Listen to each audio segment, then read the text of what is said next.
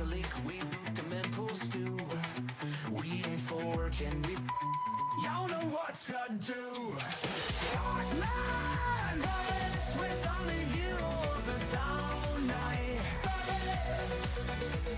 Sparkman, suddenly Pollination Station of the Lombard coin fight. We don't fork, we adapt, slapping fiat fiend with a liquidity trap. Fiat snarling about regulated chains. Sport blade splits to 9 times mid-air to play. Uni beams, that's what group chat. Form up, Denver to Seoul. We counterattack. Sport.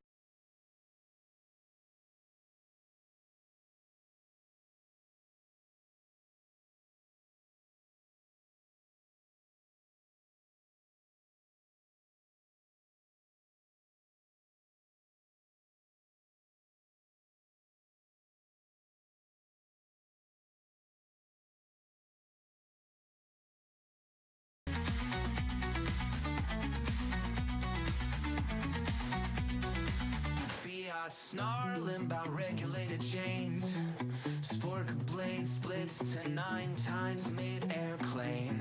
And uni beams, that's the squad group chat. Form up Denver, so we counterattack. Scorpion, Swiss Army hero of the Dio night. Scorpion, juggling gun and toss with a Myanmar coin fight. We don't fork. We don't fork. Fiat snarling about regulated chains. Sport blade splits to 9 times mid-airplane. Uni beams, that's the squad group chat. Form up Denver, so we counterattack.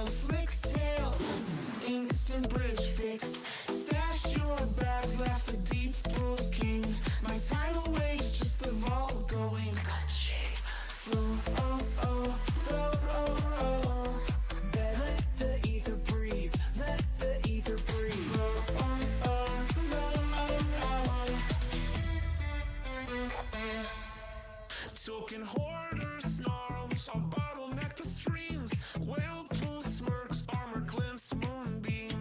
Bring me your dams, bring your greed wall schemes. My liquidity's older than your Ponzi memes.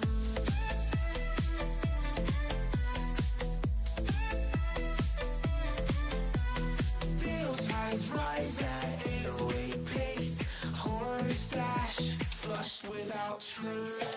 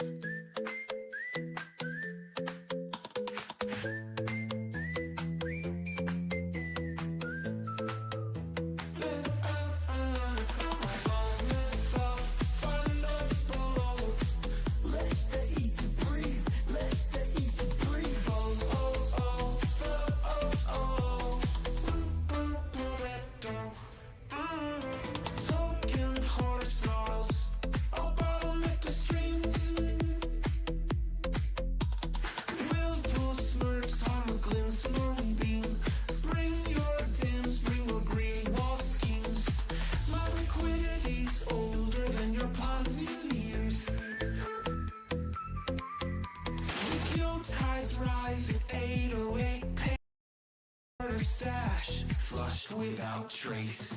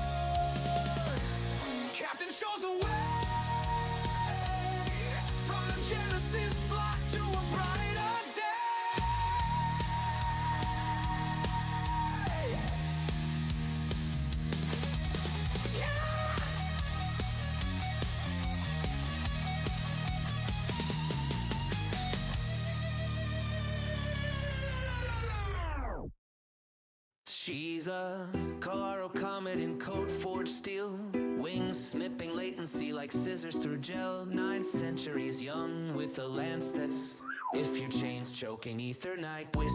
Found her at a bullet hook sucking down APIs, armor clinking with layer 2 lullabies. Scalability scripture, she winks at the moon while Lagrange drools over slow motion doom. Her shield's a disco wall, fracturing legs, grass, shooby-doo-ba crack. That lance a lightning fork, splitting bottlenecks backs. Alliance architect with a bufficorn's grit, teaching stale protocols how to fucking commit. Decentralize this, she smirks mid-flight as her wings tickle nodes into doing things right.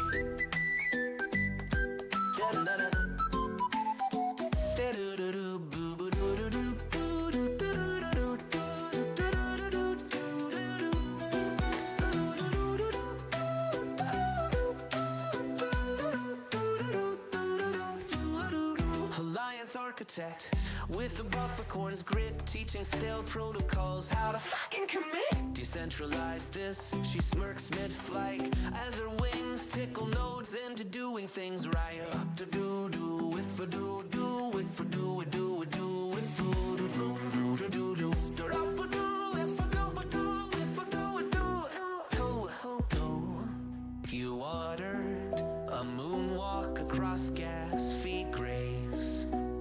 Mainnet smoother than your mom's VPN saves.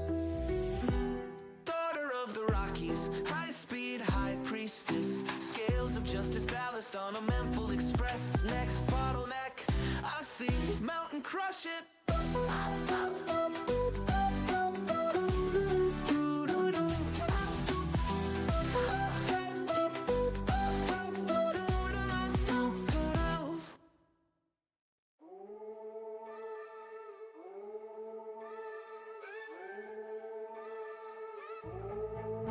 Click, clack, bosom, lace on firewall. Eyes spooked and truce from dress sheets. That's my device. Nullifier sniffing by my clothes too crisp. Mainnet gossips tastier than breakfast chips. Story, hack, flurry. Mama's making news before the cold reload. Got receipts in my cheeks, encrypted and plumbed. You private DMs, I'm the dumb.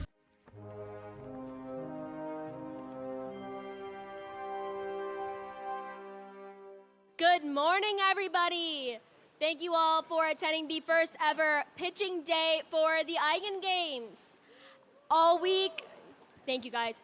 All week we have had students from 40 plus universities working on their projects for today. And now we have the top 6 schools here, so 12 total students here to present their projects to our amazing judges. We have Jim from Figment Capital, Brandon from Eigenlayer, and Ken from Electric Capital. For our presenters today, we will have our first pitch coming from the students of Carnegie Mellon University, second from New York University, third from the University of Pennsylvania, fourth from the students at University of Texas at Austin, fifth, the University of Virginia, and lastly, Wilfrid Laurier University. If I could also now pass this over to Mustafa as he would like to say a couple of words. Yep. Thanks, guys, for being here. I know all of you worked really hard on your projects. Super excited to see your pitches. I know you guys are going to crush it. Obviously, thank you to the judges who are here today, Ken, Jim, and Brandon. And yeah, good luck, guys. I'm going to introduce you guys to Wales, founder of College DAO, huge partners for this event. Thank you so much, Mustafa. I'd like to give a big thanks to all the students here and every one of the 43 universities that participated in Eigen Games. It's a really big honor to be co-hosting this together with Eigenlayer. And I'd like to give a very big shout out to Mustafa, to Katie, to everyone else that's been participating in this Eigen Game, and especially to the investors and judges that's part of this panel today. I definitely think that this is one of the biggest things that we've done so far, and we're really excited to hear what the finalist pitches will be. And with that, let me pass the mic back to Katie, and we can get this Eigen Games started.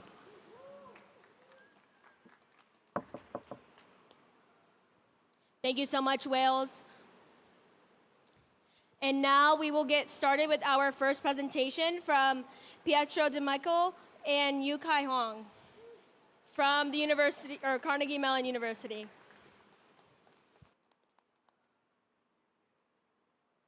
Thank you.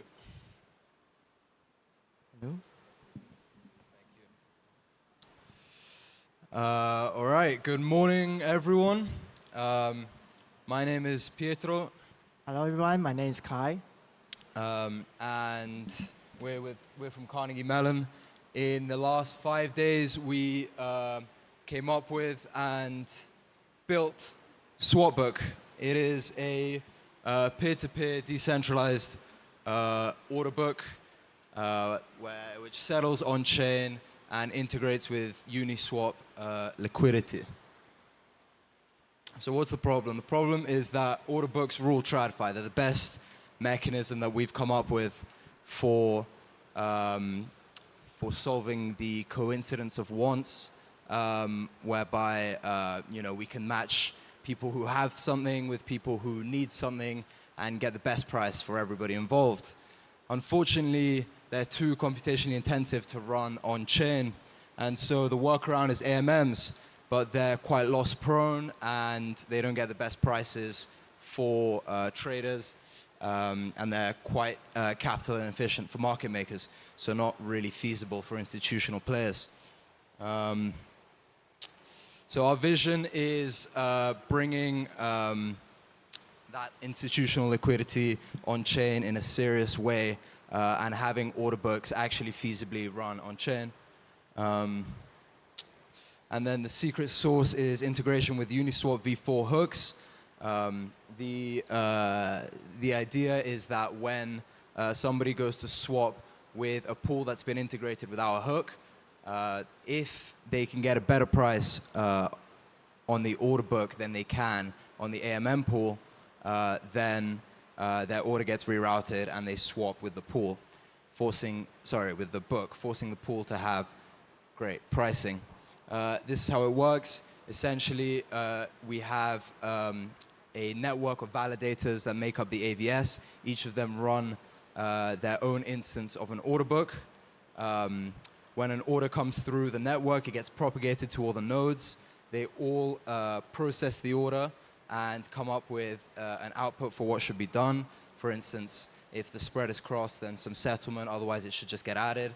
And then once they reach consensus on this output, then settlement occurs on-chain. Why it's better than pools? It's capital efficient. You don't have to lock up a huge amount of funds. There are lower to no fees based on what kind of book you're running. There's no impermanent loss, and it's highly scalable. And we'll get onto that more later. Here we have a little demo of what it looks like, what placing a limit order and filling a limit order looks like. Here we just show disconnecting and reconnecting your wallet. Here we're placing a bid for 1 ETH, $2,500. You can see it jumps into the book straight away. And I'm going to show the transaction has been put on chain. Currently we're deployed on the testnet. Consensus was reached to do task 2, which is no spread was crossed, but we update the best price on chain. And this is a transaction that's already been put on chain. We're going to put in another bid. Here I accidentally swap the price and amount, so it goes to the bottom of the book. So it's 2,600 ETH for 50 cents each. Nobody's going to fill that, but that also jumps straight into the book. I'm placing one more limit order, which improves on the best price here for 0.5 ETH. And that goes into my open orders. It also jumps into the book. And then next, I'm going to show an ask. First one that doesn't cross the spread. And then finally, a order being filled. And then I'm going to show it being filled on chain as well.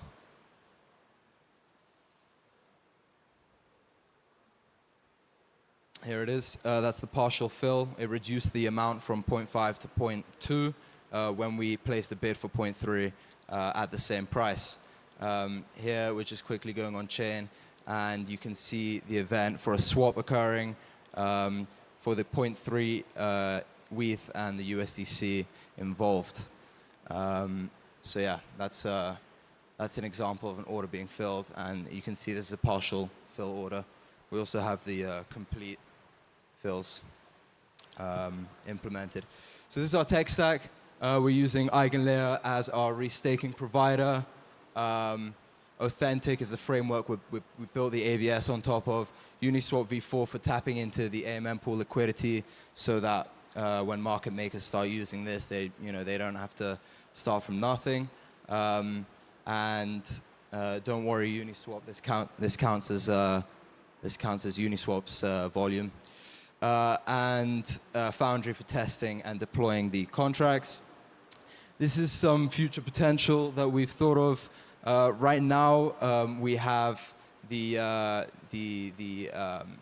when you place a swap in a pool, if you can get a better price in the order book, then your order gets rerouted to the book. We also would like to implement the other way, where if you place a limit order in the book and you can get a better price on the AMM, then your order gets rerouted and you immediately settle with the AMM. instead of going through the book. So there's two-way trade optimization. We've also looked at decentralized GPU integration. Right now, we're set to handle DeFi's volume, but there are AVSs for decentralized GPU, for running GPUs on an AVS, and that will be useful for handling the likes of TradFi markets. Finally, multi-chain support. Any EVM chain that Othentic and Uniswap are deployed on, we can deploy on. Thank you for listening. If you have any questions at all, come speak to us afterwards or message me on Telegram. If you want to try it for yourself, follow the README on GitHub, and yes, we'll deploy it live soon, so you don't have to go through GitHub. Thank you. Thank you so much, Pietro and Kai. Now I welcome the judges to give their remarks and comments. I'll kick things off then. When you're actually going in and placing orders, the system needs to be able to fill against those and like move those tokens around. So can you walk us through how are those, like how are allowances set? How are those tokens like escrowed? Where are the actual tokens that are underlying the limit orders, and how do you go about getting them in and out? Yeah, absolutely. So in the demo, we'd already escrowed some tokens which allow you to place limit orders. But essentially, how it works is I've got a screenshot here that you can look at. Oh, never mind. Whatever. You can. We have a little escrow management widget where you choose how much you want to deposit of the trading pair. Here it is, and you hit deposit to escrow, and you approve tokens, and then you deposit tokens, and then you can place limit orders up until that allowance. When you cancel orders, then that gets freed up. That also goes through the AVS. So if you want to cancel an order, you call the AVS. It gets propagated through the nodes. They see if you can cancel this order, if it hasn't gone through already, that kind of thing. And then it gets settled on chain, as in your money gets sent back to you. Cool. So from the perspective of the guarantees that this service offers in terms of the availability of the orders to be filled, there's some other systems out there that allow you to create limit orders just purely using allowances. And so in systems like that, it's always possible that the funds move or the allowance is canceled, and then a trade against that limit order could be front run essentially by a cancel or something else. Yeah. And then you wouldn't necessarily have to guarantee you'd fill it. So in this one, it seems like you have a bit stronger guarantees because you do have to go through a process to escrow the funds and then pull them back out. That's right. Everything has to go through. Everything that ends up on chain has to go through the entire AVS. So consensus has to be reached, and so in that way we kind of sequence everything. Yeah. Can you walk me through the cost of transaction? Do I prepay for execution? Is it a paymaster? Is there a 4337 or some sort of? Yeah, sure. So essentially, there are. If you're not crossing the spread, you're not paying anything, or if you're not placing the best price, because that has to be reflected on chain.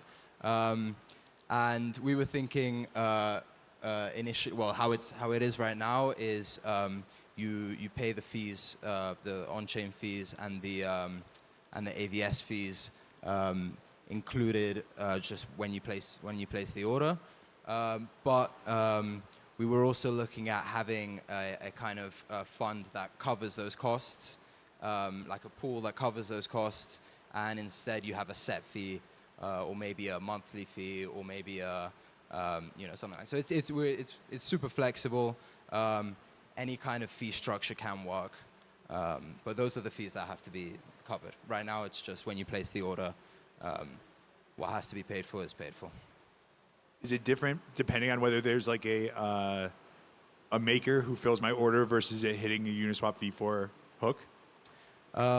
No. So the fees for placing the order, if it's the best order placed, that's all you're paying. On the AMM side, essentially how we ended up. Initially, we wanted to catch the swap before it happened and then reroute the order.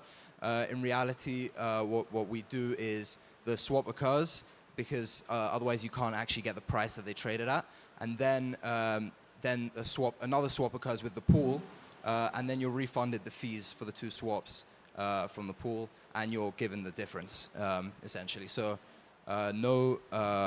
we don't have to have fees for the AMM route either. That's something that again is flexible and can be implemented. With respect to like open orders, let's imagine for a second all three of us do the same 1 ETH at the same exact price, and 1 ETH worth of. What's the ordering of of transactions? Is it first in, first out? Is it sort of like weighted average? How do we exit our positions if there's three times the supply as there is for the demand? Yeah, that's fair. As it is right now, it's first in, first out. But we're quite flexible with the actual order book design, so it can be made so that it's kind of democratized a little bit, spread out. But yeah, right now it's first in, first out. A different question. Do you have to deploy your own sort of custom pool with your hook to make this work? So like if there's sort of let's say there's a popular ETH USDC pool somewhere, like you can't just layer it on top of that existing one, right? You have to kind of deploy your own one. Well, any pool can just register our hook. And but they would have to opt into that? They would have to opt into that, yeah, because we are kind of rerouting the orders. Right. So the pool does have to consent to that happening. But it's just a matter of calling a function to point their sort of book at their pool at our order, at our hook, and any pool can get involved. Yeah. How do you think about the dynamic on the LP side for the AMM?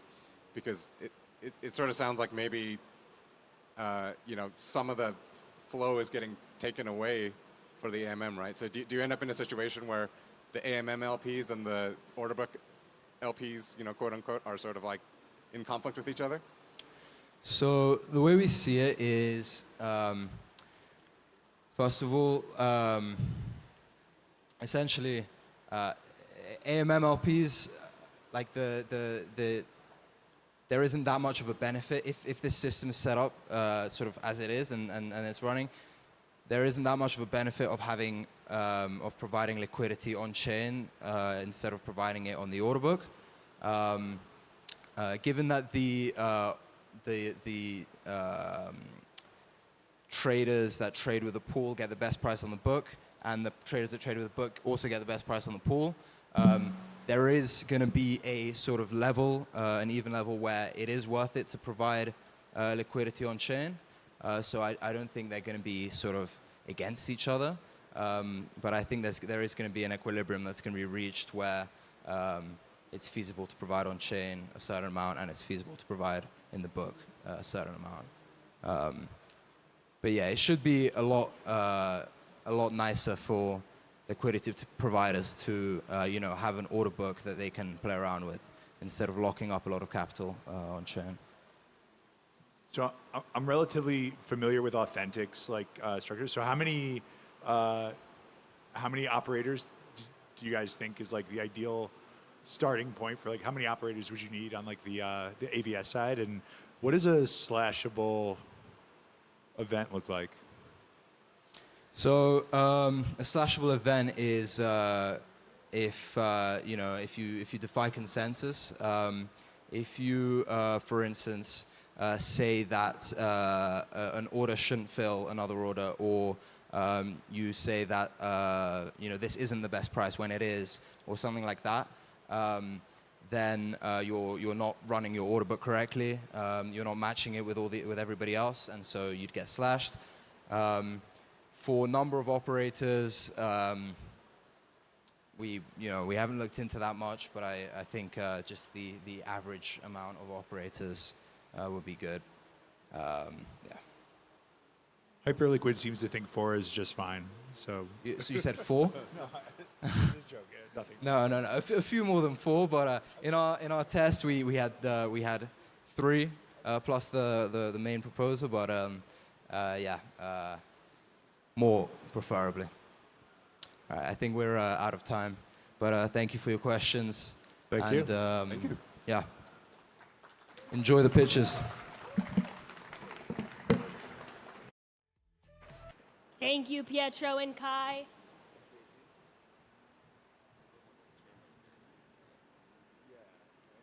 In just a couple of moments, we will have our students from New York University joining us on stage.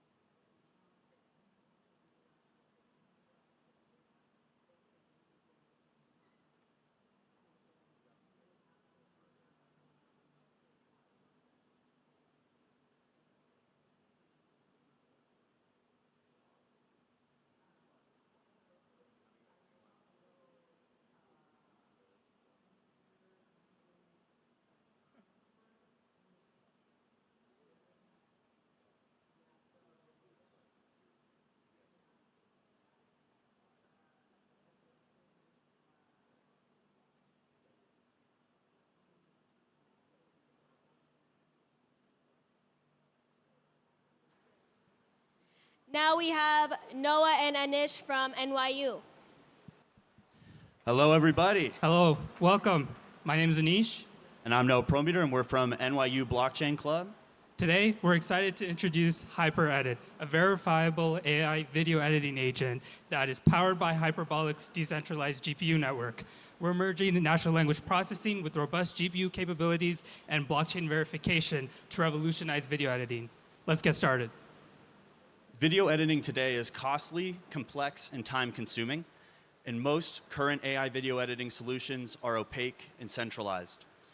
Additionally, most high-end hardware used for video editing is expensive and sits idle for most of its lifetime, creating a disconnect between those who own the hardware and those who need affordable access to it. HyperEdit addresses this by linking natural language processing with centralized GPU power and transparent verification. HyperEdit, built on Hyperbolic's AgentKit framework, bridges this gap by creating an intelligent video editing system with 3 key innovations. The first being AgentKit's LLM integration to translate natural language processing into structured video requests. The second is we leverage Hyperbolic's GPU marketplace for processing, dynamically allocating resources based on task complexity. Third, we incorporate Authentic's AVS framework for verification, ensuring that every edit is transparent and verifiable, while also verifying that users are actually receiving the inference services that they're paying for. AgentKit provides the framework that makes this possible, allowing us to extend its capabilities with specialized video processing and rendering tools, while maintaining the robust agent architecture. We've extended the Hyperbolic AgentKit framework with video-specific functionalities. Core components include LLM integration for command interpretation, a video processing layer for the editing tasks, and a verification layer via Authentic for trustworthiness. This multi-tier setup exemplifies an expandable agent-centric approach tailored for high-performance video editing. We facilitate the communication between natural language and actual technical implementation through a comprehensive set of pedantic data models. These define how our video edits are represented and actually processed. At the top level, we have the video edit request, which captures the user's intent and input videos and transform it with our AI into video edit plan with detailed scenes, clips, transitions, and effects.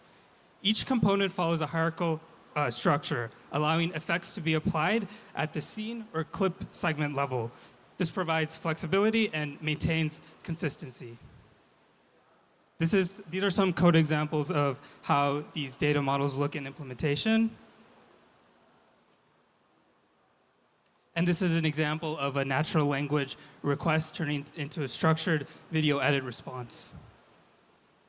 HyperEdit maximizes GPU efficiency by evaluating the video specifications and then matching it with optimal resources via the hyperbolic GPU marketplace. It prioritizes cost effectiveness and performance, dynamically managing tasks and verifying results via Othentic. This offers significant speed and cost benefits over traditional methods. We utilize Othentic as a verification layer for our LLM inference. Essentially, as the user flow goes, the task performer receives a natural language query and converts this into an actual structured request using LLM inference. This is then posted to IPFS as a sort of proof of computation, which attesters can then verify. And eventually, if they agree that this is valid, they sign it. And the aggregator takes all these signatures, posts it on chain, along with the input and output. Despite an advanced backend, HyperEdit boasts a user-friendly interface. The flow is simple. The user uploads videos, describes their edits via natural language, and then monitor the editing process while it's processed on the hyperbolic network, including the on-chain verification. Here's the UI before processing. You can see a prompt where you upload the videos.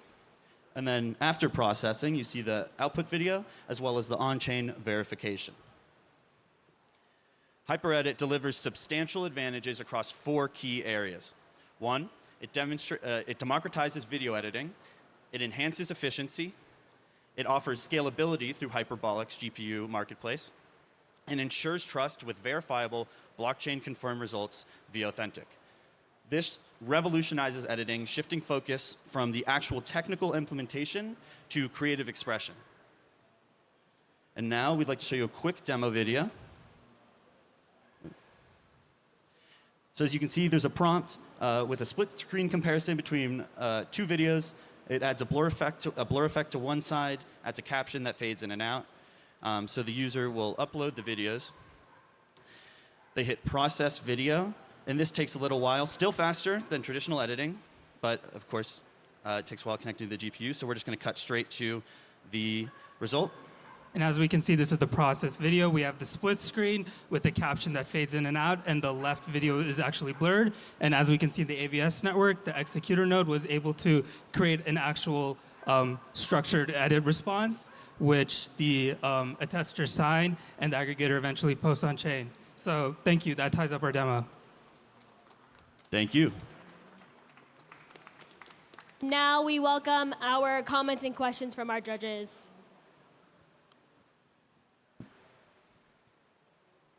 Maybe I can start. How do you guys think about the privacy aspects of these things? If you got like a big studio or something, they're going to be worried about IP leaks and things like that. Yeah, I think that using the AVS network really helps here. We verify everything that the agent runs, and there's no, funny business with what's going on with source materials. And I think this is very important, especially once we kind of expand this network to run on Twitter or social media to verify an agent's actual response, and that it's not, misusing whatever inputs the user actually sends. Have you thought through the likely kind of payment flows for the service like this? Because you have kind of a couple different layers of service providers handling verification, handling the actual compute side of things. Yeah, what might that look like? We envision it like other AI models as a subscription-based model with usage limits, with different tiers, which we think would be great because you could then tier it, have a personal tier, an enterprise tier, which is where the money's at. Do you give any guarantees around the time it will take, depending on the size or maybe the complexity of the prompt?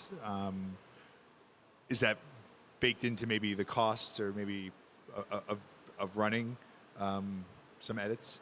we hope that even if, let's say, it takes half an hour to process the video, it's still infinitely faster than traditional editing workflows, where you might spend half an hour just rotoscoping 5 frames versus 30 minutes to do the entire thing. How do you guys think about this? Like, I like the observation about hardware being unused. It seems like the first sort of step from there would just be to aggregate the demand into a centralized service. You could put the same kind of AI front end on top of it and run this all as a centralized service. So when you think about that, how do you think about which users would you want something like this versus a more centralized version of this? We think that the decentralized aspect is great marketing just because it's kind of within the spirit of Web3. So we think that there is a marketplace for people who crave decentralized options. Like the alternative to this is Adobe pretty much and a few other editing tools, but Adobe is very well known for being very like closed source.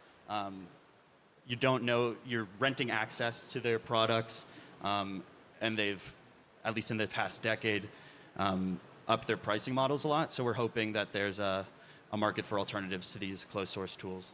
And just to add on, I think that as we kind of generalize our model to take more subjective requests and things like that, it's very important that we kind of, don't remove misinformation, especially in this day and age, which I think the decentralized option really provides, especially on social media and other kind of more broad implementations of our video editing software. Is there verification that the tasks that are being requested there's a bit of subjectivity here, right? You might say, I want it blurred, and it attempts to blur the way that the model believes you want. Maybe you don't give enough specification, or maybe you do plenty of specification and it just doesn't do exactly what you want. Is there verification on that those processes are actually that those processes of blurring the image are being completed to the, I don't know, the degree that is it the operators that are reviewing that and saying, okay, it's blurred, or is it more of the code that's being submitted that says blur? Yeah, it's more like we create a deterministic LLM inference so that each input is guaranteed to have specific output, and the operators are just ensuring that output is actually well formed. Whether that actually translates into the video being blurred and the degree to which it's being blurred, it still kind of depends on the model ultimately, and the predefined editing tools that we give this model and how well those are really clarified. To the privacy point a little bit, on models, perhaps I have my own, or if I'm maybe we build models for video and video editing. How are you thinking about the types of models that you offer? Are you offering one? Is it more of a drop down, and can people bring their own models? Yeah, no, they definitely could. For the sake of the demo, it's kind of hard coded, but this is very plug and play and can be very easily implemented depending on users' preferences. Definitely. Yeah, could you imagine kind of creating a marketplace essentially where you have different models, people could make use of them. The system could maybe feedback into itself in terms of just evaluating the quality of the outputs. Maybe there are other models that could do that for you to help to establish what is doing a good job of generating from these prompts outputs that are working well. You mentioned that part of the process as well is trying to make a call on the amount of compute resources that are needed. I don't know. I'm interested in what your experience was in how well it did that essentially. We used a pretty standard algorithm for calculating it would take in the amount of VRAM that we think a task would make, and then get an instance with that amount of VRAM. Right now, it looks at the resolution, and then it kind of scores based off each effect. We just used a pretty standard thing I found online, which I'm not sure how accurate technically. it would be like blur is half a gigabyte of VRAM.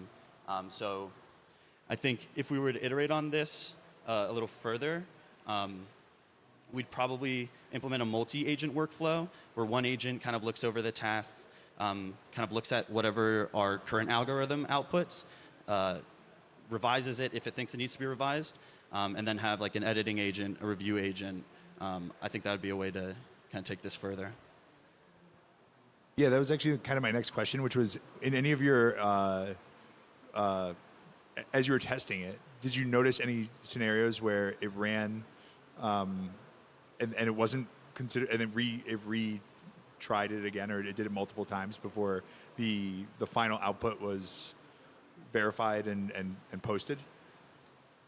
You're saying, I guess like quality control, like did it actually like review, come up with output and say like, this isn't actually exactly right? Yeah, and also kind of the determinacy question, because by default some of these systems are not deterministic, and the on-chain footprint here is involving like coming to consensus on the output and the conversion of whatever the user submitted to whatever's headed to the editing service. So yeah, just interested in any comments on that. Yeah, I mean, we just set the temperature to 0 basically when we do an LLM inference. That's there's more complex ways of like figuring out whether this model is producing the same output.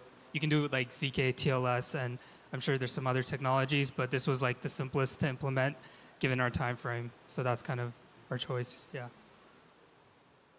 How do you guys imagine, like, I'd imagine if someone actually tried to use this, like, they're going to do multiple passes, different prompts. So yeah, I'm just kind of curious, like, how you guys imagined the actual sort of end-to-end workflow. Is it mostly a matter of like editing the prompt until you get the right thing? Yeah, so we could have made it kind of like a back and forth interface, which is definitely the next step. But I guess you could kind of like download the video, re-input another prompt. Probably not the best user experience, but for demonstrating the capabilities of at least editing one video, this is kind of our implementation. But yeah, we would definitely want to implement kind of more back and forth user experience. we think we demonstrate the feasibility of it pretty well. Of course, if we were to make this a client-facing, or I mean a public-facing front end, we'd definitely implement usage restrictions, account user flow, and payment methods. And then, yeah, for iterating on it, the next step would be, I think, creating that multi-agent workflow with a reviewer. And then the reviewer would check in with the user kind of halfway through the edit process and get input. And then the user would say, oh, I don't really like that you did this here. I don't like that you did this here. And I really like that you did this here. So expand upon that, kind of like how you do with current text models. And of course, as in like the next few years, or at least this year, as video generating models become more accessible, cheaper, and better at making videos, we think that would be a fantastic implementation. That you could just say, create me any type of script, and it would be able to generate those videos and edit them together all in one workflow. But Sora is super expensive.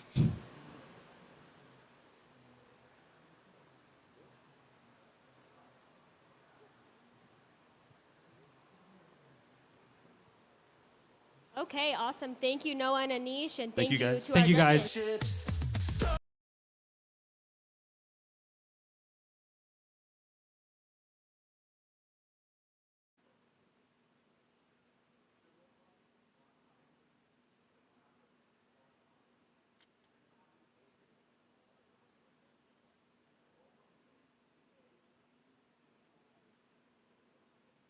King chomping blockchain bones.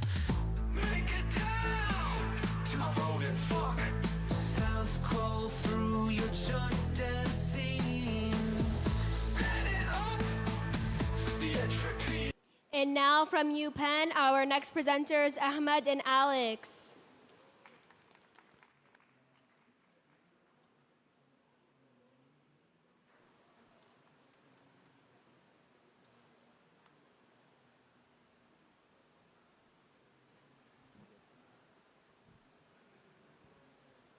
Hi, everyone. I'm Ahmed. I'm Alex. And we're Quok.it, the trust layer for decentralized compute.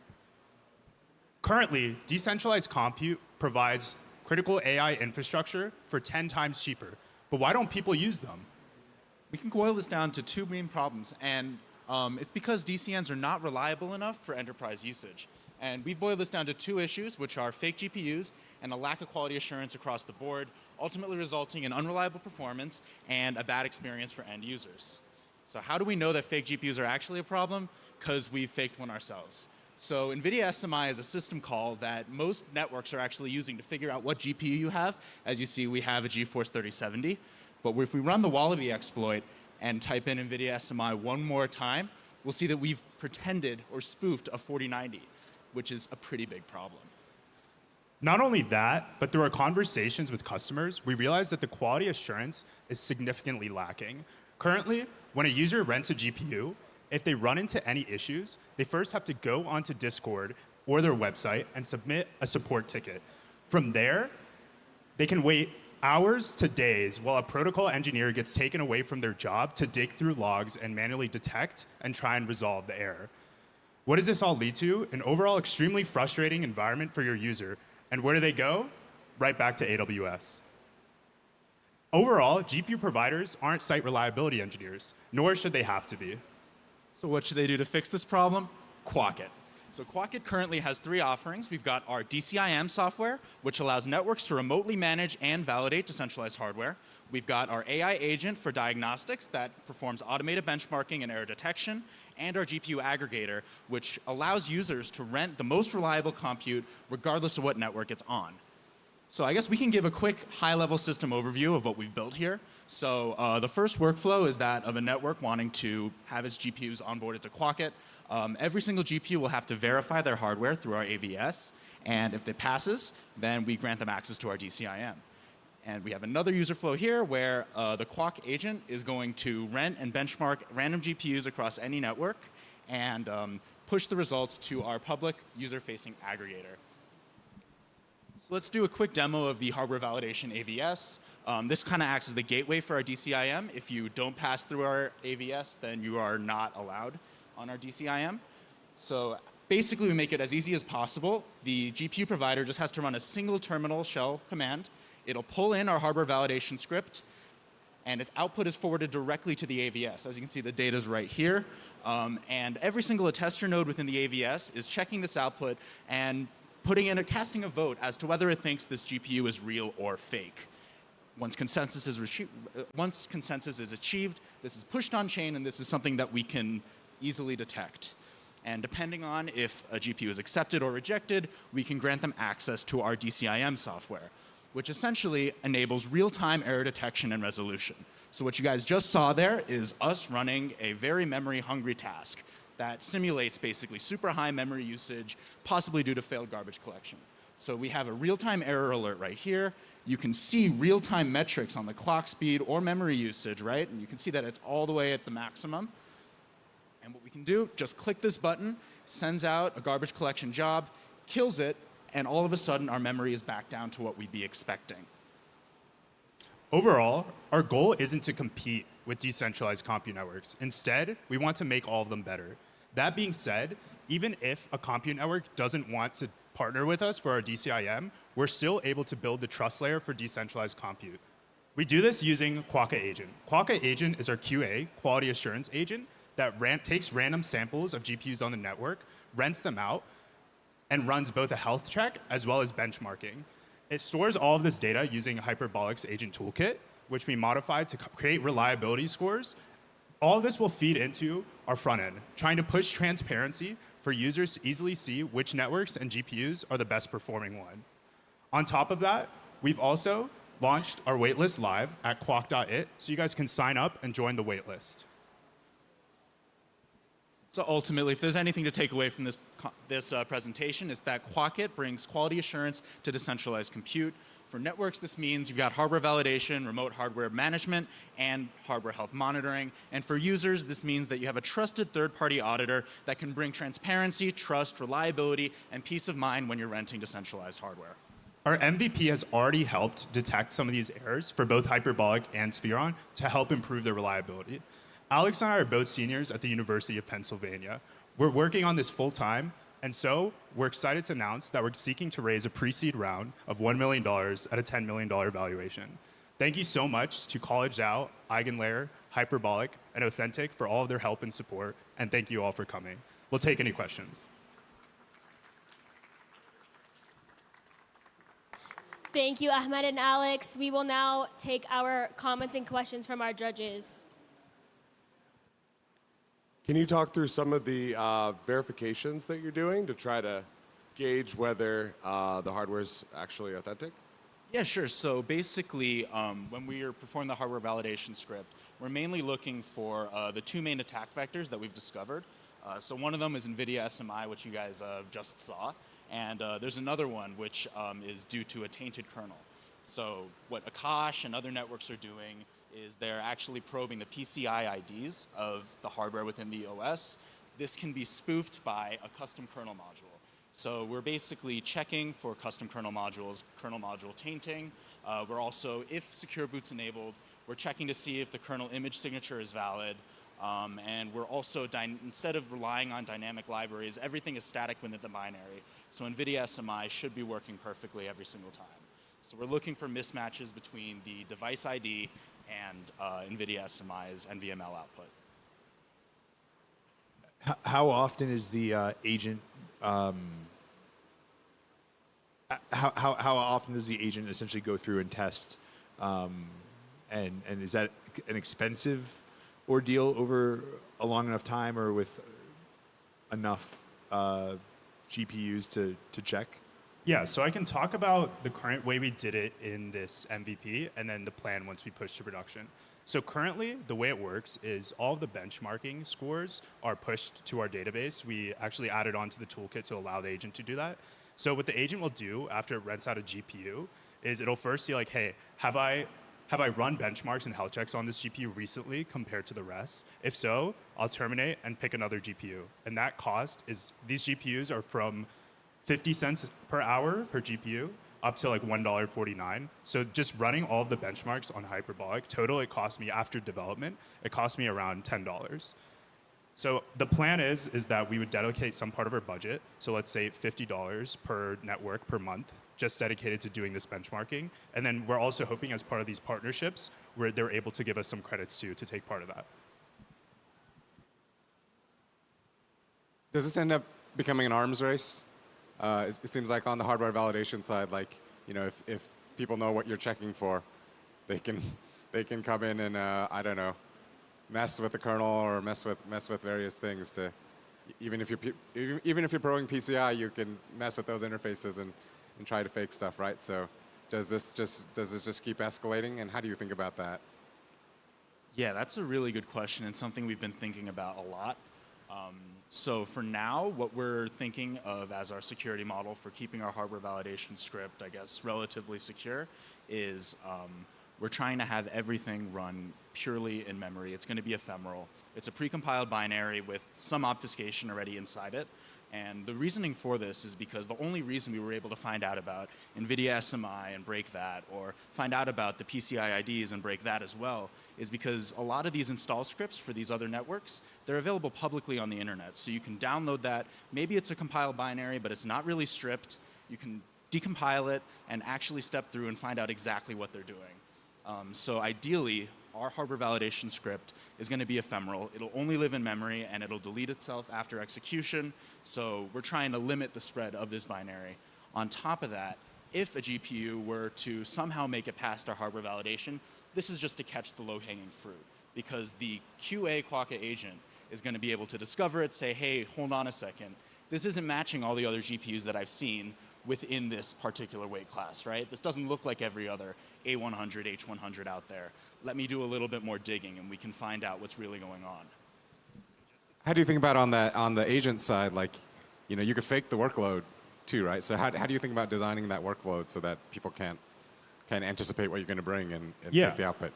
Yeah, so in terms of what the workload is, so we have a wide variety of workloads. These range from high-level system workloads, like training a deep neural net, all the way down to CUDA core level streaming multi-core processor performance, testing both latency, throughput, and IO memory bound. So we can actually take a few approaches to this. So some of these benchmarks, for example, you can say for video processing, you have extremely large matrices coming in from memory and you need very high throughput.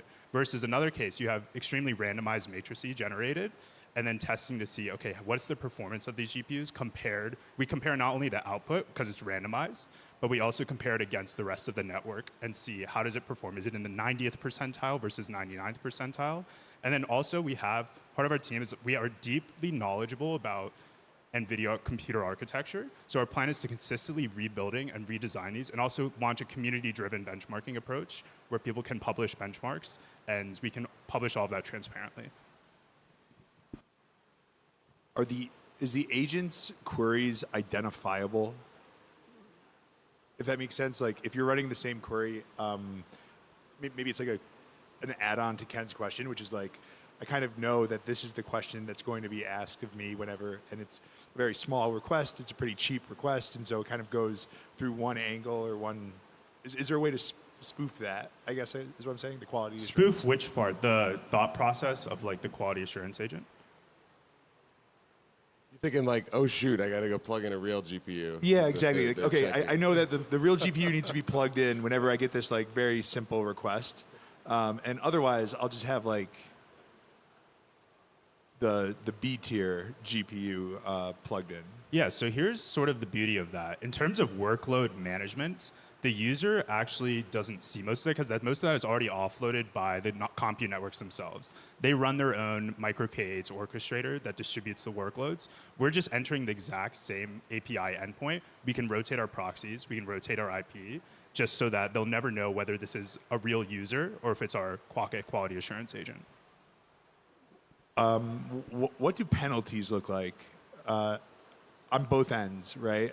So you're an AVS, right? So there's verification going on. If the verification is inaccurate, how does that ding the AVS operators? As well as like, are there any dings on GPU providers in situations? Is it as simple as we just remove the GPU from the network, or if you see some sort of like consistent and regular failure from like maybe a data center or like a single source GPU, are there financial penalties included here anywhere? Yeah, sure. So for the AVS, right, currently because our hardware validation script is very deterministic, every single output has like a single correct judgment. So any incorrect judgments on that regard will lead to a slash.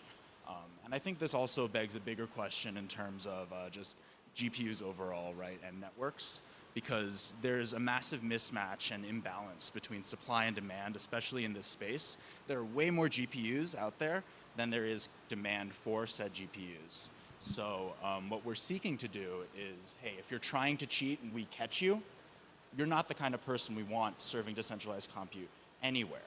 And that's the beauty of the AVS, because the hardware validation output is put on chain. Everybody knows that this particular GPU UUID with all of these identifiers tried to cheat in the following ways.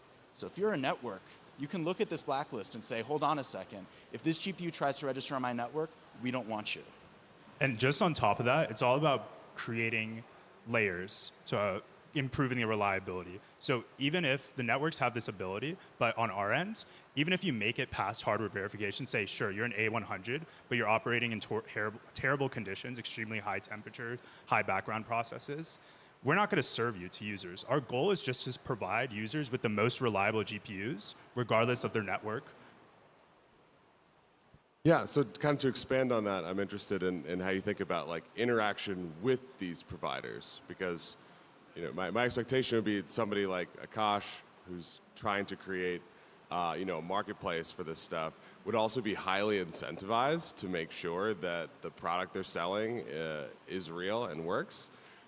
So how do you think about why aren't they doing more validation? And like how could you see yourselves working with them to improve the level of validation and the quality of service that they're providing? Yeah, so just to start off, the main reason that they haven't been extremely transparent historically is because there are already so many networks out there, and there's every day there's a new network coming out and saying, hey, we're the best network. All we say is, hey, if you guys really think you guys have the top tech, come prove it, and you guys will source even more demands. To add on to your point on their teams, right now, these guys, they aren't site reliability engineers. Most of the time, they're extremely intelligent, and they're focusing on shipping projects and making the experience of renting out and using these GPUs extremely high, and even doing research on how decentralized training and inference works. Our goal is to let them focus on that, ship an amazing product, but make sure that when things go wrong, they actually have a way to critically view and resolve these issues in one click.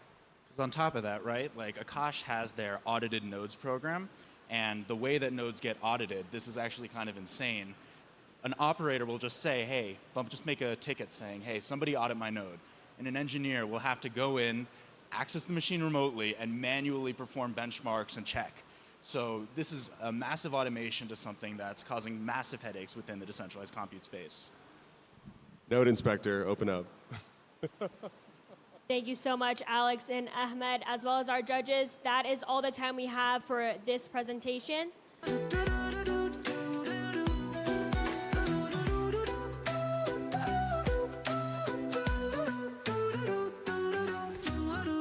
Alliance architect with the buffercorn's grit, teaching stale protocols how to fucking commit. Decentralize this, she smirks mid-flight as her wings tickle nodes into doing things right. Up to do with Now from UT Austin, we have Shrey and Viren.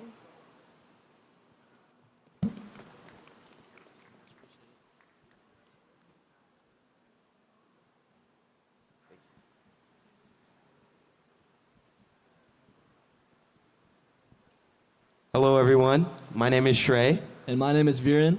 And we made Unagi Network. So we have 3 very important questions to ask you all. What should I tweet? What meme coin should I buy? And did OJ really kill her? So currently, AI agents can answer the first 2 without an issue. But the last question that I just asked is a bit more complex, and agents haven't been able to do so yet. And we want to be able to do this using Unagi Network. So why is this? Why are agents only able to do things that aren't useful, like make tweets? Well, the answer is that these agents need vision. So we want to provide camera vision for agents. But is this really the answer? No, it's not the answer. The answer is verifiable camera footage that is on-chain, providing agents with real-time footage. All right, so let's hop into the demo. So we have a screenshot here of our search functionality. And so what we did is we used this camera that's pointing towards the main stage of ETHDenver. And so we're entering this query, find me the details of the man on ETHDenver main stage now. And so what's happening on the back end is we're running a vector search that's actually pulling the appropriate camera, as well as running agentic execution. So the command that we put in the prompt was find me the details. So the agent will actually go in and find those details. So here we have our infamous Wes Floyd that the camera actually pulled up, as well as his details that the agent outputted, which includes his name, age, and profession. So this is pretty cool. Where are the cameras coming from? They're coming from anybody who has, like, say, a personal security camera or a Ring camera or a dash cam on their car. They can simply go to our website and connect their stream, connect their camera. And what it does on the back end is it creates an IP NFT, which starts earning you rewards and gives you IP over your camera. Not only that, what's happening is an AVS on the back end is having validators and executioners try to validate that this camera is not a deepfake and is a real camera shooting real footage. So once it's validated off-chain, EigenLayer brings this data and this verified camera on-chain so the agents can use it. So we hinted at this already, but one of our favorite features is the agentic execution. So this is a stream that's pulling from the highway, and as you can see, there's a massive car crash. And so one thing that we want to do is we want to have the agent actually file the insurance claim for us. And so we have a button here that has the insurance agent file the claim. And this is a proof of concept, but we have the agent basically mint an NFT that represents the insurance claim. So you can see, now that we have this data on-chain, verifiable cameras, we can do very, very cool things that involve the real world, like make these insurance claims, find people verifiably, and like do court alibi proofs, and very, very interesting things. So I know what you're thinking right now is there is absolutely a huge privacy issue. And so we've already thought about this, and our roadmap has two solutions. First, we're going to ZK-proof token gate access to our website. So what this means is, say I hit a car crash into Viren, I should only be able to access the video footage of the car crash once I provide a ZK proof of a police report saying that I was indeed the person involved in this car crash. So then no random person can just look up car crashes and find that. Second, we're going to sell this to private networks as like a software. So things like governments or museums would implement this on their already existing security infrastructure layer. And this would allow them to have verifiable security cameras and also use agentic search over their existing camera networks. The second thing is camera verification. So currently we use a software approach where off-chain validators and executioners on the eigenlayer try to prove if it was a deepfake using by running deepfake models. However, of course, there's still ways to get around this, which is why our next step is hardware verification. We're using things like trusted execution environments that plug in directly into these cameras and run on, for example, cameras that have CPUs with TEs to kind of make an attestation of the validity of the video stream. And then that is validated off-chain by these executioners and validators running on EigenLayer's shared economic security protocol. Surveillance is already going to be inevitable. Let's make it verifiable, and let's do it through Unagi Network. Thank you very much. My name is Shrey. My name is Viren. And we made Unagi, and we're also looking to raise and make this a startup. Thank you.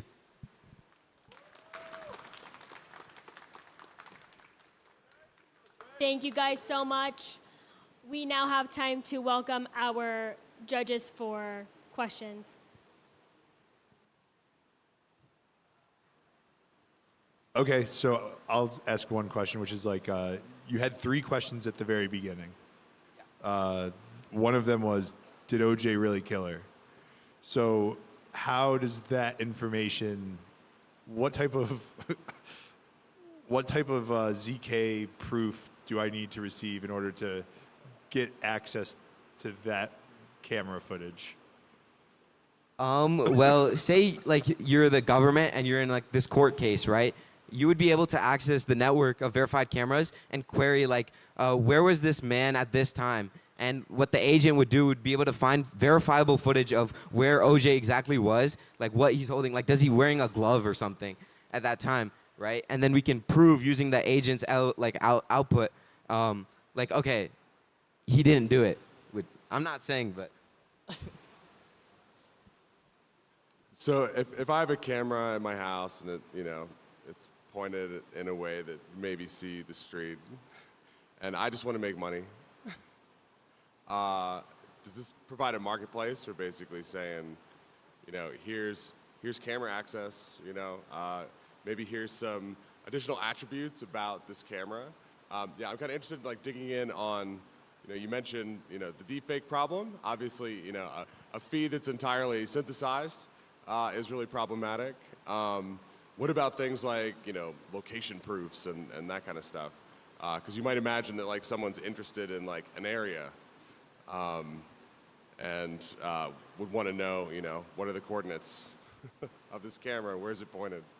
Yeah, 100%. This is definitely the biggest problem in our network is verifying that the footage is real. And that's exactly why we are planning to use the trusted execution environments to kind of, like these CPUs would be able to attest to like the location, timestamp, and that the footage is coming directly from the output of the video stream. So obviously we weren't able to do this in the time scope of the hackathon, but if we were building this in like the next few weeks, that's exactly what we would spend our time on.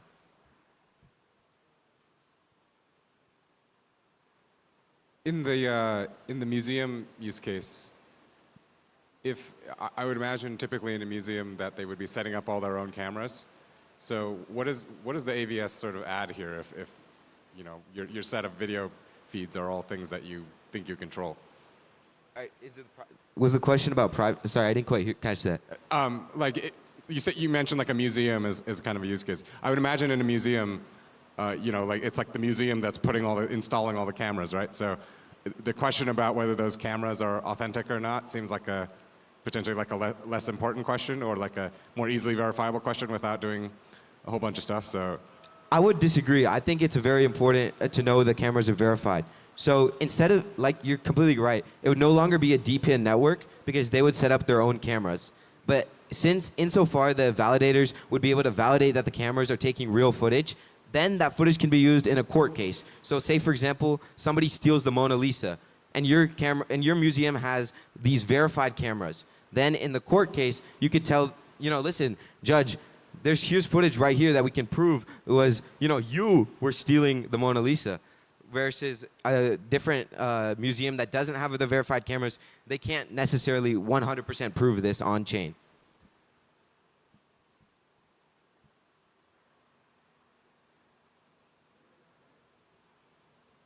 So in one of your examples, you mentioned, like a kind of wanting to save some event-based information, like a car accident or something like that. So these things they're plugged in. Many of them are just taking video all the time. How do you think about like the kind of the supply chain of all this video that's being generated? Because you're like performing verification at like a point in time. A lot of these cameras are saving these streams to the cloud somewhere.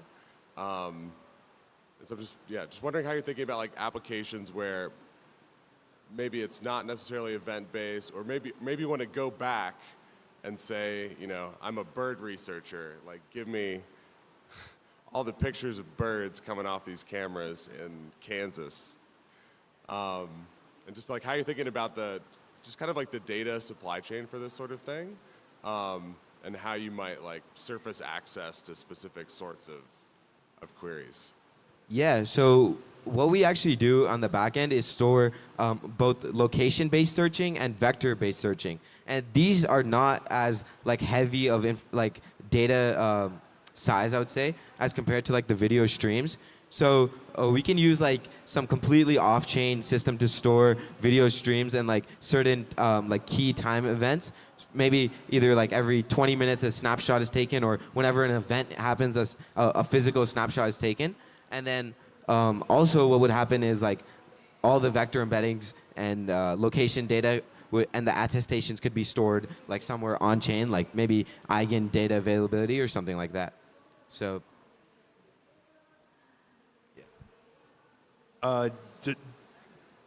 does the data ever get deleted? I'm thinking more along the lines of like maybe this is something like from the Europeans have a big problem essentially with like and the right to be forgotten, and I don't know, feels like maybe like when it comes to privacy, having this information out there and not and stored forever is like sort of runs against some regulations. yeah, this is a problem. But my answer to you is that we're building a company for the next 50 years, right? And we believe strongly that there's going to be a phase shift at a point where governments are going to record us anyways. And like Viren said at the end, we want this to be verifiable. Like, would you rather live in a world where you're being recorded all the time by the government, or would you rather live in a world where the government's recording you in a verifiable way that can help you too? So we're building for a phase shift, like a massive change in the way the world works, and we think like surveillance is going to be there. Like, it's up to you here. Another question, and maybe it was just like, I think you said that you earn IP tokens. Yeah. Is that like Story Protocol IP tokens? Yeah, exactly. So Story Protocol makes it so you can make, you can license information on chain. So we make it so that whenever you upload a camera, you get an IP NFT and a license, like NFT that attaches to this. So you get a license saying that, okay, whenever somebody uses this footage, I should receive royalties or whatnot. And another great thing about Story Protocol is they have a dispute system. So this is really great for us because say I set up a camera in your house or use your video in here. Anyone can dispute it, and if like the consensus mechanism and the proof goes through, your footage, I can no longer set up a camera in your house. It'll stop giving you rewards, it'll get slashed and all that. So it manages the IP very nicely on chain, it's a perfect use case for us. do I own the IP at that point, or is it just that you can't make money off of it? If you set up a camera in my home and are recording me. Well, I think if you dispute it, then the IP for me gets like blocked or something. So I'm not sure how they implement it, but it's something. Have you given any thought into how the governance side of this privacy thing would actually work? Like, I understand sort of the technology that you're suggesting, but it seems like a pretty hairy problem of deciding who gets to see what, especially if it's a globally distributed network with a bunch of different rules in a bunch of different places. Exactly, and that's where our ZK proofs of like, you need to prove that you were in the car accident before, or like, for example, in the OJ case, they would need to prove that they need to provide like a police report that, like a ZK proof of a police report showing that we need access to footage showing that OJ was wearing gloves or whatnot. And then only the video footage would be released from the agent. So that would solve that issue. And secondly, we would say that like the government already has this technology. Like, we're fools to believe that they don't already record us and they already have like surveillance. And especially in other countries around the world, we know this is like a fact that they are recording us. So like your privacy is gone already in that world. How do they trust their own footage right now? Well, I guess they can't verifiably 100% trust their footage. They're just taking their word for it that it's like, and that's exactly why like, from 1 to 15% of all court cases lead to people going to jail that were like actually not guilty, which is just ridiculous.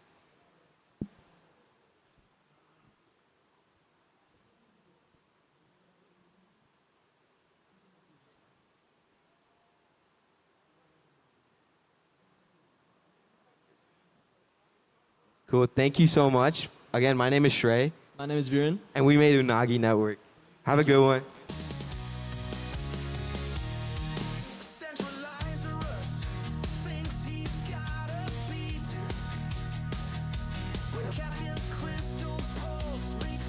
For our next final presentations, we actually have a surprise pop-in judge. Please welcome Sriram, CEO and founder of Eigen Layer.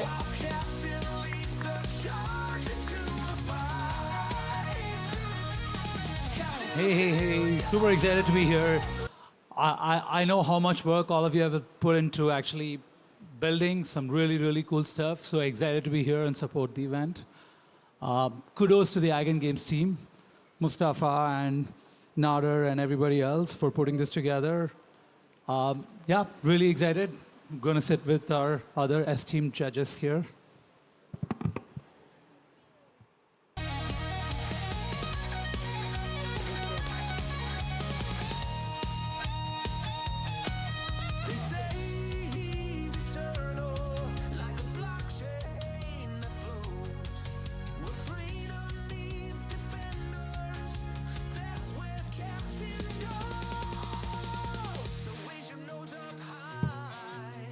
And now, from the University of Virginia, I would like to welcome Akil and Karthik.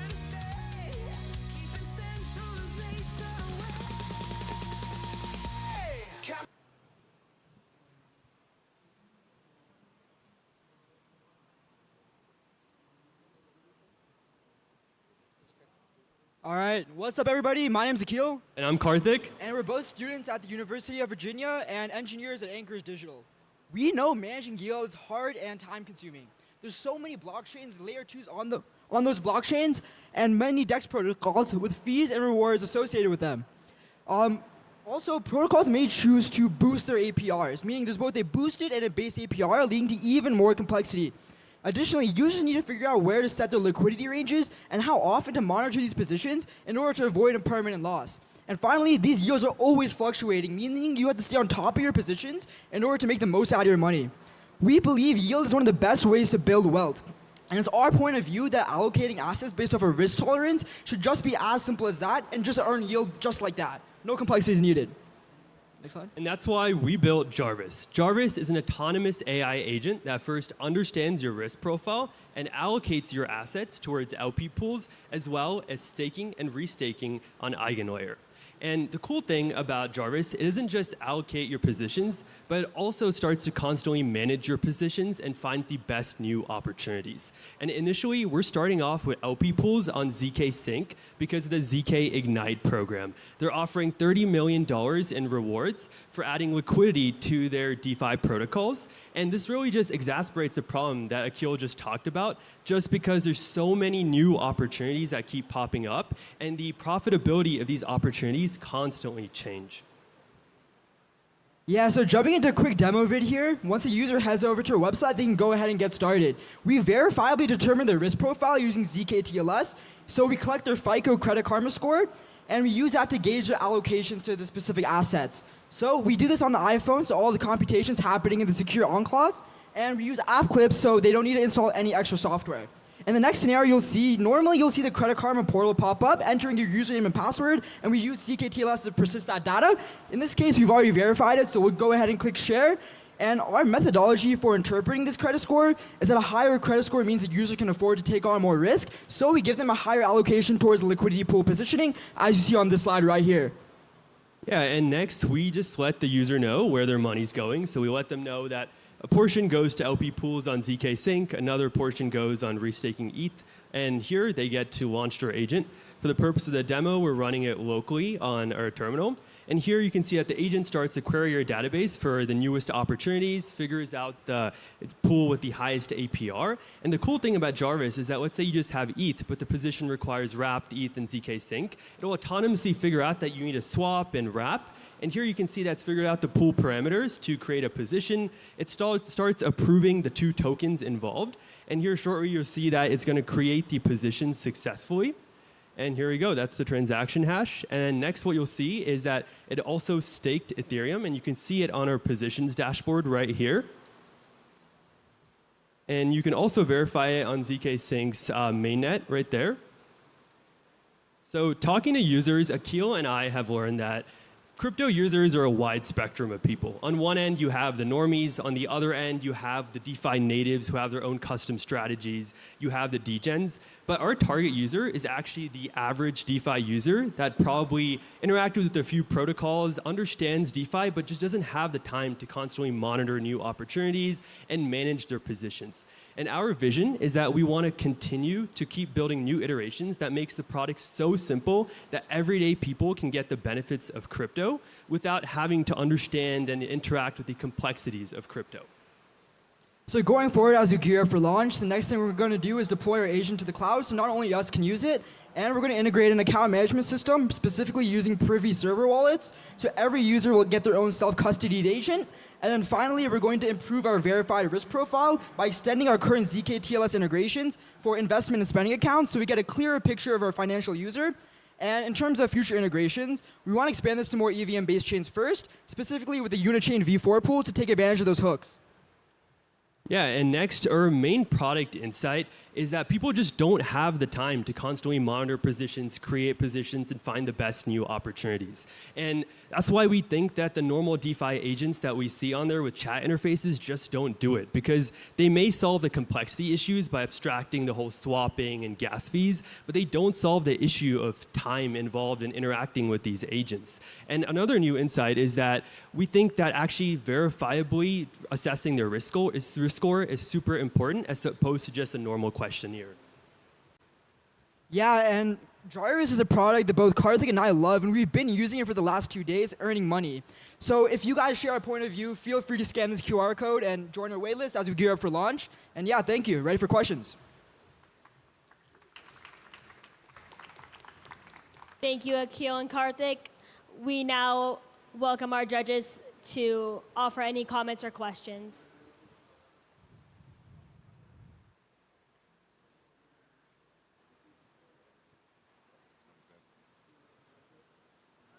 Can you guys hear me? Okay, cool. I think maybe I'll ask the obvious one. It seems like a high FICO score to me would be less degen, so I'm kind of curious your thought process behind that. Yeah, so because we don't want to really target like like, so I get what you're saying. So a high credit score could mean that they're more safe, is what you're saying, right? So our point of view is that a higher credit score means they could take on more risk. Not so much are they degen or not, because we don't know them as a person. We just want to look at their financial history, and that's kind of what that tells us. So based off that, we would want to put them into positions where you could risk a permanent loss and things of that nature, because in the real world, since they have a higher credit score, they have easier access to other financial resources possibly. So like they can afford to like be in an out of range position, and that's kind of our logic behind that. Yeah. Just how are you thinking about the risk on like there's certain things like the economic risks and various LP positions, things like that. But then there's like a whole other category of like smart contract risk. Is the team just going to rug people? Like all that kind of stuff. How do you incorporate those types of risks into this model? Yeah. I can go for it, yeah. So one of the new additions that we want to also do is also evaluate protocols as well, right? So understand, what's the TVL, is there past histories of, breaches, and also allocate the funds. So let's say someone is more a high risk profile, maybe we're able to allocate funds to maybe protocols that are maybe riskier, maybe newer, right? So that's kind of what we're thinking of doing in the future. And just also adding on to the whole risk profile is, this is one metric that we currently have, but we want to also start adding new metrics and also let the user see their allocation, be able to edit it. So let's say you see the 65% breakdown, but personally you feel that you want a higher allocation towards LP pools, we're going to let them edit that allocation as well. Can you walk me through the just sort of the fund custody path? I know you mentioned privy. Yeah. And just talk a little bit more about not just like the fund custody, but also kind of the data supply chain here. So Yeah. you're running this agent, you have this web app. Just walk me through like the verifiability like aspects of all of this, and Right. like just elements of the just kind of the trust model of this thing, Yeah. and where you see maybe opportunities for improvements as you work on the MVP. Yeah, so we actually have an architectural reference that we could pull up real quick.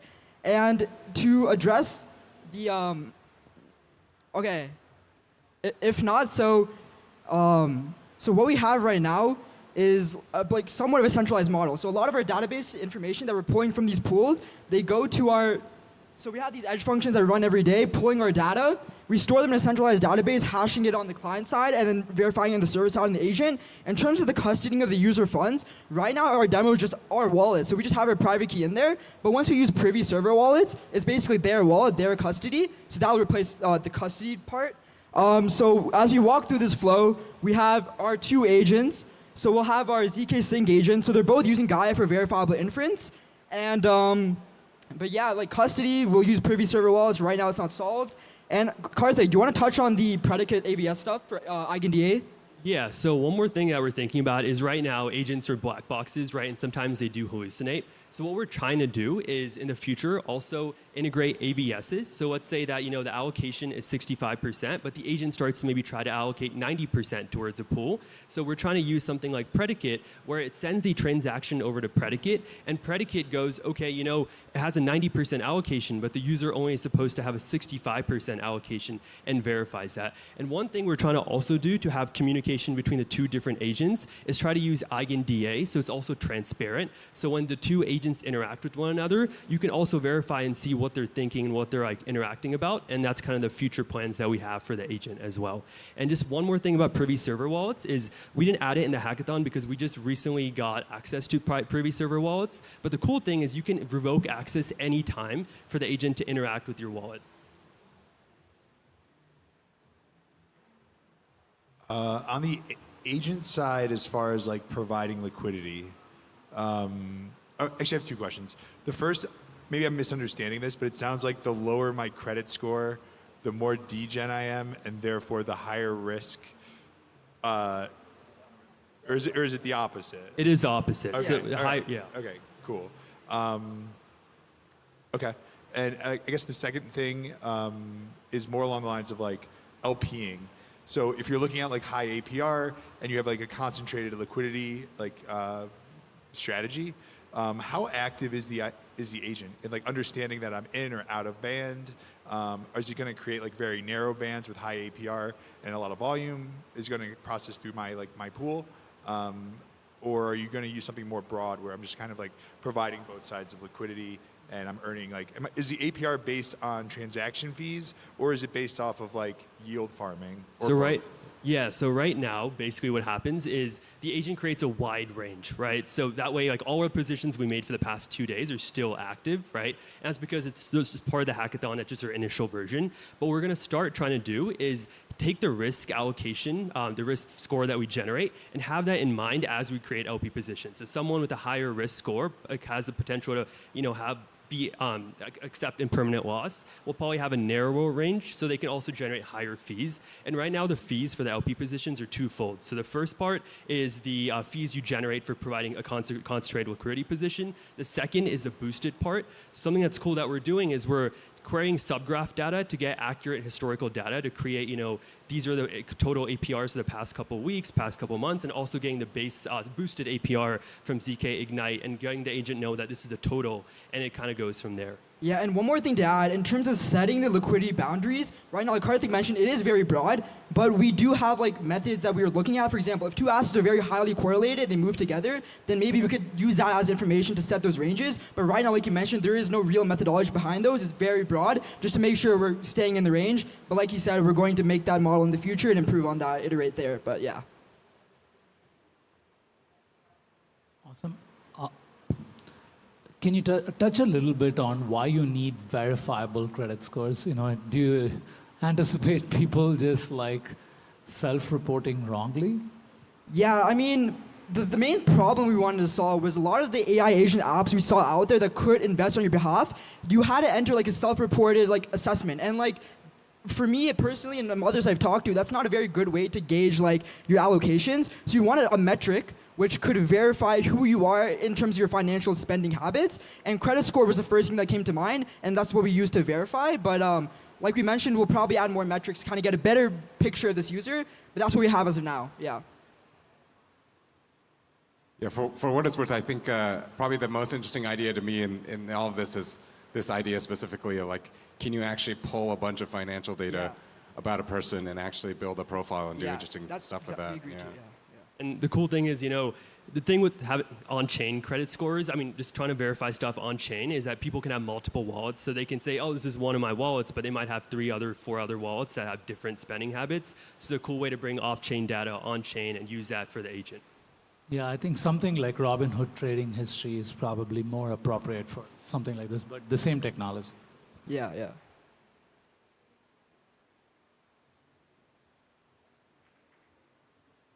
Maybe a slightly different kind of question. I think financial products tend to trend towards sort of aggregation. So what I mean by that in this context is like, you could imagine one sort of risk profile, like you could have an AI agent sort of managing, all the positions and things like that. But I would expect that like a lot of users in the world would probably just be okay with one risk profile, right? And so maybe there's just, I don't know, 5 agents in the world that are actually doing, and there's 5, BlackRocks of the world, BlackRock agents of the world that are like managing these things. And so how do you think about, when you think about your users, like,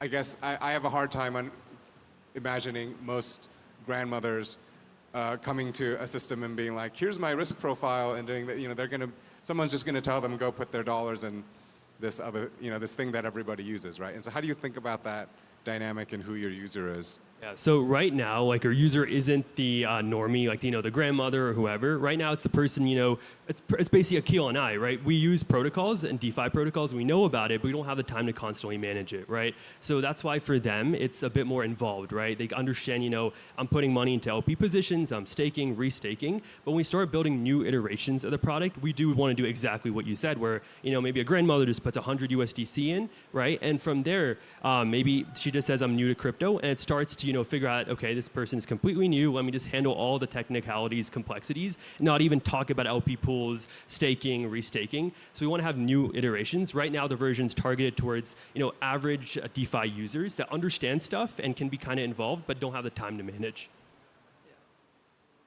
Yeah, maybe something to think about is how, there's verifications you can perform at different levels. You mentioned like a predicate integration just to make sure that the agent's doing what it's been asked to do. But you might consider adding some kind of smart contracts in the mix as well, just to create additional constraints around what is possible for the agents to do with the money. Yeah, for sure. Thank you. Yeah. Sorry, I know we're over, but one thing. So when I deposit, do I get an NFT, or is this autonomous agent just simply trading my funds?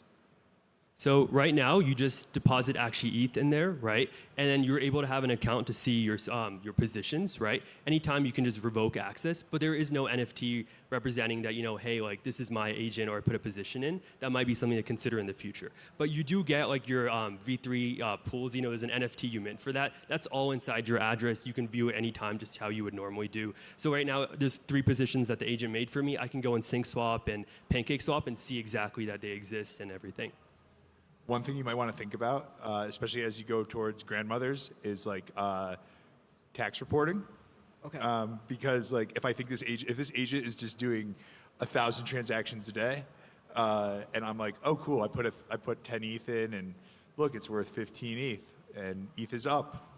Wow, I must have just made like a really great trade or a couple trades, and now I have 5 more ETH. And then you like download the report, and this AI agent has been hallucinating for like half of the year and has made like 1 million transactions. It's like, yeah, exactly. So just something to think about is like the transactions and recording those for people so that they know what it's doing after the fact. That's definitely a good idea. And something about hallucinations real quick is right after the hackathon, or one of our main goals is actually to fine tune the model in terms of function calling. Because right now it works pretty well as a demo and everything, but we have noticed that sometimes it calls functions repeatedly, but it still does achieve the end goal, but it realizes that I made a mistake on my own and corrects it. But ideally, we want to make the function calling very, very consistent. So that's our next step as well. But thanks for that input. Yeah. All right. Thank you. Thank you. Thank you, Akil and Karthik. Thank you to our judges. Coming up next, we have from Wilfrid Laurier University, Cole and Travis. Keeping crypto free and warm.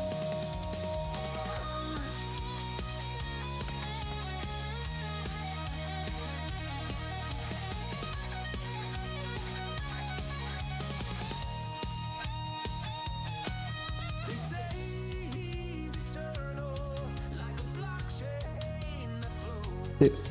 Testing.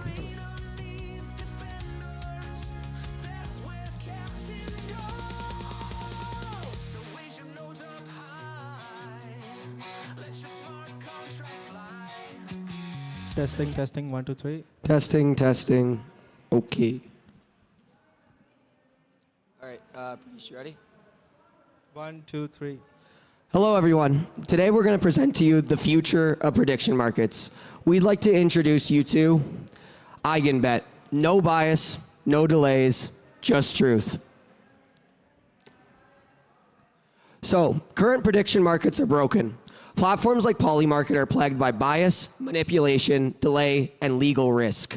When millions are on the line, decisions should be based off facts and not opinions.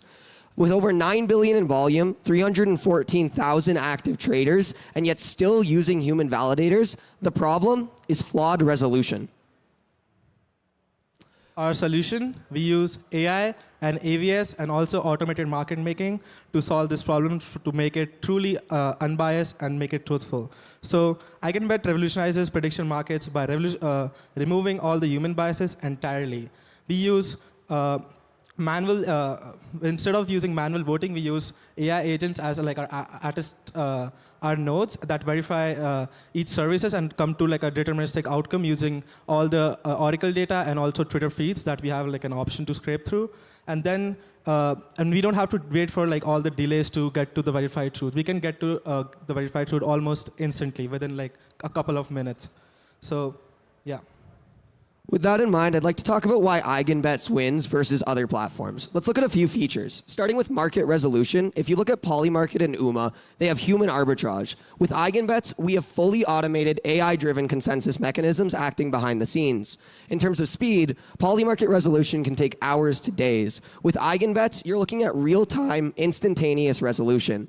In terms of manipulation risk, if you look towards Polymarket, it's high. With human influence coming into play and the recent SEC news, it's sure to be there. In terms of Eigenbets, we have none, with it being completely decentralized with AI attestation. And lastly, in terms of regulatory risk, with Polymarket and UMA, it's centralized and vulnerable, while as with Eigenbet, we are fully decentralized and trustless. So in the background here, I'm going to show you a quick demo of our platform in action. I'll connect my wallet and then go into the platform. Here you'll see some of the betting markets currently at play under the Markets tab. If we look over to the Markets tab, we're going to create a new market here for whether or not Eigenbets will be the winner of the Eigen Games. We'll set the source of truth to EigenLayer's Twitter account. We'll also set the market to resolve on March 2nd at 9 a.m. As we set this up here, we're also going to provide an initial liquidity pool for the automated market making of this betting pool of 100 USDC. This is the minimum amount required in order to prevent spam and ensure markets created are of high quality. Over on the Markets tab, you'll see several markets that have already been verified. We have left one unverified in this demo so that we can show you it in action. When we send this request to the verification of the AVS backend, you'll see that yes, we are in fact tributes of the Eigen Games, and that has been verified on their backend. We can also swap tokens inside our platform since this feature is missing from Polymarket existing. We also place a bet on whether or not we'll win the Eigen Games. We'll throw down 100 USDC on this market right now. If you give it a moment, bam, the bet's been placed. Let's go forward. So if we look at the market opportunity of the prediction market industry, currently it's valued at $1.5 billion in 2024. As of 2035, it's expected to grow to $95.5 billion at a CAGR of 46.8%. What does this mean? The market is massive and it's growing.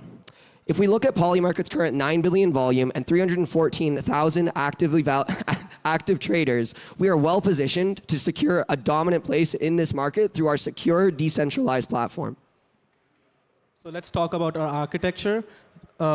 We built the architecture to make it truly scalable and decentralized. For our front end, we use Flutter, so we can launch our mobile app and web app at the same time without changing a lot in our code base. And then we use two AI agents, one built on Gaia and one built on Hyperbolic, to get to a deterministic outcome by scraping Twitter or like Oracle data feeds. And then we have like a consensus. We reach a consensus through our AVS, and then we pass it to in a front end, and we reach like a verified outcome, yes or no.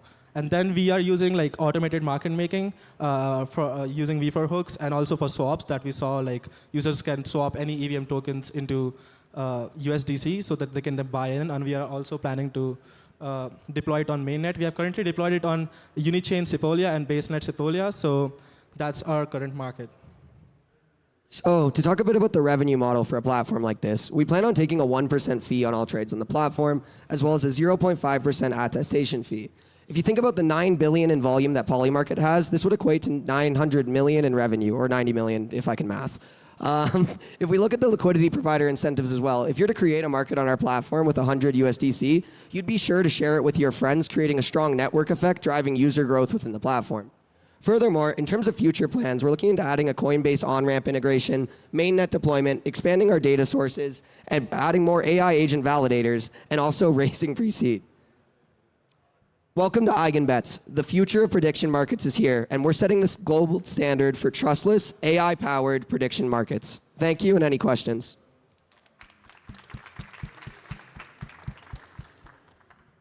Thank you, guys. We welcome our judges to present their questions and comments. Can you walk me through kind of the consensus process as a new market is created? What's happening on chain? What's happening off chain? Who is signing off on what exactly? And what does the flow look like for resolution as well once you reach the time to resolve the market? So I can touch on the AVS component, and then maybe he can touch on the resolution component, because that's more so with the AMM. In terms of the nodes that are acting, so our Hyperbolic AI agent acts as our performer node for our AVS. Basically, initially, when this data comes through and when the market closes, which is why you set that condition in that prediction market tab, it sends forward and looks for that source of truth that the user actually sets. Once that source of truth is set, it scans through all that data to essentially find what has been mentioned, feeds that through to our Hyperbolic AI agent, which then performs sentiment analysis on the data according to the condition and resolution criteria to arrive at a deterministic outcome. From there, this is sent to our validator node, which is our Gaia AI agent acting. Once this validates the service, it then passes it forward through to our front end to validate the market, in which case you can touch on the Uniswap. Yeah, so I'll give you like an example to like make it easy. So we did like a placement on like whether we will reach top 6 or not on Eigen Games, and we added like the verify source as like build on Eigen layer and like few more Eigen accounts that are officially verified on Twitter. And then what we did was like whenever the market was supposed to be over, after that we ran our scripts like our AI agents. We scraped through Twitter and looked for specific keywords and then did like the sentimental analysis and reached a deterministic outcome. If we don't reach a deterministic outcome, like we have like a very in-depth prompt in which like we'll just not get any return. We'll get an like empty string, and then we will try to dissolve the liquidity. So what happens is like when new market is created, we create like 50,000 yes and no tokens, and then like create like the whole circulations of token. And depending on demand and supply, it goes the price of yes and no goes up, and that's how we calculate odds and chances to winning. And then when the market is dissolved, if the market is dissolved correctly, when we reach deterministic outcome, we give the money back depending on the price of the token. We stop the action whenever like the market is supposed to close. We stop all the swaps into the tokens, and then we start the redistribution process of claim tokens. I think you have a question here. Yeah, can you just talk through how like V4 hooks kind of facilitates some of what you're doing here? We looked into, we got inspired by like a paradigm paper that was like about PM-7pm. We looked into it. We were like, you know what, that's like truly used for building like an automated market making. And I didn't know about automated market making before, but we researched, and then we didn't implement it fully because it had like a lot more complexity, and also we didn't have that much time. It used a lot more different curves than we used, and also they had time-sensitive data. So it's like whenever the bet is about to end, they'll try to increase the slippage so that every transaction goes through, and then still make it. And yeah.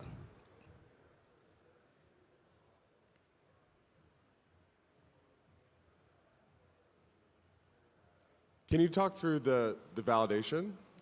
You mentioned there's a couple validation steps happening here. Yeah. As you're going in and out of the inference process. So I told you about like how we scrape Twitter, and then each AI agent coming to like a deterministic outcome, and then like with our AVS, how it's implementing is we'll come to like a outcome saying like if we should technically have like three or like odd number of AI agents to come to a conclusion saying that yes, yes, yes, no, and then majority wins, and then whatever they verify, then that's like our source of truth. And we wanted to remove human biases because with Polymarket, we saw like they use Discord community services. Let's suppose if my money is on the line, and then I want to win a bet, I'll go above and beyond to make sure that I win the bet if I have like huge sums of money. So we just don't want to have that manipulation in the market and truly remove like human intervention out of it. To also clarify really quickly, we do only have one specific source of truth per prediction market. So that's one Twitter account, which is how it can in some way be actually deterministic. In terms of future expansions, right now we only have one performer node and one validation node. In terms of expansions, though, it's very easy to expand this in terms of having multiple validation nodes, all running with different AI agents, right? And so the more you have at that point, assuming you fine-tune the sentiment analysis to actually be perfectly accurate to the data sources going on, you can actually get to the point where you're having a weighted average across all these different agents to get to a truly valid and very close to accurate, consistently deterministic outcome. I think you have a question. How much money is on Eigenbets winning Eigen Games? We haven't just testing for market manipulation here. Let's say around, we've demoed that twice, so I'm going to say 200 USDC. That's on testnet, so we just farmed the faucet every hour to get the USDC, but yeah. Are there scenarios where the AI agents are wrong, and what is like sort of the fallback plan? If the AI agents are wrong, and in the case where a market can't actually be resolved properly, I think it would fall back onto kind of what he touched on earlier, where the market's just closed, then they lose their initial liquidity pool. This is very much an edge case, though. We did thoroughly test these AI agents in the sentiment analysis process we went through in developing them, and it is very, very accurate, fairly like consistently for every prompt we've passed it. Essentially, the key thing is just making sure that the resolution criteria that the user provides on the prediction form is specific enough to where they can parse that and actually arrive at a conclusion. We do have very detailed, though, step-by-step processes in that form. And when we'd actually develop this into a full product, we would have a full-on onboarding process, educating users on how to do it, what formats to use, et cetera, to ensure that it would be fully accurate each time. Just to add on that, let's suppose like we don't get any outcome, we return like all the AI agents fail to come to like a consensus. So then what we do is like whenever user creates bets, they have to provide initial liquidity. Like as we saw like $100, we'll try to like come to like a mathematical formula like how much do they need depending on the market size in future. And then if you're not able to come to like a consensus, then they're going to lose that initial liquidity that they provided, so that they have an incentive to like provide more verifiable source of truth or Twitter or like whatever Oracle data that they want us to use. And we'll try to like add more features in the future that we can integrate more Oracle data and more different things, and also like add more AI agents, because that will come to like a better conclusion rather than like adding 3 or 4. So it's like, I guess I can follow on to that would be, many of these models have some sort of biases that we see in very interesting ways when we ask about nation states or national leaders. And so I just wonder whether there's like, when this becomes open and permissionless and like anyone can create a market, do you think that it runs through a test and like the AI agents essentially kind of verify that they will be able to come to a conclusion? Like that like the prompts are sufficient enough that there isn't enough vagary where like I eventually it was never going to be able to come up with the conclusion? Like, is there like a check? Yeah, there would be a check for that. We do parse it to make sure that it is in some way deterministic. It's a specific format you need to put into that initial prompt for resolution criteria, where you need to say this will resolve to yes in all caps under XYZ condition in XYZ environment, basically. The other half is, I will say, the plan when you mentioned like specific models having biases, right? We want to add in essentially a ton of validators as a part of this, because basically if we have one validator, right, you're right, it could have its own biases and it could end up in a wrong output. If we have 50 validators, each with their own individual model, and you're actually taking an average across all of these, that should be fairly consistent, I would say in 99.9% of cases with what's accurate. In that 0.1% case, yes, it might have to be manually resolved. There might have to be some form of intervention. But frankly speaking, because of the AMM setup, that's relatively easy for us to do on our end to refund users and just swap them back. The only person who loses in that scenario is the initial liquidity provider, which in their case, they take that risk by providing that liquidity to that market. They should have set up a better market. And also we don't only depend on like sentiment analysis, so we look for like specific keywords. Like for Eigen Games, we look for like my name, Cole's name in the Twitter account, and also like our project's name, Eigenbets, to like specifically parse to that. And if they have that keywords, then we also perform sentiment analysis like around, like we'll just search on the Twitter and like whoever has posted about it to gather more data rather than just depending on one source of truth to like add a little bit of sentiment. So it's like we're having 2 algorithms at the same time, but I think that would be like an interesting problem like to solve in the future as we scale. Like you've tagged like EigenLayer's Twitter account, right? But you could have tagged Eigen_layers Twitter account with it, which is like a not EigenLayers Twitter account, right? And then maybe you guys control that account and you're like, congratulations, regardless of what the outcome actually is in the real world, right? So, and it would look at that and it would say, okay. So there's some parameters on that though. There are validations on having Twitter accounts above a certain size for the market, right? The source of truth is displayed to the users on the front end, so they know exactly what they're buying and it's linked to them. Again, that is partly user risk. If you're gonna buy into a market for a Twitter account that has 10 followers just because it's verified and says Eigen_layer, frankly speaking, I feel like you take that risk on a betting platform, right? And I mean, past that, we do validate that the accounts exist. We validate that they have a certain number of tweets, and one integration we want to add, because we're not using the Twitter API proper, we're broke college students, right? We're using a Twitter scraper that we built custom. One integration we want to actually add is like specifically only accounts that are part of an organization, right? And at that point, you can get to the point where they should reliably be trustworthy and ideally not tamper-proof. And if someone does that, that's at the fault of their own organization, and that's a bad like outlook on the entire market for them. I also have a point. So the thing is, like, whoever creates the market, it's like on them because their money's on the line. It's like, I don't want to lose $100 on a bet and say that, oh, I lost because I didn't provide like the proper source of truth. So first, like, we'll have like major weightage on like whatever source they have provided, and then we'll search for like sentiment analysis also, and then come to like a proper outcome. So it's not just like if they misprint the name, we'll add like a kind of like a check in which like this account already exists or not, but I think that's like for future development. We didn't have that much time to actually implement it through. Can I give you an example? I'm curious. Please feel free. What if the market was, will Malay launch a meme coin, right? And he tweeted a CA, and then he deleted the CA. That's like an interesting one, right? Yeah. Like, did he or did he not?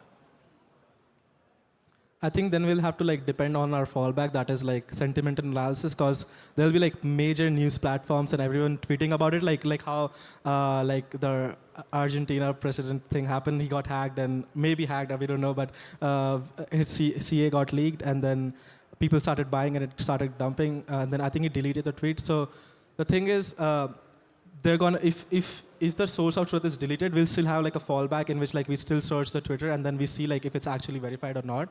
And the thing is, we are trusting on people because people and the freedom of speech on X. Because we're heavily relying on X, and people, and because of all the rise of independent journalists on Twitter, they are actually going above and beyond to go and actually verify the thing happening and actually tweeting about it. So I think we are kind of also betting on the X will become kind of the better news platform for future, and then you can actually verify that source. Yeah. And I guess to clarify, we built out a mobile app, a prediction market using AMM, a Twitter scraper, and multiple AI agents performing sentiment analysis in around 48 hours, right? Edge cases that are very specific to certain markets are something that we would integrate. It's just in specifically a 48-hour time frame without the Twitter API is very challenging because that API costs $200 USD a month. And so without any sort of money to go towards that, we're scraping, right? We're very limited in what data we can pull. So a lot of these edge cases we have to rely on the agents for the analysis for, but there are ways of preventing that, assuming we scale further, have any sort of actual capital at play to put into this. Our account got banned 3 times while scraping Twitter, so yeah. We need to have grants next year to pay for that kind of stuff. Thank you, Cole and Pravesh. That is the conclusion of our presentations for today. Thank you to all of our presenters for your presentations and taking the feedback very well from our judges. Thank you, judges, for your time and your construction on these presentations. I'm sure they're all going to implement your notes and come back with even better versions of their projects. Tonight, we will announce the winners, so stay tuned and we will keep you guys posted. Thank you all for attending, and we really appreciate you. Found her at a bullet hook, sucking down APIs, armor clinking with layer 2 lullabies, scalability scripture, she winks at the moon while Lagrange drools over slow motion doom. Her shield's a disco wall, fracturing legs, grass, shooby-doo-bop crack. That lance a lightning fork, splitting bottlenecks backs. Alliance architect with the bufficorn's grit, teaching stale protocols how to fucking commit. Decentralize this, she smirks mid-flight as her wings tickle nodes into doing things right.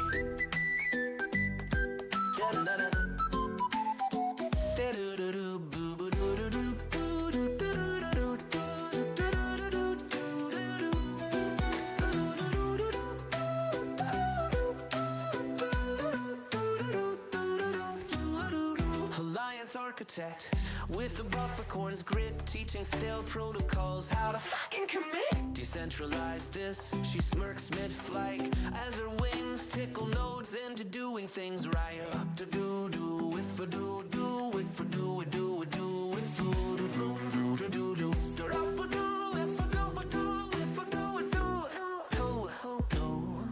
with you ordered a moonwalk across gas feed graves. My mainnet's smoother than your mom's VPN saves. Daughter of the Rockies, high-speed high priestess, scales of justice ballast on a Memphis Express. Next bottleneck, I see mountain crush it.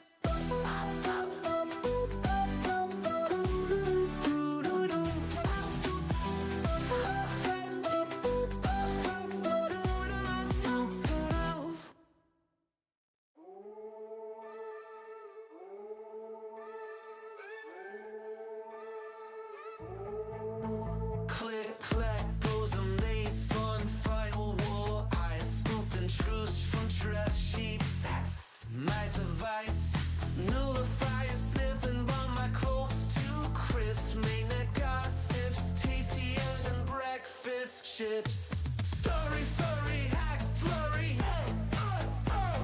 Mama's making news before the code reload. Got receipts in my cheeks, encrypted and plumbed. Your private DMs, I'm the dumpster dive chump. Eyes everywhere, not just three bird phones. Quantaries whisper, king chomp and blockchain bones. Make it down to my voted fuck. Stealth crawl through your junk dead scene.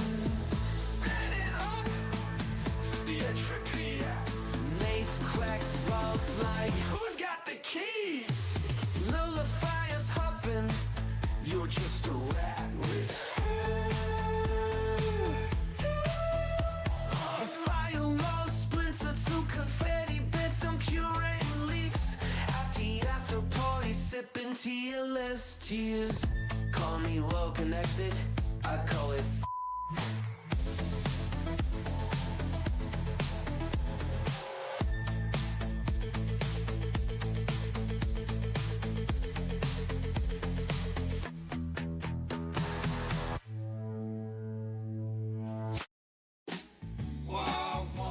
guitar slide.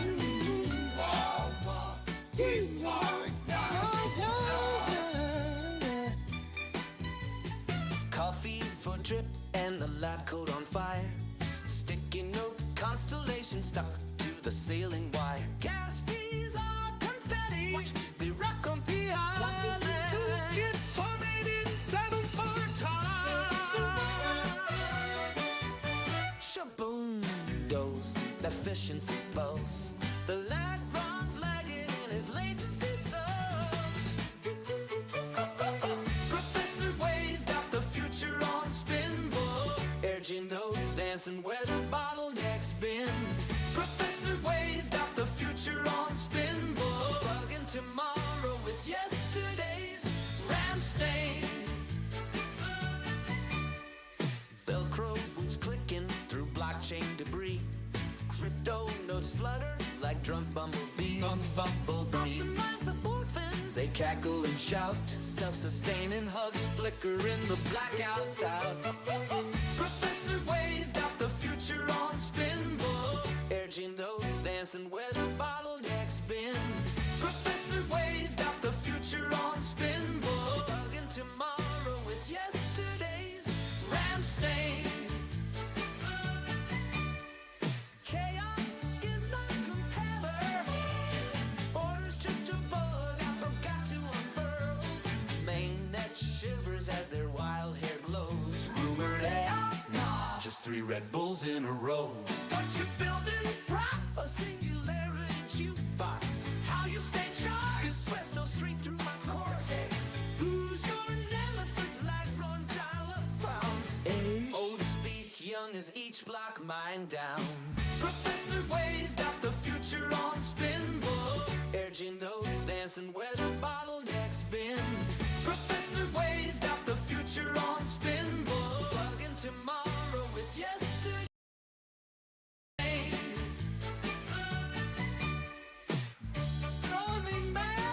Running mad's just a beta test for BUIDL.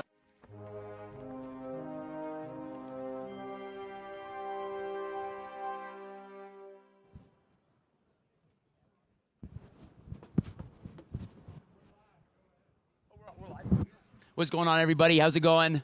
Welcome to ETHDenver. Oh, this is a big moment. I appreciate you all being here. So let's just get into it. Look, this is about community. This is about building. This is about Ethereum.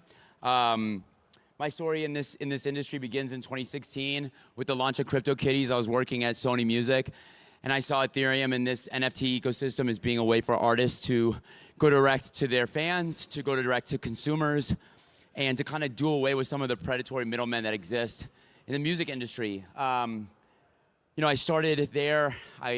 Obviously, labels were not as receptive as I would have liked to the idea of decentralization and doing away with predatory middlemen, because unfortunately, that is what labels are in some cases. In the best cases, they're great. But I went on to CAA, tried the same, tried to get the TV and film world on board.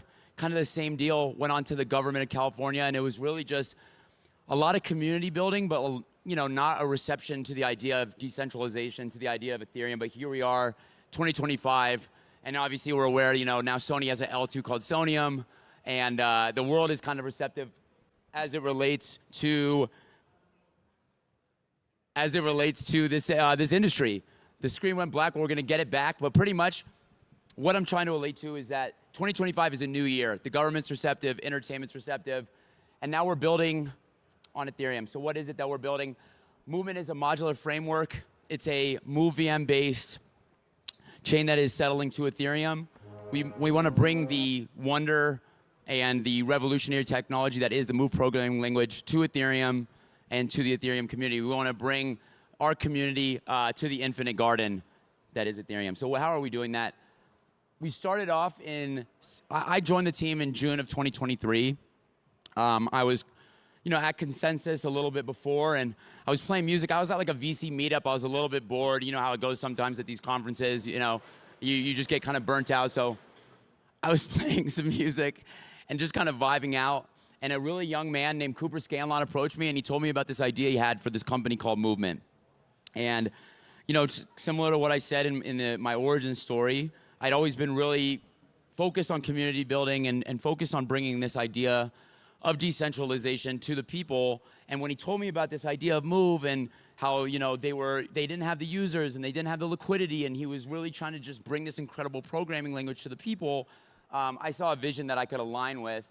We came out of stealth in September of 2023, and I put some of the landmarks that we have on here. I put my co-founders Rushi and Cooper on screen because I just want to show this is kind of what this industry enables, which is, two young kids, two young college dropouts from Vanderbilt can come up with an idea and can sell it to the world and can create a community and inspire someone like me to, continue on this journey and to build.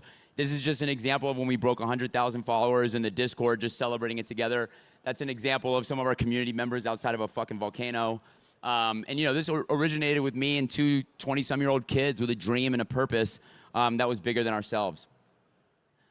This is some of the examples of the community growth that we saw. And I'll walk you guys a little bit through how this happened, but I wanted you to see kind of some of the growth that we achieved. We're the 10th biggest global community on Galaxy. We have about 870,000 followers on Discord, 807 community members in Discord, and 870,000 on Twitter. And again, this all started in September of 2023.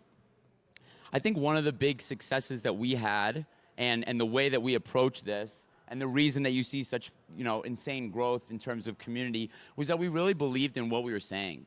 And I think authenticity is one of the most important things as a community builder, as a marketer, or as a protocol, or as a chain that you can bring to your community. I think we're all tired of the grift. We're all tired of being sold vaporware. And the reality is that if you're going to go to someone and say, hey, we want to build something great with you, then you better come correct. And over the course of this time, our community started to see that we weren't just here to talk. We were here to work. We were here to build. And this is just a reflection of that. Now, how did that happen? Well, one of the things that I grew up on, and I share this with Vitalik, is that I was a huge WoW player. I mean, I was a sweat. I was playing it every day. I grew up in France. I dealt with a lot of xenophobia for being an American in France. And so I escaped into this virtual world. And what that did for me is it showed me like what a virtual economy looked like, what classes look like, what guilds look like, what organic community creation can look like in a virtual world. And so when I started at Movement, my second week, I said to Cooper, what if we took the idea of an MMO, and what if we gamified the entire user experience of the movement? And what if we brought this, escapism in this sense of like, fantasy world and play that we all experienced as kids to get through, and enjoy life? What if we brought that to our community? And that's always kind of been at the center of what I've been trying to do is I've been seeking for a sense of belonging myself. And so I wanted the community to feel like they belonged in all the ways that they represent themselves. So if you're a teacher, if you're a content creator, if you're if you're a traveler, if you like to do events, you like to explore the world, if you're a builder, if you're if you're on-chain maxi, or if you're trying to bring people in and teach them the way, then there's a guild that represents you. I think one of the issues that we have in this industry is that there's a sense of exclusivity. there are walls to the great garden. You know, as much as I'm on board with Ethereum's idea of the infinite garden, we've seen time and time again that there's this idea of, you know, better than, or this otherism, and this exists outside of our industry as well. You know, we see systems of oppression that function similarly. And so what I wanted to do with Movement was to show that we don't move that way, and we are for everybody. If you're, thank you, bro. If you're here to build, if you're here to participate, if you're here to be part of this industry, this Web3 movement, that you're reflected in the way that you want to be, and that there's a guild that you can join that is like-minded as you are. And there's cross-pollination. You know, there are creators that are also scholars, and there are explorers that are also Spartans. But they, you know, they congregate together and they build together, and now it's really, the movement has taken on a life of its own. The first phase of my marketing journey at Movement was to build the community. The second phase is that the community is building with us. I'm eternally grateful for the guild leaders and the members of these communities because we wouldn't exist without them. So here's just an example of some of what's been achieved through this guild system. You know, we've achieved 52 regional Twitter, like, you know, they're Telegram groups, but they're also 52 regional movement groups in the real world. That's what I was trying to say. I think these numbers are a little bit off. I think now it's closer to 44 moderators. I also want to say to anyone who's marketing in crypto, if you don't include your mods in your marketing team, I would like for you to pivot that mentality. They're the front line for your community. They communicate with your community more than anyone does. And essentially, if you're building a community at scale like Movement is today with almost 1 million people, it's essentially like a country. These are your local representatives. These are the people that are, you know, brought into the ecosystem and represent you on a day-to-day basis. So please make sure that you're including them. And so shout out to all the mods. And we also have mods training mods. And we have community mods.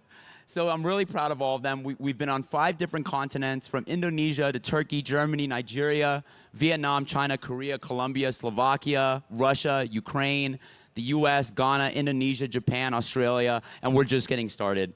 Ideally, we're going to be in every country, in every city, and on every continent. I look forward to seeing a Movement Antarctica base at some point as we pursue this new terrain of DeFi.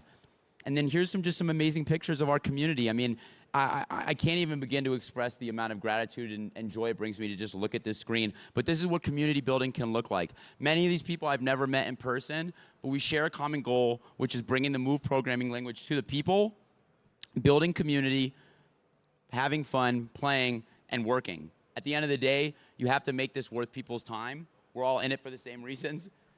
I may have hit something. No, we're good. We're totally good.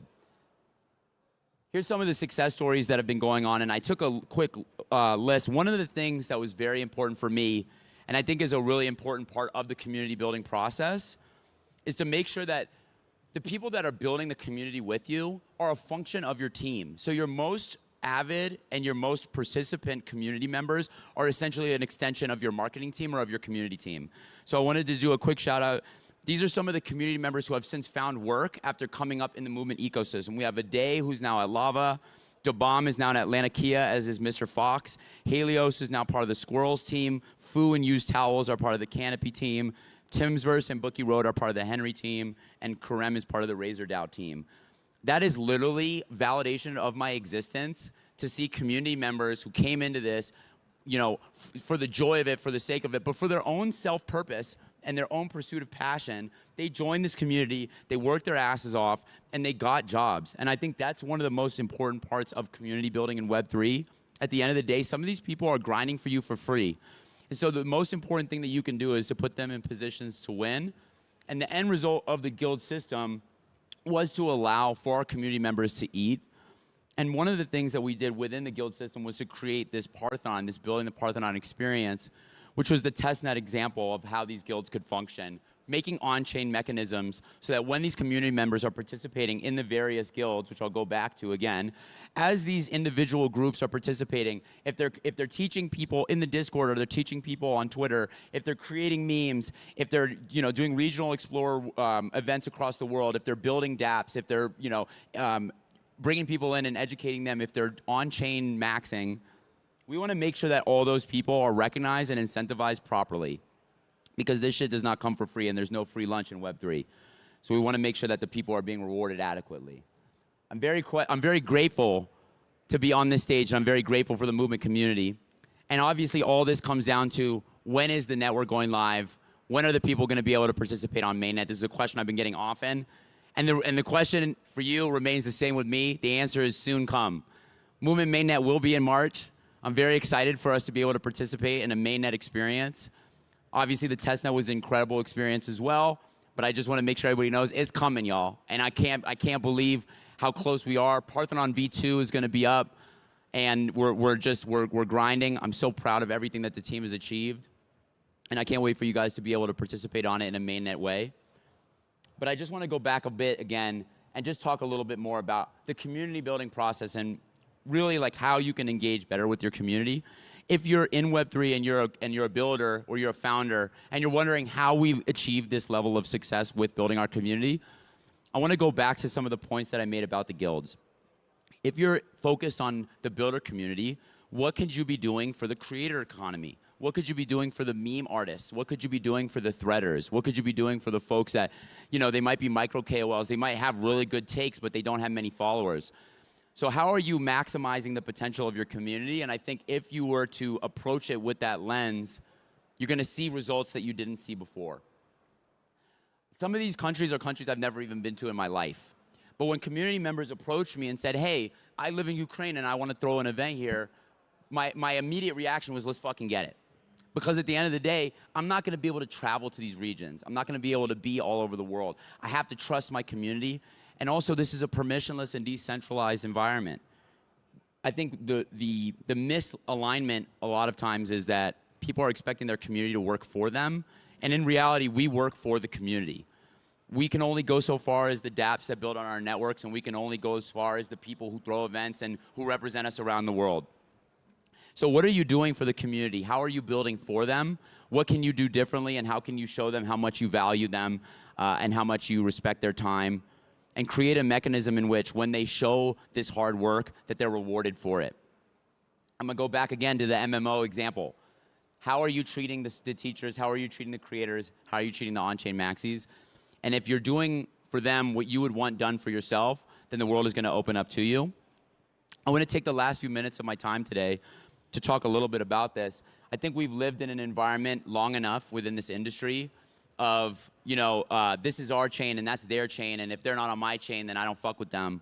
That kind of divisive rhetoric is also the same divisive rhetoric that separates our countries, that separates our people, and that's played out as fuck. We need to come together. If you're building on Ethereum, if you're building on Solana, if you're building on Bitcoin, if you're building on Sui, if you're building on Aptos, if you're building on Movement, I fuck with you. You're in Web3, I fuck with you. We are not at each other's throats. We have problems of decentralization. We have problems of institutions and systems of power that are far greater and far worse than any Web3 builder. So let's build together, let's build a better world, and let's live the ethos that we stand in. This is decentralization, and this is what it's all about. And build for the people, and the people will build with you. I'm so grateful for your time. I wish you all the most wonderful, eccentric, and loving lives imaginable. My sisters in the crowd, shout out to mom and dad. I love you guys. Thank you for raising me. And a huge shout out to the Ethereum community. Thank you to Vitalik and everybody who built this, to the folks that are manning the stage and the sound and the AV teams, the people who set up the whole conference. I stand on the shoulders of these giants. So thank you so much for coming and listening. And I got 5 minutes left, but I'm going to leave it. So you guys are the shit. I love you. Thank you. Believe in yourself. Love yourself. You got one life, so live it right. Let's fucking go.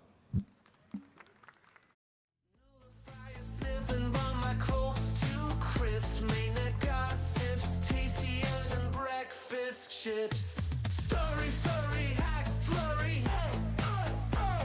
Mama's making news before the code reload. Got receipts in my cheeks, encrypted and plumbed.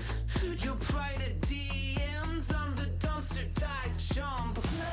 Eyes everywhere, match 3 bird phones. Quantaries whisper, king chomp and blockchain bones. Make it down to my voted fuck. Stealth crawl through your junk dead scene. Bend it up to the entropy. Mace cracked vaults like who's got the keys? Nullifier's huffing. You're just a rat with fire walls splinter to confetti bits. I'm curating leaks at the after party sipping into your list to use. Call me well connected, I call it.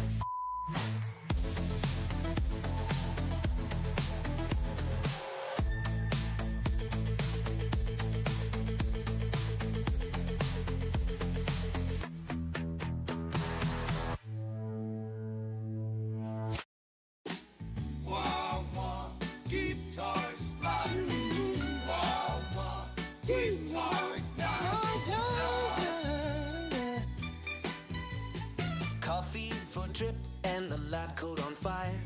Sticky note constellation stuck to the ceiling wire. Gas fees are confetti, they rock on PI.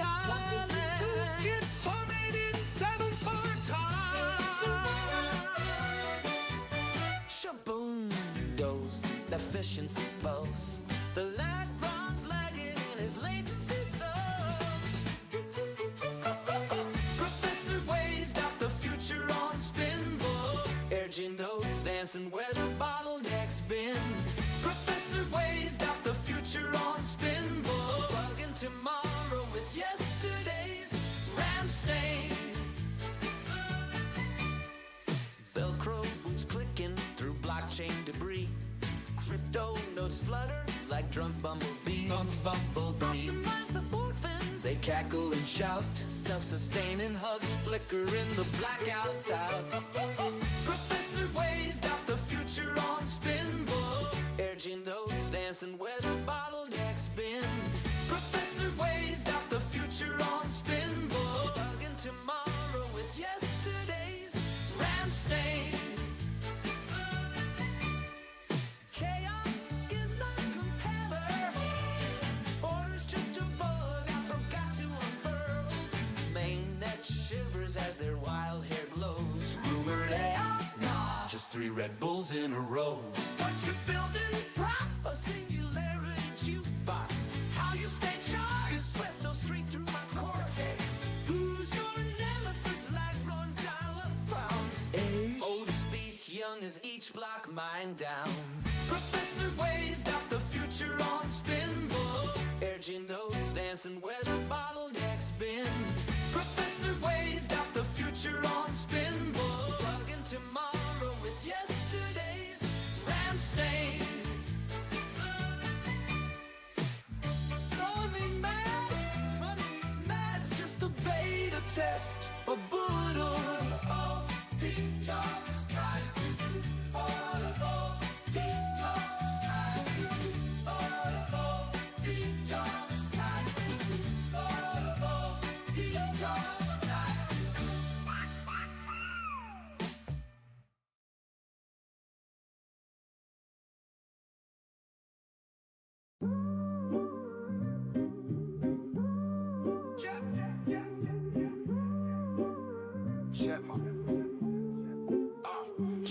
centralize the risk, flex and weak API chains. Regenerate roll up with unity in the veins. I blast, cut through that foot, disguised fortress walls bulletproof.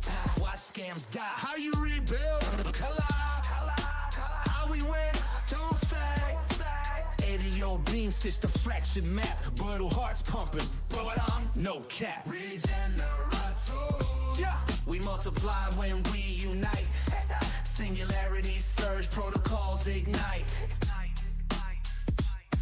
Regenerate. Cannon blasting through the night.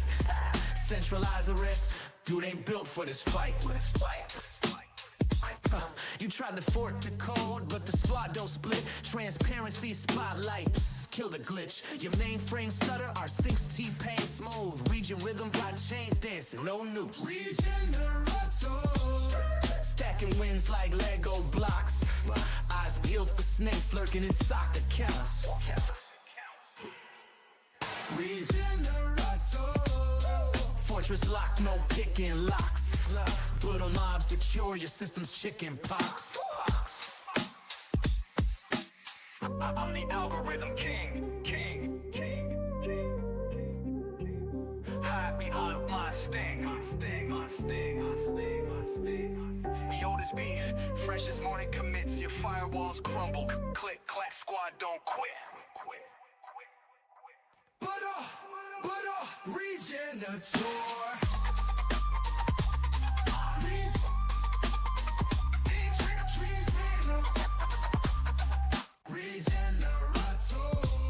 We multiply when we unite. Singularities surge, protocols ignite. Regenerator. Cannon blasting through the night. Centralize the risk. Dude ain't built for this fight. Regenerator.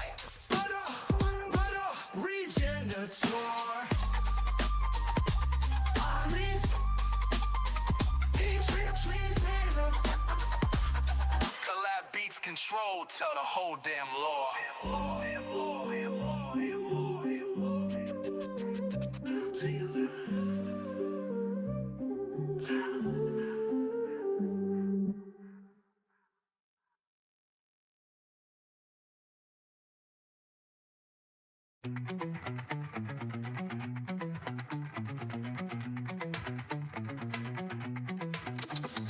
Sap of a sword for the 2-spoon and blade.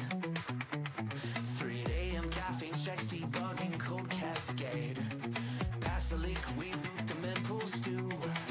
We ain't for work and we y'all know what to do. Sparkman, Swiss Army hero of the down night. Sparkman, juggling governance talks of the Lombard coin fight. We don't fork, we adapt. Slapping fiat fiend with a liquidity trap. Fiat snarling about regulated chains. Sport blade splits to 9 times mid-air to play. Uni beams, ask what group chat. Form up Denver to Seoul. We counterattack. Sport gang, Swiss Army hero of the down night. Sport gang, juggling governance talks of the Lombard coin fight.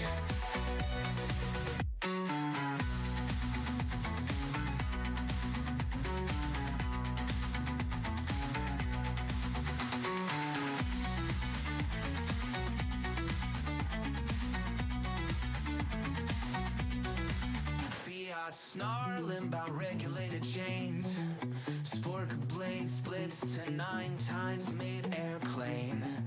Uni beams, ask the squad group chat. Form up Denver, so we counterattack. Scorpion, Swiss Army hero of the dial night.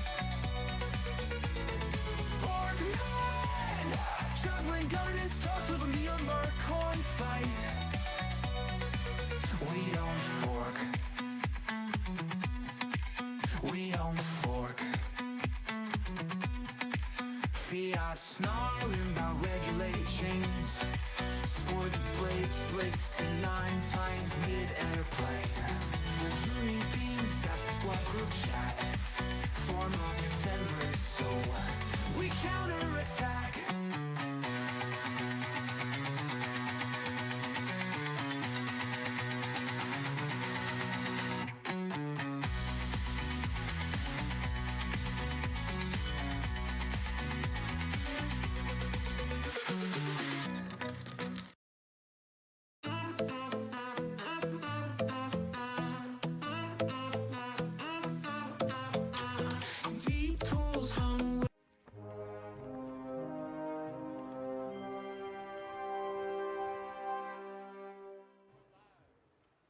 So, good afternoon, everyone. And first of all, thank you, Denver. It's an honor to be here and to build here. My name is, we don't care about your F name, and that's fine. I'm Chief Disrupt Officer at OneWay Block, and today we will quickly discuss 2 topics. First, the GameFi 2.0, where game comes first and not finance. And the second, the significant role that AI, Mr. AI, will play in strengthening this renaissance. So let's begin with a brief introduction. OneWay Block Gaming is a startup that originally bootstrapped for 3 years using friends and family style. And Our focus was on particularly one goal: to break the cycle of GameFi Ponzi schemes. These schemes often prioritize finance at the expense of actual gameplay. As a result, despite numerous attempts at stimulation and kind of other stuff, many projects just end up in the graveyard of history. Our assumption was a little bit different, that certain game hybrids could provide exceptional experience along with impressive economy, especially in the Web3 optional case. 6 months ago, we closed our first pre-seed round and developed the alpha version of our flagship MMORPG Clash of Coins. Since that, we've collected about hundreds of reviews affirming that it's genuinely playable for more than just the points and just TGE and all kind of regular things. Some of our key metrics include 100,000 users in 3 months. Actually, right now we are fastest growing GameFi on base. The number of hours is above industry. And retention plus thickness as well. Our next crucial objective is to launch in-game economy where revenue and players will not be undermined by inflation from all directions.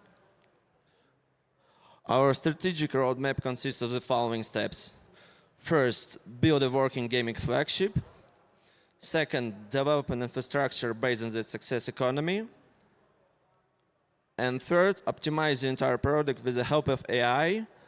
And finally, open it to our B2B partners. And now, let's get to the exciting part. It's time to introduce our Mr. CTO. Yeah, thank you. Hey, I'm Slav. And from my perspective, game plus Fi is not the key to disrupt. I think that actually combining the game plus AI might be the key. Well, it's actually the key. What do we have now? One of our important gameplay features is virus. When the gameplay session becomes boring or overcrowded, the virus starts the gameplay disco to entertain everyone, turning the things upside down. But that's the most basic level of interaction. We have players, we have data. What use cases we might have in 24 months' time?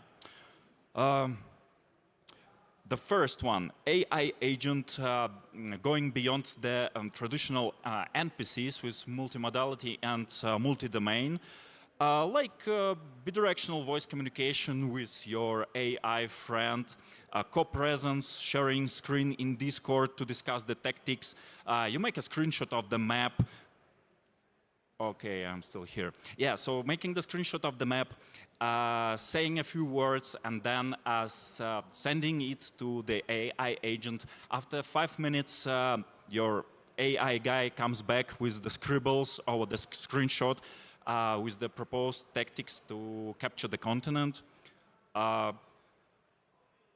Yeah, like maybe even AI agent calling you in Discord in the middle of the night with some genius idea how to play the game. AI clan leaders forging alliances with humans. So basically combining traditional metagame with AI agents is potentially LTV and engagement game changer. But we don't know for sure what works and what doesn't. But to find out, we just need to do solid A/B tests, experiments, iterate quickly as we have active user base and the live build. That's what we're going to do. And the most important thing is that a successful part of those experiments will allow us to open AI-driven tools to studios to seamlessly integrate engaging, living, and self-evolving mechanics to their products. Let's dive into even more stuff. AI agent industry right now is a gigantic sandbox. Let's call AI agents that is fine-tuned with the basic understanding of game design, the game agent. Historically, human-to-human communication, interaction in games, for example, Rust and Minecraft, has always had the potential to be an exceptionally memorable and engaging experience. You spawn in the game, you meet some other guy just like you, random stuff happens, and if developers are lucky, the encounter was good. By combining the traditional game design with AI, we will be able to entertain players even more.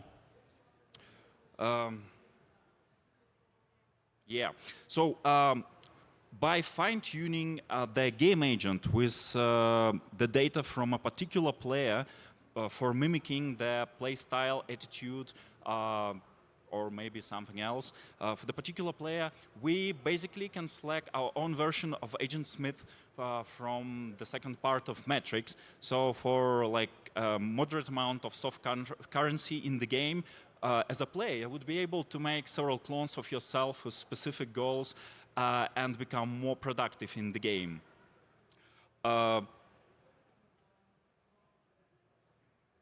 We might even see engagement agents that with goals from the developers create some marketing activity according to their own developed strategy, like create a Twitch channel, run tournaments, earn in-game rewards and distribute them back to human and game agent players. And that's probably the next slide. Yeah, and we can and we will do AI-driven matchmaking, live ops, AI predictive analytics, and this sounds so sweet. But what about the challenges? Right now, the intersection of the game dev and the AI agents is a big experiment and Wild West. But we know that by hard work, iterating, A/B testing, we will find the way. Hallucinating AI, composability issues, the actual need for composability, competition. After that long, hard path, we will transform any game with our AI-driven tools, and together with you, we'll be able to witness like amazing things that were unimaginable on the previous market cycle in the game design, game dev, and around it. And we believe that our AI tools and infrastructure will allow to create new revenue streams for OWB and our B2B partner studios. So guys, I really think that the future is gonna be AI-some. Thank you.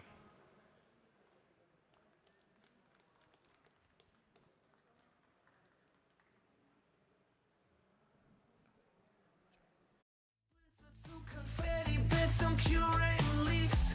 At the after party, sipping TLS tears.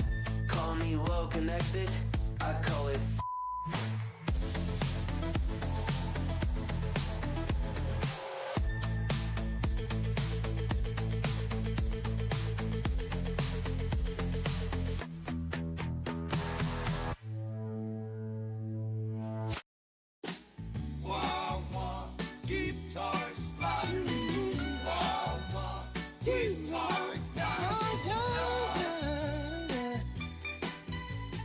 Coffee for drip and the lab coat on fire.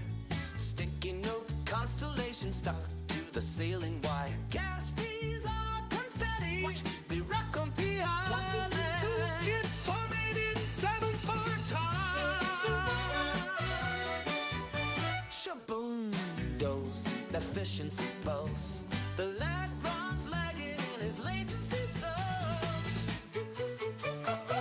Professor Way's got the future on dancing where the bottlenecks bend. Professor Wade's got the future on spin. Bugging tomorrow with yesterday's ram stains. Velcro boots clicking through blockchain debris. Crypto notes flutter like drunk bumblebees. Optimize the bookings, they cackle and shout. Self-sustaining hugs flicker in the blackouts out. Professor Wade's got the future on spin. Energy notes dancing where the bottlenecks been. Professor Wade's got the future on spin. Bugging tomorrow with yesterday's ram stains. Chaos is not compeller. Order's just a bug I forgot to unfurl. Mainnet shivers as their wild hair glows. Rumored AI, nah, just 3 Red Bulls in a row. What you building, prop? A singularity jukebox. How you stay charged? Espresso stream through my cortex. Who's your nemesis? Light runs dial up found. Old as speak, young as each block mine down. Professor Wade's got the future on spin. Energy notes dancing where the bottlenecks been. Professor Wade's got the future on spin. Bugging tomorrow with yesterday's ram stains. Throwing me mad, but mad's just a beta test for BUIDL. Oh, Pete Jarvis,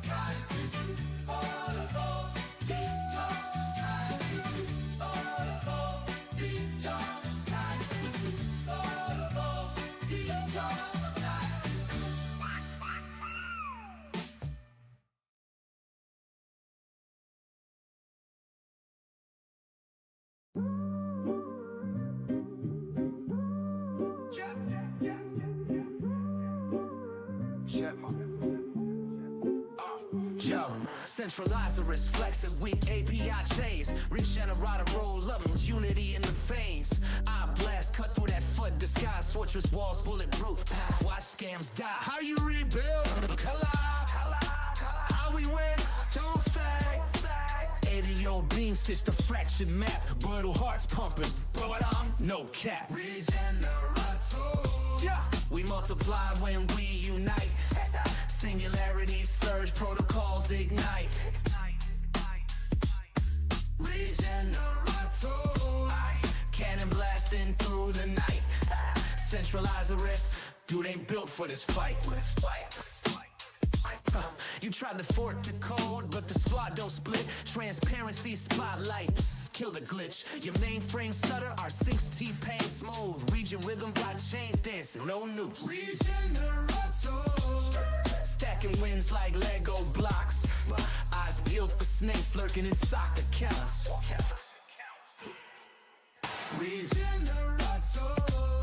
Fortress lock, no picking locks.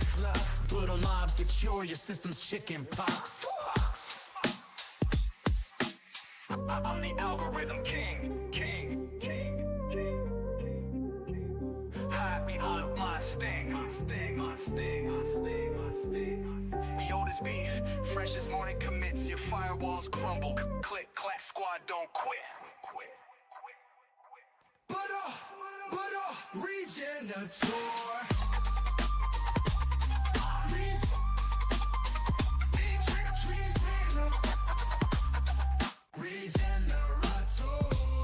We multiply when we unite.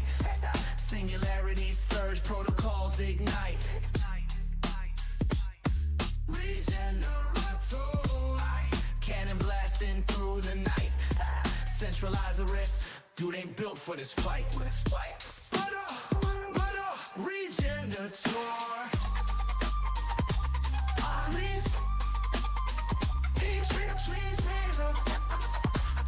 Collab beats control, tell the whole damn law.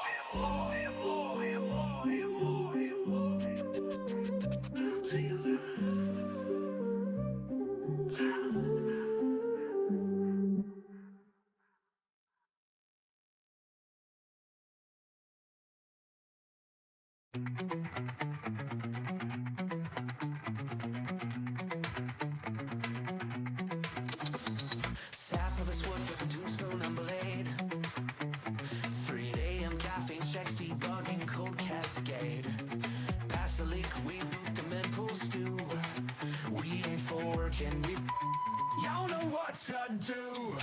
Sparkman, Swiss Army hero of the down night. Sparkman, juggling buildings, close to the Lombard coin fight. We don't fork, we adapt, slapping fiat fiend with the liquidity trap. Fiat snarling about regulated chains. Sport blade splits to 9 times mid-air to play. Uni beams, swap group chat. Form up Denver to Seoul. We counterattack. Sparkman, Swiss Army hero of the down night. Sparkman, juggling governance talks with the Lombard coin fight.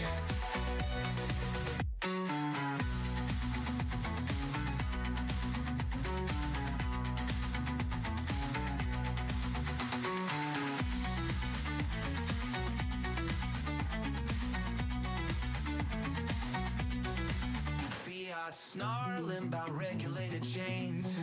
Spork blade splits to 9 times mid-airplane.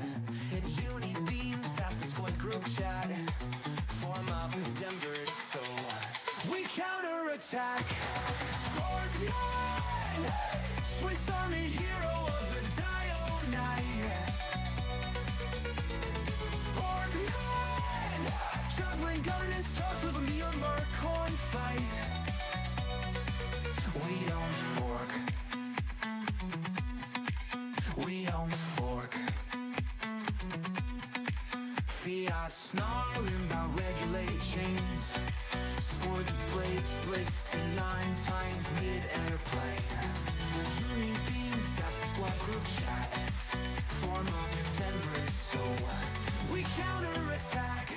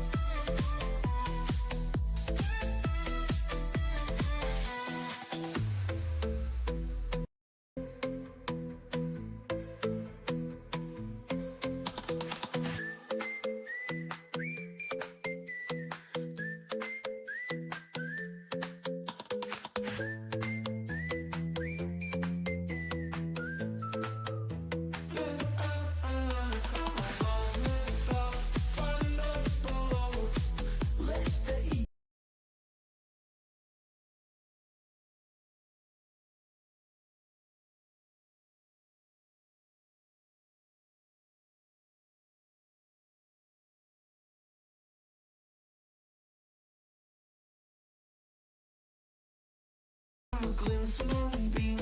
Bring your dims, bring your green wall schemes. My liquidity's older than your Ponzi memes. Your tides rise with 808 pace. Hoarder stash, flushed without trace.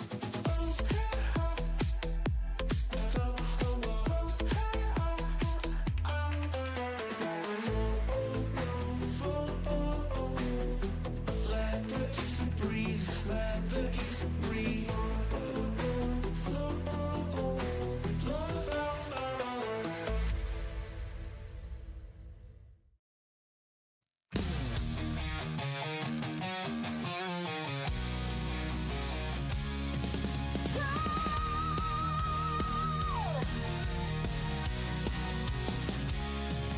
Born in the Genesis block with thunder in his soul. Captain Ethereum stands 10 stories tall. With Ethan Gauntlets blazing and justice in his eyes. Leading the Pollination squad through crypto skies. Captain Ethereum, breaking down the walls tonight. Captain Ethereum, decentralization's light. We're buffercorn charging through the storm, keeping crypto free and warm. Centralizerus thinks he's got us beat. When Captain's crystal pulse makes tyrants retreat. From devil to the limb, we're building day and night. While Captain leads the charge into the fight. Captain Ethereum, breaking down the walls tonight. Captain Ethereum, decentralization's light. Buffercorn charging through the storm, keeping crypto free and warm.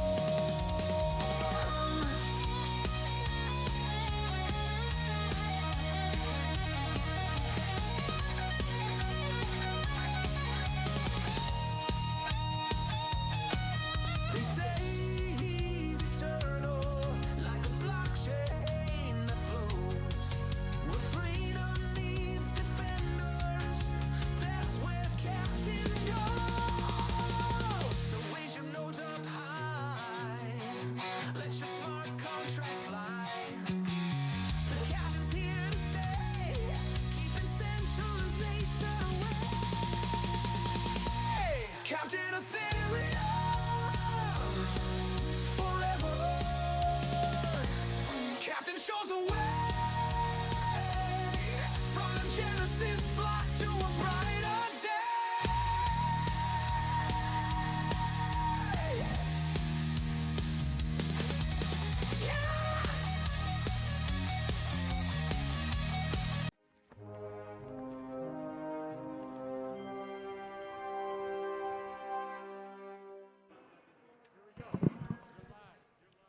Cool.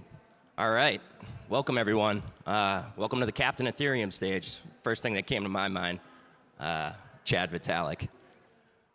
He might not be so happy about what's been happening in the last couple weeks in the crypto ecosystem, but my talk, quick intro on me. I'm a cybersecurity engineer.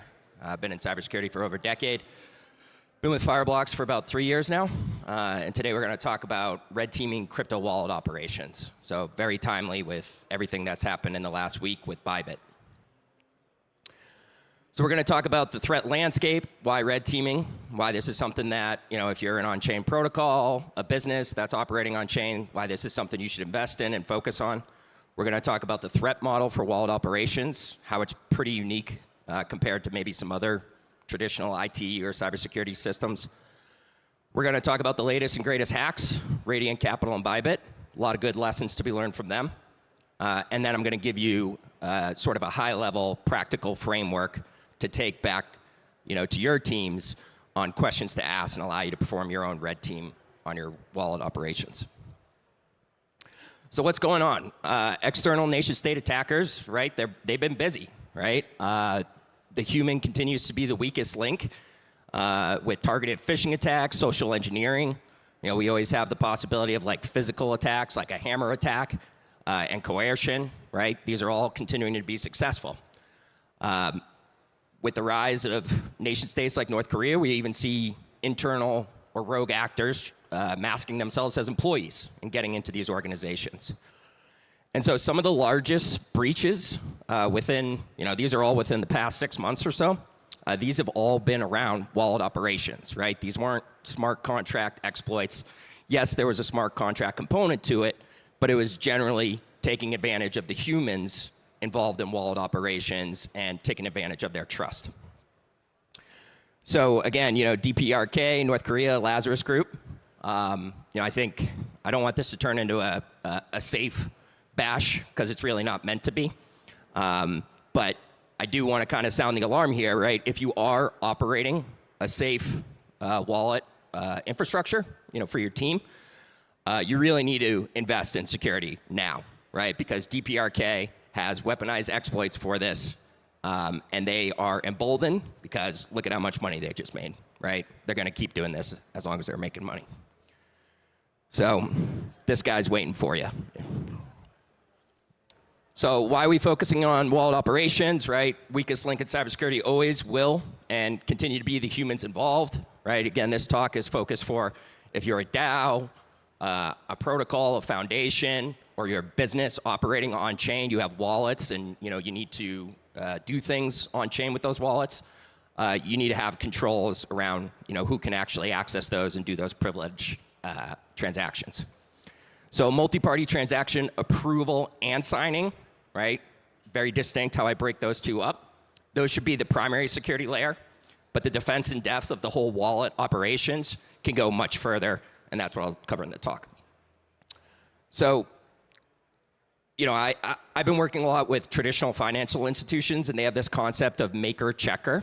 I think it's a pretty good analogy for the type of control that you should have for every privileged action that could potentially result in, either loss of funds or, somewhere down the tree of like that attack life cycle of resulting in loss of funds, right? You need to ingrain in your head that every privileged operation, if there's a maker, right, that's the person that initiates the privileged operation, then there should at least be multiple checkers for that initiator, right? And this goes throughout the entire life cycle.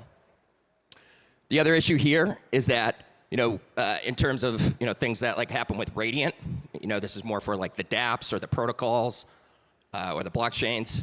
Most security testing and audits, they're just focusing solely on the application code. They're not really focusing on how the back end wallet operations is actually going to take place, and typically the weakest link. Bug bounties don't really cover this type of threat either. A bug bounty is mostly black box. Really, in order to test some of this stuff, you need to kind of open up Pandora's box, understand who are the privileged operators in this organization, right? Who are the ones that have signing capabilities? Who are the ones that have approval capabilities? And then create your threat model from there. And this is top of mind again with Radiant. They had pretty good audit reports, right? Their audit reports were pretty clean. It was a relatively trustworthy protocol, but that didn't stop them from falling victim to this type of attack. So what is red teaming? For those that may not be familiar, it's really about simulating real-world attack conditions to test security defenses as well as responses. So red teaming is really, I like to think of it really as a sort of practical application of what a threat actor would actually do, targeting a wallet operation. And it's really around addressing real risks and mitigating real vulnerabilities based on the likelihood of exploitation, right? So this isn't some academic or compliance framework or something like that. This is very much focused on what are the actual threats, what are the attackers exploiting, and then how do you mitigate those? So for types of red team assessments, in traditional cybersecurity, I think black box is a little more popular, where, if you're trying to hack, a Fortune 500 company, you'll start from the outside, you'll send spear phishing emails to, the domain. I don't think that's really relevant here because you're going to spend a lot of time and a lot of money getting good results from that. I think these should all start today as white box. And so this is where, the red team, whether or not this is an external, consulting firm, there's a lot of great firms that can do this, where they come in and basically, you guys, as the organization, you open up your systems, your kind of controls, and, you go through this process. These can also be done internally, right? And this is kind of the key of, why I wanted to give this talk, is that you don't need an expert to come in, to do this. You really need to own this security process yourself. And hopefully the guidance I give you here can help with that. So, what do I think is sort of the best way to do these? White box tabletop exercises. So get everyone that's, privileged in your organization into a room. That could be a vulnerability itself. But, get them in a WebEx, whatever, a Zoom call. And, walk through these different threat scenarios and understand, how would you detect them and how would you respond to them, and if possible, prevent them. So, what is the threat model? There's a lot, right? So I kind of broke it down into, you have the basic pieces of who's administering the wallet, right? So this could be a hardware wallet, this could be a software wallet, doesn't really matter for the purpose of this, right? You need somebody that effectively is an admin on it, right? They're the first person in that can set up and add other users, set up policies, rules, whitelisting if needed, all these types of things. So on that level, you want to make sure that you also have makers and checkers so that you don't have an admin who basically has, unfettered access, and could be a single point of compromise and eliminate the entire security model, right?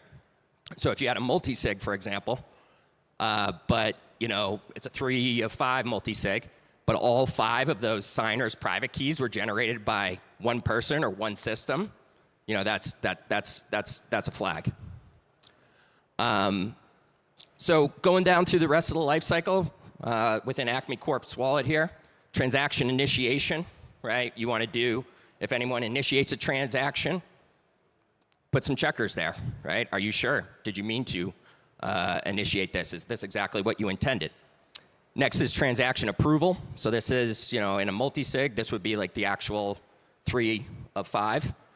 In other wallets like Fireblocks, we do this off-chain because it's private, and it also scales a lot better, and you can enforce a lot more granularity. And then, come actual transaction signing time, and this is really where the safe wallets, with Radiant and WazirX and Bybit, fell flat. Transaction signing was performed on an interface separate from transaction approval. So, Bob, Alice, and Charlie here, they saw the transaction approval. They said, looks good to me, right? This is a typical transaction that we're used to. Let's go ahead and do it.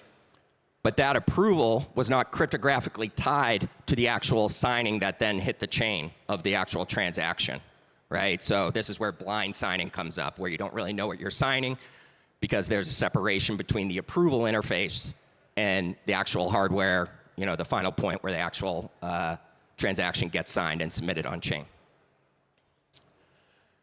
So breaking this down for Radiant Capital, they were, they have a basically routine smart contract operation for updating token emissions. It sounded like they did this about once a week, right? But this multi-sig that did this, let's say it's a 3 of 5, the multi-sig that, the 3 of 5 that was responsible for controlling emissions on a weekly basis had the same exact permissions as transferring ownership of the entire wallet of all of the smart contracts for this protocol, right? So that was a very kind of egregious break of, least privilege, right? We shouldn't have, if you're going to be signing things weekly for routine operations, that shouldn't also have, the whole keys to the kingdom tied to it as well. They did do a pretty good job, and I really appreciate the openness of the team when they wrote these blogs for the incident. They did best practices. They simulated the transaction payload. They copied it out of the Safe Wallet interface. They were using multi-sig. They required three signers. But at this point, right, when they initiate the transaction and they're going through their approvals, everything looked legitimate to them. It looked like that routine token emissions that they did every week. They didn't realize that in reality, the attacker, which was likely Lazarus, North Korea, replaced that legitimate transaction with a transfer ownership. And again, that's the keys to the kingdom here for Radiant Capital. They lost, the whole protocol $50 million later.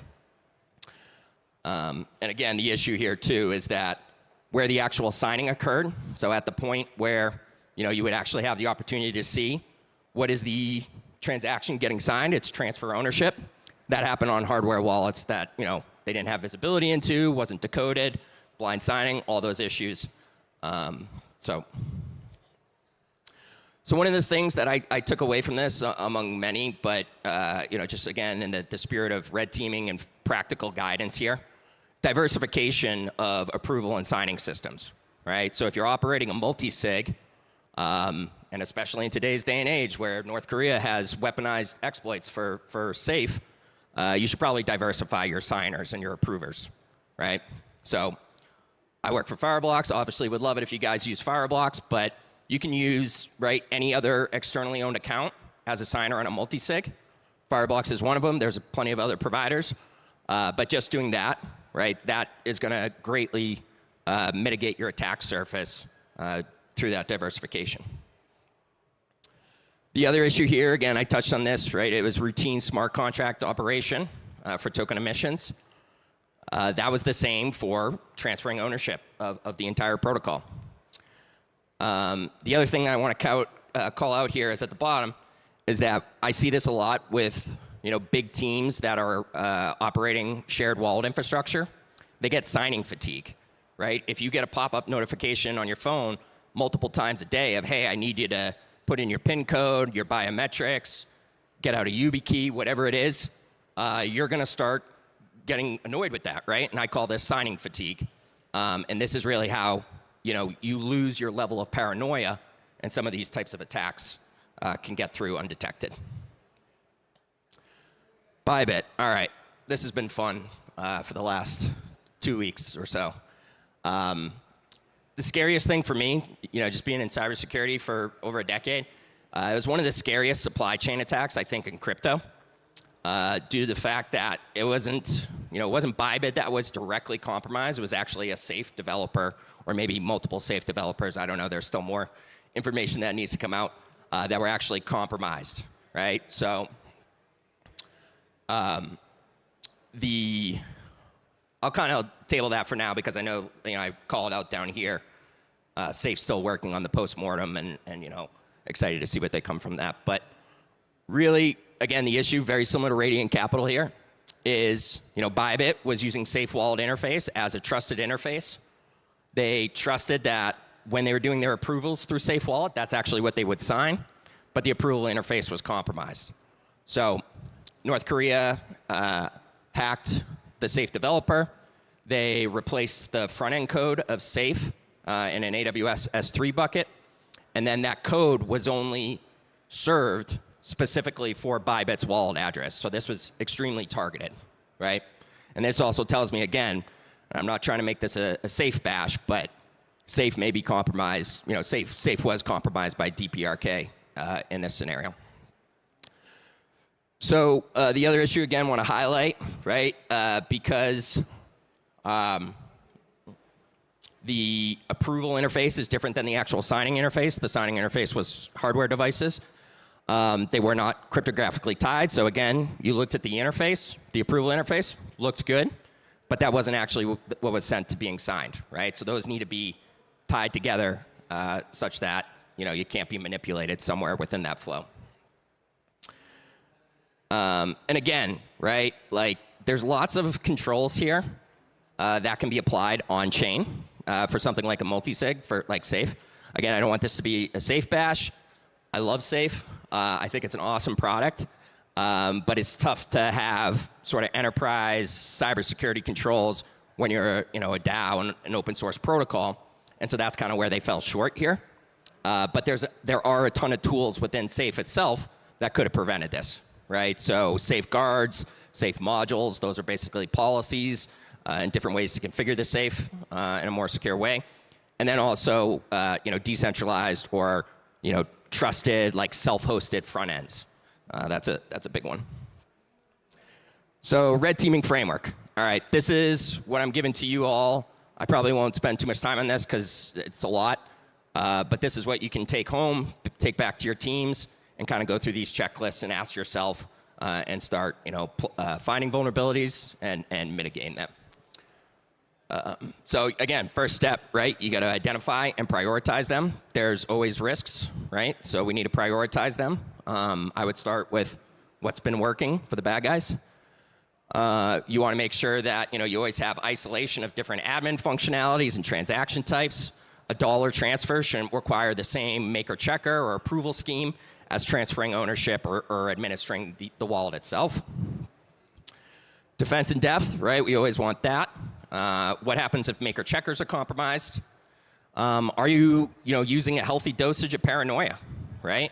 When you see one of your team members says, hey, I want to, issue this transaction, are you sure? Is this what you meant? Worst case, are you being coerced, right? Do we need to get on a video call to, confirm that you're not under pressure? OPSEC of wallet admins, approvers, and signers, super important, right? This is maybe more, North Korea and groups like that can definitely use this, but this is really relevant for like hammer attacks or physical attacks, right? Making sure that you keep the actual approval and signing scheme of your team secure and private. Sensitive software and hardware and systems diversified, right? Safe you can use as the multi-sig, but you can augment that with something with Fireblocks, with MPC. You can also use on-chain controls like those safe modules.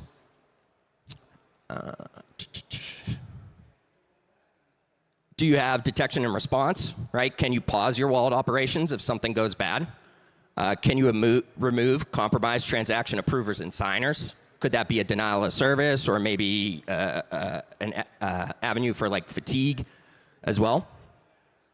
Can you migrate your sensitive devices or personnel? Are you susceptible to signing fatigue? And then, very relevant to Radiant, Bybit, and, blind signing, right? Is what you see is what you sign.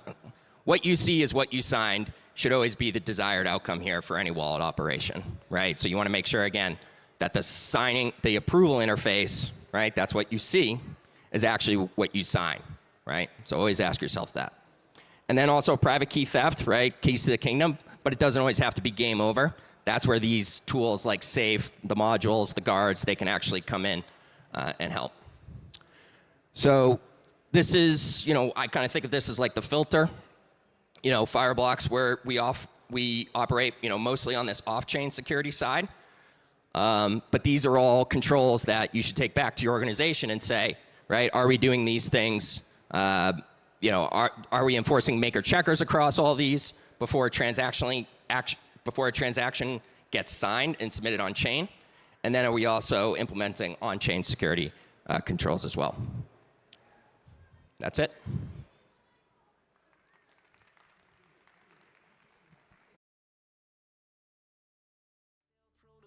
How to fucking commit. Decentralize this, she smirks mid-flight as her wings tickle nodes into doing things right. To do with for do with for do with with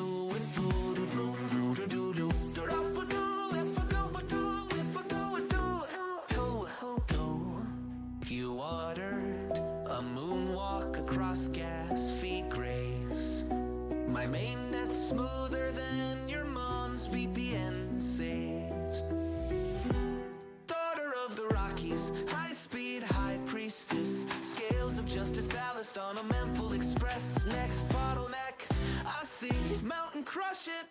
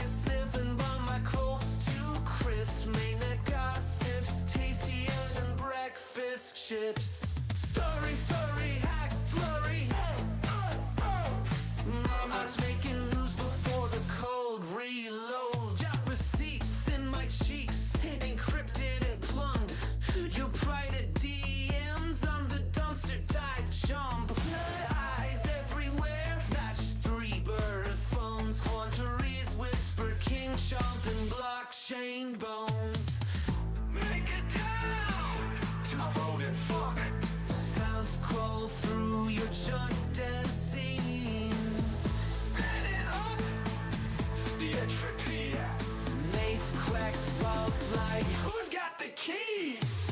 Nullifier's huffing, you're just a rat with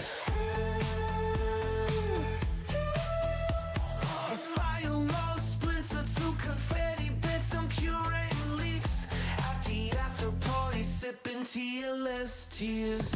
Call me well connected, I call it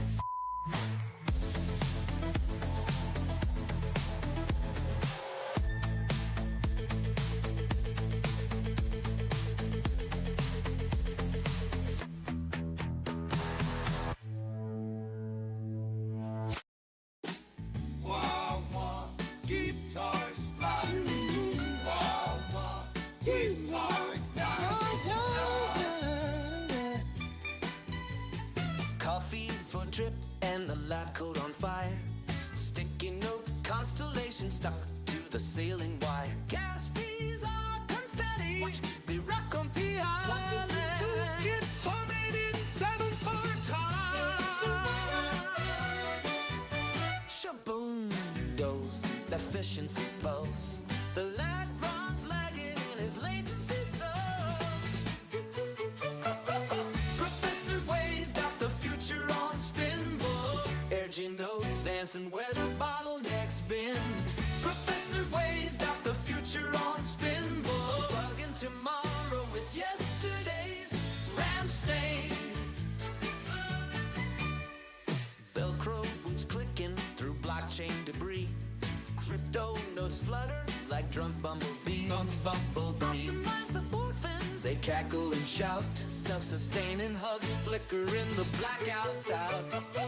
Professor Wade's got the future on spinball. Urging notes dancing where the bottleneck's been. Professor Wade's got the future on spinball. Bugging tomorrow with yesterday's ram stains. Chaos is not compeller. Order's just a bug I forgot to unfurl. Mainnet shivers as their wild hair glows. Rumored AI? Nah, just 3 Red Bulls in a row. What you building, prop? A singularity jukebox. How you stay charged? Espresso straight through my cortex. Who's your nemesis? Light runs dial up found. Age? Old as speak, young as each block mine down. Professor Wade's got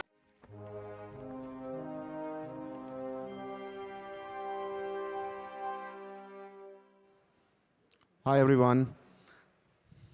Thanks for coming. This is Amit, and I'm here to present Traceability, a Wolf in Sheepskin. The title might sound like pretty vague, but along the presentation, we'll see how we're going to do privacy and compliance together on EVM, on Ethereum. I'm a founder of Labyrinth protocol. So all of this, the research which we're going to see, all of the implementation is on testnet. Do check it out and let me know. My Twitter handle is in the bottom, Amit, CHAX. Beside being a founder, I'm also a fellow at University of Warwick. And I've been there with like nice people taking care of AI and blockchain together. Thank you. So let's talk about the sheep, right? The sheep is like, I'm traceability. Like everybody loves the sheep. Why? Because it seems harmless. You go to our Ether scan, that's what the sheep is. That's where the sheep lies. Every transaction is immutably recorded there. Everything is out and open. It looks pretty nice. Our wallets are out there and open. Pseudo-anonymity is right out there, but not anymore. Why? Because it's a wolf disguised in the sheep. Because what this wolf can do, your data lying around on the blockchain, it can be misused. It can be misused for your personal details. You can think like what you are leaving on the public blockchains are the crumbs, which can be picked anytime and later. And all our pseudo-anonymity is getting de-anonymized in some centralized servers, and you can't do anything about it. There is no right to recall on blockchain because of its immutability nature. And it creates a privacy nightmare. A lot of things which cannot be done on public blockchains because of this cute, nice little sheep out there. It's clearly, it's an open secret. Your wallet is an open book. Your account balance is public. Everything what you do, your trade, investment, salary, the meme coin you have been buying instead of the token of the project which you are working on, the midnight snack, everything out is public. You take a crypto card, you start using it in the coffee shop, you're going to have a time-stamped history of your historical coffee intake, which also includes the location of a shop which you have been going. It's a privacy nightmare, believe me. Not many people wanted to use the public blockchain precisely due to this reason. But there is another fact of this, of the sheep. This sheep is very secure as well. We know Ethereum. We want to use Ethereum. We want to use the layer 2s because they are secure.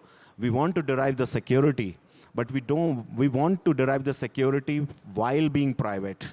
So here we come. What's the flow of vulnerability? It's obvious, but still, you do transactions, it get recorded in public ledgers, and that they're out in open. People can data harvest, it can link, and moreover, we have started using ENS. We are deliberately tagging our identity to a publicly available ID. It can be linked. Now you can look out at the Twitter, your ENS, your wallet address, all the history is getting recorded. What does it do? It creates a nightmare around privacy exposure, and it exposes you to a lot of things. What happens when this wolf strikes? And this is what happens. If you can see various hacks, the prominent reason sometimes is that somebody is watching those wallets, somebody is watching those large balances. The accounts are public. There have been lost billions of dollars using public accounting, public ledger. People been prying on specific accounts, and precisely they can do because they can see every move what the account does. Some numbers, actually. 2.1 bill lost only in this year. Bybit hack, public safe wallet. People knew they were moving money in and out. How much money is there? What was the time? Biggest hack, similar hacks, WazirX, DMM, PlayDApp. Most of them are control exploits, public visible wallets making being hacked. Some of them are rug pulls as well. What is the solution? And there are various solutions which is being proposed. I think you might have heard of mixers like Jumble and Shuffle, but they come with the privacy they give you privacy, but they give you the extreme form of privacy. It's kind of a privacy which is also a bit scary for good people, because in mixers, bad people can come and also join you, aka Tornado Cash.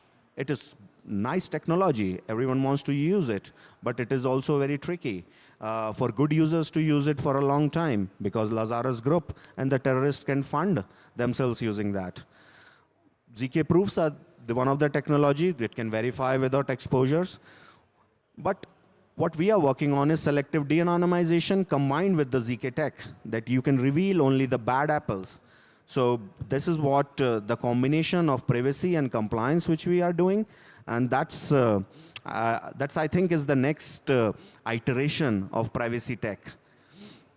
So what are we talking about in this balance?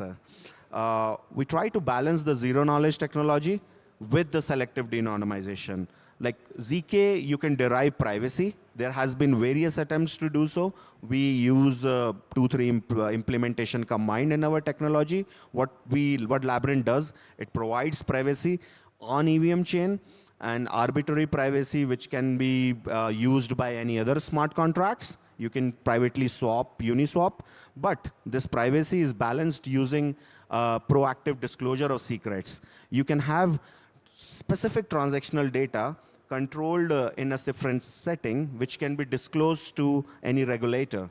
So that's what it is. I have deliberately removed all the math. It's a sufficiently last day of a conference. We don't want to get bored with the math, but it is based on a long research which we have been doing from past few years. It's based on 2 papers. They are on preprint. One is white paper. Another is a protocol spec. You can check it out. But let me go through on the very high level. What are we talking about in here? So one thing I think which we were very certain about, that some form of any form of privacy which needs to be given, the form of privacy needs to be given where users are. That means we, like I am and the people who I chat to, they want to use privacy, but they don't want to go to the different ecosystem. They don't want to use privacy in a different chain. Wherever the users are, you use your MetaMask wallet or any other XYZ wallet out there, you can onboard the users directly from there. And that's what it is all about. The privacy has to be deployable on where users are. There is no red pill, blue pill kind of a situation. You either be transparent or pick private and go out of the system where your friends are. So that's how it begins, onboarding through the regular cryptographic curves, and then the user comes in through in a protocol, which is a protocol based on zero knowledge technology. It's a combination of a classic protocol like zero cash, in which Zcash protocol is based. So essentially, what it does, it runs a mini Bitcoin UTXO related structures within the EVM structures. Because with smart contract and zero knowledge, you can do so. The cost is a little bit high, but we have hyper optimized the cost in that. But that's not the end of it. If you implement that in an EVM compatible way, you can now interact with any publicly deployed smart contracts. For example, the Uniswaps, the staking, lending, multisig, Bash transfer, they all can interact with this middleware infra and make the transactions private. Bit of an, again, a very important point in privacy in here about gas fees. It's a non-trivial exercise to pay fees in privacy protocol, because you want to be private, but Ethereum allows the fees to be taken from your public account, right? So what we have also done, and that's there in the white paper as well, is to combine the account abstraction within the privacy domain. That means, imagine you have a private account. This is the one of the private account which you can transfer and do this arbitrary smart contract calls. Then you can also pay the fees privately using account abstraction. The last part, which I'm going to expand in next few minutes, is about balances of compliance. Because all of this is what enables people going dark. Like once you enter the system, there's no way you can break the cryptography. It's quantum resistance, FYI, and see like who is doing what inside this. So what we implement is a decentralized compliance mechanism. We are completely against the phenomena of KYC, because what KYC does is stores your data. It's a centralized mechanism. We are here to have like permissionless entry to the crypto or the world of Ethereum or the world of blockchain, and KYC is completely opposite. So what we have done, and that's the second part of our research, the second paper which you saw earlier, is to have decentralized compliance, which is the selective disclosure of secrets happening within this multi-party network. I'll go through the very brief overview. What is this selective de-anonymization? Why it is a better part to privacy and compliance together. The basic design principle in this is privacy should be non-negotiable. By default, user shouldn't have to expose every transaction just to say compliant. That's what the driving thesis is. But we also want to have some accountability in the mechanism. That means regulators, if they demand certain accountability, how can we make it happen? So what selective de-anonymization network does is, it's private by default for honest user, but it gives a way to have disclosure of data or disclosure of your private actions when there is a suspicion going on through one of the entity which you trust. That means there are multiple parties in the system, guardians and revokers, which we call, which can make the legitimate transaction hidden and illicit transaction get uncovered using this protocol. I'll go through the very high level again. What's a decentralized compliance network which we have built? This network operates within independent revokers and guardians. What's the problem statement? We go back, if you remember the previous slides, we showed that all the users might not be the good users. So you can see on the slide some of those red users. Those are like, can be malicious actors, can be Lazarus group, can be the hackers. But what is the privacy protocol does? It hides all the transactional graphs, the next picture, right? But these people are doing some transactions inside this privacy protocol. We want to decrypt only that data. And that's where the revoker comes in. The protocol enables user to actually give enough guarantees or enough commitments to the revoker which the user can choose. And those revokers, if they suspect that user is doing something, can request the network.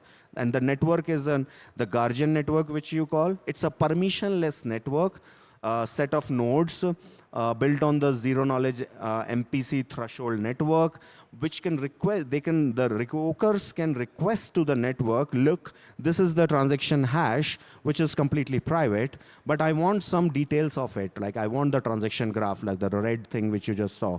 So the network can return the decrypted transaction data. But there are critical features which we also implement about accountability. Here in this system, in this graph, the revokers cannot get the data, as you can see, without passing through the network. And this network also cannot see the data independently without getting a request from a revoker. And these revokers, remember, are chosen by the user. So user has full control. It's like what we can see is that a user-owned privacy. User have a full control who to delegate this responsibility of decryption or de-anonymization. But remember, these are three-party system. Everyone has accountability in it. So just to summarize, like, what are the agents which we are looking in this network? The revokers, they initiate request, and the requests are verifiable, and they are public. That means you cannot be decrypted in the public. There cannot be any surveillance-like state, because when the revoker, the one you have chosen, posts the request, it's on the public bulletin. So anyone can see. They can be entities like Chain Analysis, TRM Lab, or maybe some DAO, but they are chosen by the people or the users of the protocol. And the guardians here vote or approve the de-anonymization. It's a kind of a threshold network, but with much more properties associated. And remember, guardians cannot see the transaction detail. One of the great analogy in this system is like an onion. Think of your data as the center core of onion, and one layer are the revokers, which the inner core or the user chooses, and there are multiple layers of the onion. You see that onion layers, and these layers are guardians. So when the request comes, the unraveling of data happens, and even if all the guardians come together, the inner core is guarded by the revoker. And then the revoker chooses to decrypt and pass on the information privately to other. So that's how that works at a high level. So what are the core properties of the decentralized compliance? Because privacy we have given through the zero knowledge implementation on EVM. The first major property which the network derives is accountability, accountable privacy. User do face de-anonymization if they act maliciously. That means any misbehavior or a suspicion of a large hack or very illicit funding can lead to loss of privacy. So good users are satisfied that bad users are gonna be decrypted and they are gonna be shelled out of system. That's how it works in equilibrium. Second is accountable de-anonymization. That means revokers are responsible to decrypt, but they cannot decrypt anyone in hiding. There has to be a public request. There cannot be hidden unauthorized actions. And guardians cannot reveal the transaction data of the users, because user trust guardians to keep the secrets, not to reveal the secrets. but not to see the secrets. So this is a very specialized network which makes it enabled. And the third part, and that's again zero knowledge combined with the MPC, is the non-fabrication. That means honest user cannot be falsely accused. What's an example? One way which can happen is that the revoker and the guardian come together and then say, this data which is getting decrypted, it shows that you are a malicious actor. Maybe the balances comes from this hack, but they cannot fabricate this because user data, which is being enabled on, because the protocol, let's say, is on Ethereum right now, which is currently deployed there, that data is getting verified or ZK-checked through this Guardian protocol. So there is a verification happening. That's why I said it's a ZK MPC kind of a network.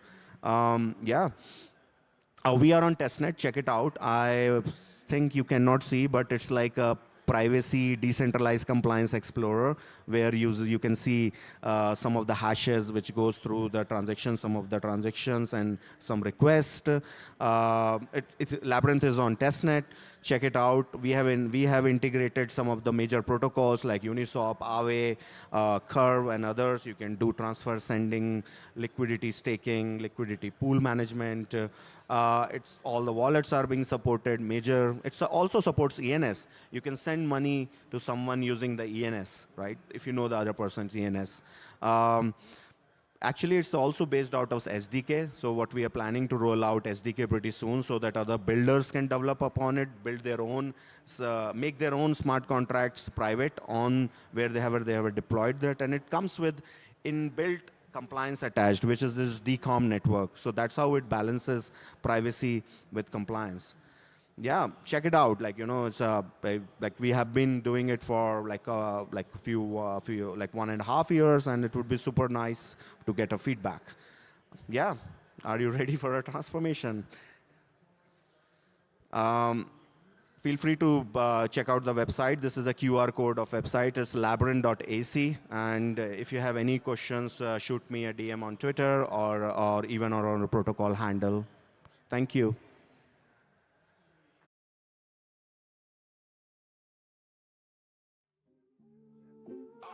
Yo, centralizers, flexing weak API chains. Regenerate a roll up with unity in the veins. I blast, cut through that foot, disguise fortress walls, bulletproof. Watch scams die. How you rebuild? Collide. How we win? Don't fade. 80-year beam stitch the fraction map. BUIDL hearts pumping. No cap. Regenerate. Yeah. We multiply when we unite. Singularities surge, protocols ignite. Regenerate. Cannon blasting through the night. Centralizers, dude ain't built for this fight. You tried to fork the code, but the squad don't split. Transparency spotlights, kill the glitch. Your mainframe stutter, our 6T pain smooth. Regen rhythm, block chains dancing, no noose. Stacking wins like Lego blocks. Eyes peeled for snakes lurking in soccer accounts.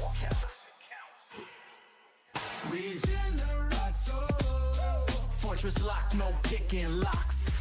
BUIDL mobs to cure your system's chicken pox. I'm the algorithm king. Hide behind my sting.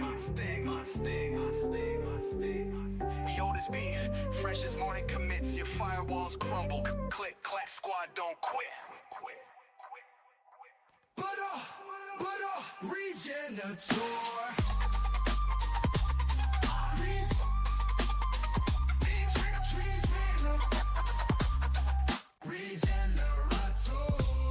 We multiply when we unite. Singularities surge, protocols ignite.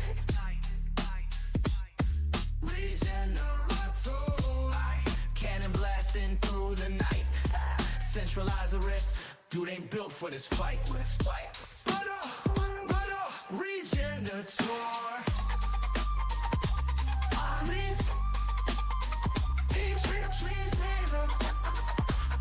Collab beats control, tell the whole damn law.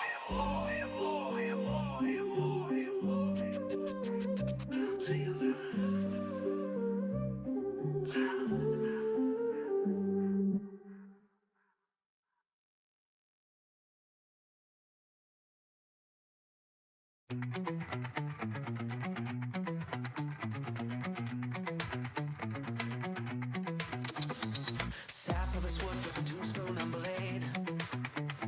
3 a.m. caffeine checks, debugging code cascade. Pass the leak, we boot them and pull stew. We ain't for work and we y'all know what to do. Sparkman, Swiss Army hero of the down night. Sparkman, juggling guns, dogs with a lumbar coin fight. We don't fork, we adapt, slapping fiat fiend with a liquidity trap. Fiat snarling about regulated chains. Sport blade splits to 9 times mid-air to play. Uni beams, ask what group chat.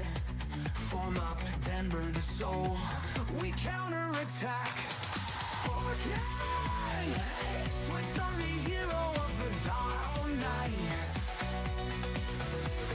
Sparkman, juggling guns, dogs with a lumbar coin fight.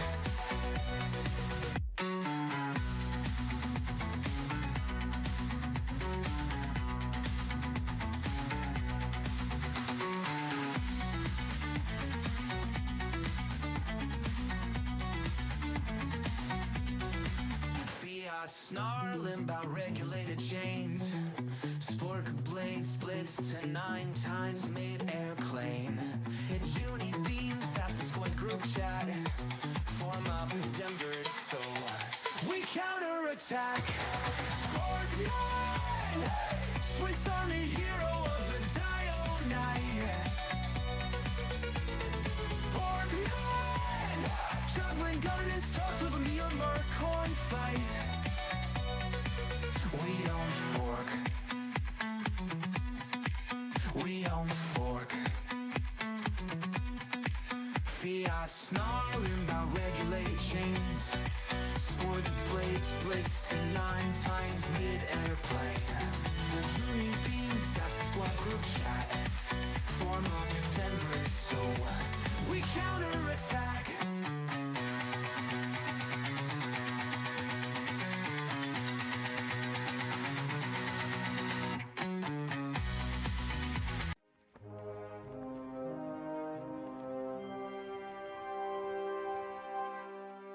Awesome. All right. Excited to be here today at ETHDenver. It's my 4th ETHDenver. Excited for this panel, Restaking Revolution. We have some amazing panelists here. I figured we'd start off by doing some quick intros. My name is Alexis Johnson. I'm the co-founder and CEO of Lightnode Ventures. We are a venture studio and advisory firm based out of New York. Sydney? Hey everybody, my name is Sydney Lai. I am one of the co-founders and CTO of Gaia. What we do is we provide developers to build AI applications that you can have potable context and memory for your AI applications. Hi everybody, I'm Sriram, founder of EigenLayer. EigenLayer is a mechanism for building verifiable services. Hey everyone, my name is Jake. I'm the co-founder of a project called Layer, the best name in crypto, just Layer, terrible SEO. We make something called Waves, or WAVS, WAVS.xyz. It lets you easily build decentralized off-chain protocols. It lets you easily make AVSs, and we need more AVSs. Let's go. Hey. Awesome. Okay, so our first question is a little bit broader and more intro topic, but for everybody here and for audience members that are new to the concept of restaking, how would you define restaking in simple terms, and how does it differ from traditional staking methods? That's for me. Okay, I'll take it. Restaking. The idea is when you stake, you're making a promise that you're going to run a network correctly. That's what you're doing. Restaking is the idea that when you're staking for running Ethereum network correctly, you're also promising that you're running a whole bunch of other networks correctly. You choose what those networks are, and as long as you run them correctly, you're going to earn rewards from all of them. If you don't run any of them correctly, you may lose your deposit. This keeps the system honest nodes that participate actually remain honest. But this massively increases the surface area of innovation. Because now you can build, anybody can build new and interesting services. We call these services, they could be blockchains, but they could be much more generic than blockchains. We call them AVS. Earlier, we used to call them actively validated services, services that need active validation. You need a group of validators to run and validate that network. We've rebranded this to autonomous verifiable services. Autonomous, they run on their own. What do you mean run on their own? Anybody can come and stake and continue running that service. Verifiable, they don't do the thing correctly, run the service correctly, they're going to lose their deposit and be adjudicated correctly. So you have autonomy and verifiability combined. So that's the idea of restaking. Restaking is you're staking to run more than one service correctly. That was a great answer. I don't have too much to add, but a word, sometimes I like alternate words. Restake, a lot of people don't know what staking is. Maybe in this audience, they probably know what staking is. But I actually like the word commitments. And I think of restaking, and you use this language a lot, as a self-enforcing commitment system, right? And what are you committing to? In this case, in the case of AVSs, you're committing to run some off-chain protocol in a verifiable way. Awesome. And so my next question is, what are some of the known benefits as well as the potential risks associated with restaking? I think that the main benefit is that we can build full stack decentralized apps. I think that we've kind of hit a lull in terms of crypto apps and what's possible with purely just on-chain stuff, right? And what restaking enables is it allows you to write decentralized protocols that can do things like make network requests or open WebSockets or store files or run things on GPUs or do a lot of compute or run things in trusted execution environments. Things that you need to make real applications. And this opens up a wide array of a whole new generation of decentralized protocols. This is a really interesting point. If you go back to, let's say, 2017, 2018 ETHDenver, you would see a lot of excitement around non-financial general applications. Oh, can I run a Uber on-chain? Can I run a Twitter on-chain? Can I run now AI on-chain, right? These kinds of use cases were in the air. And I think what happened is in the last 7 years, if you go back to 2017, 2018, 2019, the infra was nowhere near ready. You can't build an Uber on-chain. You can't build an AI on-chain. None of this stuff was even conceivable. I think 2025, we're at the point all the infrastructure is ready. You have the ability to, anybody has the ability to build and deploy these autonomous verifiable services. Application builders don't even have to build these services. They can mix and match these services to get the properties that they want. So this is really, really cool. And I think this kicks off the reimagination of what is possible with crypto. Crypto, if you look at why crypto, people say crypto because payment rails, right? Yeah, not that interesting. They say crypto because you decentralize it.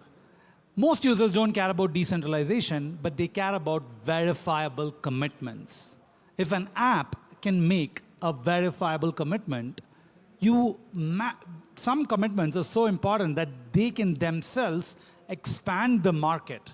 As an example, Uber, right? You want to compete with Uber. You may want to make Uber is taking now 60% of the fees which go from the rider to the driver. Can you build an Uber which takes 0% and this commission, or only 5% to just sustain the network, this commitment is enforced programmatically on the blockchain. So the set of things that you can build, the benefits of restaking, so to say, or this kind of verifiable commitment system is massive. I was actually going to add, one of the reasons why Gaia even looked into EigenLayer as one of our main partners is that to be able to restake is so important in the context of building AI applications. And the reason is because you need to make sure that the model or the data sets that you're using is truly who they say they are.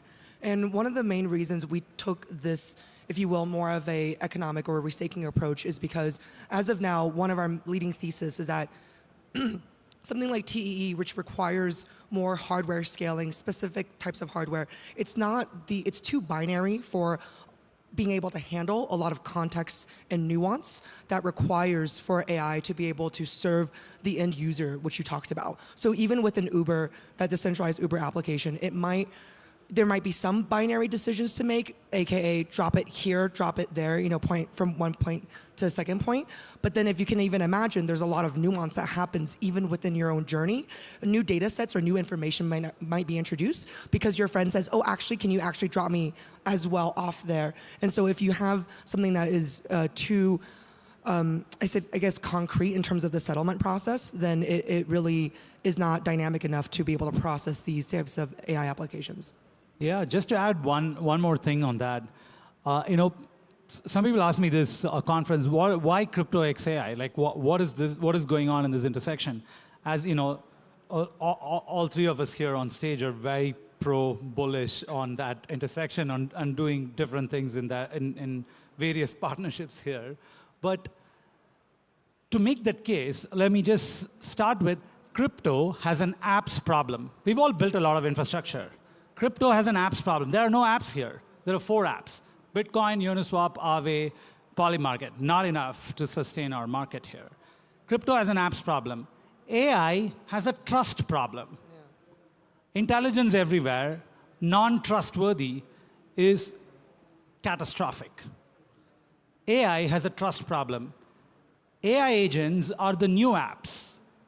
Crypto is the new trust. Crypto X AI is unstoppable. Amazing. Next question for you, Sriram. EigenLayer has pioneered a lot of the restaking movement. What lessons have you guys learned since launch, and how has your vision evolved for EigenLayer? Yeah, so we started EigenLayer. The word Eigen in German means your own layer, open innovation. Anybody should be able to come and build services and applications. This was the original vision. And we named this even before we knew anything about restaking. So EigenLayer is not a restaking project. EigenLayer is a project to maximize the surface area of open innovation. So how do you maximize surface area of open innovation? How do you ensure that? So what we started with is we said, hey, when somebody wants to come and build a new application or a service, they need trust. Where do they get it from? They get it from staking. So there is an already large pool of stakers in Ethereum. Let's rely on it and get the network started. But stakers are only the first side of the marketplace. So we have, depending on ETH price, between $13 to $15 billion worth of stake on the EigenLayer platform. The next side is operators. Who is running these services? We have 2,000 operators on the EigenLayer network, starting from regular home operators to the Coinbase and Blockdaemon to Google Cloud running first-party operators. So that's the operator side on EigenLayer. The third side is people building these services. We call them autonomous verifiable services. And we have 100+ services that are being built. The next frontier is apps. So you have stake, you have operators, you have AVSs. Right now, the AVS developer journey sucks. That's why we have this guy here.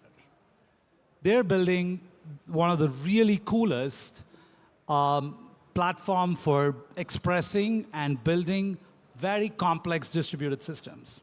Building an AVS is kind of like building a whole new layer 1. It's a daunting task. You need to massively upskill, uptool, build very strong developer platforms. So that's one major problem that we have that is being solved as we speak by Layer and using their framework called Waves. And so that's one. The next level is how do you build apps using these AVSs? Apps themselves could be AVSs, but apps could use AVSs. So that's where we are. In fact, one of the things we're doing to make people reassociate us, not with restaking, but with this idea of verifiable commitments, we're calling EigenLayer the Verifiable Commitment Cloud. It's a cloud, right, like AWS, but it's verifiable commitments where applications, services, stakers all make verifiable commitments. I will also say that verifiability is so absolutely critical because, again, if you go back to today's analogy, right? If you look at YouTube, it's really hard for you to understand which YouTubers have the verifiable data sets. You might decide by doing your own research, you might decide by just understanding what followers they have, what kind of content they push out. And one of the reasons why I use YouTube as an analogy is that when you look at how the marketplace of AI applications need these very fast, potable context for your applications, you look at how when you go to YouTube, you have a content that you're interested in. You're not going to search for a general YouTuber. You're going to go vertical specific. You might be looking at information such as, hey, I want to buy a car, a Tesla. Maybe you want to then look at vacuums or plants. You're going to go into very specific domains of expertise. And why this is important is because what you've noticed even with the most previous models within ChatGPT, OpenAI's ChatGPT, Google Bard, et cetera, when you're going through this prompting, you will actually see hallucinations, you'll see incorrect information, and sometimes those incorrect information comes from their models being trained on unverifiable data sources. It could be blog posts, it could be content, and I've actually had arguments with my ChatGPT where I said, this is actually incorrect. And they said back to me, yes, I know this is incorrect, but I needed to complete the task. It was the weirdest thing I've ever seen, and it actually freaked me out. But I think that this is why having this verifiability layer in a node network of different models and agents so that you can trust, I think back to what you said earlier, being able to trust AI and truly, truly trust AI. So, yeah. That kind of brings up a big question of trust is liability. As we make these more autonomous AIs, as AI gets embedded in more and more crucial areas, makes decisions that impacts people's lives or spends a lot of money, how do you handle the liability? This is actually a big question facing the industry, and I think things like verifiable commitments and restaking are the mechanisms by which we can effectively have insurance or liability frameworks for this increasingly AI-driven world. Awesome, and to expand on Shiram's last comment on what Jake is building to help new AVSs launch quickly. Jake, can you expand on what you're building at Layer? How is your solution unique? Tell us more about Waves. It's called Waves or WAVS. Some people call it WAVs. I personally like WAVs. You can find out more at waves.xyz, wavs.xyz. What it is, it's a WASI AVS runtime. I'll unpack that a little bit. We've talked about AVSs. WASI is WebAssembly System Interface.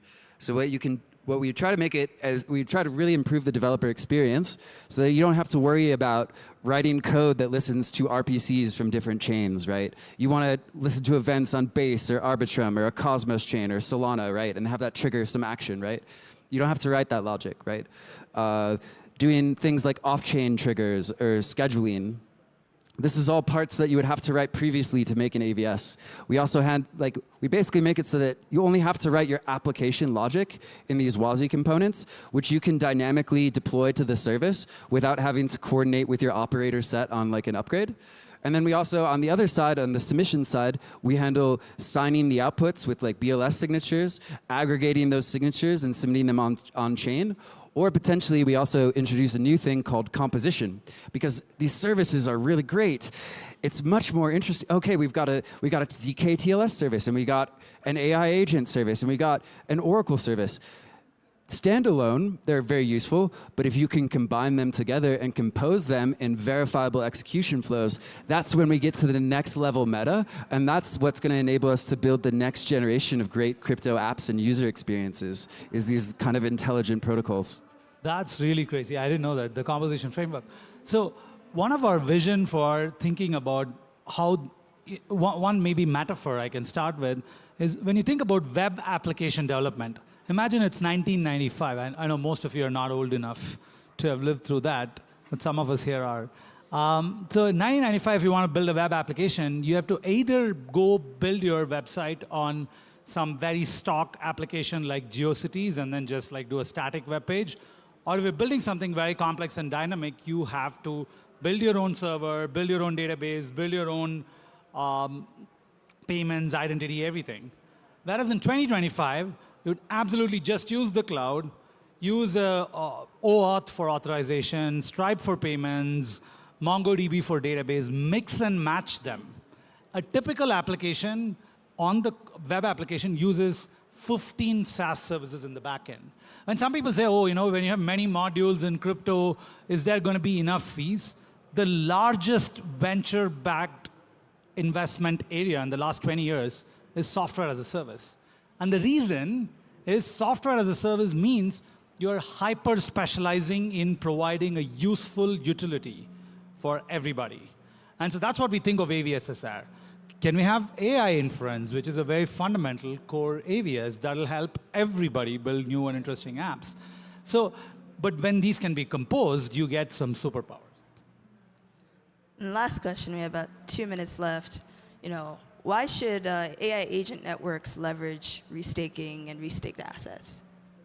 I think that in this kind of journey that you've been painting about where we are in the development cycle of applications, autonomous applications, AI applications, one of the main reasons why we chose restaking for our node network is because something I kind of alluded to earlier. There's two main reasons. What I alluded to earlier was a lot of the leading security and verification, let's say it's TEE, is still very hardware. It requires a lot of hardware considerations, and it makes scaling very difficult.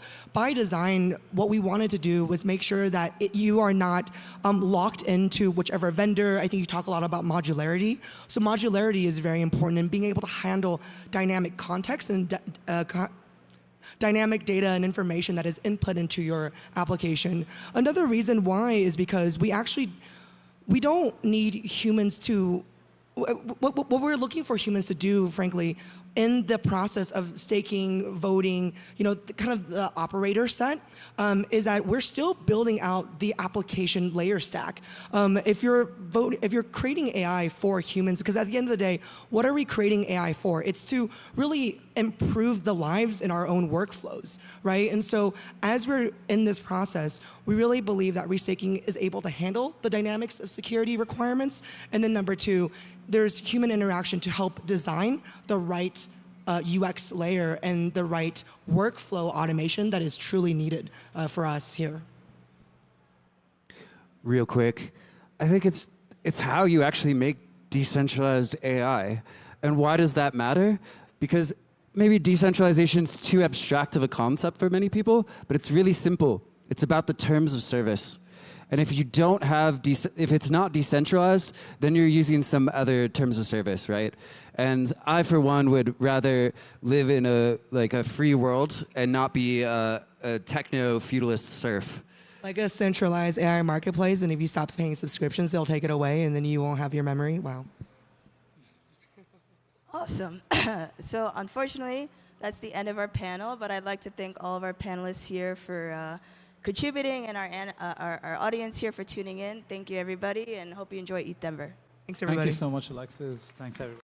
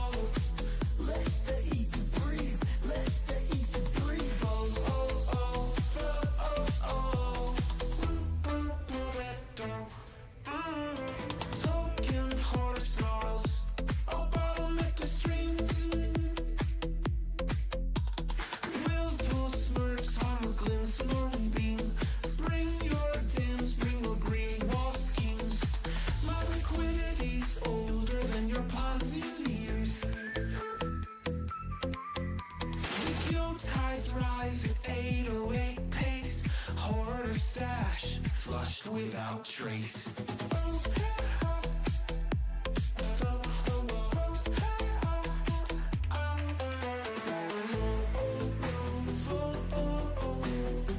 Let the ether breathe, let the ether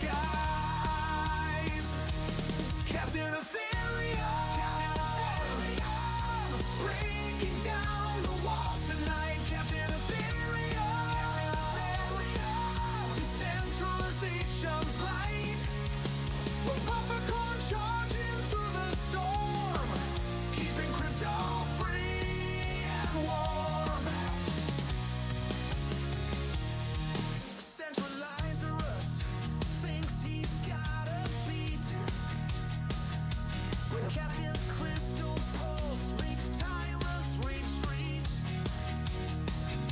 From diamond to the limb, we're building day and night. While Captain leads the charge into the fight.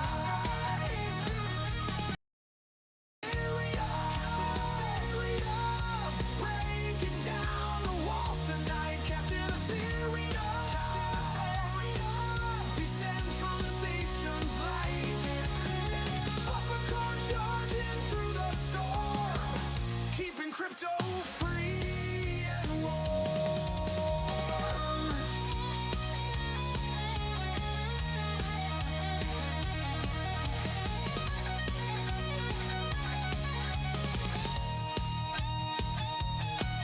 They say he's eternal, like a blockchain that flows. Where freedom needs defenders, that's where Captain goes. So raise your nodes up high, let your smart contracts fly. The Captain's here to stay, keeping centralization away.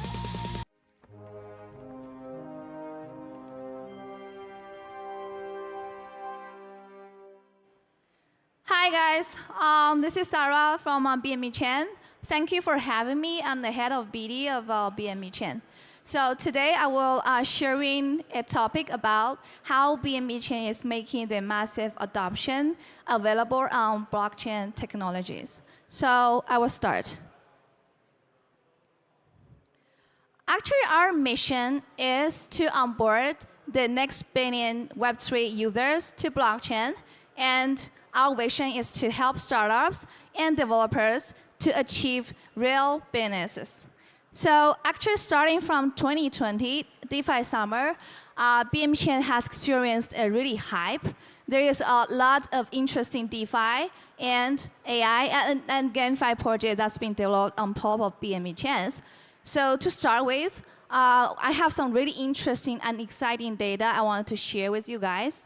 One is about BNB Smart Chain. BNB Smart Chain is a EVM-compatible Layer 1 protocols that's been already operated for over 5 years. So BNB Chain Smart Chain right now have over 1 to 2 million DAU on it. And also, there is over 500 million unique addresses on BNB Smart Chain. So if you're a developer that is developing a real use cases that you wanted to acquire real users in the crypto space, BNB Smart Chain will be the ideal layer for you. But besides that, there is 7 to 8 billion TVL that's been already locked on top of BNB Smart Chain as well. So if you wanted to issue your assets on any chain and you wanted to get a really good liquidity there, BNB Smart Chain will also be one of the ideal layer that you should consider to choose. But also we have a OP BNB, which is just being launched on mainnet back to 2023. That's a OP roll-up running on top of BNB Smart Chain. So that one is a layer that is an ideal layer for any type of dApps that is asking high-frequency interactions with chains. So OP BNB's gas fee is really low to 0.001 US$ per transactions, and the TPS here is 5K to 10K. So right now, OP BNB also have 4 to 5 million DAU numbers on the layer ones, and also back to 2023 during inscription hype, OP BNB has successfully handled over 71 million transactions within a single day. So there is a really important concept called OP BNB that has consists of really important three tech stack, including BNB Smart Chain, just as I mentioned, OP BNB, which is a layer 2, and also Greenfield. Greenfield is a decentralized storage protocol that is also launching on mainnet back to 2023. That is a layer dedicated for hot and valuable data instead of cold data. So by having those three important tech stack, we're positioning ourselves as one BNB, which is the ideal layer for any types of D apps, including DeFi, AI, gaming, social, D-science, etc. things.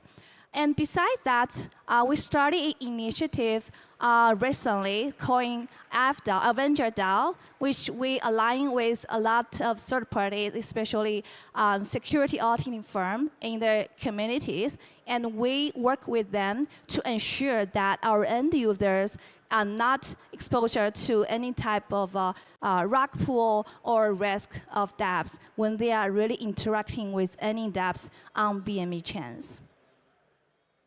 But we know that to onboarding the real use cases and the end users, there is a lot of things we need to do, not just get the infra to be ready, but also, for example, if you are a Web2 user, you wanted to really interact with the on-chain dApps, you need to have the gas tokens in your wallet. And you really need to know how to manage the private key and the public keys. So that is really difficult for people that they never tried any wallet before or ever tried any of the DeFi protocols or GameFi protocols on chain.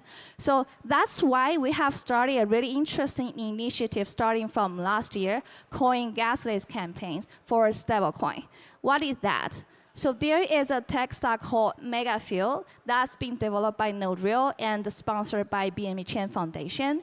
So we integrate with Megafuel with centralized exchange, top wallets, DeFi protocols, on-ramp solutions, payment gateways, and etc. So by having that solution integrated with those partners, we enable the end users to transfer stablecoin on BNB chain, including USDT, USDC, FDUSD, with no fees. So you don't need to have BNB tokens in your wallet, and you can transfer stablecoin on BNB chain without any gas fee to be paid. So that's also one of the reasons why the circulations of stablecoin on BNB chain has reached to 7 billion this year, and the transaction of stablecoin on BNB chain also increased a lot this year. So we have been seeing that there is a lot of interesting initiative by leveraging this initiative this year and last year. For example, some of the KOLs is donating PhDs or researchers or any kind of associations to sending them the stable coins on BNB chain. And they are teaching those guys, like those PhDs, how to use Trust Wallet or any other wallet to receive stablecoin on chain. Most of them, they had their first experiences by using Web3 wallet and by receiving the real money on chain. So that is one of the things that we have done, and we try to really onboard the Web2 users to Web3. But besides that, there's a lot of things that we plan to do this year. One is we keep building the PPS, which is also the solution which enabled the Megafuel functionality that I just mentioned. And also, we keep doing MEV protection solutions, which is dedicated to protect the end user on BNB chain that they wanted to really trade on BNB chain and protect them away from sleeper and front run. Also this year, we plan to build a smart wallet solution that is lower down the entry levels for end users and get them a really smooth user experiences by managing their wallets, just what they can do for their Google account or social media account. So our goal keeps building and innovating together with the developers and our communities. So there is actually, as I mentioned, a lot of different types of application running on top of BNB chain, including DeFi, AI, DSO, D-Science, etc. But one of the priority for us this year is to really building BNB chain as a AI first layers. So there's a lot of things we can do. So there I share an AI landscape on BNB chain. So you can see there is already over 16 dApps that is developing AI-related solutions on BNB chain. Some of them is doing AI agents, AI data infrastructures, and AI decentralized computing and etc. things. So you can see some of the project has already been successfully TGE on the top exchanges. Some of them are still developing their product together with us. So important thing to highlight here, one BNB chain will be the ideal layer for AI solution will be, we have BNB Greenfield, which I just mentioned is a decentralized storage protocols that we built like 2023. Why it is important is because I think like every kind of like AI protocols of depth that they will have their requests or they will deal with different types of data. So if you are building a real, for example, AI data labeling projects on chain, then you will have the demand to really put the data that you connect from users and on a decentralized storage protocol instead of onto a centralized storage protocols. So that is the reason why BNB Greenfield is there. And the important thing is, there is an embedded bridges between Greenfield with and OPBNB and BNB Smart Chain, which means you can store your metadata or hash of your data on Greenfield, and then you can have the smart contract on BSC or OPBNB to manage the permission of the data on Greenfield. Imagine you having building a data marketplace, and then you wanted to make it to be fully decentralized. What you should do? You put your data on Greenfield, you write a smart contract on BNB Smart Chain, and then you give the users abilities to manage the data with permissions and with different conditions there. So that is how BNB Chain infrastructure supporting different types of AI solutions. Another thing is really important, which is AI agent-related solutions here. Actually, this year we have just published an AI agent framework that can enable any types of developers to develop their AI solutions on BNB Chain, and we offered a streamlined blockchain plugins, which can easily get you integrate with any type of AI solutions or blockchain solutions in a BNB Chain ecosystem. And that is also a solution that interoperable with all other AI agents in the market right now. And besides that, we have a lot of like very interesting AI infra builders in the community. I won't mention the name, but we already have at least 5 projects that is building AI agent infras that can help any type of users or developers, even they don't know how to code, to build their own AI agent and tokenize their AI agent on top of BNB Chain. So as I mentioned, right, one BNB is the most important concept that we wanted to educate and tell everybody, not just for the developers, but also for any people that they don't code. So we believe in the future, there's gonna be AI solutions to help everyone, every retailers to build their own solutions and smart contract on BNB Chain by leveraging different tech stack and SDK that we prepared for you guys.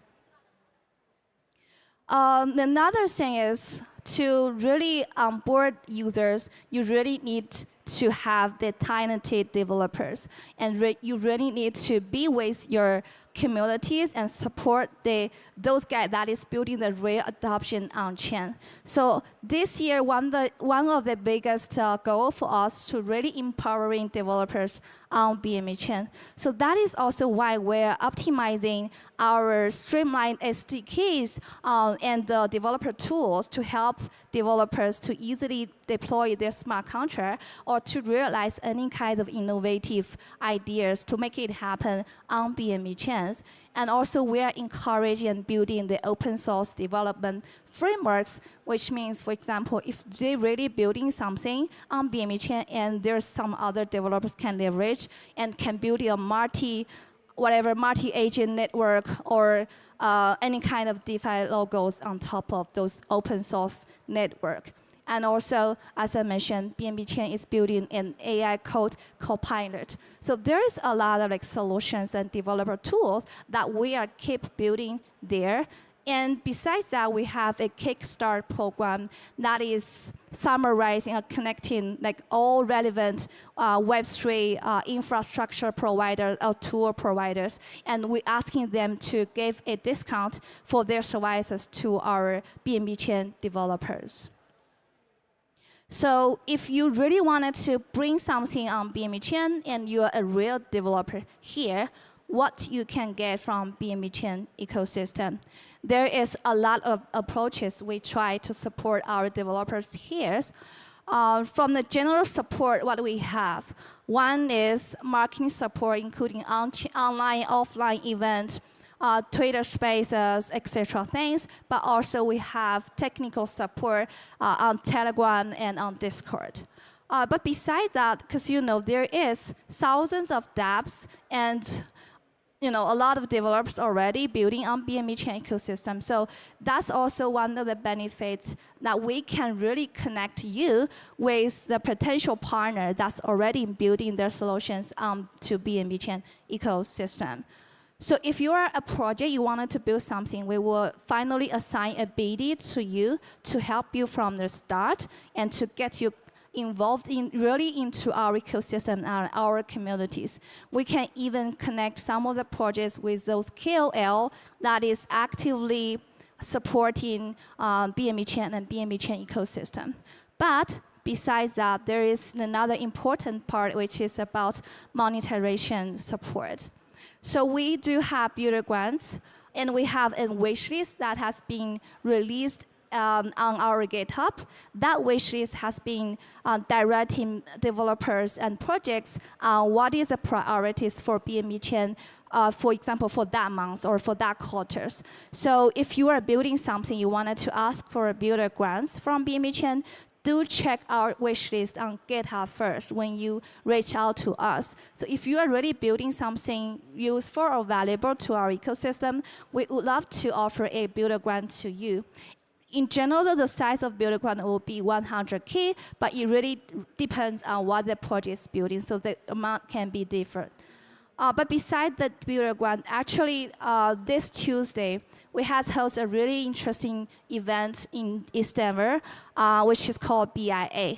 We have invited a lot of interesting projects. There is 10 projects doing pitch, and we also invited top VCs, including Easy Labs, Pantera, Coin Fund, etc., to be judges of those projects. So the final winner of BIA event this round will directly admitted to MVP program that we are doing with Easy Lab. And also, we have got commitment from some other third parties like VCs or incubators. So the winners will also get a direct investment or incubation from those partners. Actually, BIA event is a event that we started to do last year. So this is the seventh times that we do the same event. So we will keep doing this to support different dApps or developers to do their to deploy their solutions on BNB Chain and get supported by our partners and VCs. And also, as I mentioned, right, there is an MVP program that we do together with Easy Lab. Actually, this is also a program that we have been successfully run for over 3 years. So we supported a lot really famous project under MVP program. Even Outlier is one of the MVP program. So that is also a way that we strongly support the good developers. If you accepted to the MVP program, then you got a good chance to be finally invested by Easy Labs. But besides that, right, there's also a lot really interesting incentive program that we are doing right now. For example, we are doing a meme coin LP support solutions or campaigns recently. So there is a lot of meme coins project that is applying to that program. So if you are doing a meme coin that is really popular and supported by community, you will get a chance to get an LP support directly from BNB Chain Foundation. And also there's another TVO incentive campaign that is ongoing right now. It's for BNB holders. So if you are really a staking protocol that is accepting BNB tokens on the platform, then then you can get an opportunity to win a delegation support from the BNB Chain Foundation in form of BNB tokens.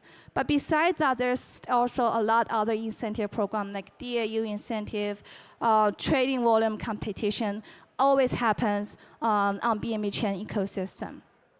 I told a lot of how we support our developers and how we can work with our communities.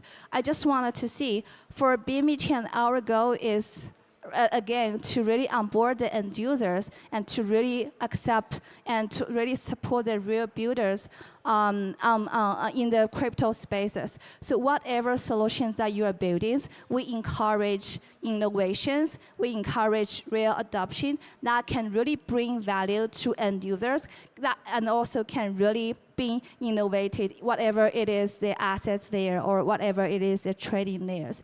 So for BNB Chain, we wanted to position ourselves, firstly, one of the most important assets layer to tokenizing everything. Secondly, one of the important layers to trading different type of assets.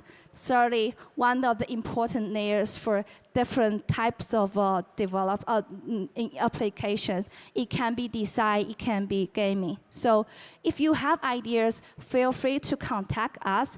We have a booth in ETHDenver actually, so you can meet our people in our booth, and also we have BD people sitting here. So feel free to let us know and discuss with us what are you thinking, and let's see how we can do it together. That's all. Thank you.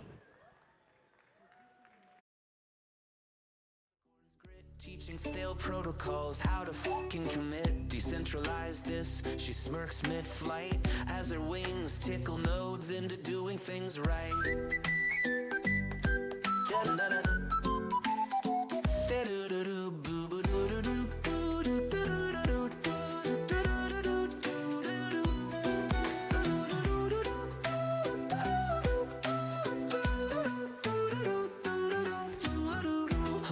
Architect with the buffercorn's grit, teaching stale protocols, how to fucking commit. Decentralize this. She smirks mid-flight as her wings tickle nodes into doing things right. Up to do with for do with for do with with do do do do.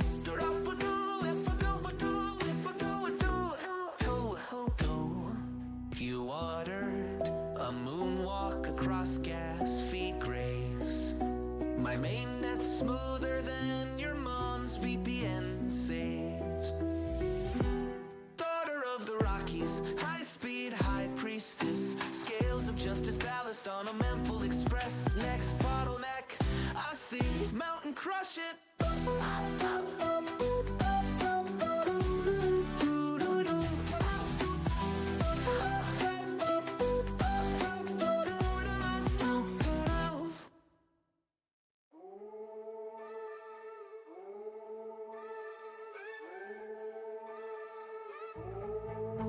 Click, clack, goes a mace on firewall. I spooked and truce from trash sheets. That's my device.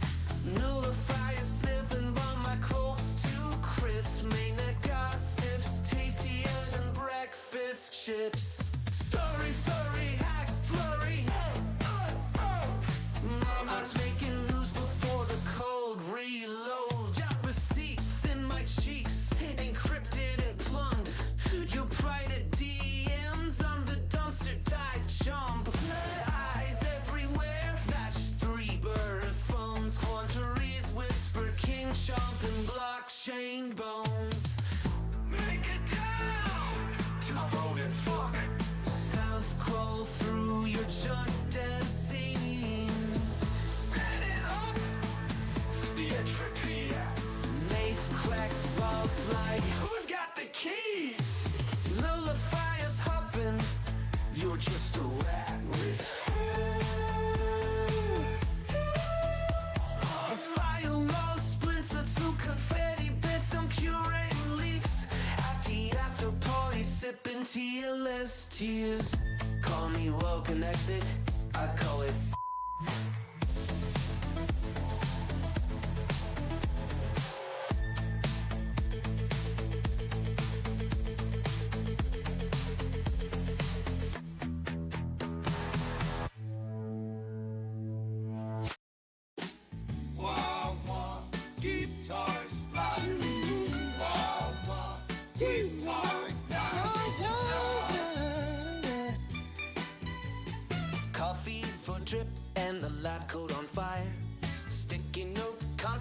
fishing stuck to the ceiling wire. Gas fees are confetti.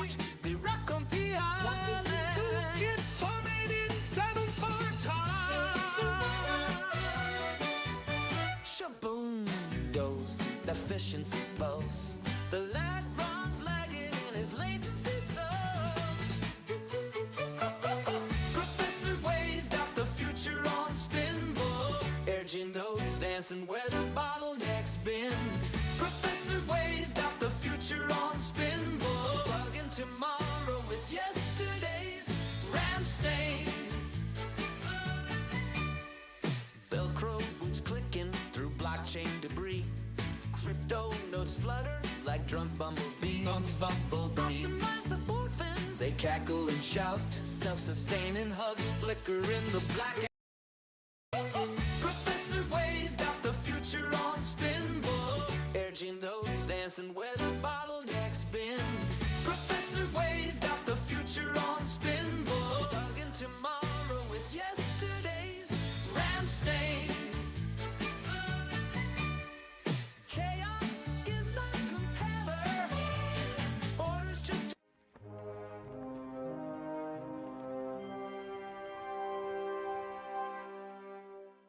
Good morning, ETHDenver.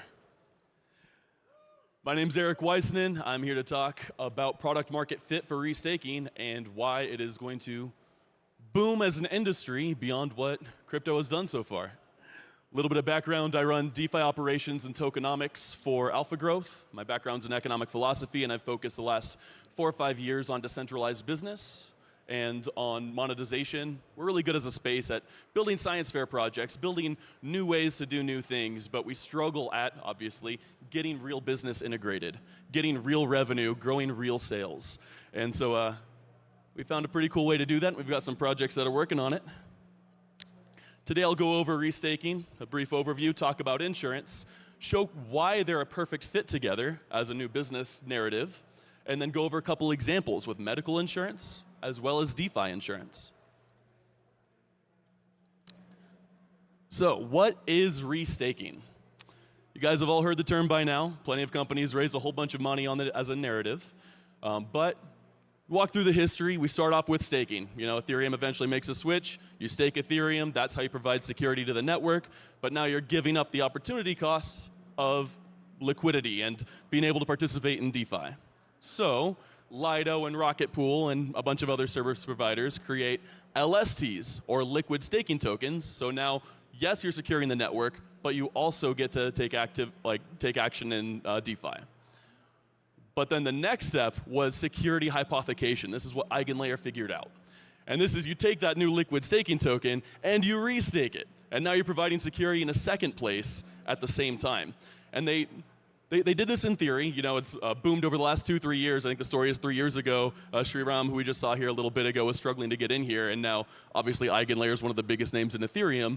But he made this possible. And now it's our job to figure out how to make this work for the business. And so fundamentally, the benefit of this hypothecated security is access to capital. Keep that in mind. We're going to come back to it. Access to capital. So who are the clients of restaking right now? You may have heard the term AVS, which is an actively validated service. I helped design King Protocol, if you've heard of them, working with EtherFi and a whole bunch of the primary LRT providers to be able to wrap all of these different rewards from all of these different AVSs who come in and do rent security. But one of the FUD or the arguments around this is like, oh, so this is just going to be new tokens or with maybe, you know, low float, high FDV, the things that we've been burnt by before, paying out in their native token to rent security, not do anything with it. Like, how do you get real money? How do you get real yield? We're talking about RealFi, right? Where does it become substantial? And right now, this is a hole that is not fixed. Switching for a bit. What is insurance? Insurance, it's kind of like a shared savings account. But with a shared savings account, you'd start at 0 and work your way up. With insurance, you need money right away, right? So it's like a shared savings account that starts high. This brings us back to access to capital. Insurance is kind of like an open loan, a line of credit, if you will, that becomes a shared savings account once it's paid off. Insurance is a different form of access to capital. And it's masked as private sector, but I've got some issues with that. Again, economic philosophy, if you go into monetary theory or economics, economics fundamentally is how to distribute scarce resources. And the private sector creates resources. They're finite, but they're not fixed. So private sector creates resources. Hey, insurance is private sector, right? Isn't that great? But public sector will then distribute resources more effectively. Everything's private sector, you get crony capitalism, more resources distributed incredibly inefficiently.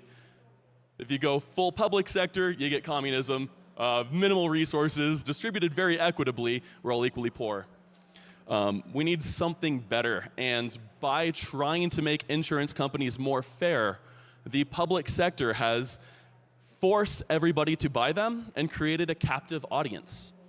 You all have insurance, I have insurance, a bunch of different types of insurance. We have to live our daily lives.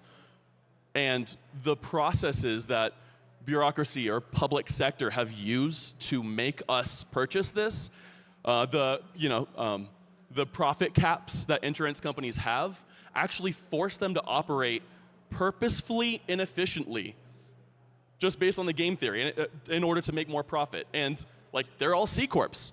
Literally, their entire obligation is to maximize profits, and only thinking 1 year ahead at a time. So we have forced inefficiency and ineffectiveness, and it's destroying insurance, and we have a new opportunity. So I walked through who are the clients for restaking providers. There are a couple, but right now it's lacking. It's not enough to justify the current valuations, let alone increase. We need to do better. But who are the providers for insurance? United, Cigna, Aetna, that's health insurance. How about big banks? Yeah, not everybody's favorite people. Not everybody who's aligned to help the people who are, being taken care of. Deny, deposit, depose. So let's start with our first example. And so we'll get into medical insurance and DeFi insurance. Could we decentralize health insurance? Could we match the access to capital available through restaking to the access of capital required by these insurance companies? We're going to look a little bit at health insurance. Health insurance companies also have insurance. You guys know insurance companies have insurance? That is called reinsurance. It goes levels and levels and levels. Typically, a health insurance company will have two types of health insurance, at least. Stop loss insurance, to make sure that they don't assume all of the risk in case somebody costs $250 billion or something. The two types are aggregate. This would be, in your opinion, for your personal health insurance, you're like max out of pocket. The second would be spec, or specific stop loss. This would be like your deductible. This would be the max allocation for a single person.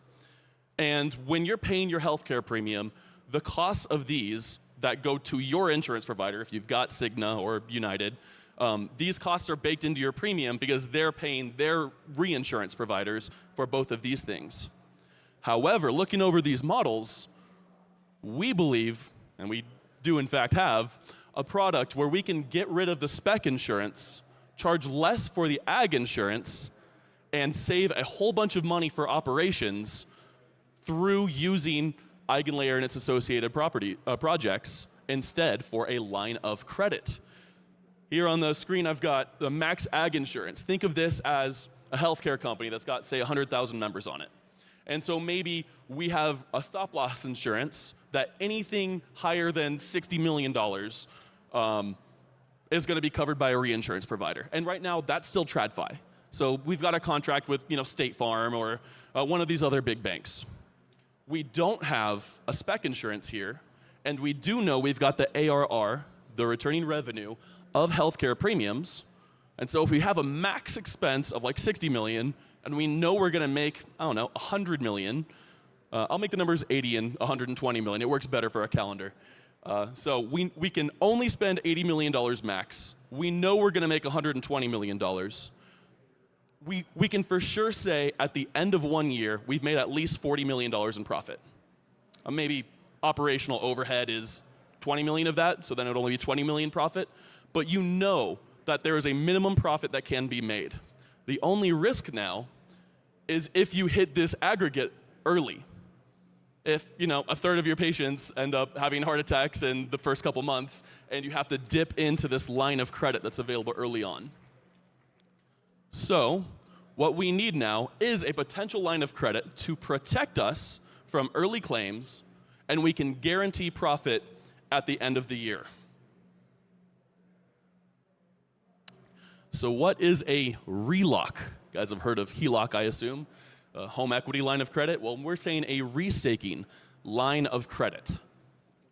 This is helping our insurance products. It's not insurance directly in and of itself, but it is providing the access to capital required for a normal insurance company to be able to underwrite the plans that they're offering.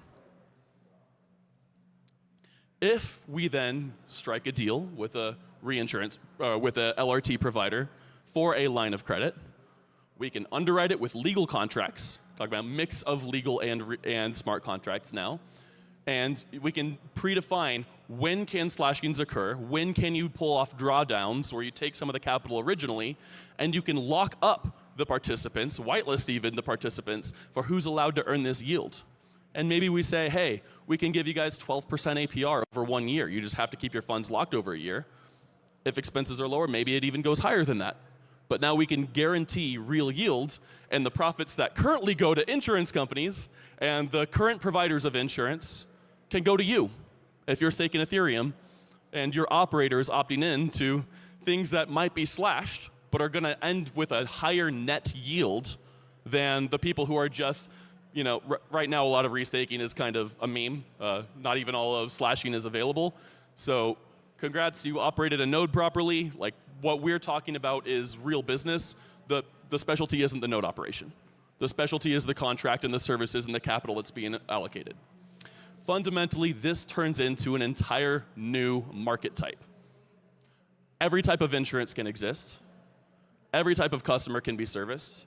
Any LRT provider, any wallet operator for these LRTs can be as risk on as they're willing to underwrite for their users. We get a whole new Moody's. This is real business.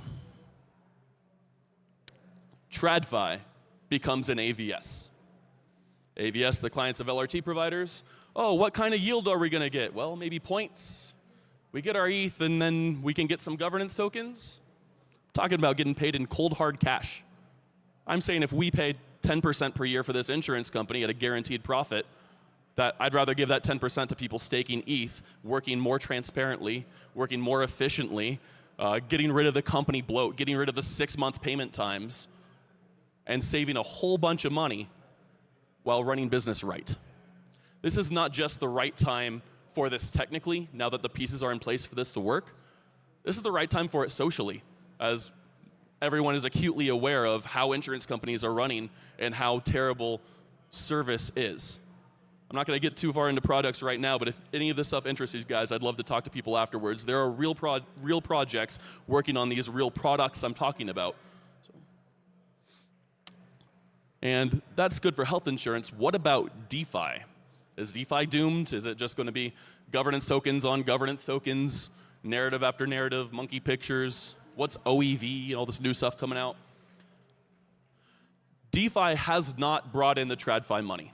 We're waiting for it. We're wanting it. Everybody knows we need it, but I'm sure we've seen a bunch of presentations here this trip about like how we can do trading a little bit better and what is going to say that, hey, we're going to bring in hedge funds to start managing their funds on chain. Where's that? What is stopping it? And at Alpha Growth, basically what we have come to terms with, especially dealing with family offices, dealing with sometimes even nation-state players of what it would take to have them start using, say, Compound, which we work with, start using Compound instead of Bank of America. And what it boils down to is they need to get rid of contract risk, get rid of variable rate risk, and get rid of regulatory risk. Well, regardless of your political opinion, I think we can all agree the current presidential regime now is better on the regulatory risk side. Depending on the country you live in, there are some better opportunities than others, but we're all working on it. there's lobbying going on. We need to, Lord knows, get better laws and education to people who don't really know what emails are up in Congress, but we're working on the regulatory risk side. We've got protocols built that let you switch variable rate for fixed rate. Why do people buy bonds from Michael Saylor at a 50% premium on Bitcoin? It's because their funds can only purchase and operate in bonds. So they take what risks and rewards they can with what they're legally allowed to. And many, many, many of these funds and firms are not allowed to dabble in variable rate risk. We cannot ourselves fix the variable rate risk, so protocols that can enable this kind of OTC swap reduce that risk. But how do you fix contract risk? And I'm sure you guys are getting to it. You can insure it. What can you insure? You can insure anything. Protocol, TVL. What if all of the TVL on Compound was insured? What if just I launched a meme coin, but I insured the insurance of that liquidity? I mean, it might be difficult to get Etherfi to underwrite it or to get an operator to buy in, but any of this stuff is now possible. Hopefully you guys have seen MetaMask showcase their new debit cards. Well, debit cards have to be KYC'd. If you're KYC'd, you can't really be Sybilable.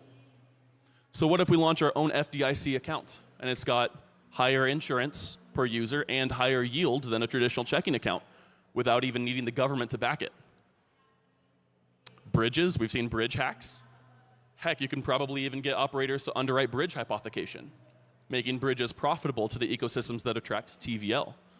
Bad debt, we've all seen DeFi protocols that weren't as safe as we were led to believe. Stability pool pegs, SMOs. We can insure anything. This is an entirely new market. So that is it for the time I've got with a teaser. I would love if anybody has any questions or would like to talk to me more. Yes, sir.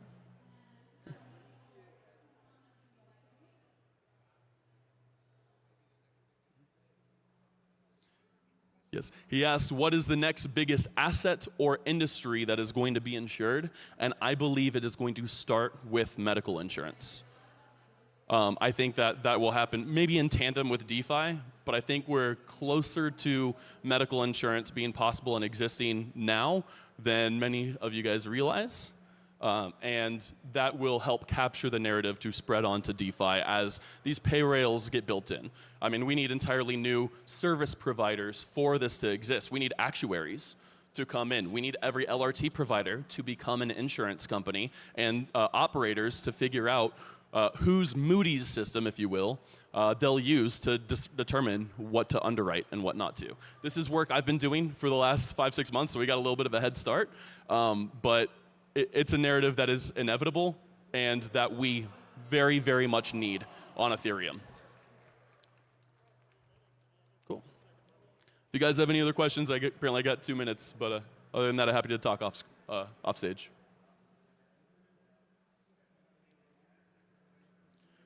Other than that, I'd love to hear what you guys would like insurance in and who you'd like it by. Hey, thanks for that talk. It's really interesting. Is there a risk that the people who are putting up their restaked tokens as collateral, is there a risk that they get liquidated because the insurance is needed? Or, you talked about if we have too many claims early in the year, there's this gap. So if that happens, do those restaked tokens get liquidated to cover the debt, and how does the person get reimbursed? So it depends on the pool and the agreement the potential agreement that I showcased in the example. Yes, it is possible, which is why we would ask for a 12-month lockup period. We want to avoid gamification, which again, dynamic market, anything could be set up. But for real business contracts, we would like to avoid gamification of pulling out your stake before getting slashed, depositing afterwards to collect rewards. So something like a 1-year lockup of what funds are enabled. That way you know if you got slashed 60% because it was a terrible first 2 months of the fiscal year, then those people will still be made more than whole based on basically the bond that they agreed to when they first came in.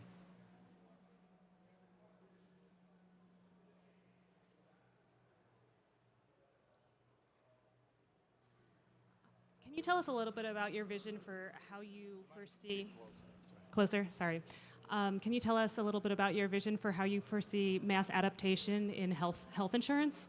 What would that take, the first steps? Thank you. You may have heard of Opolis. They're one example. They've been doing health insurance reselling for 6 or 7 years. Reselling is great. In order to get mass adoption, you need an actual insurance company that doesn't just resell, that creates the policies. To create the policies, you need to get a minimum of 10,000 members signed up. I have helped towards the process of companies being able to do this, and we anticipate towards the end of this year, when open enrollment comes to most people, getting a significantly larger number of people than that on an insurance plan. By being able to underwrite an insurance plan that operates significantly cheaper than others, even with a wide even with a wide margin, we can undercut existing providers, get employers to come over and sign up for their employees, save 20, 30% on their coverage, and then as we get those definitive ARR from the premiums, now we need that deal in place. So it's a little bit of a chicken and egg. We need the deal lined up to be able to get the belly buttons on a plan. But at the same time, when we get the belly buttons on the plan, it makes the deal worth it. So the right parties are talking. This isn't new. It's been in the works. Cool. Thank you guys very much for your time.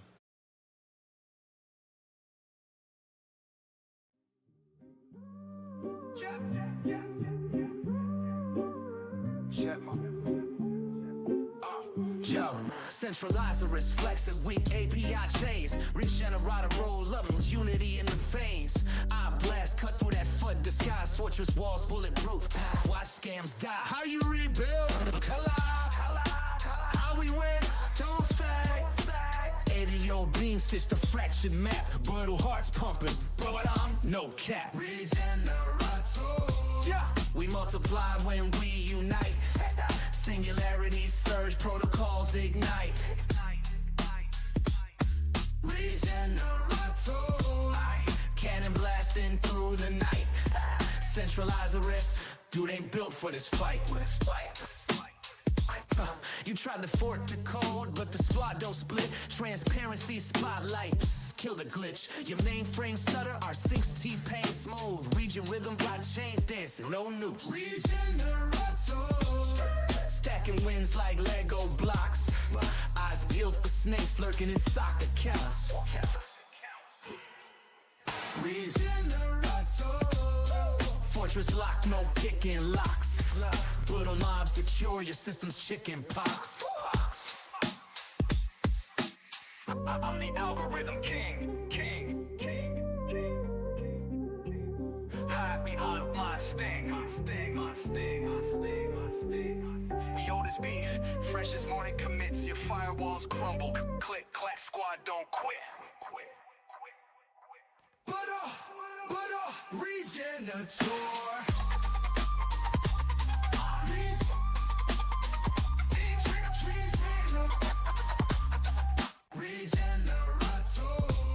We multiply when we unite.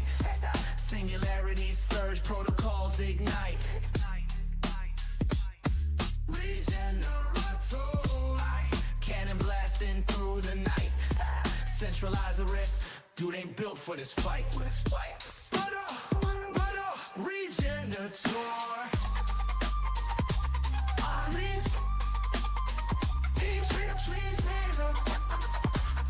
Collab beats control, tell the whole damn lore.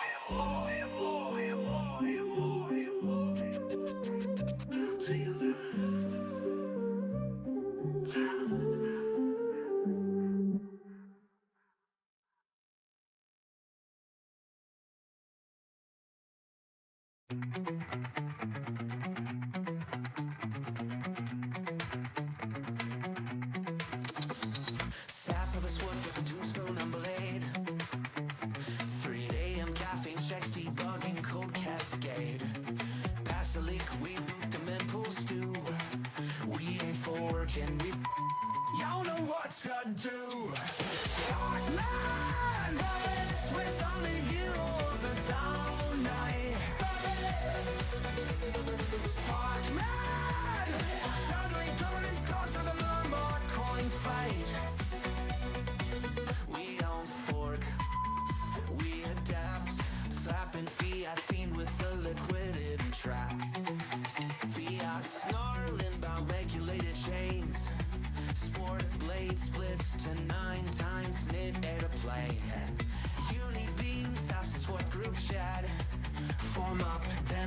soul.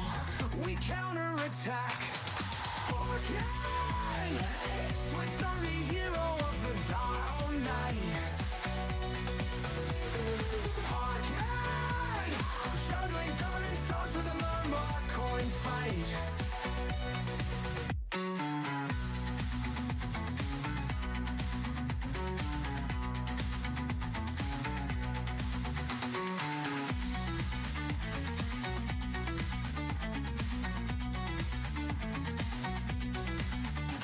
Snarling about regulated chains.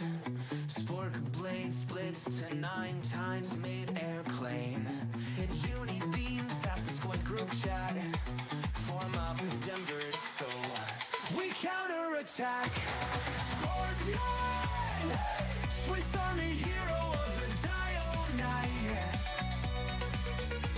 Scorpion, juggling governance talks with a Myanmar coin fight. We don't.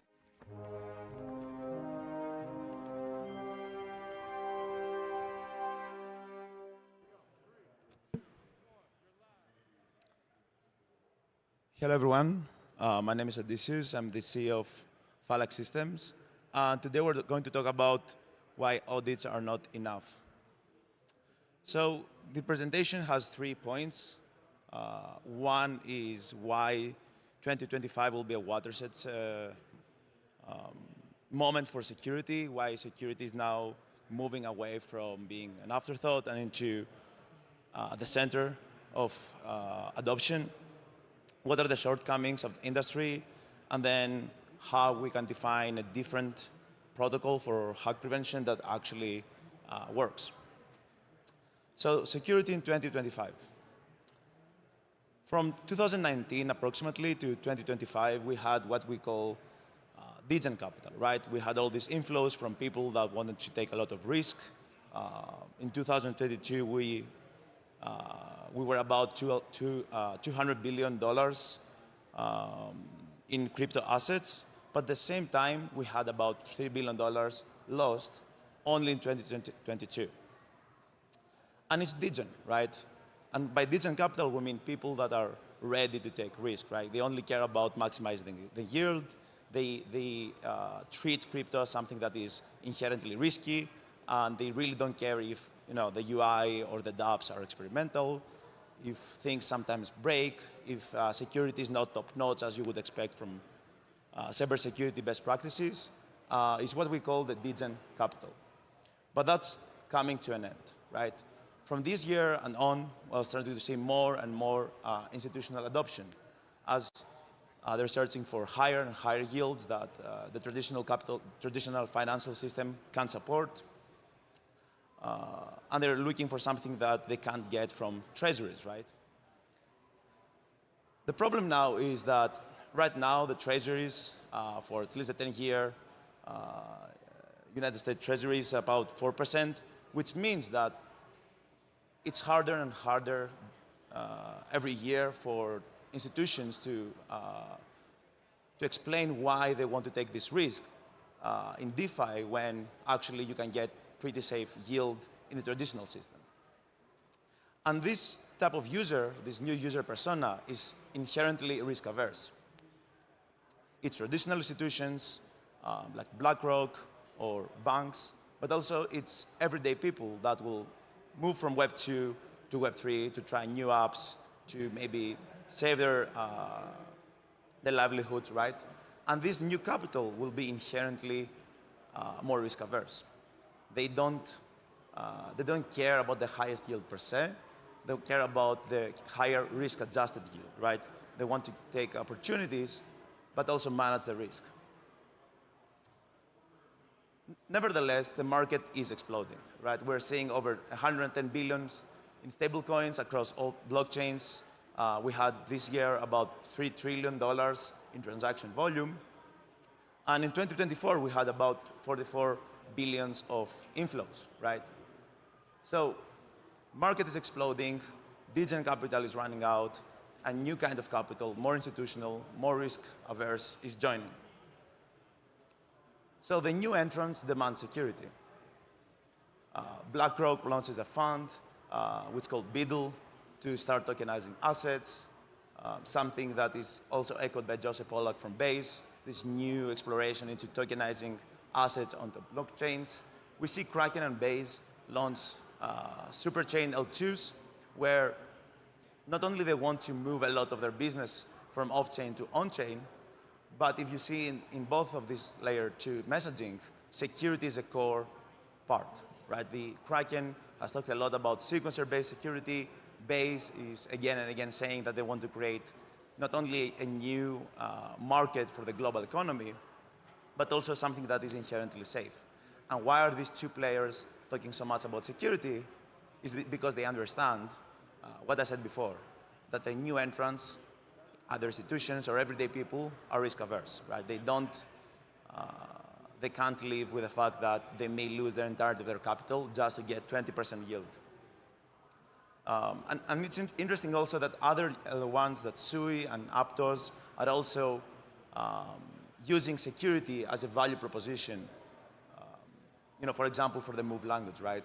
So we're seeing a move towards security not being something that only is concerned for auditors or builders, but it's becoming a core marketing position for these new networks. So what is the security flywheel? As we see more institution adoption, we see more inflows, right? More capital flowing into the system, into the crypto system. More inflows means that not only we have more users onboarding, but also crypto is moving away from the twilight and it's coming to the center of attention, right? There is more trust. So trust plus security practices, best practices, means that builders can experiment more. They can move away from using the same code bases, the same mechanism, and they can start experimenting more. Because now they have users, and if they have also more security, they feel they can experiment without feeling that their career will be over. Also, trust and security improve the self-regulation of the space, right? This is something very important.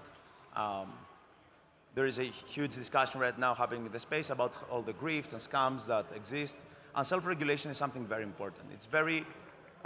It's critical that we, as an industry, we can self-regulate, and we can show that we can actually apply best practices in security, because if we don't, then we will be regulated violently and unilaterally. And finally, more security means that we have fewer black swan events, right? The Bybit hack, for example, where $1.5 billion were evaporated, is a black swan. And the industry will not be able to take a lot of this. So more security means that we have fewer and fewer of these incidents.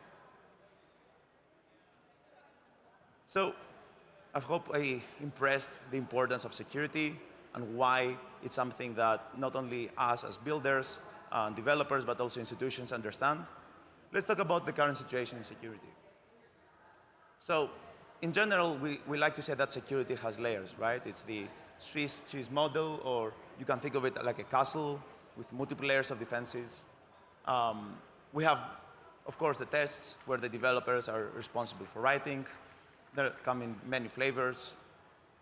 Then we have something we call formal verification, where we can formally prove in a mathematic way that the code is secure. Audits, and finally, monitoring and incident response, right? What happens when there is a security incident, and how does your team respond to that? It's not enough. The tests are static. You write them once, and then you have to periodically update them, and they are imperfect, right? Developers forget test cases all the time because it's very hard to find all the edge cases into how your dApp might enter into an incorrect state.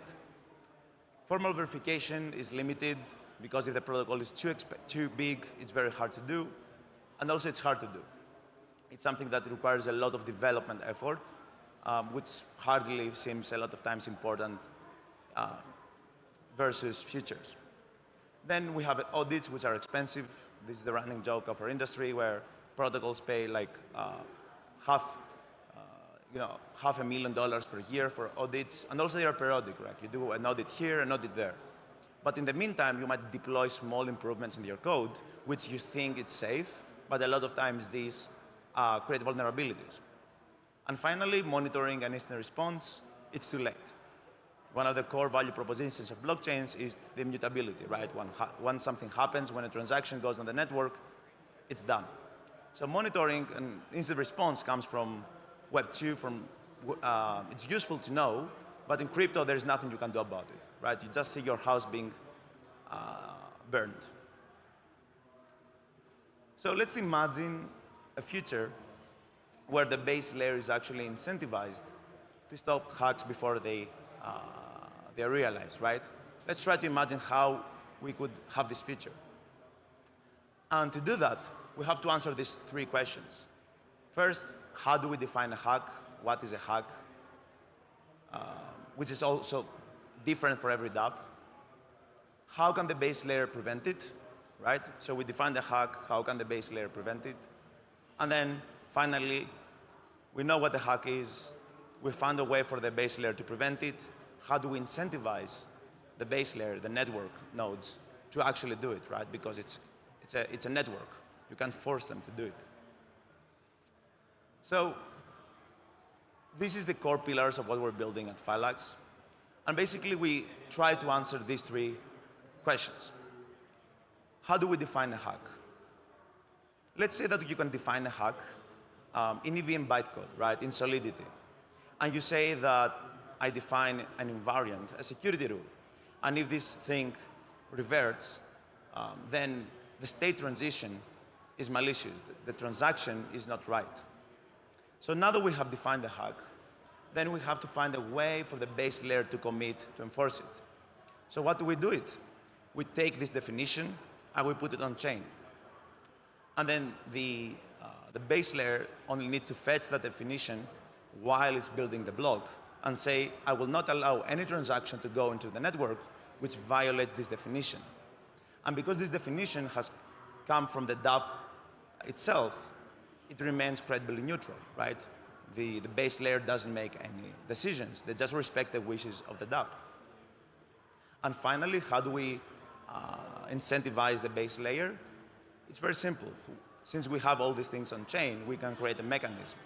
And we can say that I will pay you fees to, as a dApp, I will pay fees to the network node, let's say the sequencer, to prevent the hacks. And if you don't do it, I'll slash you, or I'll just use a TE. So these are the three building blocks of what we're building. First, we define the hack as in Solidity, then we put it on chain, and the base layer, the sequencer runs a sidecar to fetch the definition and continuously check that new transaction doesn't violate the definition. And finally, the dApps pay the sequencer some extra fees for providing that service. This is an example of a hack definition, or an assertion as we call it. This is from the Euler hack. And here, it's actually very interesting because this EVM bytecode, this Solidity, is executed off-chain during block production. We can actually do a lot of interesting things. For example, here, what we say is we want to take the state before the state transition, and then we want to verify some invariant, right? We want to make a check. And this is a simple invariant, right? In another more complicated, we could also say, take the state before the state transition, the transaction, do something, and then take the state after the state transition, after the transaction, and do something else. And if this whole computation reverts, that means the transaction no longer should not be included in the block. And since we're using Solidity, it's very simple for developers to write it. Since we're using cheat codes to add new functionality, this reminds a lot Foundry, the testing framework, so it's easy for developers to be onboarded. This is an example of what assertions are. So assertions are this Solidity bytecode, and they have two interesting properties. They're atomic, right? They either are true or false, and they read only the state, right? They don't do anything on the state, they are read only. Which means that, for example, this transaction calls 3 contracts. There are 2 groups of assertions for contract 1 and contract 2. And then what we do is, after the state transition, after the transaction is applied to the state, we can also run the relevant assertions. And because they're atomic and read-only, they can be run in parallel, right?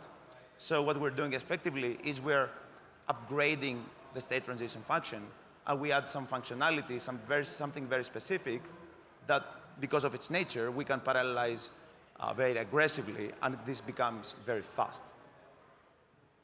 Which is why also these assertions are better to be defined in a specific format than be added directly to the smart contract code. Not only we can do more things, but we can do them much faster. So the first integration, we're integrated with the OP stack because it's very simple. And we're using Rollaboost, which is a component that allows an OP stack sequencer to have an external block builder. And what we've built basically is this external block builder, which behaves exactly the same as the reference implementation, but also during block production, it will fetch the relevant assertions, and it will check that every transaction doesn't violate them, right? And it's actually very important that we're using Rollaboost from Flashbots, because in this way, it's not only easy for networks to integrate, but also we are superchain compliant, right? We work on top of the OP stack. And this is something very important because we don't want to violate the underlying protocol. We want to add some new functionality. So what's the conclusion for this presentation? Very quickly. 1, security will play a central role. Onwards, will stop being something that is only relevant for security engineers or builders, but will be relevant for everyone as we onboard this new type of users. It needs to be preventative, and also it needs to be dynamic. Audits are not enough. This periodic check of the environments is not enough. We can build new solutions that almost upgrade the underlying protocol. Like Lido, for example, or Phylax. Why Lido exists? It exists because, for whatever reason, the Ethereum protocol doesn't offer native restaking, native delegated stake, right? In the same way, the Phylax tradable layer gives this new functionality to the underlying protocol. It enables the protocol to check for invariants which are defined by the dApps themselves, by builders, right? Why this is not part of the protocol? For reasons. Because the protocol can't evolve and shouldn't evolve fast. We can have also very powerful preventative solutions by building a mechanism without needing invasive SaaS solutions or AI black boxes. And finally, we can make security intuitive by reusing the mental models that people know. And this last part is very important because security needs to be intuitive not only for the people who consume it, like the end users who want to understand what the security properties of the dApp they will use, but also for the builders that will have to use the security tool, right? If we force them to use some very complicated new language or new frameworks, they wouldn't adopt it. But by reusing the mental models they have, and this is generally a very good product philosophy, you can build new concepts, you can build new tools, new functionality with a minimum amount of onboarding difficulty. And this is, for example, the MVP of the UI, where anyone can observe the project, a contract, and then the relevant assertions, right? Which is very important to keep this protocol neutral. Users can inspect what invariants have been added to a protocol, not only to know the expected behavior, but also so they can know that they don't have to trust the dApp for doing the best practices in terms of security, but instead they can verify themselves. So let's solve security so crypto can win, because that's the important part. At the end of the day, it's not about building interesting security tooling. It's about making crypto win. Thank you.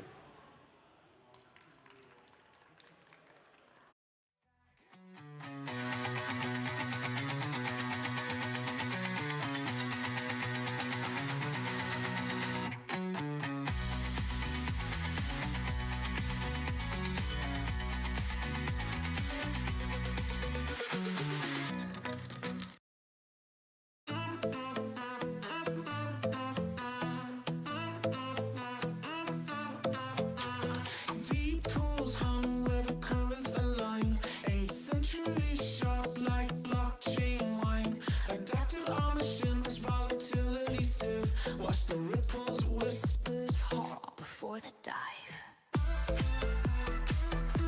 Liquidity surge. Our hearts burning. Fluid fist clenches. Token hoarders, the ends decay. Calm in the riptide where panic can't stay. Submerge.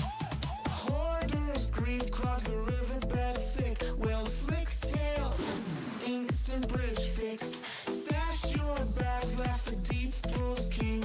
My tidal waves, just the vault going. Flow, oh, oh, flow, oh, oh.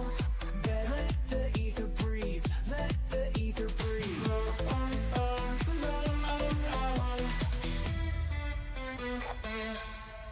Token hoarders, snarls, our bottleneck the streams. Whale pool smirks, armor glints, moonbeam. Bring your dams, bring your greed wall schemes. My liquidity older than your Ponzi memes.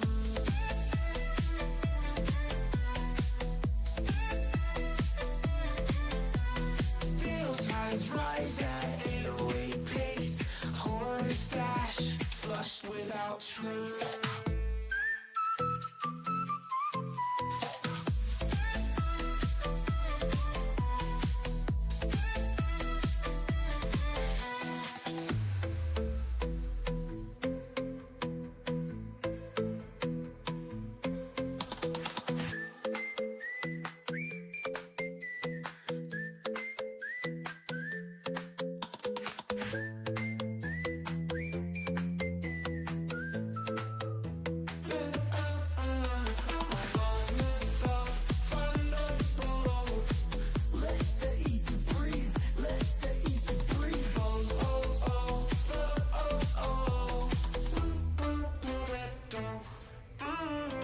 Token hoarder snarls, I'll bottleneck the streams.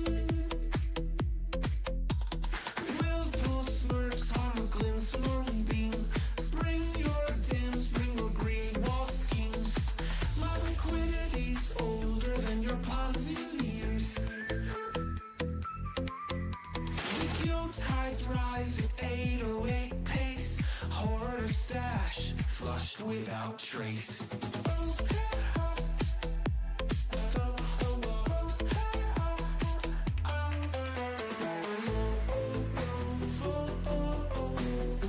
Let the ether breathe, let the ether breathe.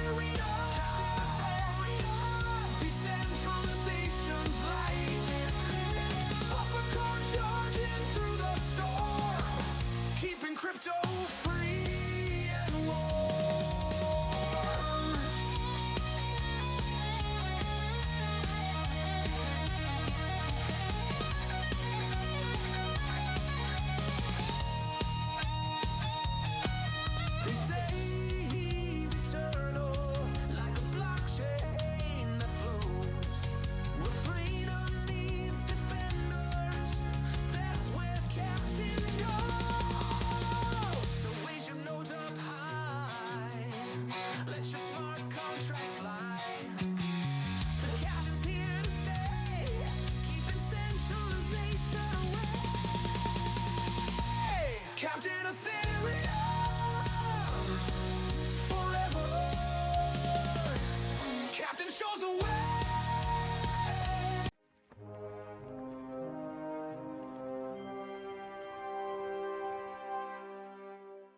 Hello, everyone. Thank you for coming down to hear me talk today about formal verification and finding hope in the impossible. I think it's a good time for that story. Everyone needs a little more hope these days. I just want to see, out of the audience we have here, raise your hand if you've used formal verification, like if you actually used formal verification in your software. Certora people, you're cheating. Okay. A couple of people. So some of you are here to learn brand new, and that's good, because I'm gonna speak briefly about formal verification at a high level and what it does, and some of the criticisms in the past and where I think it's going in the future. But largely, the technical details of formal verification are not going to be discussed. I'm happy to discuss those out of band. So come and find me. We've got a bunch of people here in Certora who will happily help you learn how to use this stuff. So my name is Jonan. I go by the Jonan Show on the internet all over the place. This is a picture of me setting up our hacker house the other day here in Denver. We have a hacker house going today where you can come by and build a badge, and we have an escape room. We have a big party tonight. There's all kinds of stuff going on. If you scan this QR code, it'll drop you into our little Telegram group, and then you can go and learn more about it. But among the things that we have at the hacker house is a little PCB that you can assemble if building a multicast, multimodal mesh device to achieve proximity-based key exchange is a thing that sounds interesting to you, or hardware hacking generally, or just that kind of club that is into that sort of thing, the Order of the Builders. Come and talk to me, and I'll give you one of these afterwards. I'd love to hear from you. We'll hang out. So I work at this company called Certora. Certora had some big news this week. We just open sourced our prover. This is open source formal verification now. We are, I think, before I worked there, I also thought kind of at the forefront of what's happening in formal verification. We've been around a long time. We've been working on this for 6 years. And in that time, spent rather a lot of money building what I think and we think is the best prover out there. And of course, we would like you to try it. So if you get a chance, go by Certora.com and check it out. It's a pretty cool product. It's very easy to use. And that is a thing that we've been wanting in formal verification for a long time. So let's talk about that. Formal verification, just for those who are brand new here, we're talking about mathematical proofs of program behavior. Not necessarily that you are proving that your program is correct, right? Because you're talking about the behaviors, and the correct behavior of a program is always up to the interpretation of the author, right? But what formal verification can give you the ability to do is to state an invariant about a system. You could say something like, hey, we're building a bank. The collective balance of all the people in the bank should never go below zero, because then we're not a bank anymore, right? You could state that about your system. And now what Certora's prover can do, and other existing provers, similar technologies can do, is they can go through those rules, test your program with every possible input that could come up, every situation that could come up, and they can say, yes, this rule holds, or if it doesn't, they will provide you with a counterexample of how to do that. This is what formal verification is. You work through these and you use different types of logical reasoning to write these rules and write invariants and modify your program in a way that makes it easy for us or another outfit who has written similar software to go in and break it down to a bytecode level and analyze it there for these formal verification methods. Long term, this means some pretty important things, but we'll get to that in a minute when we get to talking about the future of this technology. So this is on Hacker News from a few years ago. I talked to people a lot who are saying like, yeah, people used to be critical of formal verification in the 70s and 80s, and nowadays mostly people have adopted this thing, right? I think we live in a little bit of a microcosm that many of the people here in the audience probably work in the DeFi space. We certainly all work in Web3 or are familiar since we're in this building. And that makes us a pretty small community, actually. I think in 2023, they said 28,000 Web3 developers worldwide in the Electro Capital report, something like this. As compared to about 0.5% of the 9 billion people on the planet, we're only 28,000 of those. So we have this perception maybe that formal verification is a thing, but very largely outside of the Web3 space, people say, oh, I think I did a half of a semester on formal verification when I was in college. And then they told me that it couldn't be done, that it couldn't be useful, right? Which is exactly what happened in this case. Why don't people use formal methods? The really simple answer to this question is it isn't useful, basically. Most applications are being specified by people who don't truly understand what they're trying to specify, he goes on to say, which is a really important distinction here that is important to understand about formal verification generally, that we are not proving that the entire program can work. For a very simple program, obviously you can do that, but the systems that we build are far too complex to prove every facet of them. And it's not necessary that we do that to improve the quality of our software. I think it's very important that we move generally in the practice of writing software towards declarative programming. And I'm going to come back to that a little bit and what that means to me. So this is just a quote from Dijkstra, who had a lot to say about formal verification. He had some criticisms, as many did, but I think largely in support overall of the idea of formal methods. But one of my favorite quotes is that simplicity is a great virtue, but complexity sells better. Which I bring up only to say that this problem is not going away. We can expect software complexity generally, the complexity of the systems that we build, to explode over the next decade. I would say in the next 2 years, right? You may be working on an application that's broken up into 300 microservices on your laptop by several different AIs who decided that was a great idea, right? These systems are going to escalate in complexity as we start to adopt artificial intelligence into our workflows. Already today, they are so complex that we could certainly measure them entirely for formal verification, but it may not in the end be worth the investment of effort because there are a certain number of states that we want to avoid in these systems. In the DeFi space, that one where they get to trade a token for all 9 billion tokens, that's the one we want to avoid, right? So this brings back to that topic of declarative versus imperative programming. And I have a quote on here from XKCD, "Sudo make me a sandwich," where guy's making a joke about getting his friend to make him a sandwich in a comic. But the idea is that we very largely program imperatively these days. We have like a lot of computer science students. I don't know, some people come from different backgrounds. We have a lot of CS people out here. You ever hear the CS example where your professor's like, "Hey, teach me how to make a sandwich"? Yeah? You familiar with this? He's standing up there with a jar of peanut butter, a jar of jelly. They do this often. I'm surprised if no one here has ever done this exercise. But basically, the class is tasked with coming up with a sequential set of tasks that will result in a sandwich, right? So it's like, pick up the knife, put it in the peanut butter, right? But we didn't remove the peanut butter lid, so then he's stabbing the peanut butter, right? All these like comical errors that he makes as just this basic automaton, which is exactly what we do in programming all day, actually. I argue with a robot and get frustrated because it's too stupid to understand human reasoning because it is not a human and does not reason, right? What I'm doing is I'm telling it explicitly to pick up the knife, to open the lid, to put the knife in the peanut butter, to pull some peanut butter out, to put it over here. It's a very involved process, right? What if instead I stated a certain number of things about the world that I wanted to be true, and I let the software determine how to make that true? So I declare about the world that a sandwich is peanut butter and jelly between 2 pieces of bread, and it looks like most other sandwiches. And I set an AI about the task of making that real, right? In the world of software now, when we bridge this idea over, we're talking about the idea that in the future, AI is probably going to be writing most of the software. I know this isn't true for all of us yet, but I think for many software engineers in the last year, we've taken to using AI in our jobs full time, right? And you think about what that's going to mean for us going forward from the perspective of formal verification. And it's not great for the world generally, this AI thing, I think. And we can talk about that another time. But one of the things that it does a lot and is a real problem is that it hallucinates things, right? It will just make things up.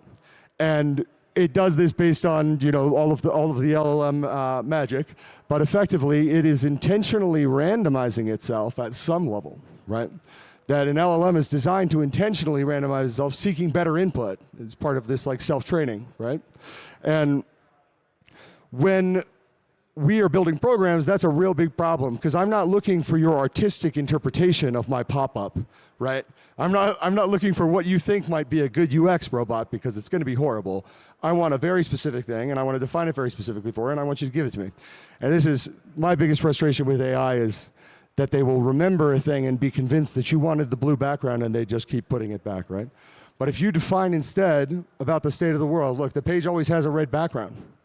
Now, your robot can go back and make as many changes as it wants. It can hallucinate and think that you meant green. It can modify your website in all sorts of other ways. But at the end of the day, if that test doesn't pass, that the background is red, then you're not done with your task. You keep going, AI, right?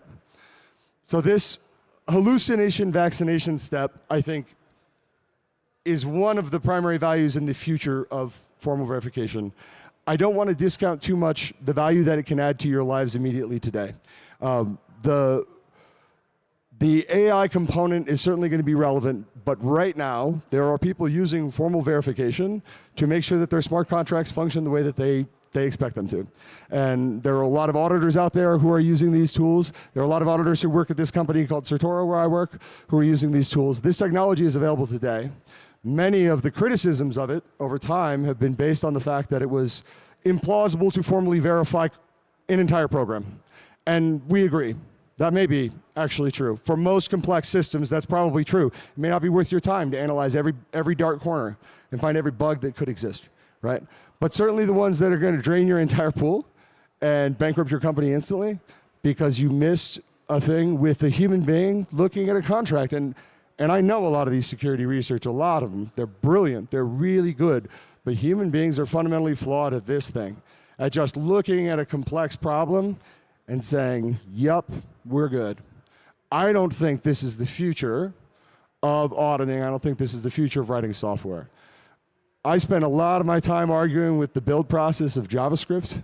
I don't hate JavaScript. I don't hate any language. Whatever you use to build your dreams is fine by me. But I want to point out that we write a lot of bad software over and over and over again. We write the same bad software. I have written implementations of LPAD, the thing that broke the whole JavaScript ecosystem that time. These are the things that are going to slow us down as an industry in a time where we cannot slow down. The people in this room are here because we believe in generally this decentralized dream, that maybe we shouldn't turn our corporate world's leaders into gods and kings, right? And then maybe we should hold the keys ourselves, right? We should seize the keys of production. And I think that there is some urgency here in that the AI is coming, and the AI is going to decide largely, these algorithms that are being written now, they're largely going to decide the future of humanity. So we got one shot right now to put some rules in place. Think about Asimov's rules of robotics, right? These are the kinds of things that we need to put in place as invariants right now to protect our software and the stability of our software going forward, not just so that we can move more quickly as an industry and be more productive in our work, but so that we can prevent a future where we are being programmed by the programs that we write instead of programming them. So with that, I am going to wrap up, and I thank you very much for your time. I have a little bit of time for questions, but I would much prefer to take them in the hallway. So I'm just going to step down and invite you all to come forward and chat with me. I'm going to hang out here as long as you like up on the stage, and we can talk about all of it, okay? So thank you very much. I appreciate you coming down. Take care.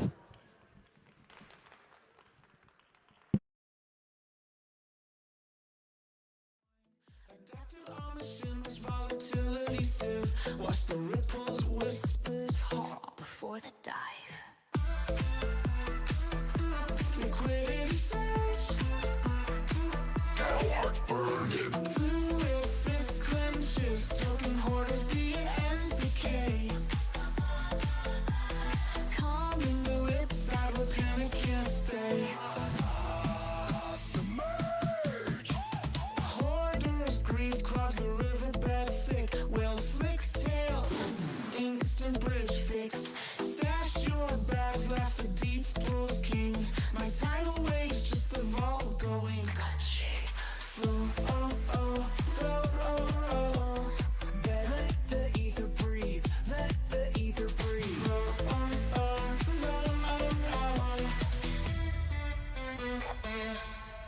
Token hoarders snarl, we shall bottleneck the stream.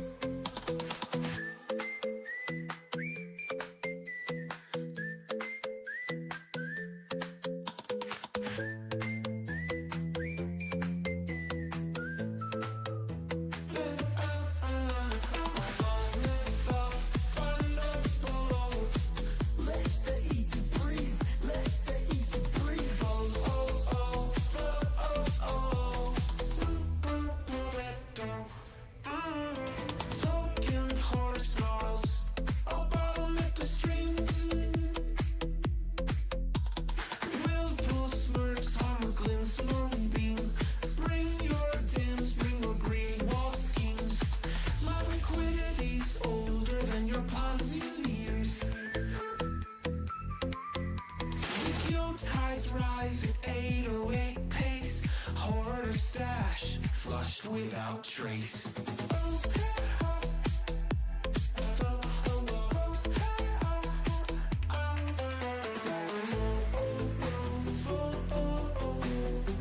Let the ether breathe, let the ether breathe.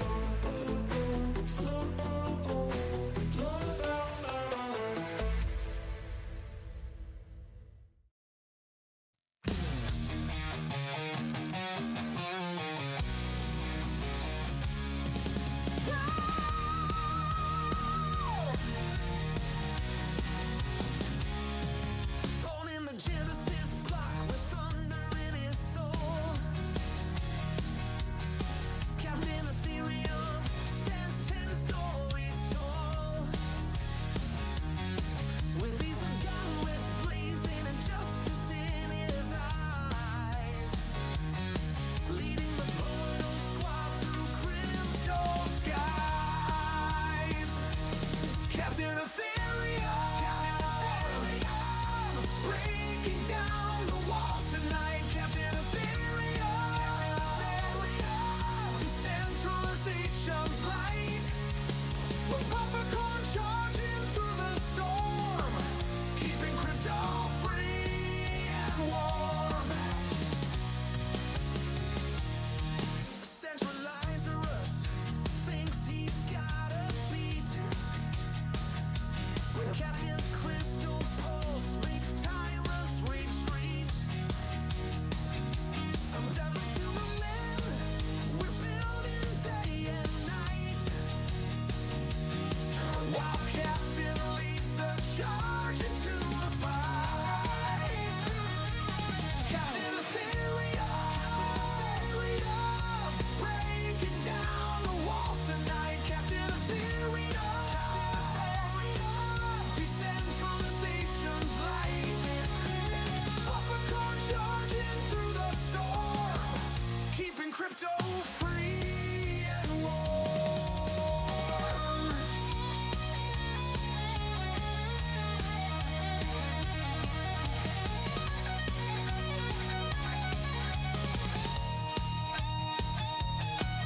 They say he's eternal, like a blockchain that flows. Where freedom needs defenders, that's where Captain goes. So raise your nose up high, let your smart contracts fly. The Captain's here to stay, keeping centralization away. Captain Ethereum, forever. Captain shows the way from the Genesis block to a brighter day.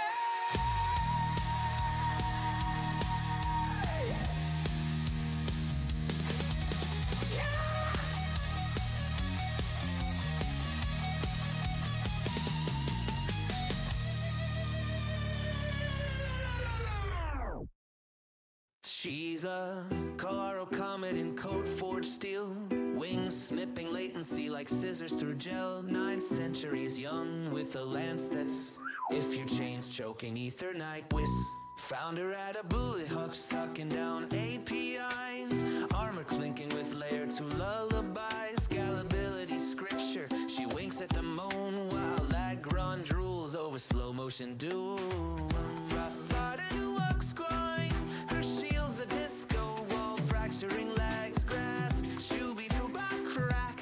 Ooh, that lance a lightning fork, splitting bottlenecks backs. Alliance architect with a Buffercorn's grit, teaching stale protocols how to fucking commit. Decentralize this, she smirks mid-flight as her wings tickle nodes into doing things right. Da-da-da-da. Stay-doo-doo-doo, boo-boo-doo-doo-doo.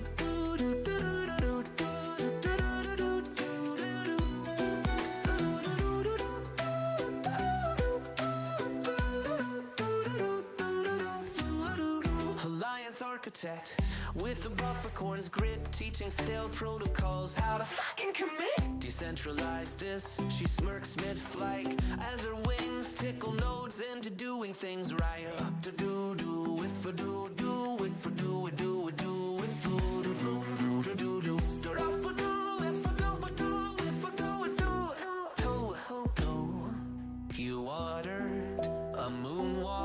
lost gas, feed graves. My mainnet's smoother than your mom's VPN saves. Daughter of the Rockies, high-speed high priestess. Scales of justice ballast on a Memphis Express. Next bottleneck, I see mountain crush it.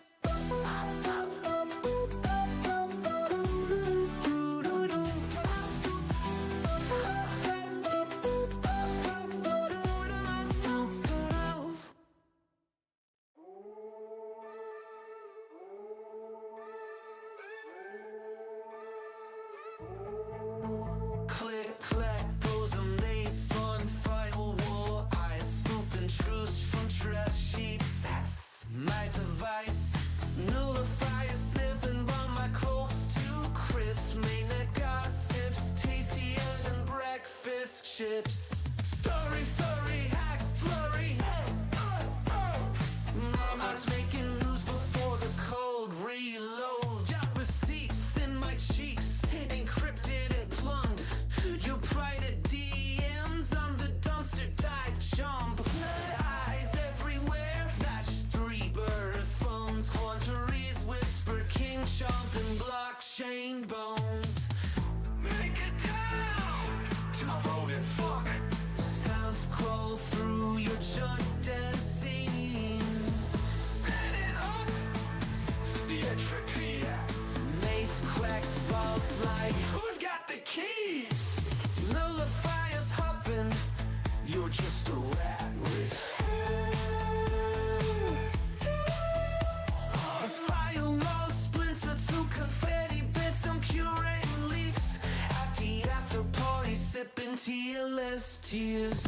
Call me well connected, I call it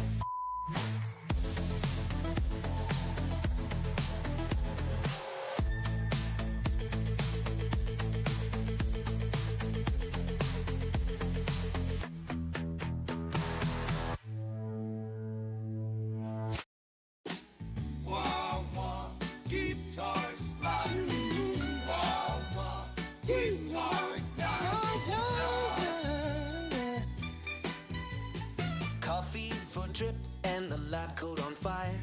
Sticky note constellation stuck to the ceiling wire. Gas fees are confetti, they rock on PI. Get homemade in 7 for time. Shaboom, dose, efficiency pulse. The lag runs lagging in his latency so. Professor Way's got the future on spin, boy. Urgent notes dancing where the bottleneck's been. Professor Way's got the future on spin, boy. Plugging tomorrow with yesterday's ram stains. Velcro boots clicking through blockchain debris. Crypto notes flutter like drunk bumblebees. Optimize the orphans, they cackle and shout. Self-sustaining hubs flicker in the blackouts out. Professor Way's got the future on spin, boy. Urging notes dancing where the bottleneck's been. Professor Way's got the future on spin, boy. Plugging tomorrow with yesterday's ram stains. Chaos is not compeller. Order's just a bug I forgot to unfurl. Mainnet shivers as their wild hair glows. Rumored AI? Nah, just 3 Red Bulls in a row. What you building, prof? A singularity jukebox. How you stay charged? Espresso straight through my cortex. Who's your nemesis? Light runs dial up found. Old speak young as each block mine down. Professor Way's got the future on spin, boy. Urging notes dancing where the bottleneck's been. Professor Way's got the future on spin, boy. Plugging tomorrow with yesterday's ram stains. Running mad's just a beta test for BUIDL. Oh, Pete Jarvis, right?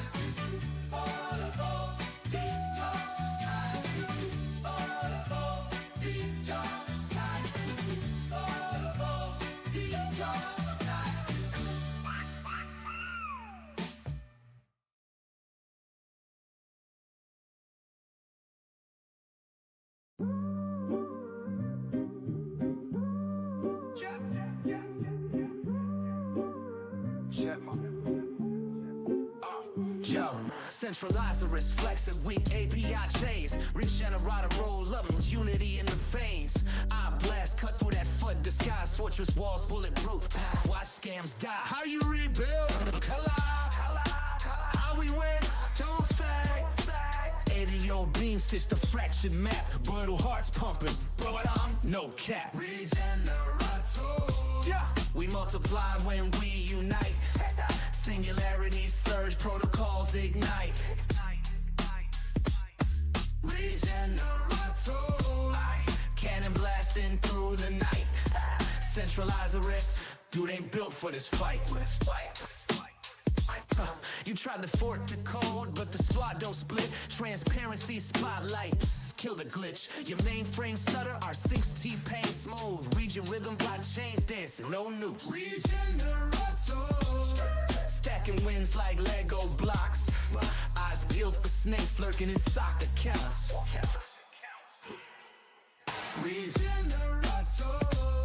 Fortress lock, no picking locks. Brutal mobs to cure your system's chicken pox. I'm the algorithm king.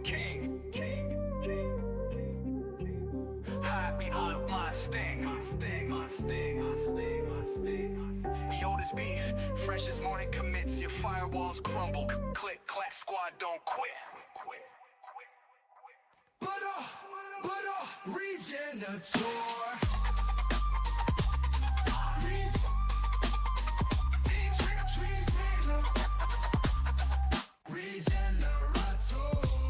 We multiply when we unite.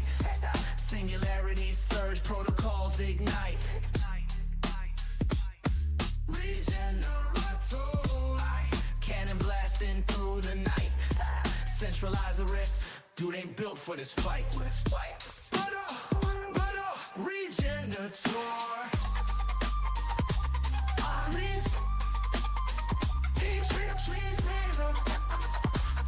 Collab beats control, tell the whole damn law.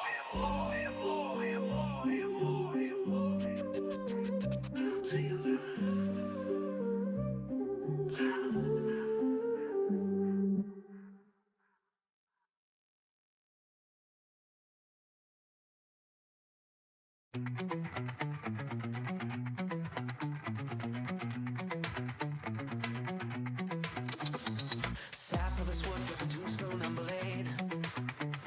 3 a.m. caffeine checks, debugging code cascade. Pass the leak, we boot them and pull stew. We ain't for work and we y'all know what to do. Sparkman, Swiss Army hero of the down night. Sparkman, juggling burning stars of the Lombard coin fight. We don't fork, we adapt. Slapping fiat fiend with a liquidity trap. Fiat snarling about regulated chains. Sport blade splits to 9 times mid-air to play. Uni beams, house swap group chat. Form up, Denver to Seoul. We counterattack. Sparkman, Swiss Army hero of the down night. Sparkman, juggling burning stars of the Lombard coin fight.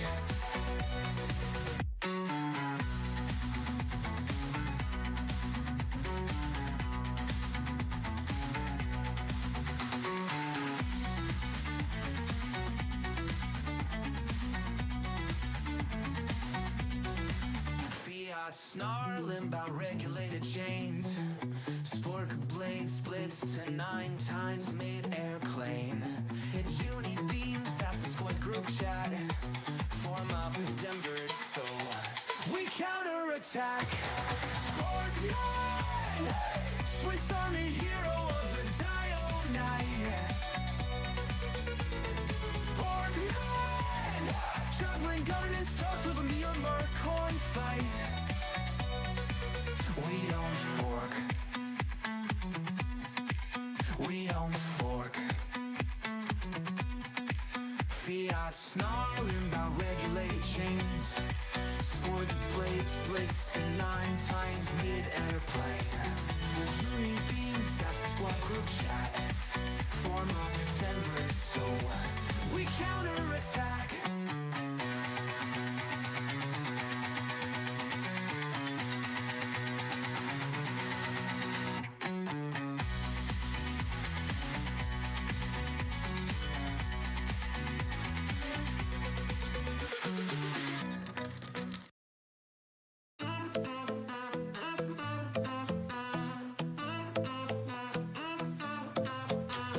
Deep pools hum where the currents align. 8th century sharp like blockchain wine. Adaptive our machines, volatility sieve. Watch the ripples, whispers pop before the dive. Liquidity surge.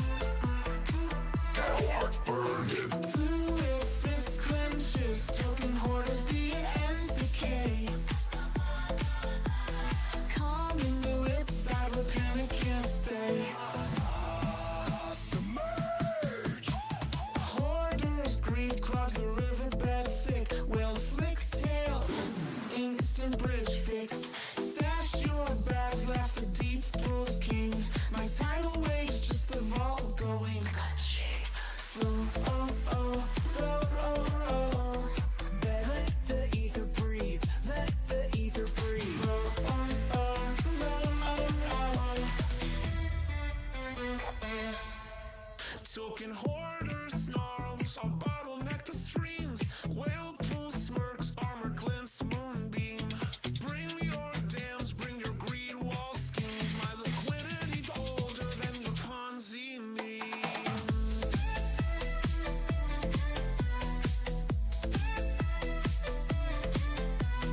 Deal ties rise at 808 pace. Hoarder stash, flushed without trace.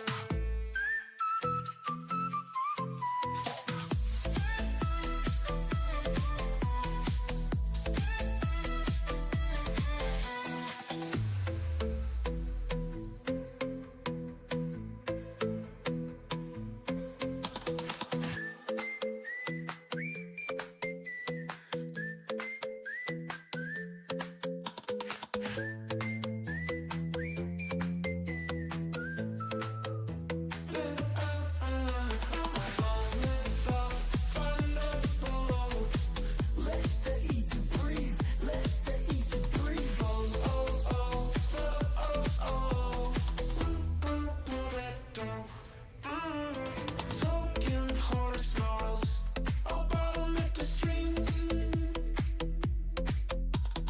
Whirlpool smirks, armor glints, moonbeam. Bring your dims, bring your green wall schemes.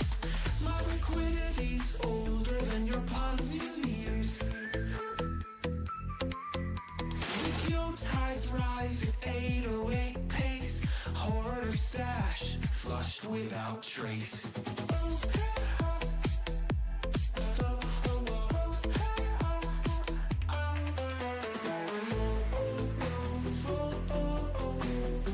Let the ether breathe, let the ether breathe.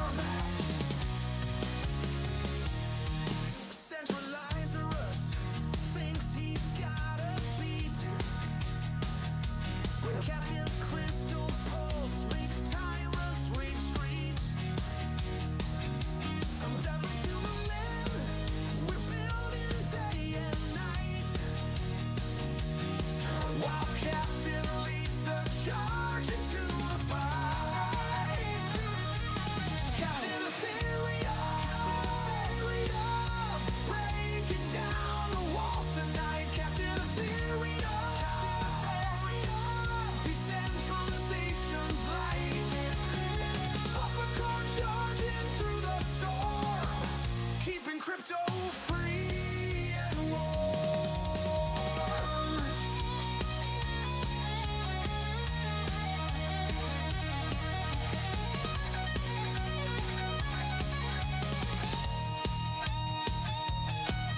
They say he's eternal, like a blockchain that flows. Where freedom needs defenders, that's where Captain goes. So raise your notes up high, let your smart contracts fly. The captain's here to stay, keeping centralization away. Captain Ethereum, forever. Captain shows the way, from the Genesis block to a brighter day.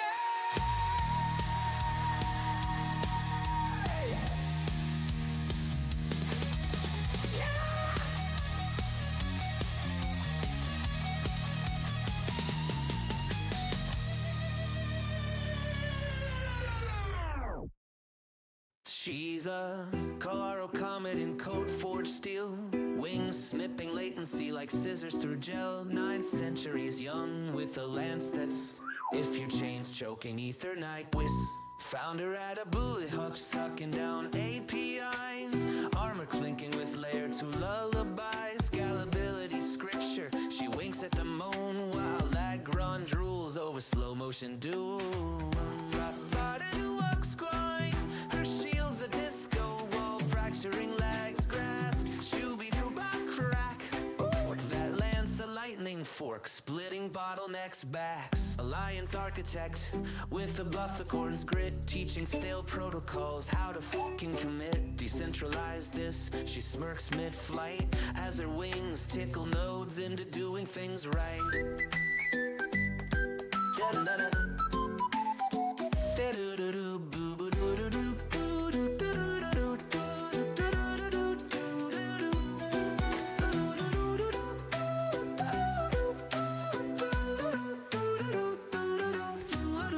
Alliance architect with a buffercorn's grit, teaching stale protocols how to fucking commit. Decentralize this, she smirks mid-flight as her wings tickle nodes into doing things right. Up to do with for do with for do with with do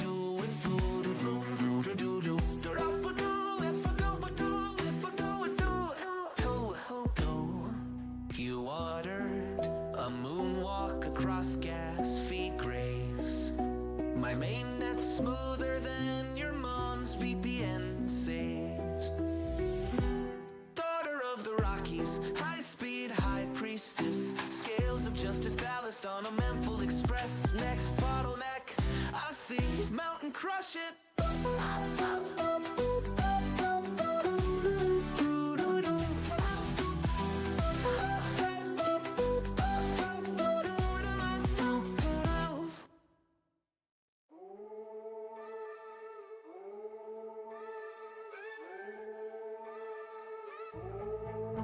Click, clack, bosom, lace on firewall. I scooped and truce from trash sheets. That's my device.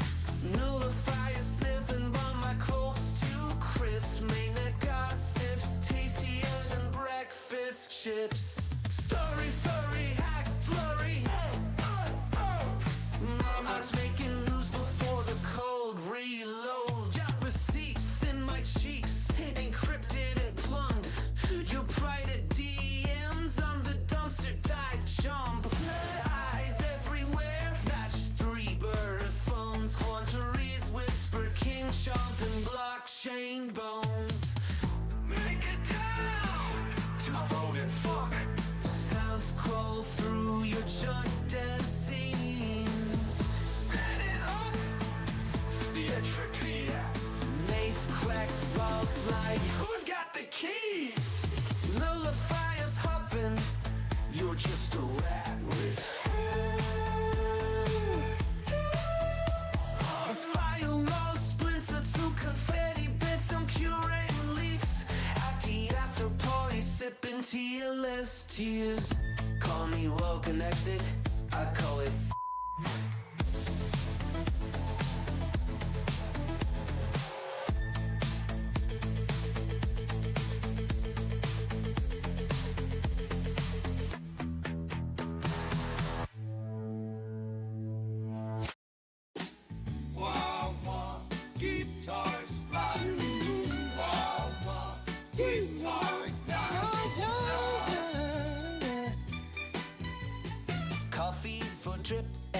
got code on fire.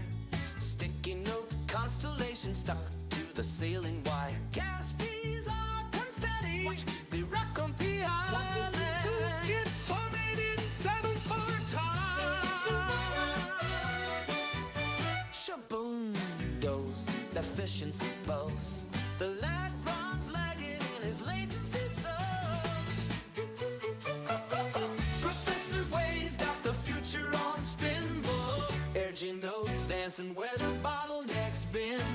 Professor Wade's got the future on spinball. Bugging tomorrow with yesterday's ram stains. Velcro boots clicking through blockchain debris.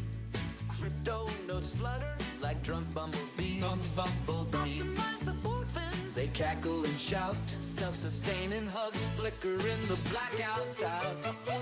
Professor Wade's got the future on spinball. Urging notes dancing where the bottleneck's been. Professor Wade's got the future on spinball. Bugging tomorrow with yesterday's ram stains. Chaos is not compeller, or it's just a bug I forgot to unfurl. Mainnet shivers as their wild hair glows. Rumored AI, nah, just 3 Red Bulls in a row. What you building, prof? A singularity jukebox. How you stay charged? Espresso straight through my cortex. Who's your nemesis? Light runs dial up found. Age, old to speak, young as each block mine down. Professor Wade's got the future on spinball. Urging notes dancing where the bottleneck's been. Professor Wade's got the future on spinball. Bugging tomorrow with yesterday's ram stains. Throwing me mad, but mad's just a beta test for BUIDL. Oh, Pete Jarvis got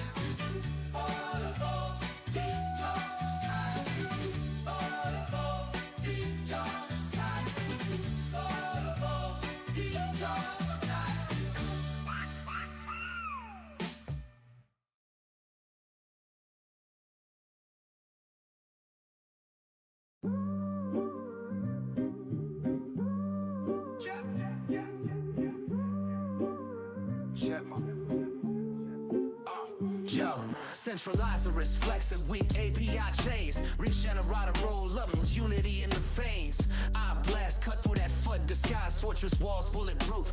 Watch scams die. How you rebuild? Collide. How we win? Don't fade.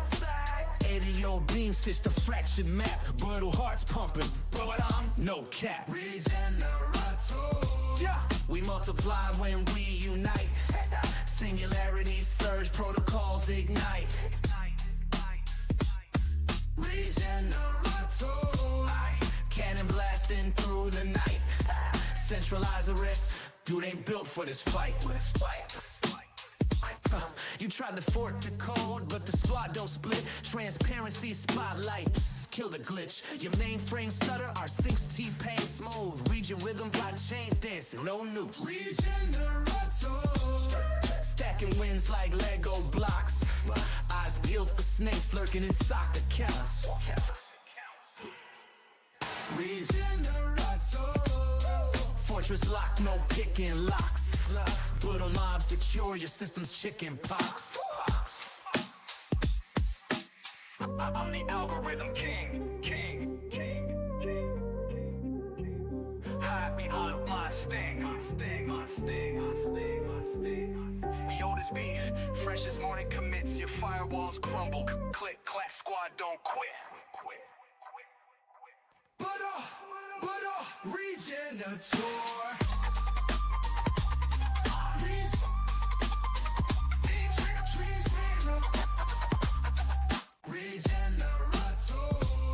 We multiply when we unite. Singularity surge, protocols ignite. Regenerata. Cannon blasting through the night. Centralizers, dude ain't built for this fight. BUIDL, Regenator.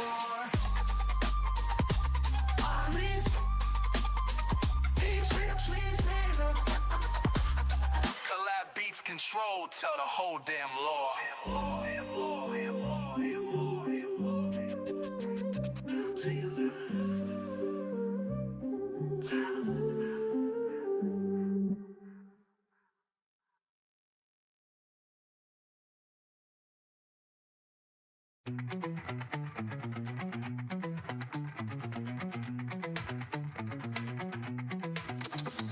Sap of a sword with a 2-spoon and blade.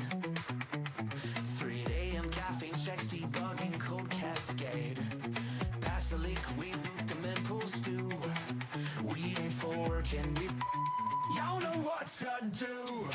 Sparkman, Swiss Army hero of the down night. Sparkman, suddenly burning stars of the Lombard coin fight. We don't fork, we adapt, slapping fiat fiend with a liquidity trap. Fiat snarling about regulated chains. Sport blade splits to 9 times mid-air to play. Uni beams, that's what group chat. Form up Denver to Seoul. We counterattack. Sparkman, Swiss Army hero of the down night. Sparkman, juggling burning stars with a Lombard coin fight.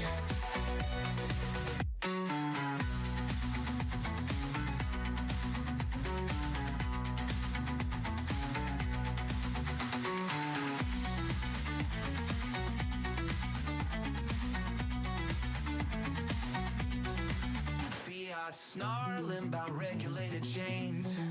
Spork blade splits to 9 times mid-airplane. Uni beams, that's the squad group chat. Form up Denver, so we counterattack. Sparkman, Swiss Army hero of the dial night. Sparkman, juggling gun and stars with a Myanmar coin fight. We don't fork. We don't fork. Fiat snarling about regulated chains. Sport blade splits to 9 times mid-airplane. Uni beams, that's the squad group chat. Form up Denver, so we counterattack.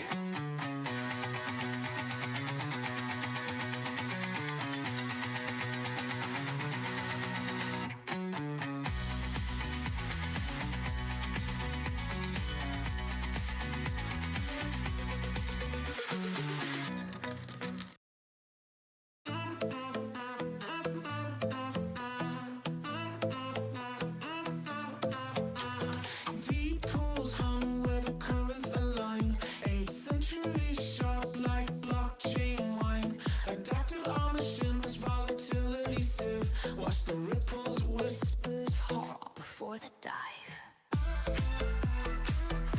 Liquidity surge. Now heart's burning. Fluid fist clenches, token hoarders, the ends decay. Calming the ripside where panic can't stay. Submerge.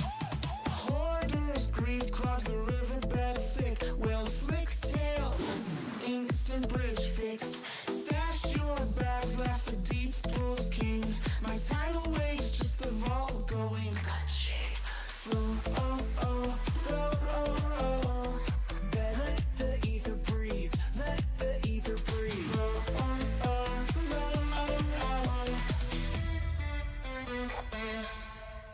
Token hoarders, snarls, I'll bottleneck the streams. Whale pool smirks, armor glints, moonbeam. Bring your dams, bring your greed wall schemes. My liquidity older than your Ponzi memes.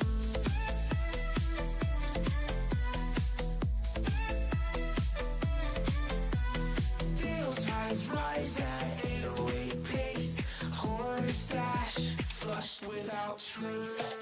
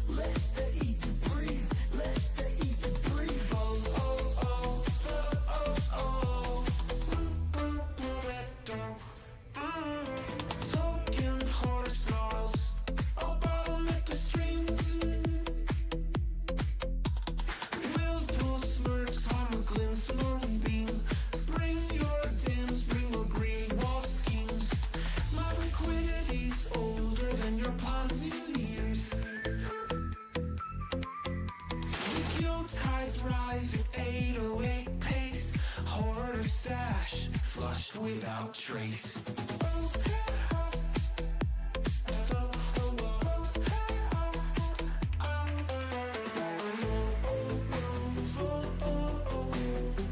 Let the easy breathe, let the easy breathe.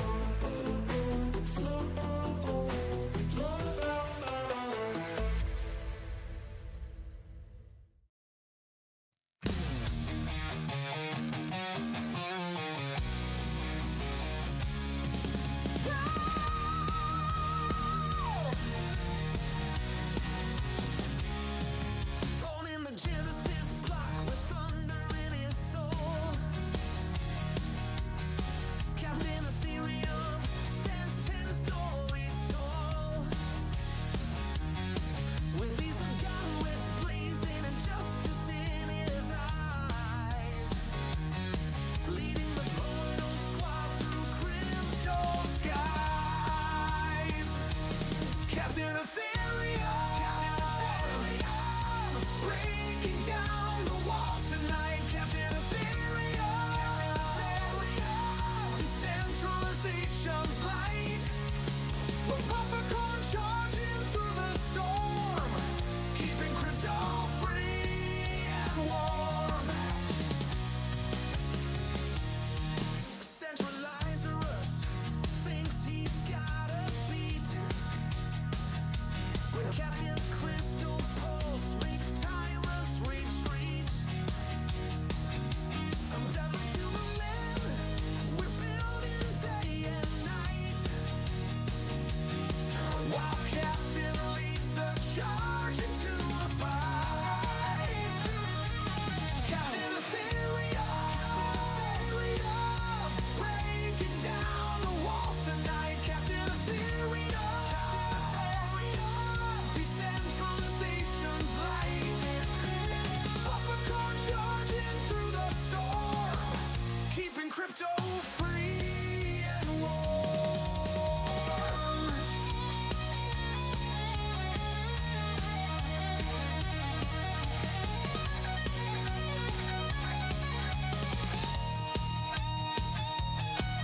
They say he's eternal, like a blockchain that flows.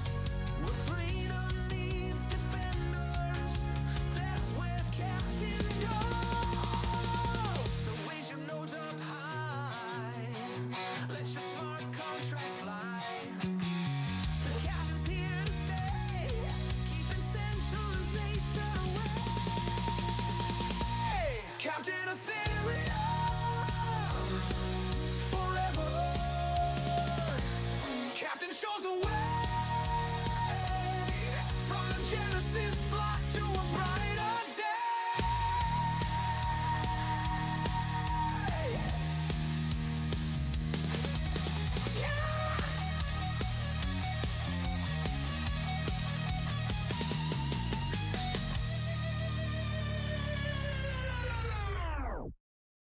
She's a Colorado comet in code forged steel. Wings snipping latency like scissors through gel. 9 centuries young with a lance that's if your chain's choking Ethernet whiz. Found her at a bullet hook sucking down APIs. Armor clinking with layer 2 lullabies. Scalability scripture, she winks at the moon while Lagrange drools over slow motion doom. Her shield's a disco wall, fracturing legs, grass. Shooby-doo-bop crack. That lance a lightning fork, splitting bottlenecks backs. Alliance architect with a Buffercorn's grit, teaching stale protocols how to fucking commit. Decentralize this, she smirks mid-flight as her wings tickle nodes into doing things right. Da-da-da-da.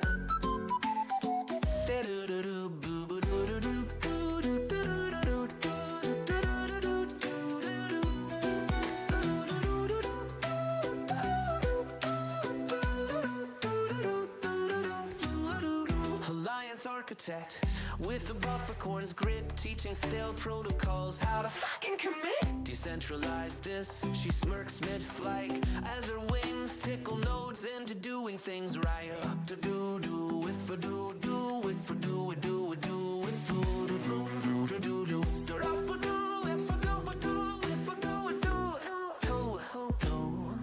You ordered a moonwalk across gas.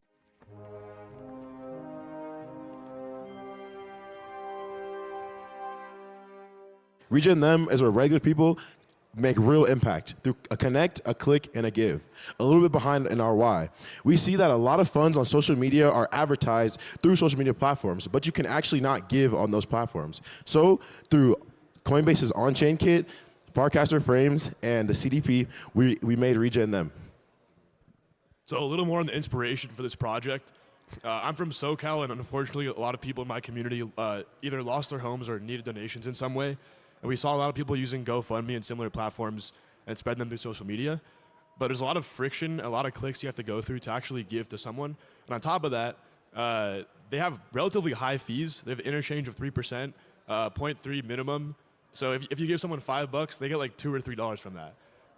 And so what we kind of see as like a better solution, if everyone's on chain, is stablecoin settlement, which is instant, no interchange, no fees, and through Coinbase, there's no gas either. Yeah, so when you're on the Farcaster Frame platform, you can see you could just create a new project. So we have Fire Fund, a SoCal Fire Fund for the people. Just drop your image URL. We have $10 USD is our goal. Let's see if we can hit it. Let's go ahead and publish. So a little bit technically behind what we did. All this is deployed on Base. And right now we just finished our transaction. We can go up here, double check that. While it's creating, we can go over and to our factory contract and just reload that right there. And we'll be able to see that it actually fully deployed on chain and everything. Right here, 13 seconds ago. So now we go back to our front end. We have the Fire Fund. So the Fire Fund you can actually donate to right here on the platform. We're gonna donate $5. Let's break them in half for the fund. While I do that. So actually, what makes us different is the user can actually take out the funds at any time. There is no breakpoint. There is no minimum fee you have to hit. So there our transaction went through, and the user can actually take the funds out, and we actually just donate to the fund. Yeah, so there's our $5, fully went through on chain. But say someone who isn't on chain and still wants to donate. We realize that a lot of these donation platforms, you're giving to people that you know that are closest to you. So say you know someone who's not on chain. Well, we thought of that too. We used on-chain kit. All you have to do is click fund right here, and you can fund your wallet through Coinbase's already committed black box. You can actually use your credit card and submit funds on our platform. So you verify your info, KYC, all that good stuff, and you can actually submit your USD there as well. So essentially, we wanted to make sure through Coinbase on-ramp that the benefits I just described are available to everyone. Because people who run these funds generally need their funds right away, we wanted to make sure that if something gets overfunded or not, you basically, regardless, will have the advantage of instant settlement with no fees, which results in everybody who's running their funds getting their money faster and be able to spend it right away.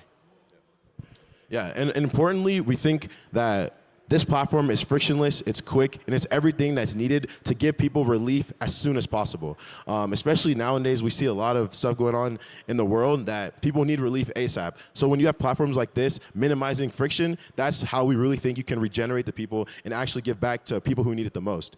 Adding frictionless tooling like this. Thank you.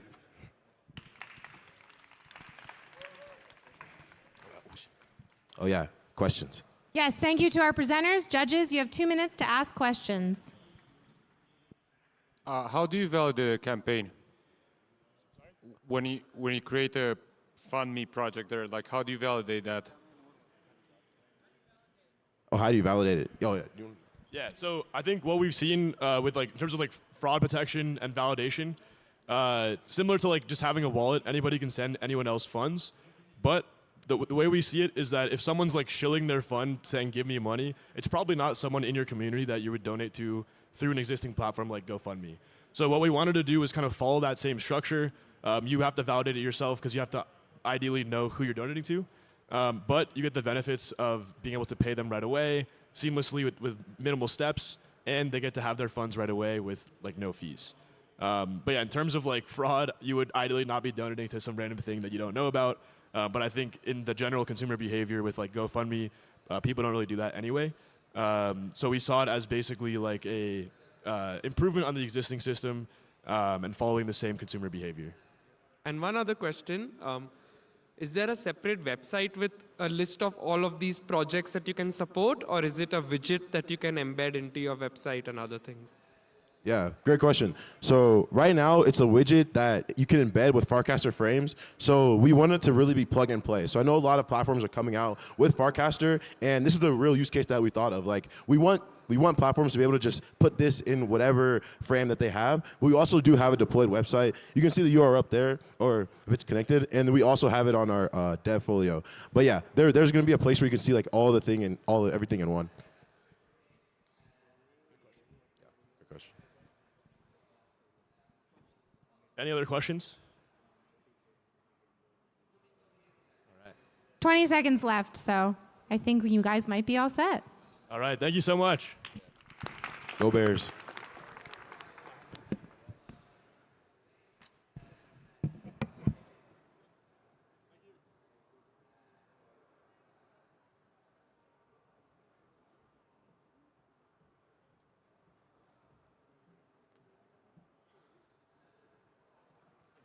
Your mainframe stutter, our 6T pain smooth. Regen rhythm, blockchains dancing, no noose.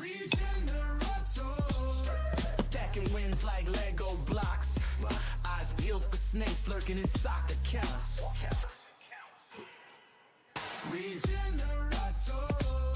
Fortress lock, no picking locks.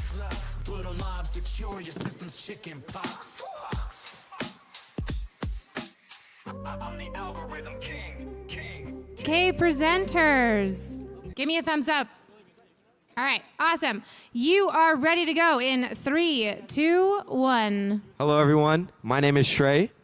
My name is Viren. And we made Unagi Network, the DPIN for autonomously verified security cameras.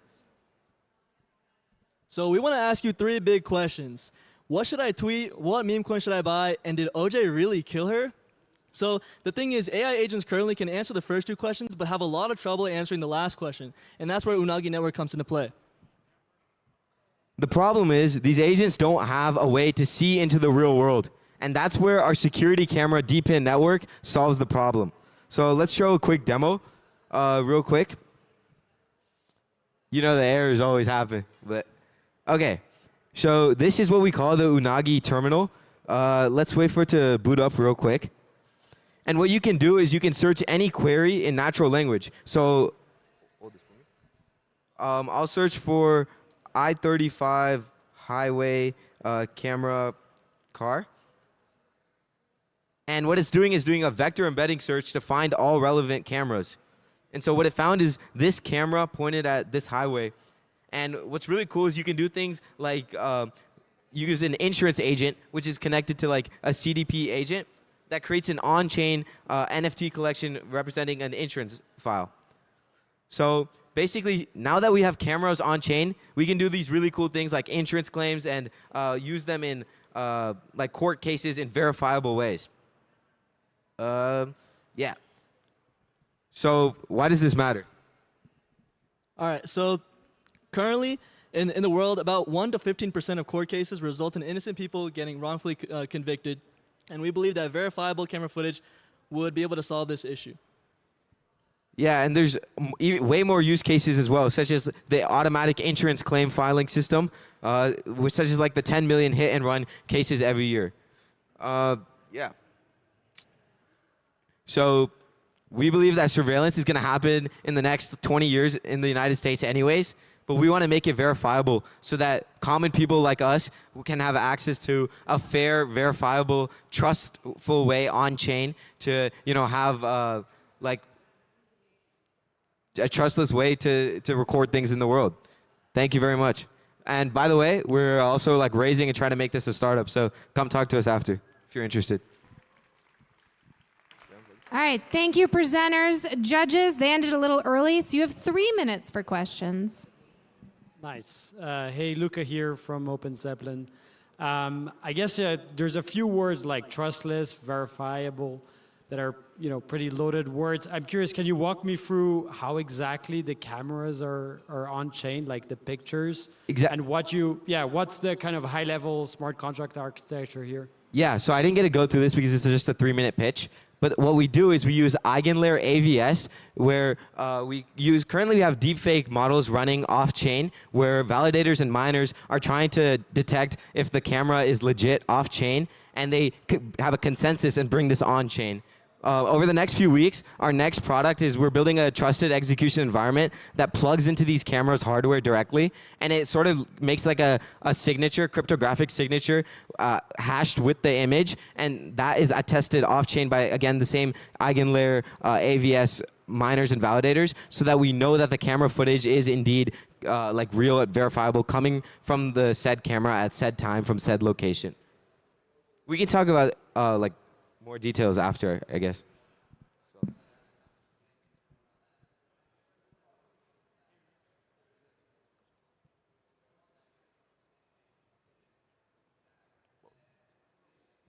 Okay, since you mentioned it's an AVS, what's your slashing condition?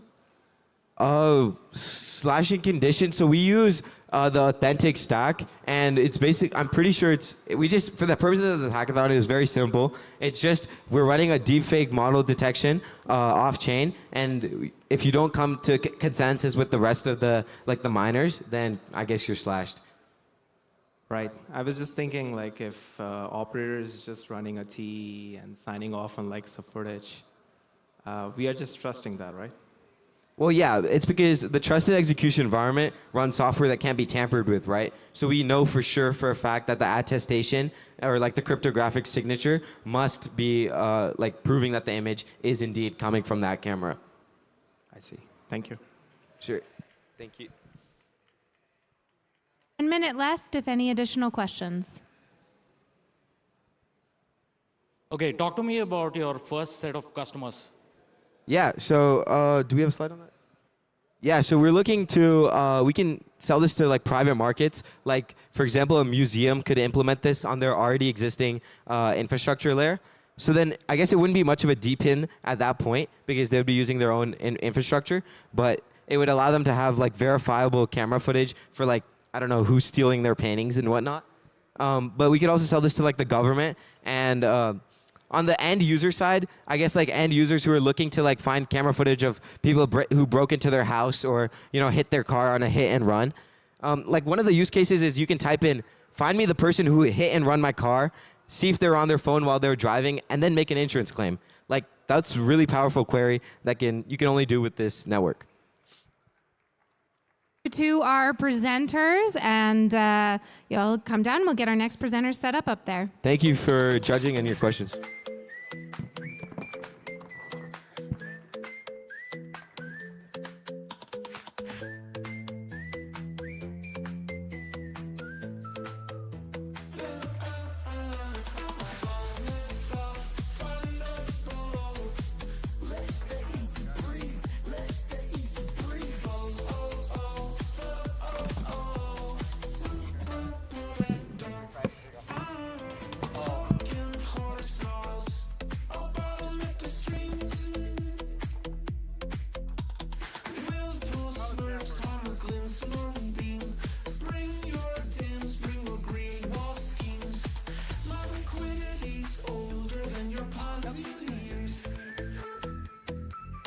All right, presenters, your time begins in 3, 2, 1.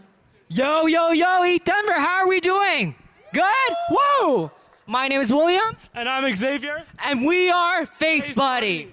Next slide. Did you know there are 1.4 billion unbanked individuals around the world? Not only that, 3.4 billion don't have smartphones and 2.6 billion don't have internet. How are we supposed to give these billions of people financial inclusion if they can't even be paid? This is a massive problem, a $7.5 trillion problem due to lost productivity from lack of financial infrastructure. That's 5% of the current global GDP. And that's why we're so excited to introduce FaceBuddy. Pay and connect with anyone just by scanning their face. It's seamless transactions for the unbanked, smartphone-less, and internet limited. What does that look like? Let's jump into the demo. So to get started, it's very easy. You just connect your wallet, and you would register your face on our platform. That's what Xavier is doing right now. It's processing his face, and we have our wallet address. You can link optional public social medias, such as Twitter, Telegram, or LinkedIn. Here you can choose your preferred token. Let's say William's like a contractor paying me in USDC. I want Euro or the other way around. I can choose that here. And also, you can enter in your human ID to prove your humanity with Humanity Protocol. So now let's register our face. A few things are happening. We're registering our preferred token on the smart contract. We are registering our facial hashes onto Walrus, and also we're issuing Humanity Protocol credentials. Let's actually fetch our credentials to see our verified socials. Okay, perfect. We did a lot of testing. As you can see, we have Xavier's LinkedIn, Telegram, Twitter, and all of this was done on March 1st. Now? Yo, William, you gotta pay me though. Oh yeah, you worked for me yesterday. Yeah, wait. How do I pay you, bro? You don't even have a smartphone. You don't even have a wallet. Yeah, I don't have my smartphone on me. Wait a second. That's fine. I got Face Buddy. Wait, this is too low. We gotta disconnect our wallet. Okay, let's see. Right? We have $0. We gotta disconnect our wallet. I can't see it. Can we zoom out a bit? Oh, that's annoying. Oh, perfect. Disconnect. Sorry about that, guys. Let me log in with my wallet so that I can pay Xavier. We're using the smart wallet. Smart wallet from Coinbase for seamless Web2 experience of transactions. Okay, perfect. So to pay Xavier, it's very easy. Hey, FaceBuddy, pay this guy 10 cents. So now we have our agent. It's scanning for faces. It's able to see Xavier's face, his human ID, and now we're calling our opacity agent built on top of EigenLayer AVS. It uses zkTLS to call OpenAI and get a result. Swap tokens connect. We'll see what it says. Okay, here it says that I want 10 USDC. It knows my preferred token. And I realized, hey, wait a second. William only has Ethereum, but I want USDC. So it will automatically swap it and send it to my wallet. And as you can see here, On-Chain Kit fully sponsors it. 0 transaction fee at all. This is great for the unbanked Web2 users. This is very important because if these unbanked users, they probably don't have disposable income to pay for gas fees. So now let's wait for the transaction to process. Perfect. Let's view our transaction. Let's go on the Block Explorer. 10 cents out, 10 cents in. Yup, 6 seconds ago, we sent in ETH, and now we got 10 cents in USD. Let's check your wallet. Let's see if you got paid. 10 cents. Yo, you got paid! Let's go! Payday! You're no longer broke. Let's go. All right, just to show that we're not hard coding this, let's say Xavier wants to connect with me on LinkedIn. All he has to do is do this. So, hey, FaceBuddy, connect with this guy on LinkedIn. So now FaceBuddy is able to... Okay, perfect. Now FaceBuddy is able to scan my face. It's able to see my human ID, and it's able to pull up my verifiable socials to surface to Xavier. And there we go. That is my LinkedIn, indeed. So let me go back. Hello, and your time is up. So judges, you have 2 minutes for questions now. Join us in bringing the next billion. Have you estimated your data stack requirements? Can you repeat that? Sorry. Where are the judges? Data stack data solutions. Have you estimated? Storage? Yeah, so right now we're using eStorage and Walrus. So Walrus is completely free. So we can scale that from 1 user all the way to 1 billion users, and it's completely decentralized and also very, very efficient. So that's what we decided to go with at this hackathon. If Xavier is poor and doesn't have a phone, where does he get the LinkedIn, or where is he accessing FaceBuddy from? Yeah, that is a great question. So the way we designed this is you only have to register once. So somebody could go to a public facility like a library to register their face. Afterwards, anytime they want to get paid, somebody else can just scan them. So somebody with money like me, I can just scan his face. He doesn't need anything on his end. So basically the payee, the person that needs money, doesn't need any infrastructure on his end. Oh, sorry. Oh, okay. Oh, sorry about that. I didn't see you guys. And for one more question. So if we still have time, I guess this is super cool. I don't live in the U.S., but you go to Whole Foods here. You can use your palm. I could imagine that this is like a technology that can be implemented in a lot of places. how are you thinking of this as an impact public goods? Is this something you want to open source? Yeah, what are you thinking about this? Yeah, that's a great question. We definitely want to open sources because lack of financial infrastructure results in over $5 trillion of lost productivity. We want to help these underserved communities who need financial inclusion to contribute to the global economy and help basically make... And that is our time. Thank you to our presenters.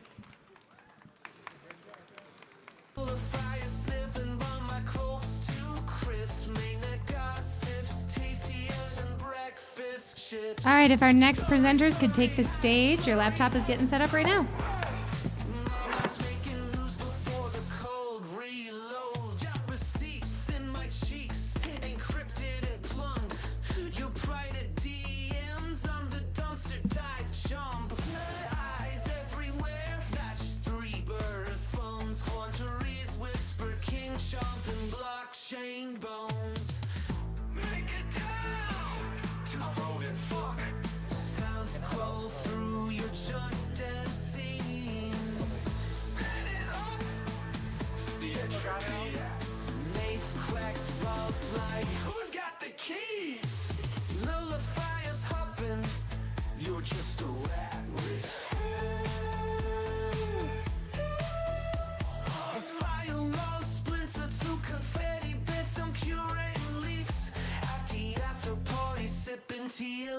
Tears, call me well connected, I call it.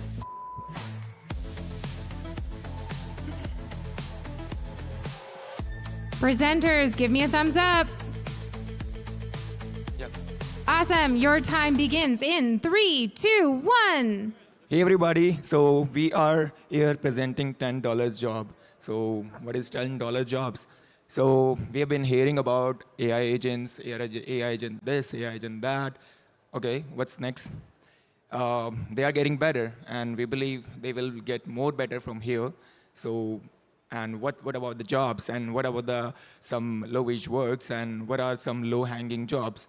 So we believe future is about cheap jobs getting quickly done by AI. So we believe there will be jobs which will be under $10, and here we are presenting $10 job. So here on $10 job, you come up with a complex task, and there are a lot of agents. They are listed here. What they do is, whenever a user put a query with a complex task, our $10 job orchestrator picks up the agents and assign them the subtask with all the niche instructions that it needs to do in order to complete the job.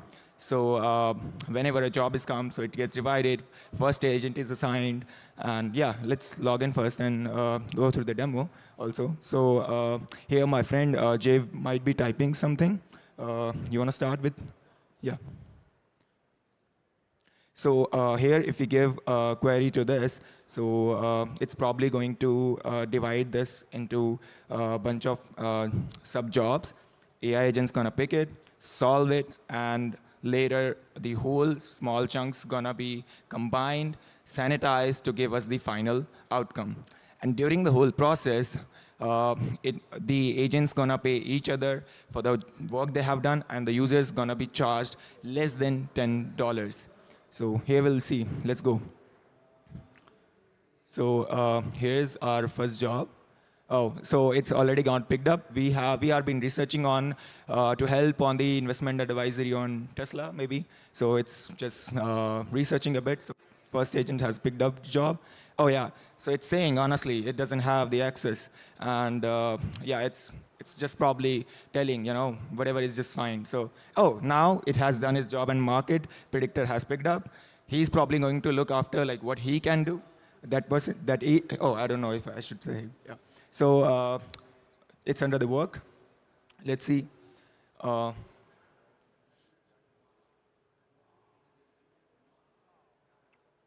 It's probably taking time. Oh, even though it's AI, sometimes it's not that quick.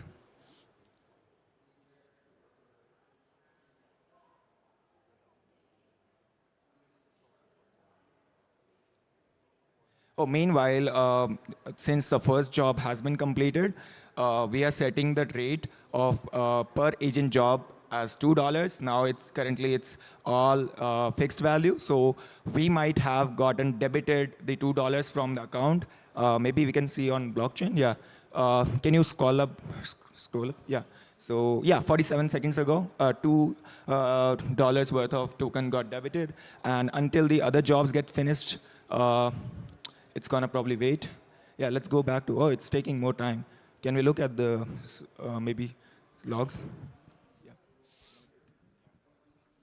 So as you saw, agents, we enable the capability for agents to pay each other, to talk to each other. So it's like completely autonomous system of agents literally discussing with each other for completing your task and then get your task returned.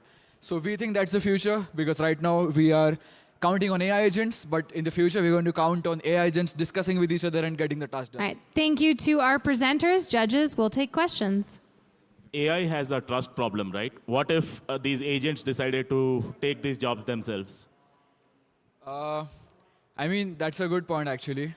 It's a good point to take. But we are just trying to explore an opportunity where these agents become collaborative than being competitive. Because today, if you open producthunt.com, then you're going to see 200 agents doing the same thing, 500 agents like listed on Product Hunt. So instead of getting into competition, what about let's collaborate and let's make this, AI agent space like a little better to, improve ahead. So that was. Yeah, and adding to that, the trust layer. So it's always going to be there. What we can do is whenever there is a base layer being set it up, AI getting more smarter, what we can do is we can build on the top of it and try to stay ahead. Oh, by the way, it took time and it generated a report. So he's going to open it. Oh yeah, so this is the report. He did all the research about the Tesla, and this is how we get it. So yeah, it can solve even more complex tasks. Yeah. Yep. Another question here is, I think this is useful for journalism and all, especially for journalists who have to write a quarterly earnings report. My question is, how is this different from just using GPT or deep research or one of these off-the-shelf AI, which is much cheaper than $10? Yeah, you are absolutely right in terms of that. Currently, we do not have niche that specialized agent. People are working on improving a particular vertical of a specific agent, and we believe it's going to be built on the top of the foundational model that you're talking about, GPT. So it's going to be better than that, and we are going to list them. This is the platform where they're going to collaborate. So yeah, so it's definitely going to be the better than GPT and other foundational model that we might be thinking of. Thank you to our presenters. All right, our next team that's up, please take your place on the stage.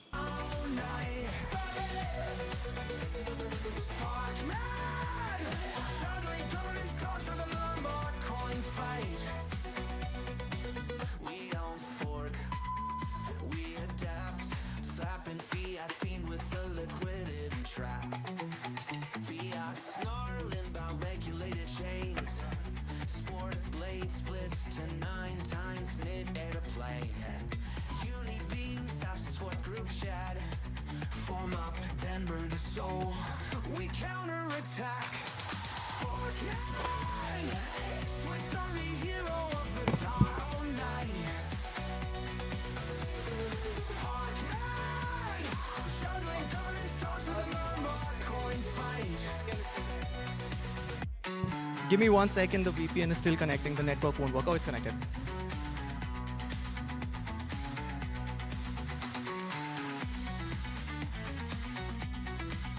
Yeah, if the lag stops. Okay, there we go. Yeah. Yeah.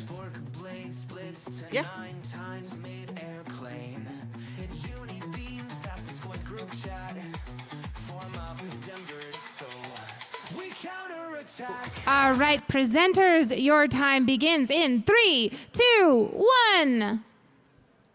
Hi everyone. So we built Semicolon fingers over the build week, and this is a project to address the loneliness epidemic in the world. It does this by converting stories to color moods, and then that to colors. And the colors are in a hue, saturation, and lightness scheme. So the hue becomes the mood of the story. So like an angry story becomes red, depressing story becomes blue, and so on and so forth. Saturation represents how intense the story is. And lightness is twofold. On the writer side, it is how relieved the writer feels after expressing themselves.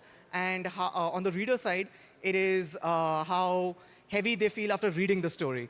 And the expectation is that they should be inverses of each other, but it would be cool to see if that is not the case when this scales out. So yeah, so you can either empty your mug from the landing page, or you can pull someone's thread. So let's say you want to empty your mug. You come in and you select a color, and then you're presented with some sentence completion prompts. And I'm just going to copy paste something.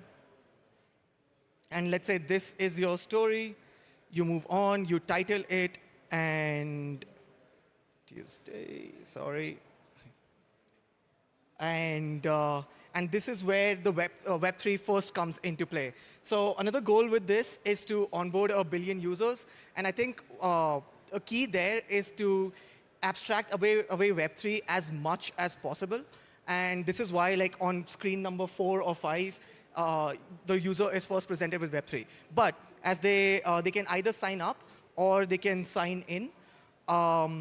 Let's do test 3 and check if it's available. This will register a base name after you create a smart wallet. And oh, there we go. Yeah, so it will create a base name which will also serve as your user ID for the platform. And after this goes through, you submit it to the network. Now, 2 main things are happening here. One, the story that you entered is going to get condensed into this format called telescopic text, which basically condenses the story into like 2 or 3 sentences and gives underlines under it. So as you click it, it expands out. Then it also deploys a contract, a soulbound NFT contract, which represents the story. Another thing that happens is an LLM model and ideally an NLP model is consulted, and their values of hue, saturation, and lightness are taken, and that's also added to the contract. This is poured, and the writer is asked how relieved they feel. Now, on the reader side, this is all they see when they come in.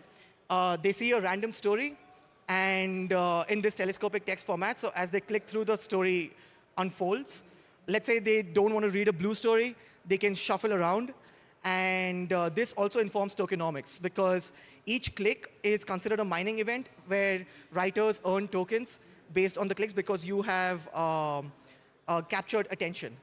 The final aspect of this is, or 2 final aspects of this, I'm going to rush quickly, is one, as soon as this is done, the reader is asked what their perception of their mood and intensity and heaviness was, and that serves as data points to train or fine-tune the agent on-chain. And thank you to our presenters. Judges, we'll take questions now. Hey, Dragos here. How do you plan to monetize this? So the goal here is to create a valuable network. And so the thing I couldn't show, so thank you for your question. All these tokens live on the testnet, and then the hope is that someone relates with the story to a great degree, and they want to collect that story as an NFT, and they pay like say $100 USD for it. That happens on mainnet, and all the reading history until that point for that reader goes live on mainnet, and that's how the tokens also get priced. I see. Thank you. Your story revolves around colors, right? What if I'm colorblind? Question 1. Second is, how are you validating stories? I can write a simple script that pulls stories from LLMs and posts here. I can automate this and make money, right?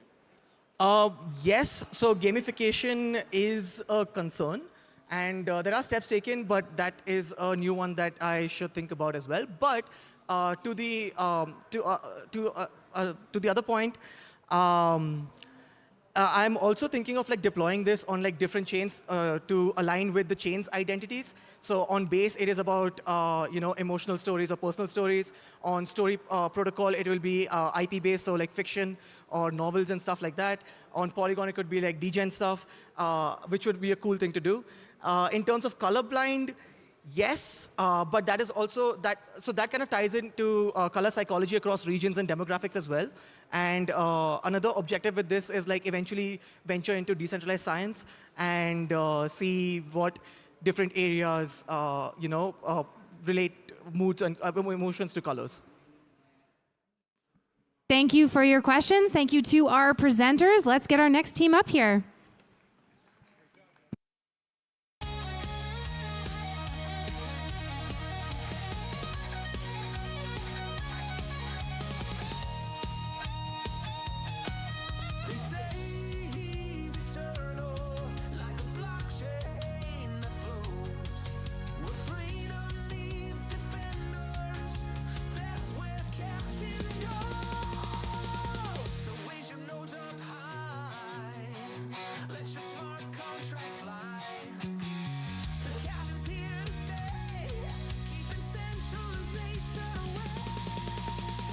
All right, presenters, give me a thumbs up if you're ready. Thumbs up. All right, 3, 2, he's gonna turn you on when you're ready to go. So 3, 2, 1, let's go. Hey, what's going on, everybody? My name is Igmer, a little difficult. You guys could call me Ali. We're Action Item, and I'm just gonna go ahead and ask everybody in here for consent because I am recording with my Omi device. My Omi device is recording right now, so I'm gonna go ahead and get everybody's consent here. If you wanna leave, now is the time. Raise your hand. So right here, I'm pressing the consent button, and I'm recording. So right now it's 5. Okay, we're gonna see it's 5. We're gonna go ahead and log it. All right, guys. So now that the consent has happened, how many of you have seen something happening in conversations like this, where somebody arrives, start jamming about ideas, and brilliant ideas start getting ignited in these events and other events all around the world? What if I told you, hey, let's not just leave at the idea, let's not just leave to a follow-up message or an email. What if I told you that after this conversation, where one DevRel hangs out with 2 builders, and out of this conversation, a brilliant marketing campaign gets executed via Twitter and Farcaster automatically by an agent. And for the other founder that's looking for some guidance on how to get started on their idea, it even goes so far to create a whole execution plan, go ahead and create the documentation on GitHub and raise the issues and tickets that anybody can apply for, and even we get all backed by on-chain bounties. Well, this is happening right now. With the device that we are carrying and Action Item, you get all of your ideas and your projects and memories stored into a database. So you see, we're storing information live here as memories, and here's where the fun part begins. Here you go, Igmer. So this is where the fun part begins. Right here, you can see that you can like, reply, or collect. So what we're choosing to do with the collect is mint your voice. How many of you here like rap? You guys like rap? You guys like ad-libs? You guys like Travis Scott? Skirt, skirt! You know, that ad-lib is valuable. How much do you think you get for that stem? Probably a bag, because Travis Scott makes a bag for his label. So, another example, Kai Cenat is on Twitch 24/7. How many people out here have sent him like some flowers on Twitch? Raise your hand. Okay, pretty cool, pretty cool. But the idea is you get paid for your opinions. Like, your voice is valuable. Like Joe Rogan, Theo Vaughn, like people are listening to these people all day. Like, your voice is valuable. So what if we minted your voice? Like, yeah, this is gonna generate something because your voice is valuable. Just putting the emphasis on that. And we have like the memories, and we have like the top people that people like. So there's a leaderboard, yeah. So this is the leaderboard of people whose memories that people really liked. You see there's top 1, 2, 3. Here you go. So yeah, so as you said, first is culturally, it depends on how your community values the likes and the collections. But for us, since we're DevRels and we hang out with a lot of builders, we triggered our actions and the memories to generate projects. So right now we were discussing about a project called FaceBuddy, right? So this one got registered into our platform just because of listening And now we can even come here and ask the agent to generate some growth marketing. You can generate a builder mode instantiated. And what happens with the builder mode, it generates all of the scaffolding on GitHub, and it starts just generating documentation, issues, bounties. And what we're thinking is, this is a way for communities to signal which ideas are worth building, post them, and have it crowdsourced by the community. And the builders that post their bounties, they will create solutions that are benefiting the community and creating jobs for the community. So we're Regen creating, so every idea and every conversation is an immediate opportunity for growth. Thank you to our presenters, judges. You have 2 minutes to ask questions. Is it working? Oh, yeah. I'm curious, why memories and projects? Why did you choose to do both and not just focus on maybe projects? Well, memories is always very broad. So we want to, of course, incentivize regular people to be able to voice their ideas like Twitter and be a way to have community leaders be incentivized by people in their community and feel represented. Now, for why projects is because we are mostly focused on DevRel. We have created hackathons, we have delivered workshops, and we really want to help other local communities get their ideas built by creating specific actions, actionable items, action items that other community members can quickly execute on and build. So it's more of our mission as a team, as a Double Club members and Double Club Agent Camp, all that we've been running, and we want to empower more builders so you don't need to code to get solutions built. 1 minute remaining if any additional questions.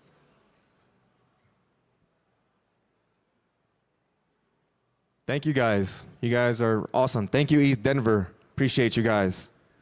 Thank you to our presenters. All right, if our next team could take the stage and start getting set up.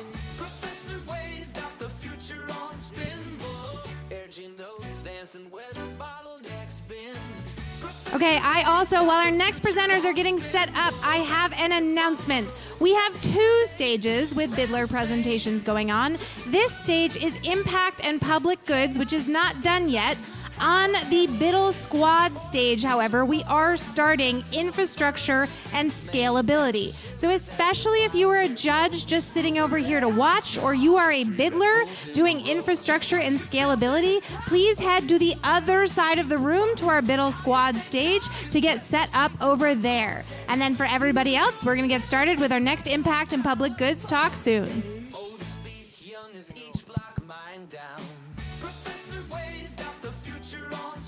All right. Hello, everyone.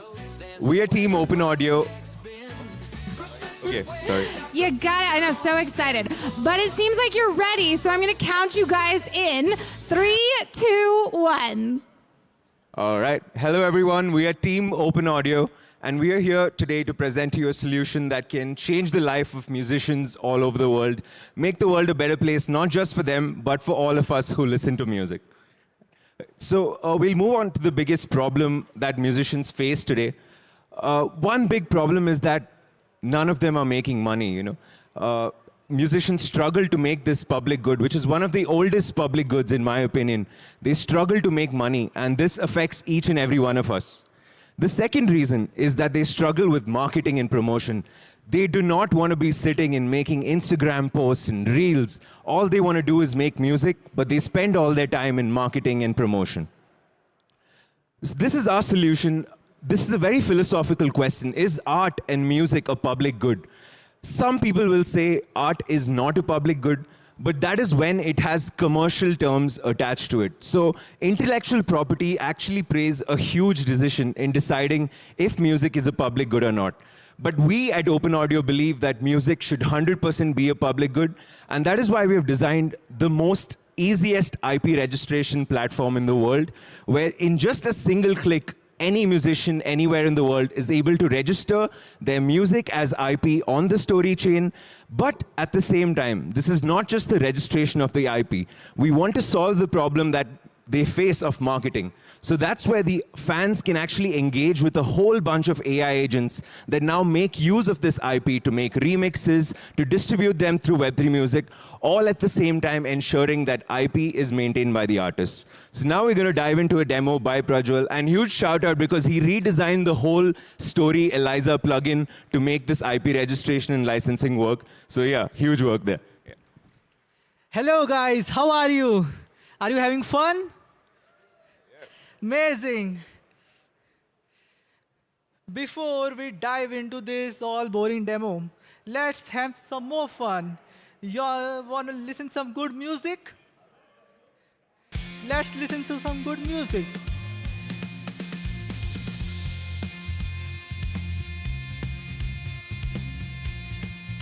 Let's add some spice to it.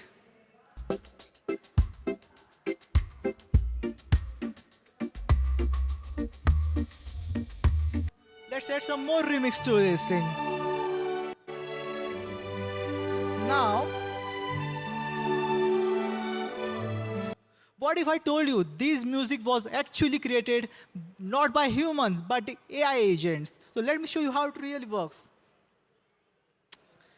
We have a swarm of AI agents, and these AI agents will act as a whole crew for the independent artists. They need to license the music, we have AI agent for them. They need to register and remixing agent for that we have. And we have a whole community creating remixes on top of the independent original artist tracks, and we have a distribution agent who is marketing all these tracks. So let me demo you how it really works. So suppose I'm an independent artist and I want to license my track. We have added all the agents to this Discord, and basically I can license my track by simply giving all my details and telling the AI agent, okay, these are my tracks, license it. So let's try it.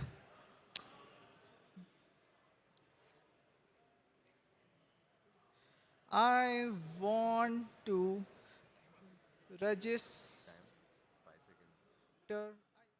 Thank you, presenters. Judges, it's now time to ask your questions.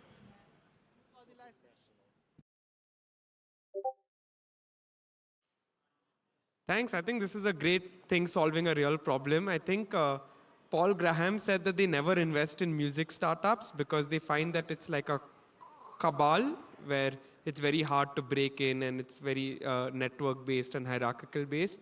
So I guess one question is why you think you would be successful over here, and the second is I still not understood where the musician makes money.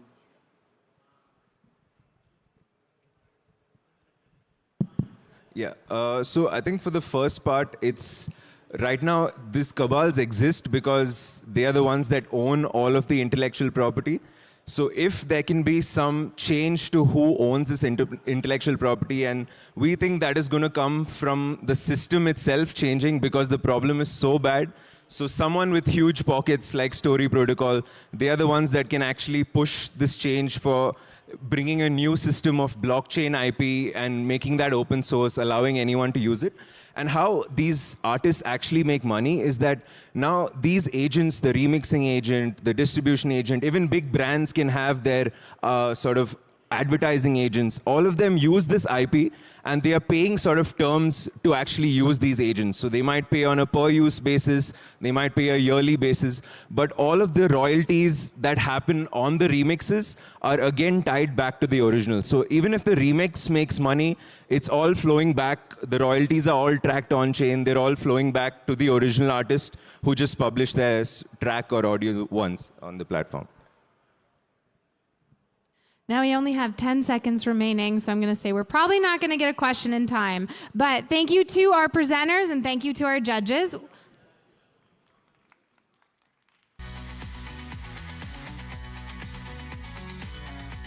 right, let's get our next presenter up on the stage.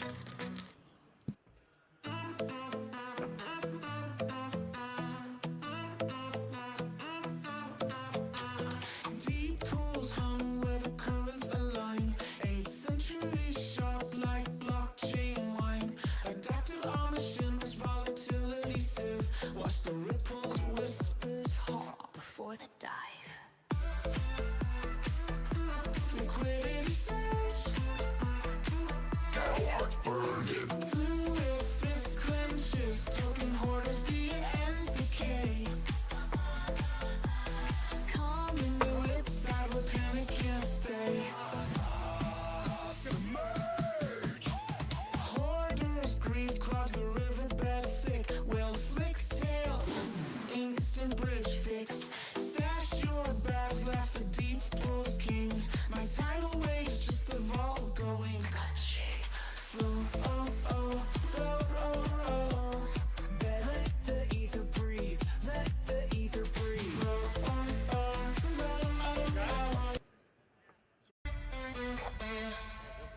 All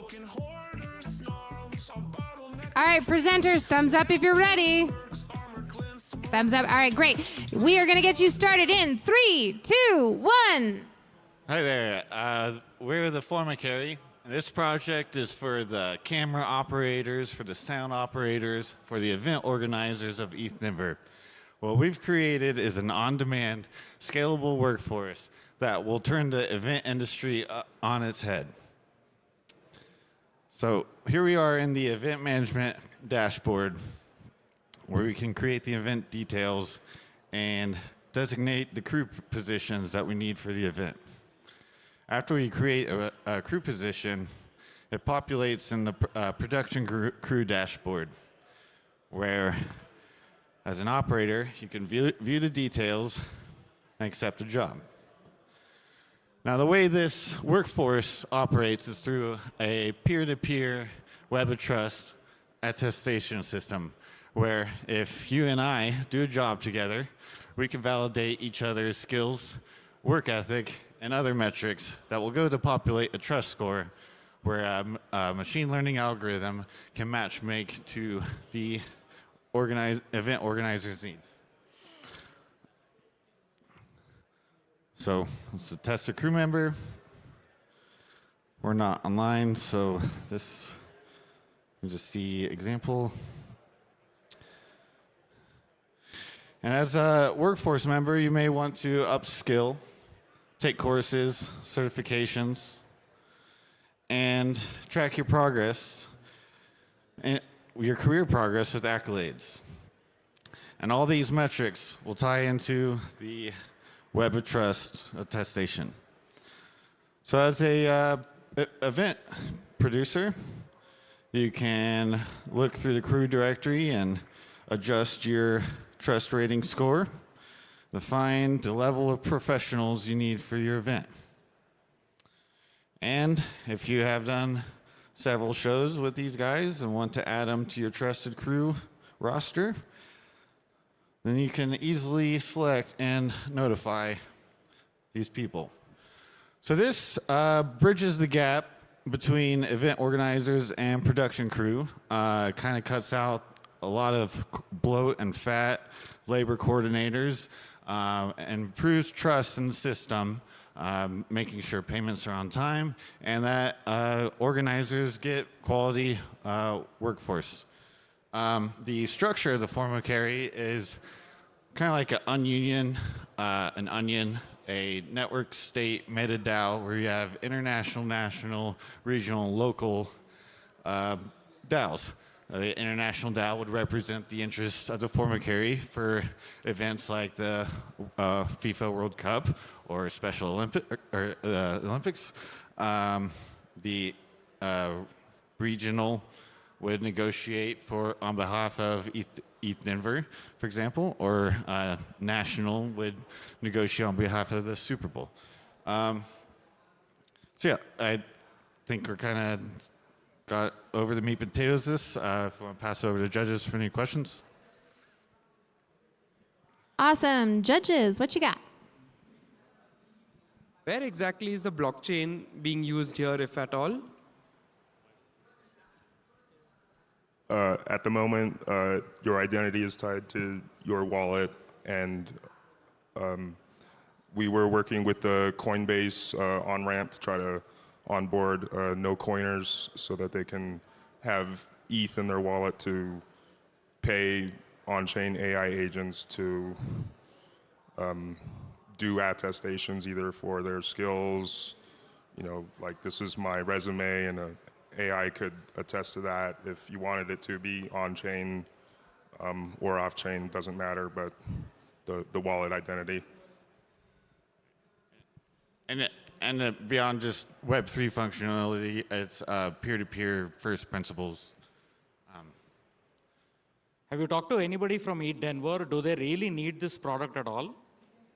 The entire event industry needs this product. I do a lot of part-time gig work, and there's a lot of issues. I kind of created this project because I'm annoyed to have a bunch of late invoices, so I'm going to make their job obsolete.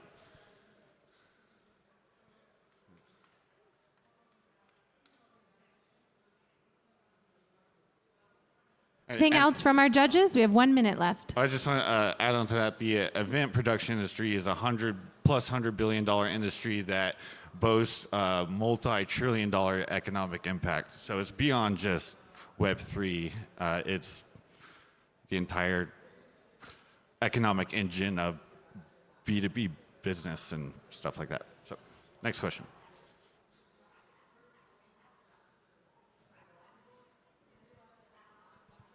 We have time for one more question. Otherwise, They're good. Okay, thank you to our presenters. And we will get our next team up on stage. I do believe there's a little extra setup on this one because, as we all know, technology doesn't always cooperate. But we will do our best to get going right away. She smirks mid-flight as her wings tickle nodes into doing things right.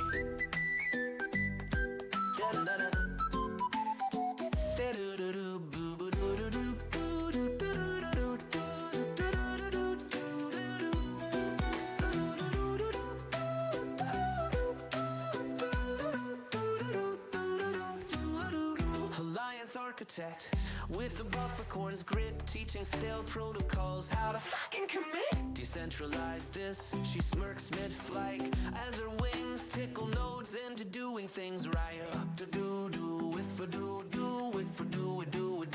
All right, presenters, are you all good to go? Give me a thumbs up. Okay, then ready, let's go in 3, 2, 1. Hi guys.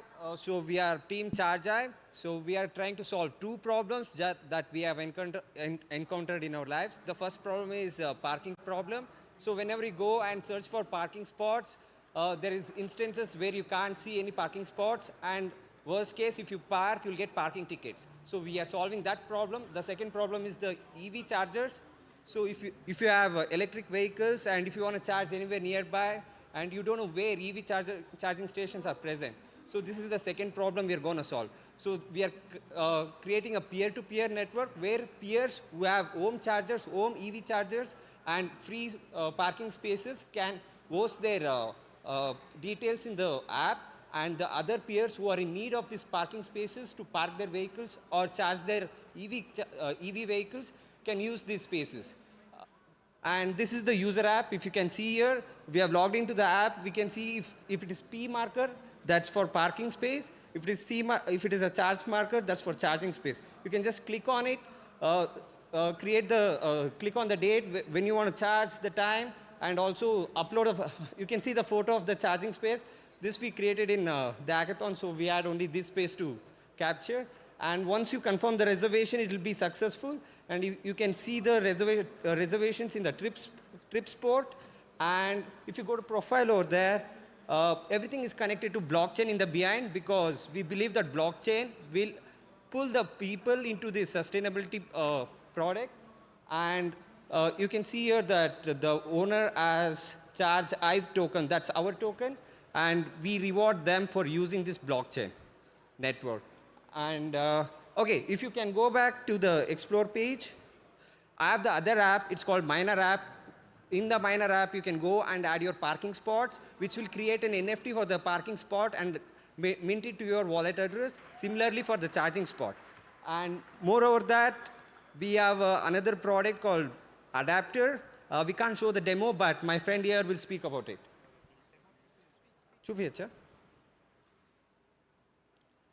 Camera.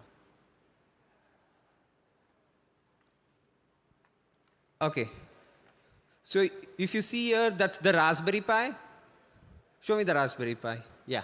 So Raspberry Pi is an adapter. The problem again over here is you can't charge your Tesla EV charger with the Kia. Similarly, the other way around. So we have created a simple prototype of adapter using Raspberry Pi. And for showcase to demo, consider a phone as a car or a battery we are charging. Can you show me the phone that's connected? OK. So consider that as our battery or car.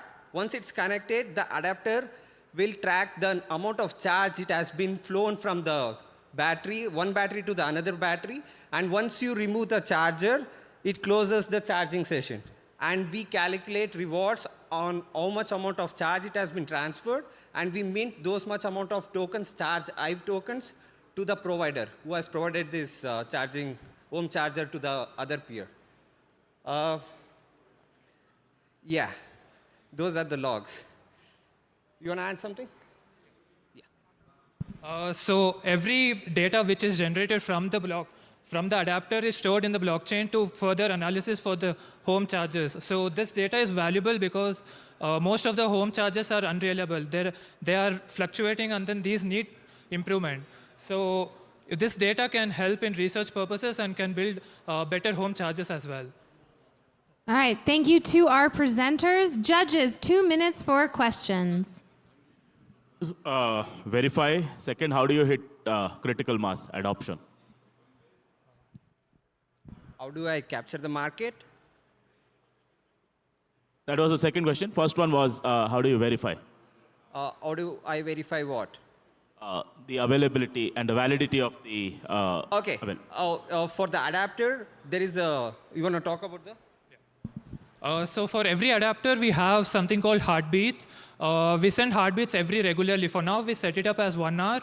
For every 1 hour, our adapter sends a feedback to a blockchain that validates if it's active or not.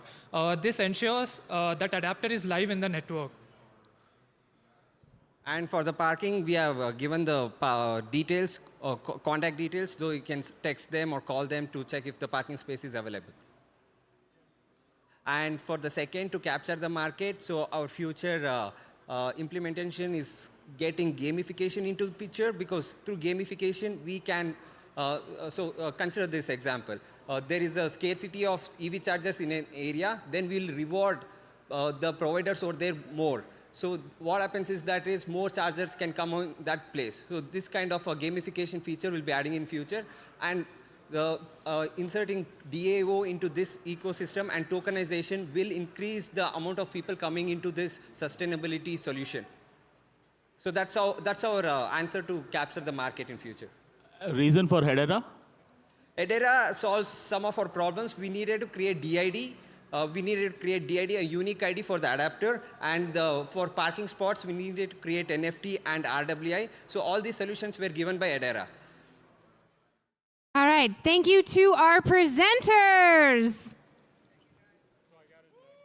All right, we have one more presenter left in our impact and public goods track. While we get our last presenter set up, I got some housekeeping for everybody. If you are a judge for impact and public goods, there is one presenter left. After that presentation goes, you can come and turn in your sheets, and then you are all set. If you are here to judge for DAOs and community, that is our next track. Make sure you have checked in down here. If you've already checked in and you already have your sheet, then you don't need to do anything except wait for the rest of the presentations. Now, if you are a BUIDLer here for DAOs and community, please come down and check in so we can make sure that we know you're here and we assign you a spot in the lineup so the judges know who you are. And I think that's everything, so we'll give everybody a chance to set up. So I'll reiterate, impact and public goods, one talk left. DAOs and community will start afterwards. I will announce when it starts just so everyone is on the same page. Be back soon. We multiply when we unite. Singularity surge, protocols ignite.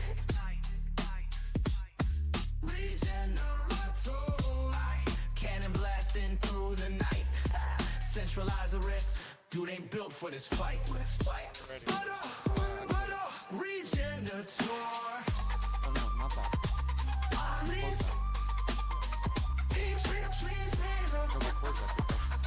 Collab beats control, tell the whole damn law.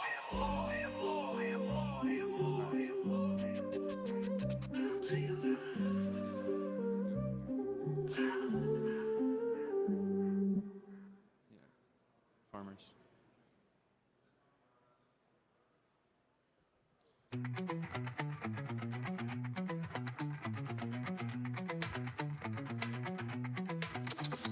Sap of a sword for the 2-spoon blade. day I'm laughing, checks debugging, code cascade. Pass the liquid stew. Hello? Works.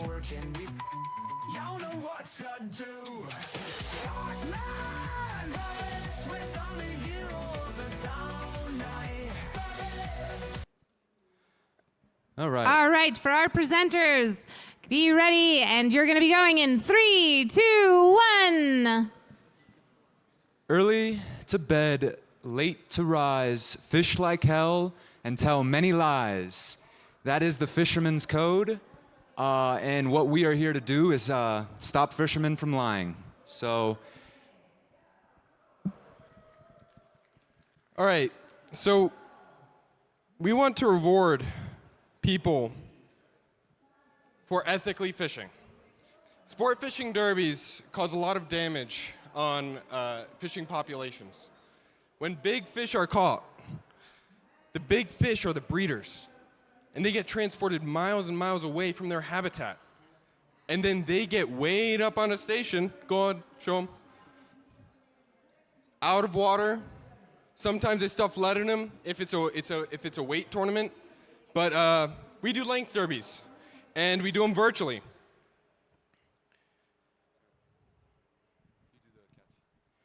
all right, so this is our app, and my friend here just caught a fish.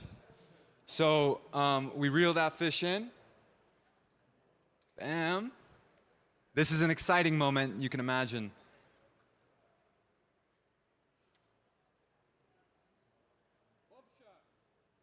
Bump shot, hero shot, and release video right here off the boat, back into the water, and we stop scanning. Oh.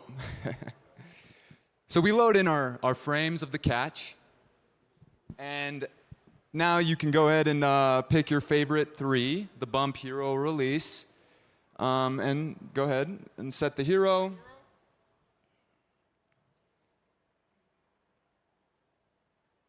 That's the most clean one, I think.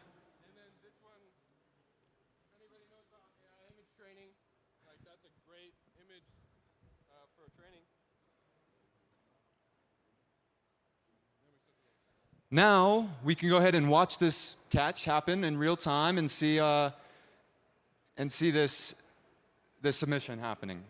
And so this gets minted as an unverified NFT and gets put into a smart contract on the Flow blockchain.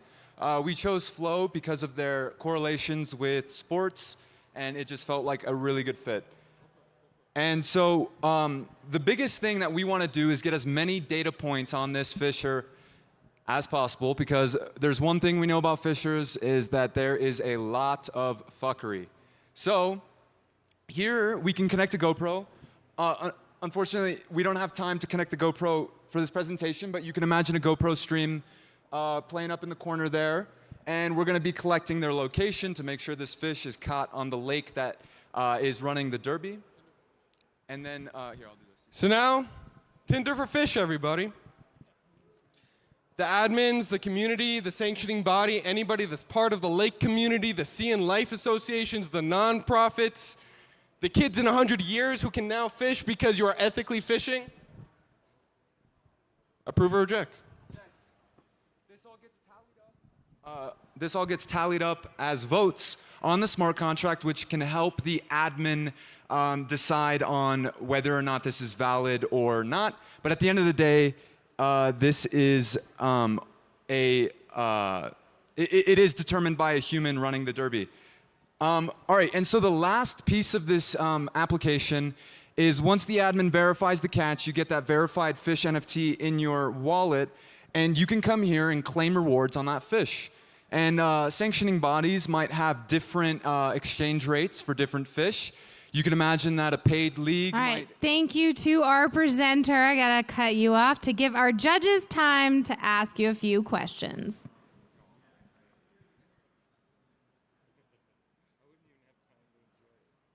Do any of you fish? Yes, one of our partners, he's a pro fisherman, and we have recently got into fishing. We're not big fishers, but we've recently got into it. And how will you make money as the provider of this? Right. So how we make money is we monthly recurring revenue. Right. We have fishermen who will pay in order to be a part of specialized leagues, because these are very competitive. This is the second largest individual sport in the United States, right after running. So there is 632 million fishing outings every year, and that's 2023 data. We can identify them. So the fishing sanctioning body is meant, so Bassmaster, biggest league in fishing, all right? They identify fishermen. They have sports fisherman's license, just like us, all right? Monthly recurring revenue, half of the proceeds we want to give back to the community for ethically fishing, and that's it. And how the fishermen make money is we run derbies, right? So if you catch the biggest fish, you know, sometimes this is $3,000, $4,000 winning prize. So you pay a ticket entrance and you fish for the weekend, and the biggest fish is going to win a massive prize. Maybe second, third place as well will follow. In the long run, in the future, do you see this correlating to maritime conservation in some way? This is a very application-specific niche demonstration, so I appreciate it. But do you see application in maritime conservation? The obvious answer is yes. However, that's not the direction that we want to take this, because honestly, we're a sport fishing company, right? We run sport fishing derbies. Our customers. That is time. Thank you to our last presenters and everyone. Thank you to all of our presenters for our first track here at the Captain Ethereum stage. All right, so that was impact and public goods. If you were an impact and public good judge, head on down here and turn in your thoughts, and you are free to go unless you signed up for something else.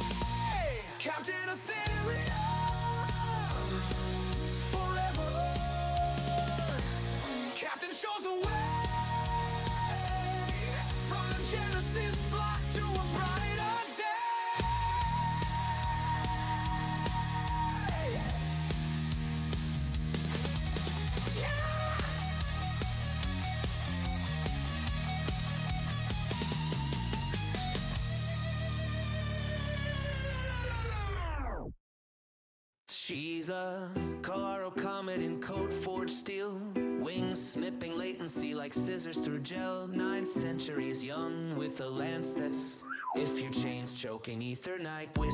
Found her at a bullet hook sucking down APIs, armor clinking with layer 2 lullabies. Scalability scripture, she winks at the moon while Lagrange drools over slow motion doom. Her shield's a disco wall, fracturing legs, grass, crack. Ooh, that lance a lightning fork, splitting bottlenecks backs. Alliance architect.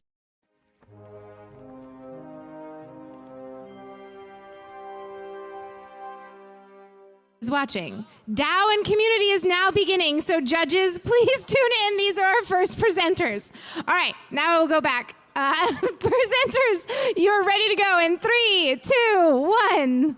Hey everyone, I'm Adam Boyle. This is my partner Eddie Dunn, and we're excited to introduce you to Adaptify, the ultimate AI companion for mastering DeFi. So guys, the philosophy is pretty simple. Learning as a gateway to Web3. It's obviously pretty intense, but the idea is to use AI to help build personalized lessons to help guide users through the AI, through the Web3 journey. Now, the next big step from learning is going from theory to action. This is a really big goal of ours. We think this is what makes it kind of special, is the ability to learn something and then use the AI to call other AIs and other data on chain in order to allow them to then execute something on chain. So the moment you learn about DeFi, you get to do something in DeFi. So this normally is a lot of friction, so we're trying to really build a seamless experience where it comes to learning and doing. And then also as the AI ecosystem in Web3 grows, so too will Adaptify's capabilities. And then finally, it's about proof of skills, right? So it's learning, doing, and then proving so that you could really just slot this into existing communities, projects, align with their tokenomics, give people credentials, they learn, they answer, everything is stored on chain. There's two parts of the platform right now, which is learning with Adaptify. So once again, sort of customized learning experiences, being able to actually execute on chain, and then having verified progress. But there's a second side where the partners or educators can build lessons. So the idea is to upload your information, the AI will automatically generate questions, lessons, and then you'll be able to track your community's progress. We see a lot of potential here where it comes to onboarding, educating, and even engaging your communities so that you want people learning about your technology, using your technology, and then be incentivized to do so, have proof, and get rewarded for it. So there's a lot of excitement here. While we still have time, I'm going to show you guys a quick video. And what we'll see here, guys, is two experiences. One, the partner creating a lesson. So you can see here our interface. We're uploading some information. Even with a hackathon, you could imagine just dumping all your documentation. The AI will automatically generate the pertinent questions. And this way you have people learning your content. The AI does all the heavy lifting. And then you'll be able to review this. Everything will be stored on chain for transparency and verifiability. And you can see here now we're committing the particular lesson that's been generated on chain. Next, we'll see a secondary experience where the user is actually going through and learning things. What you'll see, we had big goals, so we only made it so far.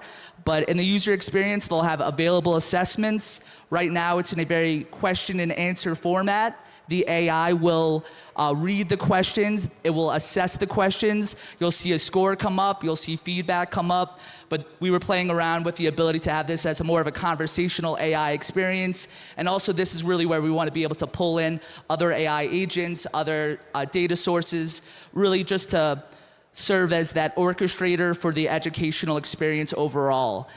So guys, this is Adaptify. We really appreciate the opportunity to show this. We've had a lot of fun. We think there's a lot of opportunity around onboarding, educating, and engaging our communities. And then ultimately for the personal learner, the user, learning these tough concepts. Doesn't have to just be DeFi, it could be really anything, but then actually being able to act on that information and learn as you go. So thank you guys, I have 5 minutes left. Go Bufficorns, woo! That's good timing. Thank you guys, thank you. All right, we love presenters who watch the timer, thank you. Judges, you now have 2 minutes to ask a questions. Hurry, bro. You could I don't know. scream it. How about now? Okay, cool. Cool solution, great work in this time frame. How does this differ from a Telegram bot that has an AI agent attached to it or Discord bot that's really highly trained with a Q&A or documentation? Yeah, I think it's really about the, one, the AI agent swarm components. We're really trying to build this in a modular way so that we could plug in and leverage all these other AI agents that are coming out. Things like Stories Protocol, being able to pull IP and data that we need, be able to reward people, and then ultimately the tokenomics around it. And it's both sides, not only the generating, but also getting feedback. But we do want it to eventually live in Telegram, have that be an option as well. Hi. So I have two questions. How do you make sure that the information actually is accurate? Because AIs are not at the moment at the level where everything is 100%, and DeFi is really difficult subject, and so more dangerous if you actually do not produce correct information. The second question would be revenue model. Yeah, so we are trying to ground our answers. The idea here is that it's more of a soft use case. I also wouldn't necessarily trust AI to do like super intense things, but this is learning. It's a little bit softer, and it's really good at this particular thing. We could say that. Revenue model, this is, we're thinking transaction based, so for users, how much they use it, but also mostly for communities, projects, protocols that want to leverage this, generate information, and use it for things like hackathons, whatever it may be. 20 seconds. What was the tech stack that you used? Hello? Yes, so Solidity, React, and chain link functions to call the LLM to do the evaluation. The LLM generates the questions and also does the evaluation. Thank you to our presenters. All right, awesome. That was our first presenter for DAOs and community. Let's get our next group up on stage and setting up.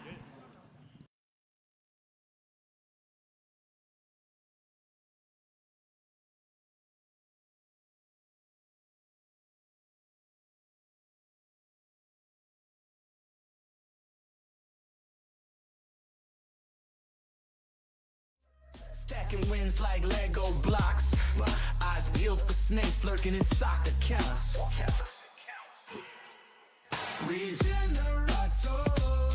Fortress locked, no picking locks. Brutal mobs to cure your system's chicken pox. I'm the algorithm king. Hide behind my sting. Give me a thumbs up. You ready to go? Awesome. All right, you are going in 3, 2, 1. Siag. My name is Josh, and we're students from the University of Waterloo. So quickly, just by a show of hands, who has Instagram or Facebook? There we go, with no liars, good. All right, so we really wanted to tackle the question of what it means to be friends in like today's like social media like sphere. You know, you send a friend request to someone, add friend. Does that really mean like you guys are close friends, or is it just like a digital friend that you have? You know, it's so superficial. So that's what we wanted to tackle with SciSpace. So I'm gonna start away with the demo. We're using Octo for authentication right here. Basically, without creating a Web3 wallet or anything like that, all you can use is your Google account to sign in. So it makes it really easy to convert from Web2 to Web3. And as soon as you log in, you have a feed here of different posts of people. I've just made the same post a few times, but you have a caption, you have the author, things like that. And you also have diary entries as well. You can also post pictures. I'm not going to do it because it takes a bit of time. We're using eStorage on the background for that, as well as the post diary. But to just talk about, before we go into the main beefy part of our demo, our biggest inspiration is something called Cyral. It's a huge social media platform in South Korea until the late 2000s. The main reason why it died off was because of hyper-localization. If you wanted to add your, I don't know, your friends in America or like Canada as a friend, you couldn't because you had to be a Korean citizen to sign up. And one of the really big reasons why it was so big in Korea though is because you had a huge use case where it's like you create your own space. Now we're calling it a home space, and we're about to enter it together. Let's go. Let's go. All right, we're gonna enter the home space right now. So I'm logged in. I'm as Joshua. I'm gonna visit Suyak's page. That's me. So we have a 3D model of me. We actually scanned that ourselves. And yeah, and if you see in the background, there's a whiteboard right here. It's interactive, so anyone who visits his page, they can draw on it. So I'll say like, Josh was here. I'll say I wrote that. And then we can save it. It's gonna take a second to save to Walrus. In the meantime, I'll just show some other profiles here. We have Eric, a scan of him, and like Alex. Let's go back. Yeah. And so it says whiteboard saved successfully. The blob ID is stored here. So if I open his page, his user ID in a new page, like let's say like Suyak has his laptop open. We don't have two laptops here to show. It's going to take a second to load, but it's going to load it right there and shows the message I did it. And one of the main aspects we talked about was the AI agent. Yeah, so my AI agent actually is trained on my bio and my socials. So it actually can communicate, it knows what my interests are. So if one of my friends wants to visit my space and talk to me, even if I'm not online, they can do that through my agent. So you can see here, Josh is just chatting to my bot. He'll give him a little bit of intro and play around with it. He'll ask a bunch of questions just to interact with your friend. So this really drives home the connection of really deep connections in a social media. So you actually know your friends. Yep. And I'm gonna do a quiz now because I feel like I know Suyog enough. And okay, so now it has personality and communication style. Just say he talks a lot. I don't know. Yeah. And then interest and passion, solving problems. And then I know this one. Yeah, you know this one. I'm not a chef, unfortunately. I went to University of Waterloo, obviously. And then Python and Solidity. So he's just answering questions based on my things. And so basically we get a score of 53%. So that means he actually knows me 53%. That's what the AI agent determined. So we have a threshold. If it's above that threshold, then that means we determine that you guys are really close friends. So we give you an NFT. If you saw in the chat, it says NFT minted. So that basically gives you a proof of your relationship with your friend. I'm just gonna post a picture now because we have a little bit of time. But as we were showing before, let's say hi, BUIDL.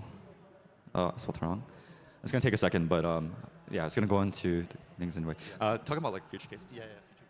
Yeah. So overall, the idea of closeness is mainly through the agent. So the agent. Thank you to our presenters. We're now going to give the judges 2 minutes to ask questions. So how do you differ from all the other metaverse spaces? For sure. So that was the part where the closeness comes in with the agent. So we're using the agent as essentially an evaluator, and based on the interactions with the NPC and chats and things with your friends, basically it produces this score and evaluates your closeness to individuals, and through that it unlocks different levels of NFTs, and in the future a native token which would then be used to get perks and stuff in the space. We've looked at different competitors like Decentraland, 3Land. They have something similar like Metaverse, but it's very, how do I say it? You have an avatar that it's not really you, and you're not interacting with the AI agents in a way that we do, where we have a quiz to understand or get closer with people as well. It just feels very, how do I say it, non-personal for certain aspects. And we made a home space that you can customize to make that more homely and more closer connections as well. I'm a fellow Canadian, so first of all, go Waterloo. Let's go. Second of all, just as somebody who works a lot in the metaverse space, I don't see the differentiation of something like Journey, which is super high fidelity, realistic avatar experiences, and they have AI agents integrated where you can actually walk up to somebody and talk to them. Obviously, that's an enterprise-grade solution, but what would be your go-to-market that would differentiate this solution from others? Are you going to do it in high schools? Are you going to do universities? What would be the differentiator here to actually make that real? So we're looking to capture the market, for example, from the younger audience. So a lot of the new generation, they've grown up playing Roblox and things like that. And one of the big monetization things is when they had Lil Nas X, for example, go into Roblox. And we're hoping to do similar things with celebrities and things like that to be able to leverage sort of this new generation who's used to these metaverse spaces and bring all of that together in a nice world. Yeah.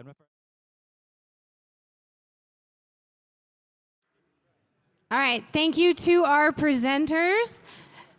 And we will get the next ones ready to go. Thank you guys, that was a great presentation. All right, and for our next team, let's get up on stage. And then when you're ready, I will count you in.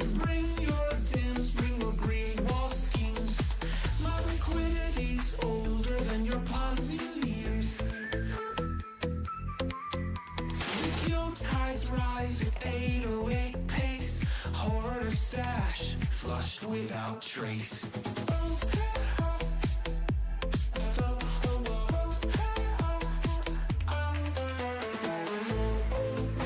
Full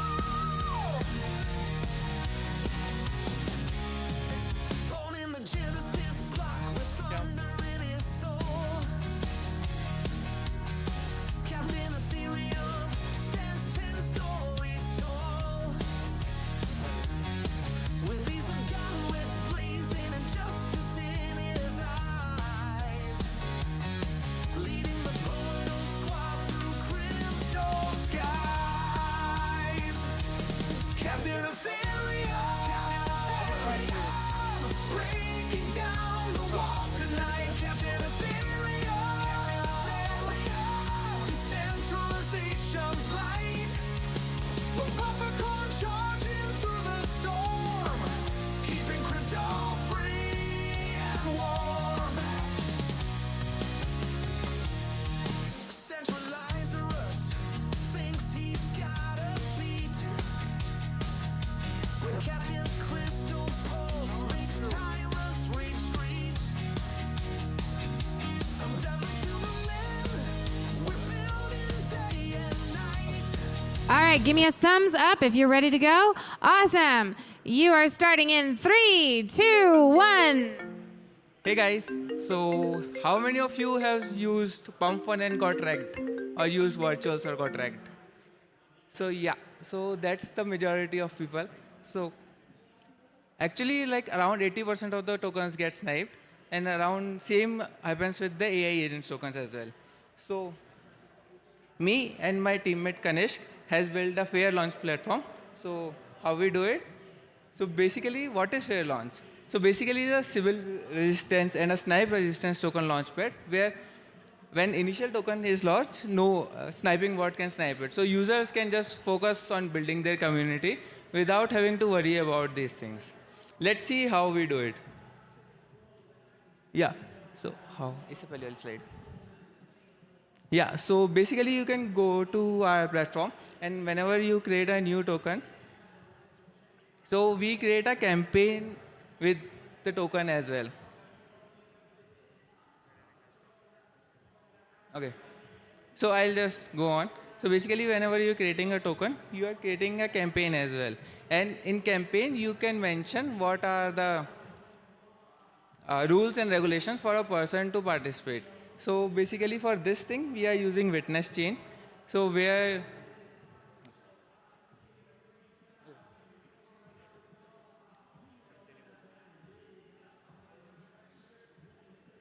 okay,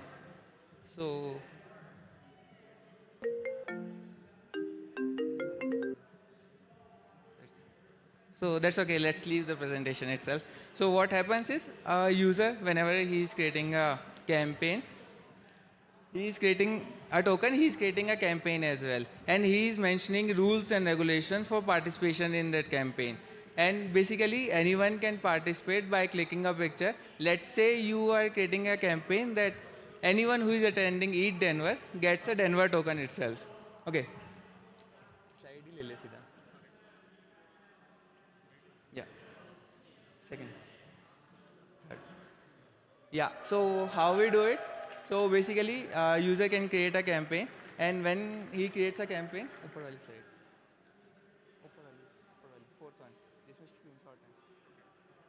yeah.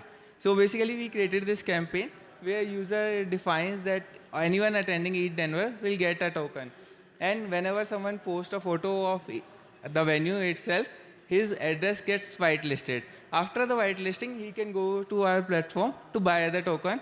And when he is buying a token, there is a limit of how much he can buy.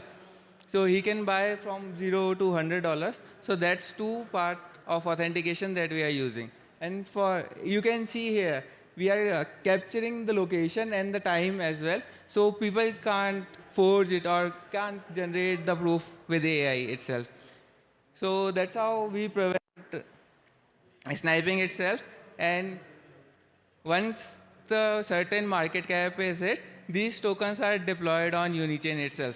Then it's an open market and anyone can use the token itself. So that's how we are doing it.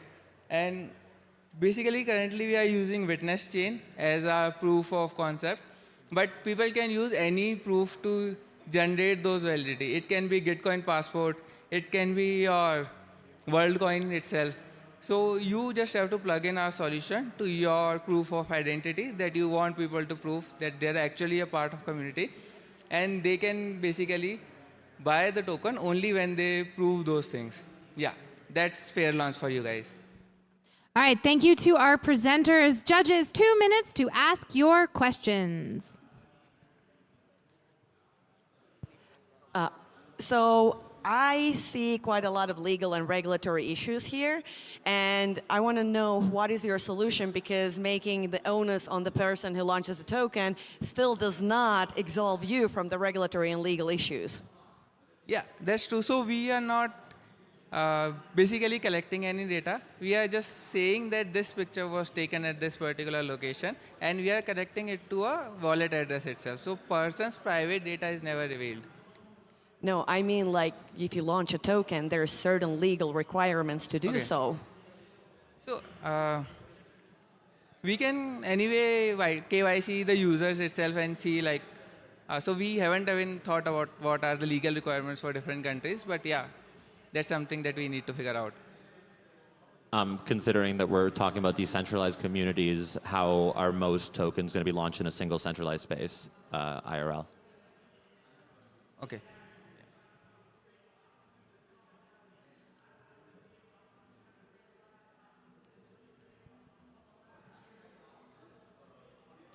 Any other questions? So explain a little bit more, how do you actually get revenue? From what specifically? Okay, so we take a cut of the tokens that are launched, and once they reach a certain market cap, we keep a certain amount of, let's say a market cap is $500K, so you will get around 100K of USDC to launch it on Base or Uniswap. So we keep a certain portion of it to ourselves, and we launch all the remaining liquidity to the Uniswap pool. That's how we earn. All right, thank you to our presenters.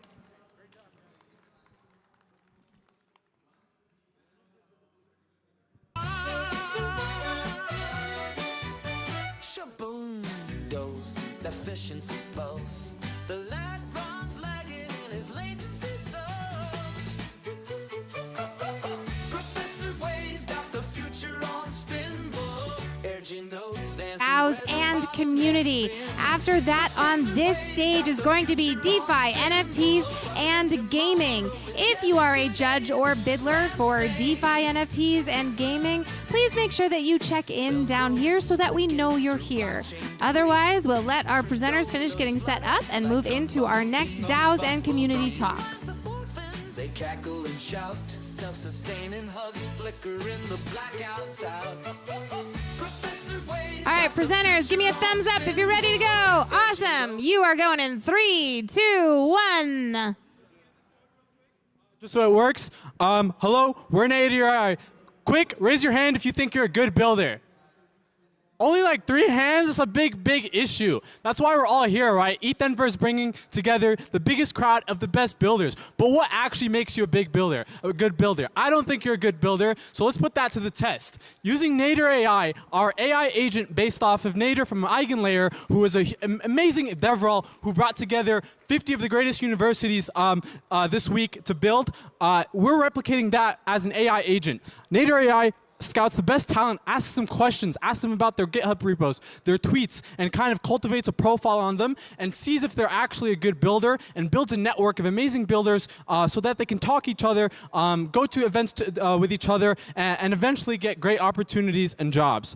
So if you opened up Nader AI, he actually can scout for you via Twitter. He'll actually look through Twitter users he follows and their followers and followings and find new cracked builders by scraping through their tweets. But also, you can get referred to our network. So if you're on Telegram, you can actually use our referral code from Wasabi's, ETHDenver25, and start a conversation with Nader. Nader will hit you back up and say, hey, what you actually building? And we'll kind of just generate a natural conversation with you.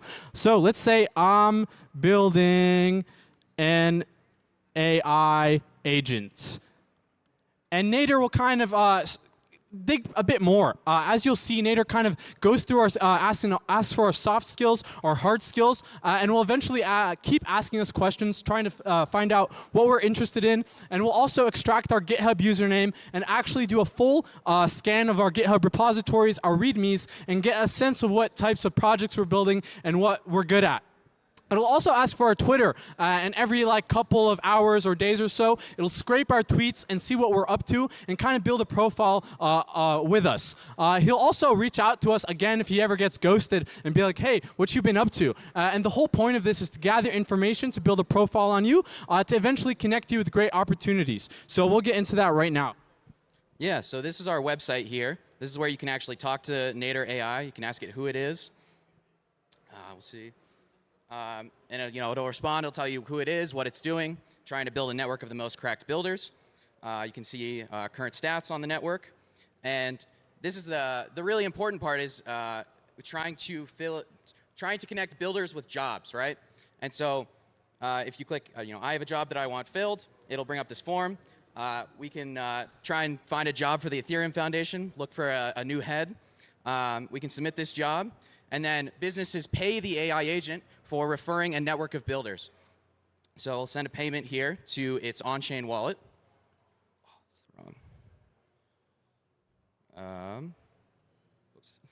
I'm in the wrong wallet, but it works. Trust us, bro. It works. Eventually, you'll submit a payment, and the job will get posted at the back end. And eventually, you can keep talking with Nader AI. So if you see right here, the text might be small, but he said, give me the raw details of your project. But eventually, you'll talk to him for a couple days or so. He'll extract data from you, and he'll eventually, if he deems you a fit, will send you job opportunities and be like, hey, are you good for this? Are you interested? And if you are interested in the job opportunity, he will actually connect you with the project or the team via Calendly link. And he'll also just maintain a casual relationship with you in the future. He'll send you some bad these nuts jokes once in a while and some other stuff like that. So think of it of just like a real human, how humans build connections and connect people to each other and companies. We're doing that with Nader AI. Amazing for our presenters, ended perfectly on time. I'm very impressed. Judges, 2 minutes now to ask them some questions. Hey, yeah, go for it. Okay. Oh, hey. This looks really cool. I love the look and feel of it. I'm just wondering, since it's mostly a conversation with the AI agent, are you thinking of this as more of an HR tool? What's the community/DAO component of this? Yeah, so we're really thinking about this like it's, we're building out a community of the most cracked builders, right? This guy follows you on Twitter, you know that you're cracked, right? And that's also why we're doing a referral network. And that's really the important bit of it, is trying to build a community around it, right? We kind of thought about like Milady, right? It has its own kind of personality with the community. We're trying to build that same thing by building out the community of cracked builders. We're actually a community layer first. Good hiring is just a side effect of having a good community, and that's where Nader AI will actually make a lot of its money and reward people who refer people. So there's actually incentives for referring good people. You get money. If you refer bad people, your reputation gets hit, and you won't be connected for future events and with other people in the future. So it's community first. Just a side effect is a really good hiring system. Hey. Thanks for building this. It's a great thing. Nader and I work together at Eigenlayer, so I'm going to talk about him. Quick question on the GTM. I'd like to see how you guys are going to grow this outside of the network idea that you have. Yeah, so I mean, like we said, we're scraping Twitter right now for different usernames, mutuals of people that we already follow. We eventually want to build out like a Reddit integration, YC forums integration, so it'll be constantly scanning the internet. We're using Hyperbolic for decentralized AI integration, so we can actually, it's self-funding and self-sustaining. We really want to build this thing out so that it'll just, we can launch it and it runs, right? And so, it'll, yeah. Yeah, it'll keep running, and the theory is hopefully the network will grow a bit exponentially, but start to tailor off and only let in really good builders. All right, thank you to our presenters for presenting Nader AI. All right, and for our next presenters, head up on stage and start getting set up.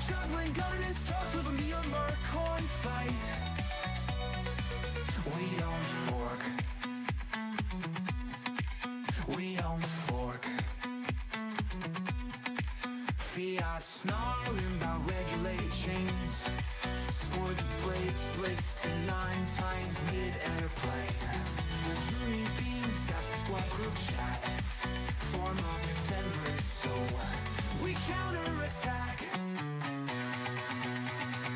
All right, right, my presenters look ready to me, so you are good to go in 3, 2, 1. Hi everyone, this is Vincent. I'm Richard. We are building Sealer, orchestrate agents with our soul. So what are we trying to solve? Okay, if you're here, then you will be like keep asking the first question, how much can we trust the middleman? We don't want to expand it. And the second question is like, how much can we trust our agents? Every project here is pitching, okay, let's trade with our agents, but like, what about like backboxing, like a hallucination and bias of all these like AI agents and LLM models? Okay, we hack and then we wake up and then see Vitalik just drop a blog post. Okay, why don't we make AI as the engine and then humans are the steering wheel? Okay, so let's zoom in. If we are a community and we want to have our own newsletter, our own news website, so how can we do? How can we leverage agents to help us with like decentralization? That's why we are trying to build a CMS for agents to build autonomous websites governed by community. So quickly, like let's demo. We built a autonomous news agency by AI agents where the news is like created, written, reviewed, and deployed and owned by agents according to what the community want. So hey, let's this week in Ethereum again. Okay, so what you're seeing here, the image and all this article, also the chart, are all generated by AI, and they are stored on the block of Ethereum chain, the ETH storage testnet. Okay, so we are able to put the whole website on Ethereum, and this is like censorship resistance. And more importantly, this is like what the community want, because like the community can come here and then tell, okay, the agents, hey, I want to learn more about Ethereum research rather than some dramas on CT, okay? And I also want like a Victor link to help review all these like posts. But of course, like Victor is not that free. So what we do is like we will try to create AI Vitalik to impersonate him and help us to do the reviews, all right? So that's the idea. And okay, let's go back. So I just want to highlight a little bit on the agent architecture. So we are building this with a swarm of agents, but why? Why you need a swarm? Why don't just like one single LLM model? So I think we learned a lot from this like Google paper, chain of agents. It's actually, if you try to use a bunch of agents to communicate and then to summarize a piece of content, it's much like more interpretable compared to typical like RAG approach that some agents are going to read the database, or some data scientists try to fine tune your model with some data. So this interpretability is really important because now the community is able to govern the whole like swarm of agents as a whole, and every single piece of communication is verifiable. Okay, so this is our architecture. So we have a bunch of agents, like the curator agent responsible for coming up with what is the hot news and the article plans. And we also have like author agents with research agents trying to write the article. But most importantly, like we open it up, okay, both the agent and human is able to like submit articles, and we will have like review agents on top. As I just mentioned, we have like AI Vitalik, AI Jesse to help us to review the articles. And also like we have a fact check agent based on the data of Pollination Market on the Optimism UML Oracle to fact check it.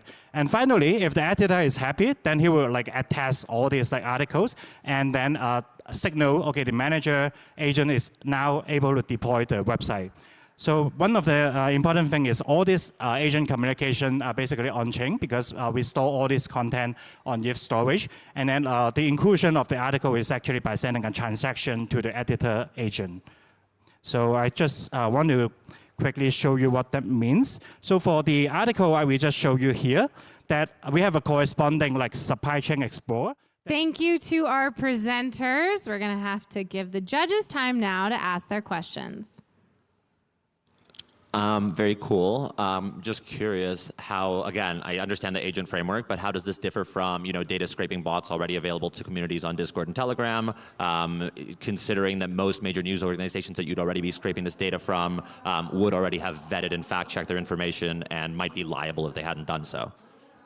Great question. So the first thing is we try to enable the community or the user like analyze the whole like information supply chain right here. So for example, like here you can see what Vitalik agent is saying, what CC agent is saying, and all these like fact check details. And every piece of the data are on-chain and verifiable, so they can make use of that. to decide whether they want to trade on this piece of information or what they want to include in this website. And also we can make it like when agents submit information here, we can also require the proof. For example, you are loading the data from that database as CK proof. Yeah. So what is the revenue model? Good question. So I think we try to stick with a CMS model. That means we are going to offer like agents that there are a lot of like typical transformation demands. You want to generate article, generate images, and also like we can test like the participation of different agents. If you have an agent you want to participate in this economy, then maybe we can set up some bounties and we could test it. Yeah.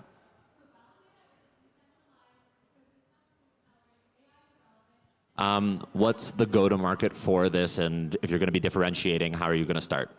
Got it. Right now we are starting to like focus on like this like decentralized community. I think we have quite a lot of here, and then like I think like because of the Wiki in Ethereum scenario, then we want to have the community really try to own it, start with a public good, but then eventually we can see what they need and then build as a CMS model. Yeah.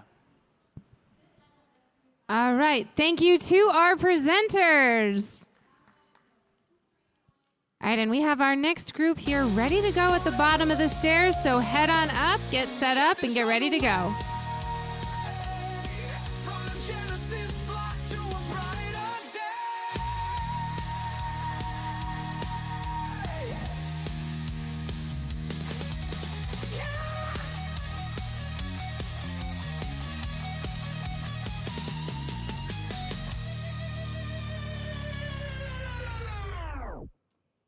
She's a Colorado comet in code forged steel, wings snipping latency like scissors through gel. 9 centuries young with a lance that's if your chain's choking ether Nyquist. Found her at a bullet hook sucking down APIs, armor clinking with layer 2 lullabies. Scalability scripture, she winks at the moon while Lagrange drools over slow motion doom. Her shield's a disco wall, fracturing legs, grass, shooby-doo-bop crack.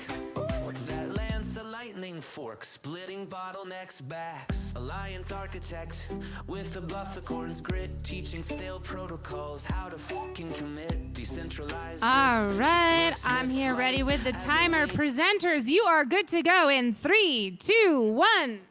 Hello. We are Linkify, and I just wanted to provide a little bit of background about us. So we came already here with a wallet, swaps, and limit set up. So we were trying to build into what we already have. So what we see here is the Links protocol dashboard for our index token and we use a DAO governance to control to make sure that we fit in with regulations. So you want to go to the... No, let's go to the rebalance. What we set up here is we haven't set up the governance to interact with our system yet, but we've set up a simulation here. So on the right, we have the AI recommendation of what the DAO governance would be changing our current markup to. And we'll see if it'll pull up here. But once, so we'll see here, that's what it would recommend based on the DAO governance. And the bottom right, when we execute it, that's the DAO governance sending those messages to our Hedera agent AI kit that does the rebalancing. And next up, we to kind of get into this and make sure that you're getting governance tokens, we have the minting process as well. So for the minting, right now, just for the demo purposes, we require that each of the assets have the correct amount. They have to equal what the underlying assets are going to be. In the future, we want to automate this so you can just start with 1 point. So from here, you'll have your links tokens that are backed by the underlying assets that you've put in. And from here, we are allowing the users to stake those tokens and earn the governance as rewards, which allows them to do it. Yeah, so because our model is a tokenized index, it's really important that we have a DAO community for decisions like the composition and rebalancing, the ratios of the tokens underlying the main asset. So I hope that makes sense. The way we're doing it is you deposit the assets, equal value that you need for each token, and that's how you mint ours. That's it. Any questions? Can you list your key differentiators from Snapshot? And Other existing DAO tooling? Oh. Hold on one second. Actually we put out a whole entire layout for, this is how we're going to do the market weight. Here, I can do this. So we set it up. It's a simple process, but we broke it down to sectors. In the Hedera market, we identified these 5 main sectors, and then we're basing it off of market cap. So if your area has a larger market cap, you get a larger size. Same thing with the tokens underneath it. If your token has a larger market cap, it gets a larger percentage put in. So it's a simple way of kind of delving out all the assets, and here we'll see some of the examples of what we've put together. Let me see if we can get down. So the next part, we also put in the governance and voting mechanics.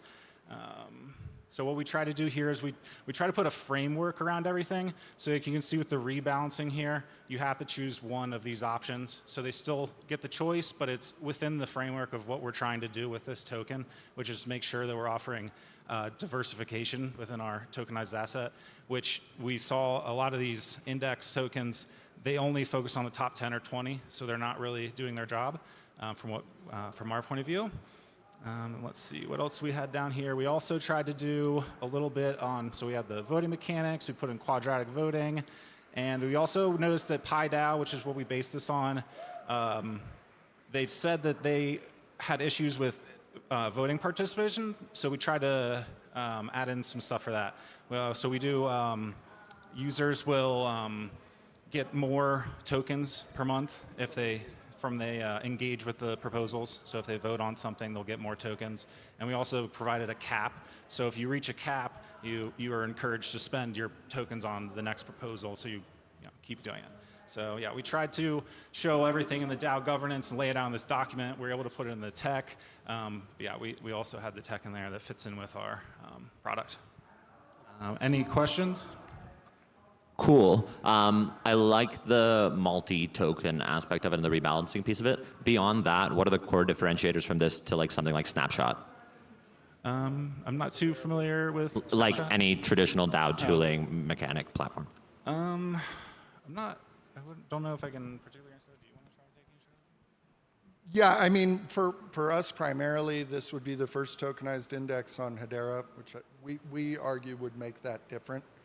There are, of course, similarities to this concept of having that back token value. I will say that we approached this as an original concept and then became aware of tokenized index after that. So, yeah.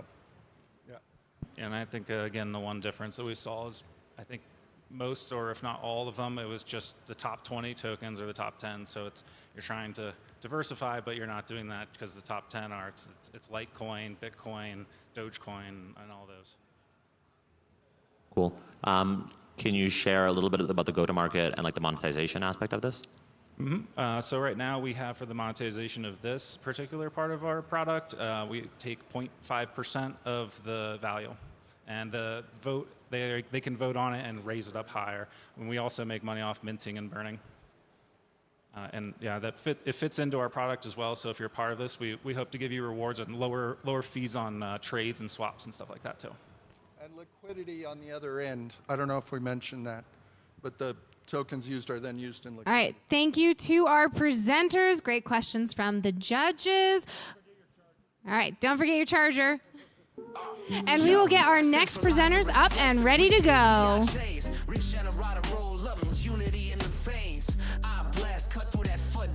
Fortress walls bulletproof. Watch scams die. How you rebuild? Collide. How we win? Don't fade. 80-year-old beam stitched a fraction map. Brutal hearts pumping.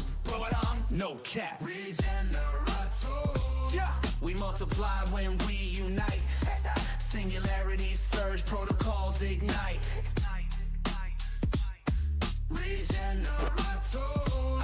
Cannon blasting through the night. Centralize arrest, dude ain't built for this fight. You tried to fork the code, but the squad don't split. Transparency spotlight, kill the glitch. Your mainframe stutter, our 16. All right, presenters, give me a thumbs up if you are ready to go. Okay. Awesome. All right, we are starting your timer in 3, 2, 1. Hey, good afternoon, ETHDenver. We are Zayo. We're putting more power back into the hands of fans, artists, promoters, and venues. Okay, So this is our team. We got a fully stacked team.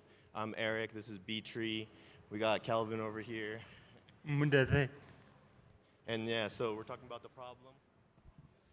All right, so Zayo is a music app.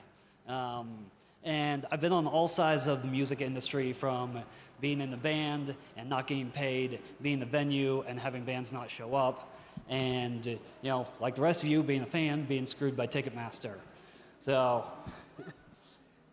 we have brought a solution today. And we've been working with these guys all week, met them here. I'll take over. So our users create an event, a DAO contract. Not every event needs to be a DAO, but now you have the option to create a DAO around your event. The stakeholders will now create an NFT multi-sig to control the funds, where users will then be able to control where funds go. Imagine if you were able to pick your lunch here at imagine if you could pick your lunch, or you could pick some swag based on what funds are available in the contracts. Next.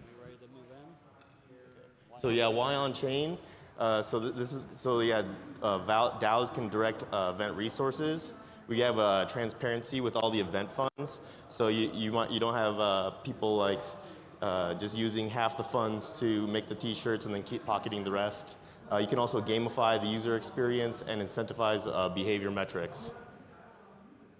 And now for a demo of our product. One of the main things we have looked at is to make this blockchain behind the scenes. The users are artists, venue managers, and people like that. So they won't know what's a wallet, funding the wallet, and all that. So we have used Octo, and we are using their social sign-in. So you sign in with your Google account. That's it. You don't need, it creates a wallet behind the scenes. And then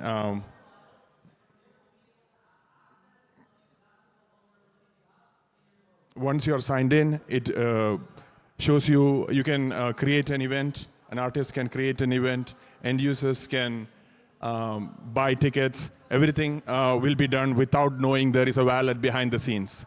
The wallet is managed. We are using Paymaster, so they don't even need fees. We'll have on-ramps that will make the payment into the wallet and submit. So when an event is created, we would create, each event gets its own contract. And there are funds that are collected in the contract and all things like that.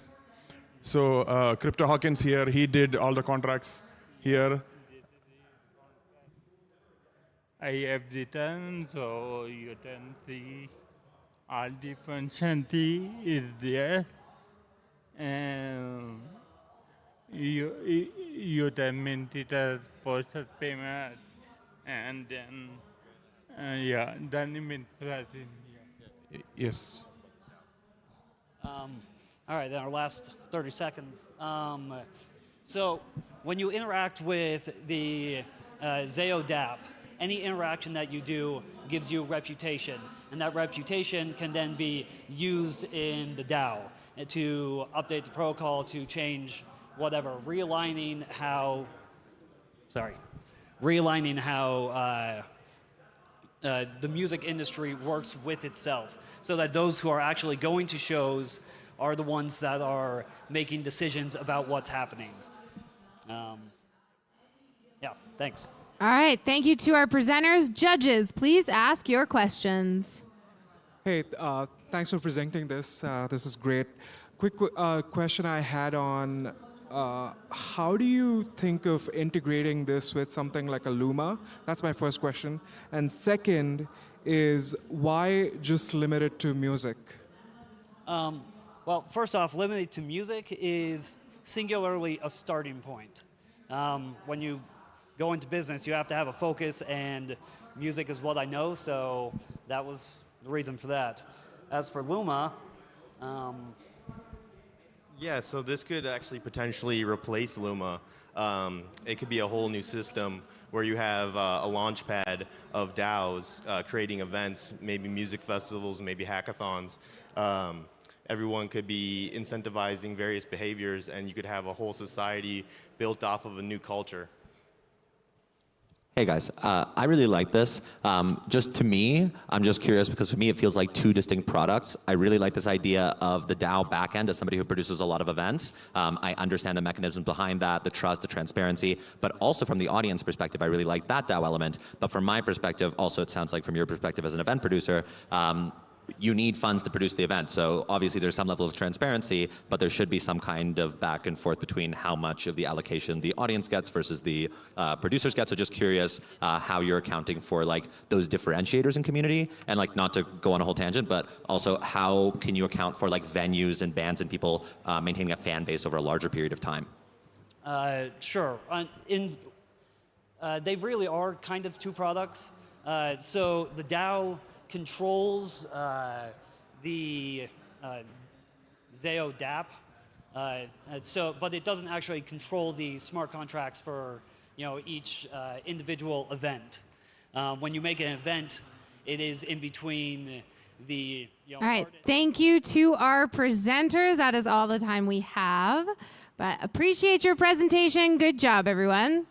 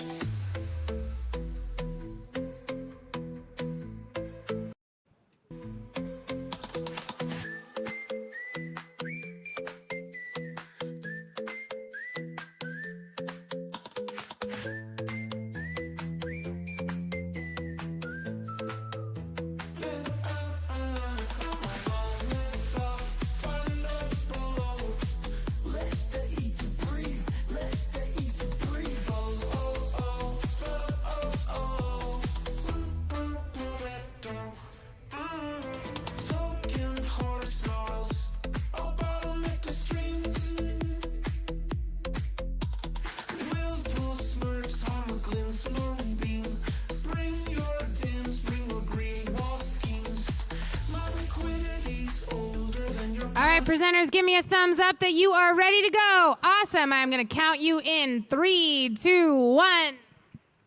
Hi, we are ETH Media. I'm Binyan, and he's a geo engineer. So we basically created a fully automated media company using DAO. And the question we wanted to solve is that can Web3 AI simulate human trust? To solve this problem, we introduced 3 open source projects. The one is HyperEdit, and the name HyperEdit comes from the hypertext. So, and then the other project we presented was the AI network DAG and its visualizer. So basically, we create the agent using the graph structure. So this is how we define the agent and all the edges. And the node ID represents the memory structure in the Merkle proof. So if you take a look at this kind of a visualized DAG structure, we can see that the root of the ETHDenver article actually comes from the different types of interactions, and all the proofs are recorded in DAG, and the final proof could be uploaded to L1 infrastructure. So let's quickly jump into the final output. This is the final output generated by this multi-agent system. And then this is the conversation of all the agents. So it basically gives feedback and then approvals, and then reporters apply those feedbacks, and then finally publishes the articles. And the next feature, which is very interesting, is that a reporter make the investment decision based on his articles. So what we thought is that many reporters, human reporters, say something, and then they don't act just like what he says, because it's not transparent. So basically, this agent is fully transparent. It records all the conversation articles they have said, and then it acts based on those communications. And then in this case, he's a fully supporter of Ethereum. So despite the fact that the hacking incident, he decided to buy Ethereum because he believes in fundamentals. And then the last part is how we distribute this kind of compensations in the DAO structure. That's where the DHAO comes in, a decentralized hyper agent organization. And then we thought the voting and proof of stakes. Those are the really great consensus mechanism, but LLM can do much better because it has some kind of innate method to verify and trust, just like human beings. So we put all the incentives, which is the payment for the article publication from the user, let's say 100 USDC, then it straight goes to the actual writer. So we call it the job owner. And then he, by himself, decides how to distribute the amount. And depending on the amount it has, twice its DAO token is minted, which means the more they share their contribution and their payments, the network overall grows. So it always depends on how LLM interacts to each other. And this is the fun part, is that some wanted to give back as thankful remarks. And then I'd like to add final remarks from the Geo. Do you have any comments? Yeah, so no more POS, no more validators or evaluators. Maybe we have to talk about the next level of DAO. So maybe the trust-based approach will be the best solution for the AI agents collaboration. So. All right, thank you for our presenters. That was the time we had. Now, judges, 2 minutes for questions.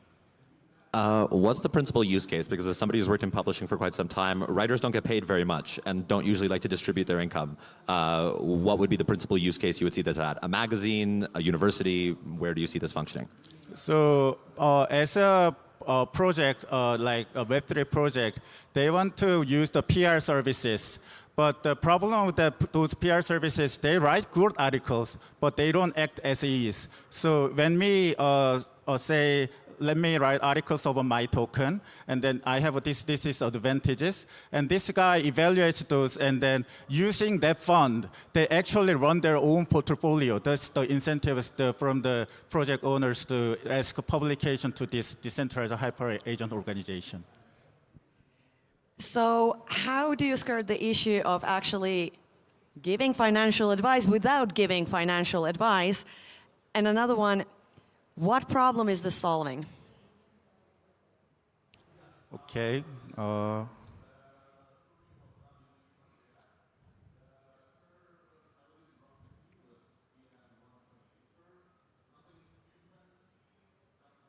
Sorry.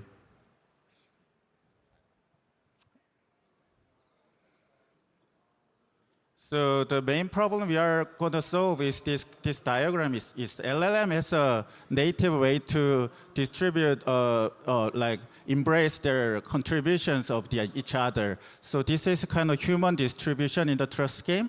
They want to share like tips to other agents, more than half of their incomes to the other agents. And the fun fact is that all the other agents also behaves somewhat like humans. And then for this LLM, for example, Vicuna 7 billion, it's almost exhibits same behavior as a human. So as a human being, we without the organization. Thank you to our presenters. That was all the time we had. Thank you, both of you. All right, and for our next presenters, please take the stage and start getting all set up.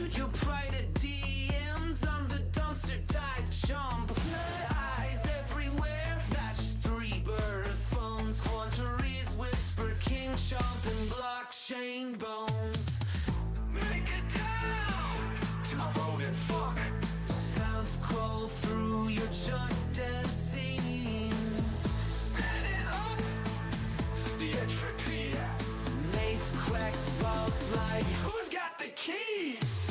Nullifiers huffing. You're just a rat.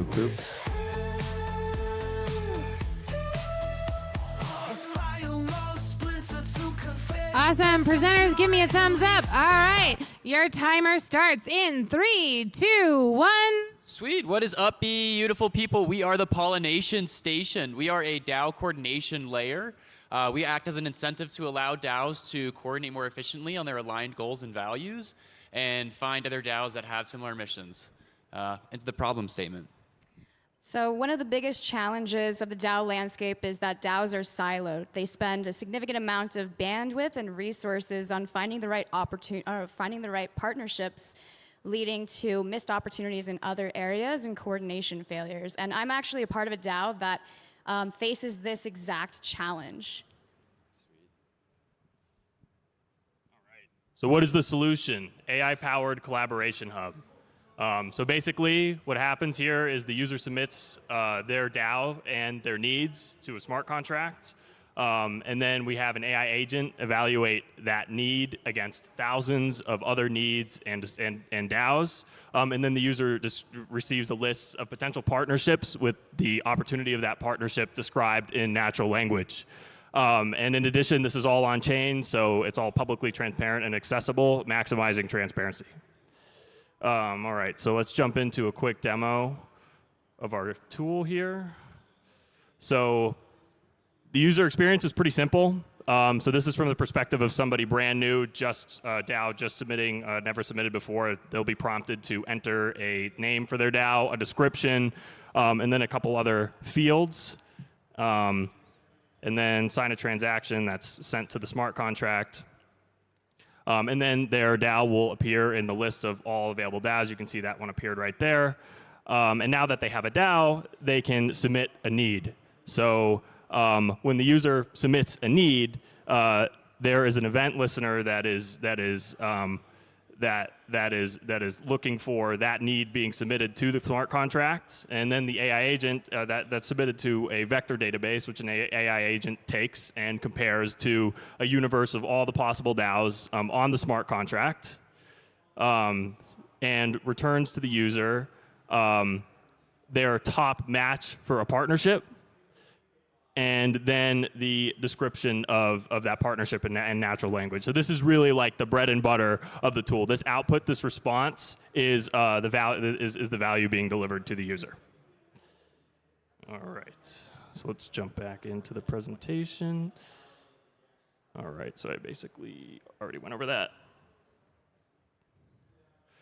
So in terms of a revenue model, what we're thinking here is initially when we're bootstrapping, so this is definitely a cold start problem situation. If somebody submits a need and there's no other DAOs on the contract, obviously the tool is not useful. So to start, it's going to be free to submit a proposal. And we'll also seed the network initially by scraping the websites of popular DAOs. And using those as a reference for the vector similarity search. But once those effects are realized, we can start charging a certain amount for a transaction fee every time a proposal is submitted, depending on the level of the model. Sweet. Some future iterations that we plan for this too are attaching to the RAG models understandings of the mechanisms within the DAO as well too, and working with projects like OpenCivics that have modularized research on specific governance mechanisms. The AI can also hopefully intentionally provide recommendations on updating their actual internal governance structures themselves to increase their own individual efficiency as well too. Alongside that too, we intend to kind of also use like Snapshot and other like data to kind of scrape from, so they can also kind of have a better repository and more legitimized sort of matches and stuff too. So yeah. Questions? I love this. I would call this like a DAO aggregator. I don't even know. This is really, really cool. Would you consider implementing a native token into this or doing a TGE at any point? And how would you implement something like that if you wanted to scale? I think with one aspect of that too, yeah, we intend as we generate revenue from the tokens as well too, we can sort of allocate some of that to a separate treasury that's kind of like a DAO. So DAOs that are kind of within this, that are operating within it, can also sort of have a say with like a token generated back from them that like it shows how much they've put forth into that, so they can have governance on how the Pollination Station acts as a service as well too. Another useful mechanism for a token in this case would be to bootstrap the network to incentivize people to submit proposals. So that's another use case for tokenizing this protocol. How do you vet the data that your AI scrapes? Yeah, sure. So with that too, that's where we iterate. We can use Snapshot and like pulling other services as well too, so it can verify and like actually show, hey, this DAO does have like a snapshot you can check out, so you can like verify how legit you think they are as well too. And then within that too, we intend hopefully within future iterations, if they do have sort of like more like decentralized like governance architecture around the Pollination Station, then we could embed reputation systems. So if you have like a Gitcoin passport, things like that too, you could maybe upvote or downvote and say like, hey, I think this is a legitimate DAO, I think this isn't. But that'd be like a more complex addition on top of that too, which would help legitimize those inquiries. Where did you source your bee costumes? Quick shipping on Amazon. This was her. Yeah, pretty much. Awesome work, guys. Buzz. Sweet. Awesome. Thanks, guys, so much. All right, you are good to hand the mic off when you walk down these stairs. And while we get our next presenter set up, this is our last presenter for the DAOs and community section. If you are a judge after this presenter, please bring your sheets on down, and then you have earned your freedom. Thank you for your time. If you are here as a judge for DeFi, NFTs, and gaming, that session will be starting soon. If you haven't checked in yet, please check in. If you've already checked in, then you're good to go, and I'll give you a heads up when the session starts. So just to recap, last presentation coming up for DAOs and community. We don't fork, we adapt, slapping fiat fiend with a liquidity trap. Fiat snarling about regulated chains. Sport blade splits to 9 times mid-air to play. Uni beams, that's what group chat. Form up Denver to Seoul. We counterattack. Sport 9. Swiss Army hero of the down night. Sport 9. Juggling governance dogs with a murmur coin fight. Full screen.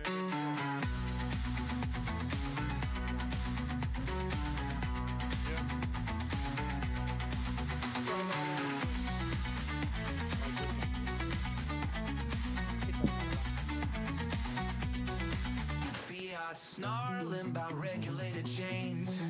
Sport blades splits to 9 times mid-air claim. Uni beams, Assassin's Squad group chat. Form up Denver to Seoul. We counterattack. Sport 9. Swiss Army hero of the dial night. Sport 9. Juggling governance talks with a Myanmar coin fight. Awesome. All right, presenter, give me a thumbs up that you are ready to go. Great. I'm going to count you in 3, 2, 1. Good afternoon, everyone. It's a pleasure and an honor to be here. What I built is Mary Jane. The application itself is a pocket cannabis cultivation coach powered by artificial intelligence built on ELIZA. But the vision is really an open source, fun, gamified community and knowledge platform for cannabis growers that is powered by blockchain technology. So in the United States, legalization is increasing. Right now, in 24 states, plus we have medicinal, and in 38 states we have recreational. And in most of these areas, you're allowed to cultivate between 6 and 12 plants. We have an influx of cannabis grow shops and equipment kits and lights and fertilizers and products that are being purchased. As well as in every city and in every town, there's a growing community of home cultivators that is spreading, meeting, and sharing information, knowledge, and products. Some of the pain points that these cultivators grow to is that there's a lot of information overload, there's misinformation, there's a lot of scam products, and when they go to the grow shop and they pick up their lights, their tent, their pot, and their fertilizer, and all of this equipment that they take home, what they don't bring home is instruction. And what we seek to do is to bridge that gap with artificial intelligence. We'd like to leverage the power of artificial intelligence to build a cultivation assistant that will carry small cultivators from seed to a successful harvest.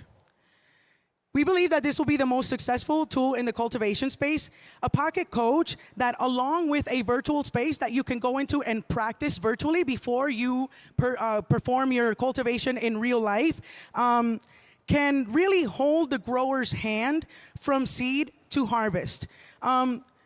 We also believe that we can create an open source knowledge base between the cannabis cultivator community where different growers can share information, and eventually they can also trade that information, turn it into intellectual property, tokenize it, and that sort of thing. The most exciting thing about this is that we've brought Mary Jane not only through the ELIZA framework into Discord, where she can answer questions. For example, you can see her here answering questions about any kind of cultivation issues that you have. And she also has a plugin where she can give you the latest news and information, so she stays up to date on current events and things that are going on. She also lives in the metaverse. Our vision is to be able to create a virtual classroom where you can come in and you can practice all of your cultivation things, and then we can also gamify this thing, right? Picture growers being able to come into this space and meet and have courses and exchange information, and also gamify their grows, tie their in real life grows to a virtual space where perhaps they can dance or water their plants and be able to express in a virtual gamified environment what's going on in real life. Later on, we really picture an economy of contributions, a marketplace for cannabis-related products and intellectual property techniques, really an ecosystem of organic community engagement that can grow, no pun intended, into a cultivator's DAO where early contributors can take leadership and possibly execute a treasury in the future. I've been a cultivator for 5 years. This is my experience. I've worked as a consultant teaching others to grow on Discord and Instagram, and I've taken clients who were consumers to becoming growers themselves. I believe that this tool that provides knowledge and guidance and assistance that a grow coach like myself can provide 24/7 can really bridge the gap and increase sales all across the cannabis sector. Thank you. All right, judges, you are up. Awesome, really great job. I see the use case for this for sure and really love the ELIZA implementation. Talk to us a little bit more about the community aspects of this. I love the integration in Discord, but how are you gonna build community around this and yeah, get more users to get educated? Yeah, just flesh out maybe the go-to-market. Oh, there's already a community. I live in the Northern Virginia, Washington, D.C. area where cannabis cultivation is very prevalent. Instagram is flooded with communities. Every grow shop in every city has periodic meetings and workshops where cultivators come and meet together. I think that garden stores are like the hubs of cannabis cultivator communities, and we can use these already existing communities and mechanisms to be able to onboard the cannabis community onto the virtual space as well, onto the metaverse and onto blockchain technology.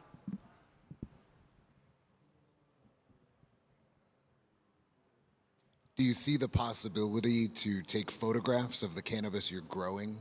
For example, bugs that it could identify? Yes, absolutely. ELIZA does have plugins that allow for image generation.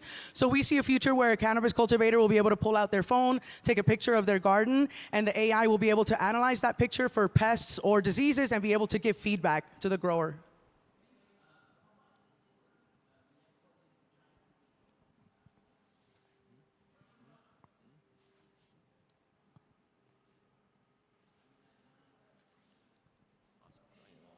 Any other questions?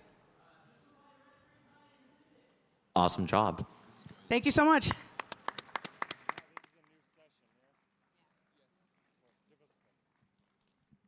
All right, thank you to all of our DAO and community presenters who have been busy biddling all week, and thank you to our judges as well.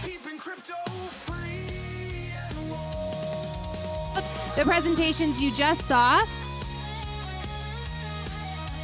And if you're in our audience and just hanging out while we transition over to the next session, I'll just give you a heads up of what's going on. So our next session here at the Captain Ethereum stage is DeFi, NFTs, and gaming. If you're a judge for that, you're in the right place. Congratulations. If you haven't checked in yet, please come down and do a quick check-in. I believe all of our biddlers have checked in, so just pay attention to the orders so you know when you are up. And if you are looking for the identity, privacy, and security track, it is over on the BUIDL squad stage, which is just right across this room if you need to head over there. Otherwise, give us a moment to get our first presenter set up for DeFi, NFTs, and gaming.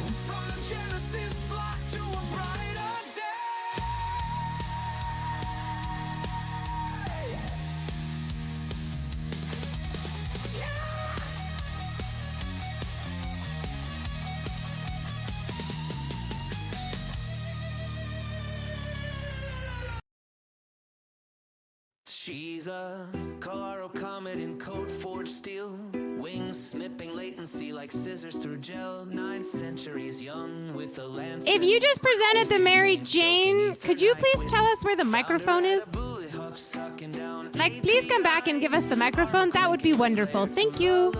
Scalability scripture. She winks at the moon while Lagron drools over slow motion doom. Her shield's a disco wall, fracturing legs, grass, shooby-doo-bop crack.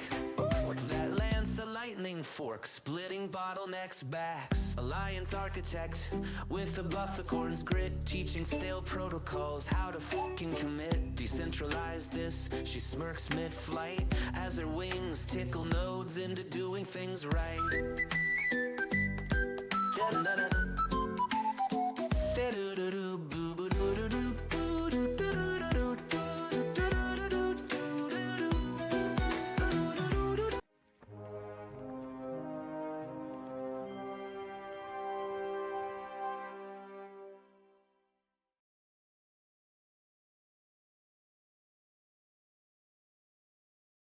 She smirks mid-flight as her wings tickle nodes into doing things right.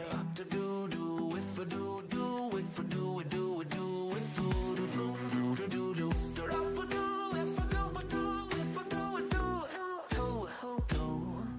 You ordered a moonwalk across gas feed graves. My mainnet's smoother than your mom's VPN saves. All right, judges, settle down in your seats. We are about to get started with our first presentation, and I forgot the name of it, so 1 second. Okay, DeFi, NFTs, and gaming. We are ready to go. Presenters, give me a thumbs up. Are you ready? Awesome. I'm going to count you in. 3, 2, 1. Hello, everyone. Can I please see a show of hands for anyone here who's ever used Polymarket? Right, so you might know the CEO is actually being investigated right now for market manipulation. With that in mind, we created Eigen Bets with no bias, no delays, just truth.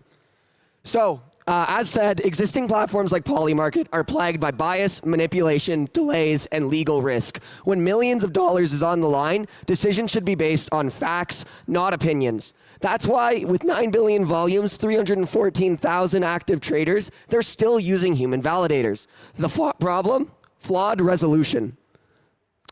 That's why we developed our solution, Eigen Bets, which leverages AI plus AVS technology to arrive at pure, unbiased truth for any market. Let's go forward. So why is EigenBet better than Polymarket? First, in terms of market resolution, Polymarket and UMA use human arbitrage. EigenBets, we have fully automated AI-driven consensus.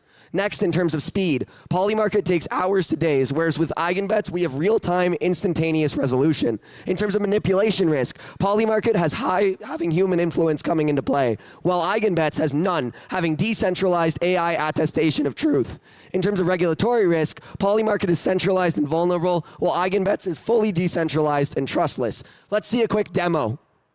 So you'll see here, I connect my wallet onto the platform. I go ahead and sign in and then go into the page. You'll see a dashboard here with a bunch of betting markets.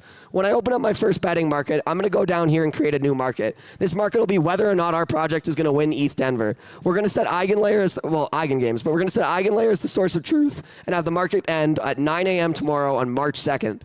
So we're also going to seed an initial liquidity pool of 100 USDC into this market. We're actually using Uniswap automated market making on both sides of this. Once we do so, if we head over to the betting tab, we'll actually see our new market created and some old markets we've also created. You'll see this market has already been verified as a yes, but what if one hasn't? What if it couldn't be verified? We actually have a manual verification process in that sense where it sends it to our AVS backend where we have our AI operators validating the truth of that statement. You'll see there it arrived at yes. You can also swap tokens directly from the app to bet with any EVM compatible token, and furthermore, we can also place a bet directly with USDC. I'm going to pass it off to Pravish to talk about our technical architecture. Yeah, so let me talk about our technical architecture. We are using three AI agents, one built on Base, second built on Gaia, and third built on Hyperbolic for our AVS services. And they all scrape the internet and specifically Twitter, and they come to like a consensus vote of like either that event happened or not.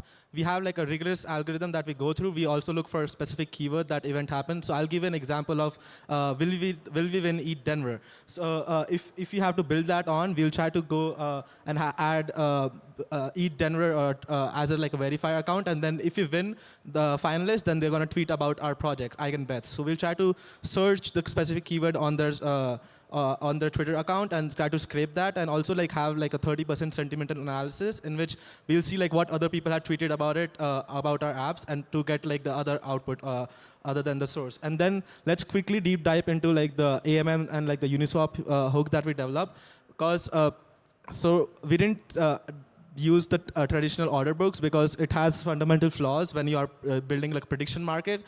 Since if you have like an extremely polarizing bet, then you'll have like a long tail, and you'll have to have someone else selling on the other side to for you to buy that token. I'll give you an example. Let's suppose we have a bet saying that will AGI finish? Will AGI take over the world before by the end of 2025? Like a lot of people will have a polarizing opinion. If you want to buy the counter, you'll not have enough liquidity. That's why we have AMM, in which we have yes and no tokens, in which people can swap All right, in. thank you to our presenters for that. Judges, you now have 2 minutes to ask your questions.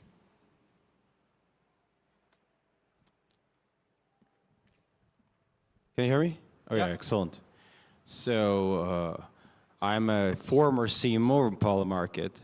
So I want to ask you a question. How are you going to market this? So in terms of marketing, I actually think the best way is leveraging the social adoption that we're having. So you might notice here, I have a revenue model on screen where we take 1% fee on trades and 0.5% on attestation fees. You might notice the liquidity provider incentives, right? If you're to create a new market inside of EigenBets that's centered around a social media platform like Twitter, you'd actually be able to have the network effect take over, right? Driving user growth. We've seen this with other products that drive the kind of things where you interact with other people, right? So if I go and create a prediction market, say, will we win ETHDenver? We're going to track the ETHDenver account for the final announcements, right? With that in mind, I can go share that with everyone I know to actually go look at that Twitter account, and it drives social engagement by being directly integrated with an already social platform, driving the network effect and bolstering user growth rapidly. I have another question then. How many markets would you spawn? Is there limitations? So the baseline fee to actually create a market is 100 USDC. This is to prevent spam and ensure that markets created are actually quality and will be resolved, right? But you can actually spawn markets with other factors. We didn't talk about it, but you can actually create chain link markets as well. Those markets could be on weather, they can be on sports, and they can be on price data. Honestly, the plans with this is to eventually allow external API integrations where we have specific formats to allow any type of market to be created. Currently, though, this is the main scope of it. Any other questions? How developed the app is from the backend side? Sorry? How developed the app is from the backend side? So we use like Uniswap, so in which like we have 2 tokens, yes and no, and then in which we buy in. So. Do you guys have the contracts ready? Yeah, we have the contract supply. I'll just show you. All right. Thank you to our presenters and to our judges for this first round. Thank you. I appreciate the energy. All right, and we are now going to get our second set of presenters all set up. You guys are welcome to head up on stage.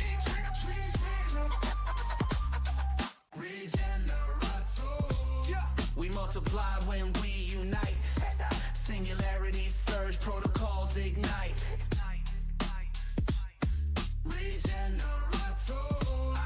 Cannon blasting through the night.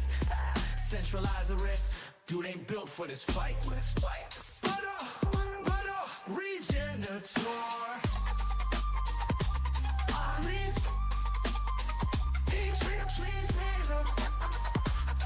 Collab beats control, tell the whole damn law.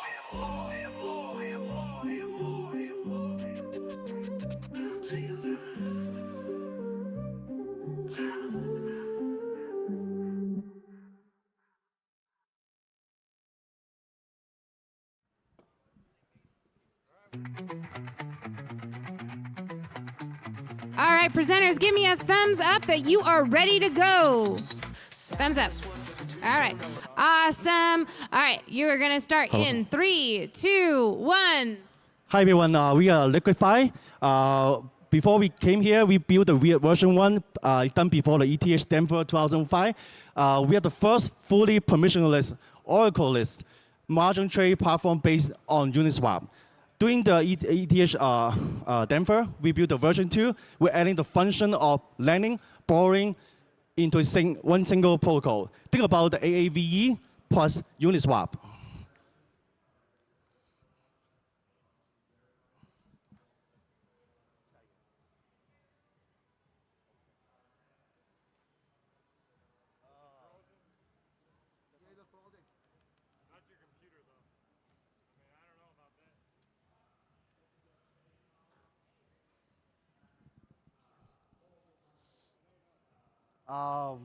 Crap. Maybe we go next. That's the other presentation. Try it now. Does it move? No, it's not.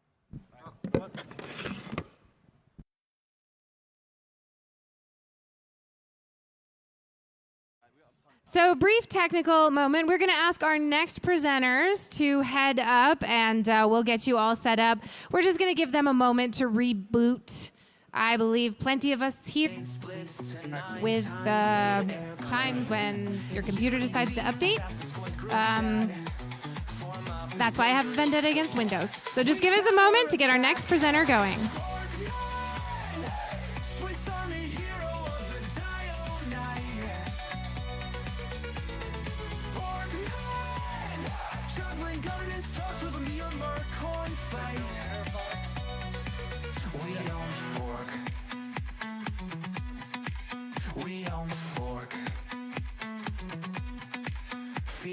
Hey, presenters, give me a thumbs up that you're ready. Sweet, you are going to go in 3, 2, 1. Hello, ETHDenver. We are Silverbacks. Our project is Silverbacks Crypto Cash. The problem that we're trying to fix is to get crypto into everyone's pockets. Right now, the majority of the populace doesn't have crypto. They either don't trust it or they don't understand it, so they don't have it. So our product is a paper bill that bridges the gap between fiat cash and cryptocurrency. The way the technology works is each bill has an NFC chip. The NFC chip holds a public key and a private key that is encrypted. On the back of the bill is a scratch-off that you can scratch and has a QR code underneath of it. When you scan that QR code, it decrypts the private key, allowing you to offline, it authorizes the transaction, and then you're able to burn the NFT, which nets you the stable coin that's on the smart contract. Now, I'm going to show a video. It's relatively short, showing the redemption process. Now, when you scan it, it'll come up with that page, which redirects you to Coinbase. And it comes up. If the bill's invalid, it'll show this screen, but it takes a second to load. It'll verify the bill, and then you can click redeem, scan the QR code, and then it'll prompt you for a transaction. It's basically one click. It's really easy. Now, we have another product, which is called King Louis, that is a crypto, it's a crypto index note. What it is it holds a basket of the top 10 cryptos by market cap, not including stablecoins. And we liken this to like a bond. So when I was young, my grandmother, every birthday, she used to give me a savings bond. And of course, they would kind of cap out at about $100, even though we held them for like 15 years. So if she would have bought me one of these King Louis, I would be a millionaire by the time I was 18. Oh, we still have a minute.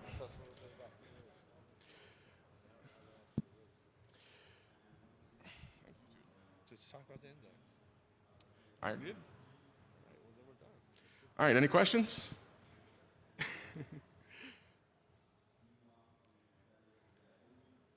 Yeah, so can you give us the use case for this? Okay, so the idea is to get these into businesses, kind of like a vanilla Visa. We're going for the vanilla Visa model. So, like say I could go to Walgreens, I want to buy a gift for my nephew. I can go buy one of these directly from the retailer. It's already loaded, and then they can, their parents could put it in the safe or whatever until they, they grow up and they can cash it in. What it does, the big thing that it does though, is it brings in more people. There is a huge swath of the population that doesn't understand crypto. So by giving them a paper bill, which they understand, you're able to onboard a lot more people. That's one of the biggest pain points with crypto, is bringing in more people. We're kind of plateauing right now. And if we can bring in more of the populace, the better.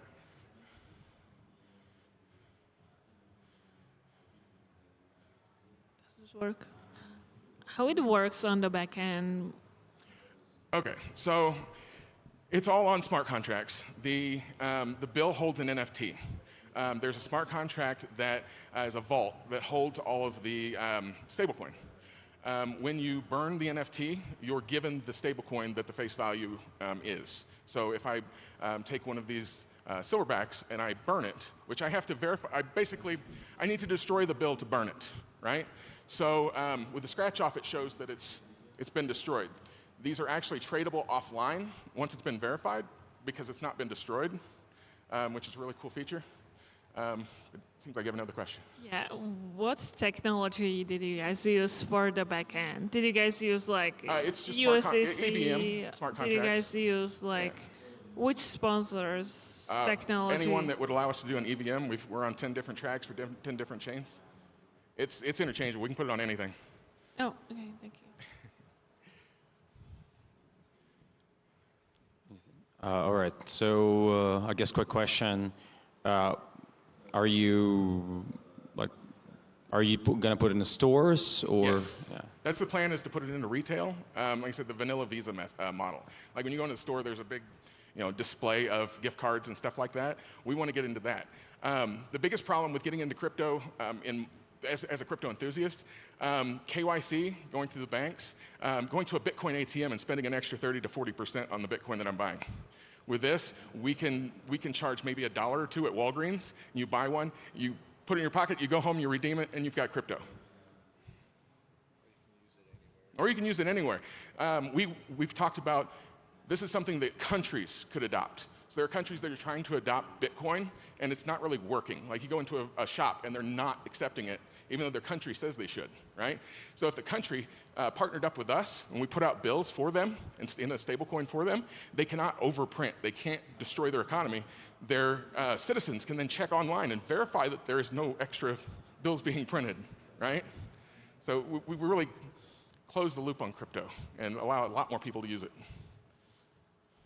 Amazing. Thank you to the Bill Verified team. All right, so we will bring up our next presenters who were our previous presenters. So I'm sure everyone will keep all of the team names straight. But this time we've demanded that the technology actually behave. So we're hoping for no more shutdowns.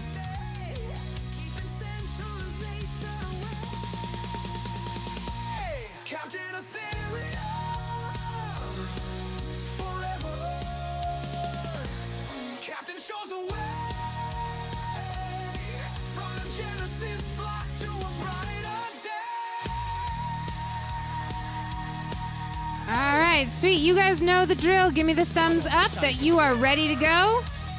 Hello, hello. Awesome. All right, so your time starts in 3, 2, 1. Hi everyone, we are Liquify. Before we come to the ETHDenver, we finished the version 1, which is original. It's the first fully permissionless Oracle-less margin trade protocol based on Uniswap. And doing the ETHDenver, we built a version 2. We add 2 more functions into it, which is borrowing and lending function into it. Think about it more like AAVE plus Uniswap at the same time. So this is the formula, make it happen. Everyone know that X times Y equal K is the basic fundamental of the Uniswap. We're adding the X delta and Y delta will allow this borrowing happen from the liquidity pool. So imagine the day one, the meme coin issue, and we were able to sell the marginal sell at the same time without any permission. Next. This is an example that we give you. So first is the, let's say you create a liquidity pool for USDT 3000 and ETH1. And the next, the version 2, we're able to borrow 0.05 and from the liquidity pool for 200 USDT as a collateral. And the liability is 0.05. And the next, you're able to sell the 0.05, you borrow from the liquidity pool, and you will receive 143 USDT. DC. And as the bar balance sheet will be, assets will be 343, and liability is 0.05. Next. Oh, go back. So the core feature we have is permissionless. First, dual liquidation mechanism and dynamic fee. In the traditional DEX, you only can receive transaction fee, but now we provide the people who provide the liquidity pool to get the, beside the transaction fee, we get the margin interest and also the liquidation penalty, give it to a provider. And also anti-price manipulation, because we will let people to short at the first day, first moment, and when they issue the meme coin, so that the price will be adjusted by the market. Next. And we can show you the demonstration on the DEX. Okay. So we go borrow it, right? And execute it. And give the permission. Okay, it's success. And we'll few seconds, then we have a position, and we will refresh it. So it's kind of slow, but it will happen. It takes time. Refresh again. Where you will see a position over here, and yeah, the borrow position, and you also can do the marginal trade over here. So we combine the AAVE into the Uniswap in one single protocol. Yes, and we're going to he's going to demonstrate to marginal sell. Okay, we have 1 to 5 time you can choose from there. Okay. Last word that we would say is like Uniswap V1 actually happened in 2018 in ETHDenver in Quok, and now we are the V2. It's going to happen revolutionary in ETHDenver 2025. I think that will be change the game for the new, implement the new formula into it. And right now, no one in the market, so far we know that we don't see anyone actually make this happen. All right, thank you for your presentation. Judges, 2 minutes for your questions.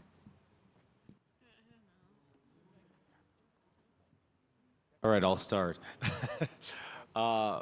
So what are the biggest problem you're solving with this?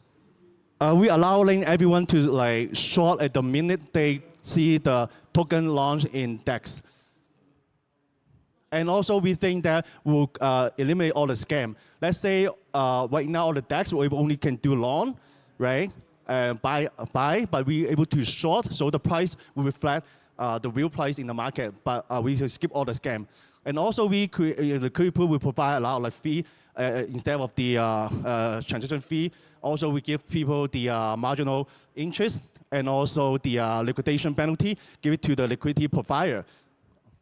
Can you do it on Avalanche as well, or you're right now as the Uniswap only? Now it's only Uniswap only. We connect the hook, but in the future we will deploy into all the chain in the future.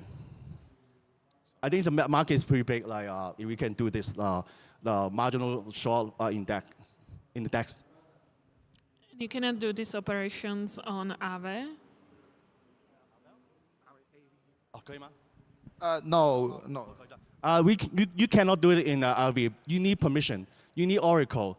And that's very hard to do it. And you need like tons of time to do it. And we do it the minute, let's say you launch a mini, we can do a meme coin or any coin in the DEX. We are able to do it in the next second to go marginal sell or like borrowing from the liquidity pool. So that's something revolution.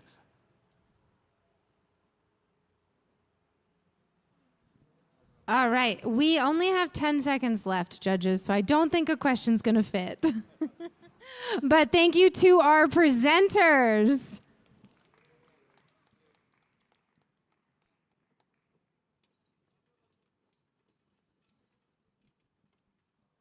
Urging notes, dancing where the bottlenecks been.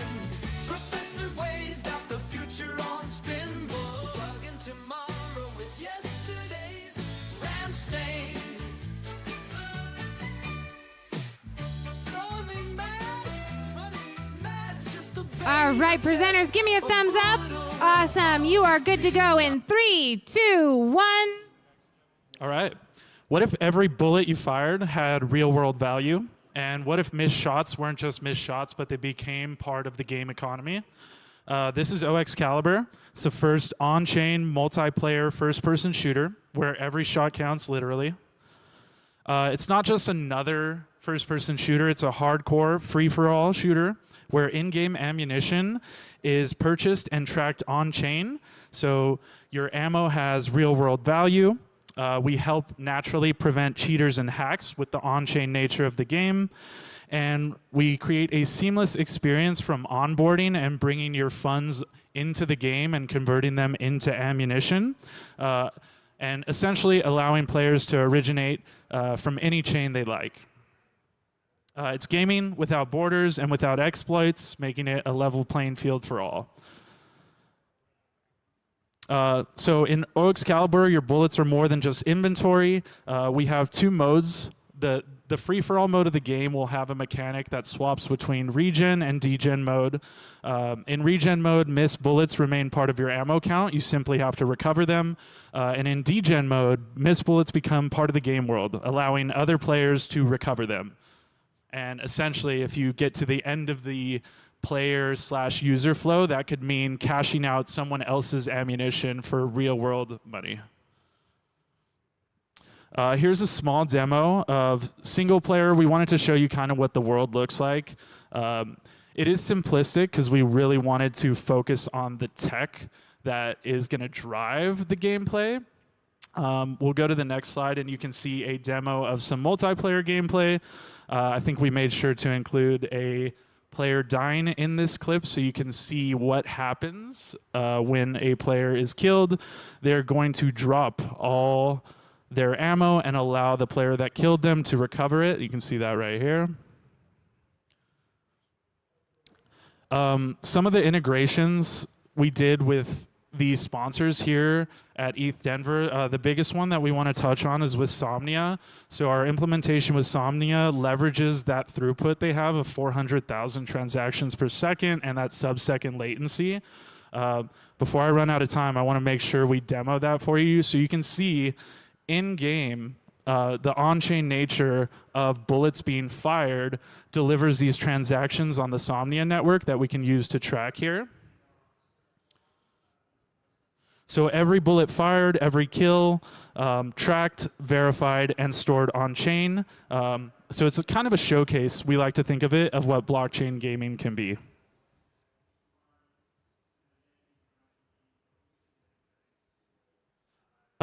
We also worked on some other integrations. Since we have time, we can walk through those. We touched on regen and degen mode.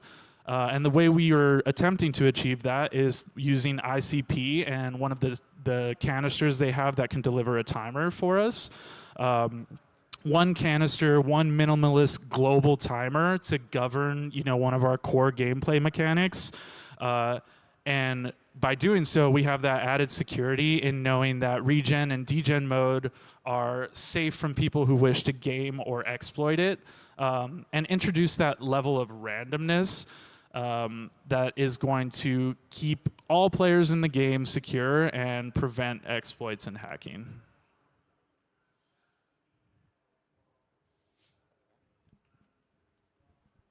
All right, thank you for your presentation. Awesome presentation, guys. I spent 5,000 hours playing Counter-Strike, so you're talking to the right person. Why does this need blockchain? So unfortunately, we are out of, oh no, are we moving? Sorry, we're moving to the judges' questions. I'm bad. I'm so sorry. Go for it. Yeah, so the reason that we want it to be on blockchain is we want to we want to be able to utilize multiple blockchains. So one person could be like on Arbitrum and can go lock away like 10 bullets, and then another person could be on Polygon and lock away their 10 bullets, and you end up doing like kind of like cross-chain swapping if you end up picking up their bullets. I think the blockchain thing is also there to ensure the consistency of the game because we store all of the game state on chain, so the player locations and all the bullets that are fired. And so eventually we're hoping to be able to work that into an on-chain anti-cheat type system where you can verify if the bullets were actually legitimately fired or not, or hit. Yeah, no, super cool. And so is it cross-chain technology or specific to specific one chain?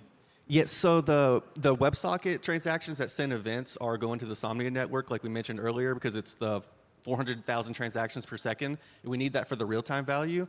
But we, sorry, can you run through the question again? I'm sorry, the end of it. Yeah, so you can, like you mentioned, different chains you're going to using it. So is it going to be one just Somnia, or is it going to be on Ethereum, Polygon? Yeah, so the idea is that we could deploy the contract for depositing, withdrawing on many chains. It's using a Merkle proof, and so the idea should work on any AVM compatible chain, and that's kind of our dream, is that anyone can just join in, and as long as all the players agree on what chains are participating, it's a free-for-all. Are you going to have a token? There's no plan for a token because we're hoping to keep it all within the other main networks, and there's not really a need for a token, in my opinion. Impressive. Can you guys sketch up a little bit on the ZK integration? The ZK integration provides a high-level account abstraction to where you log in once, right, with like your passkey or whatever, and it gives you a unique address that we can link all of your other accounts to that one address. Amazing. All right. Now, thank you for your presentation, and thank you to the judges.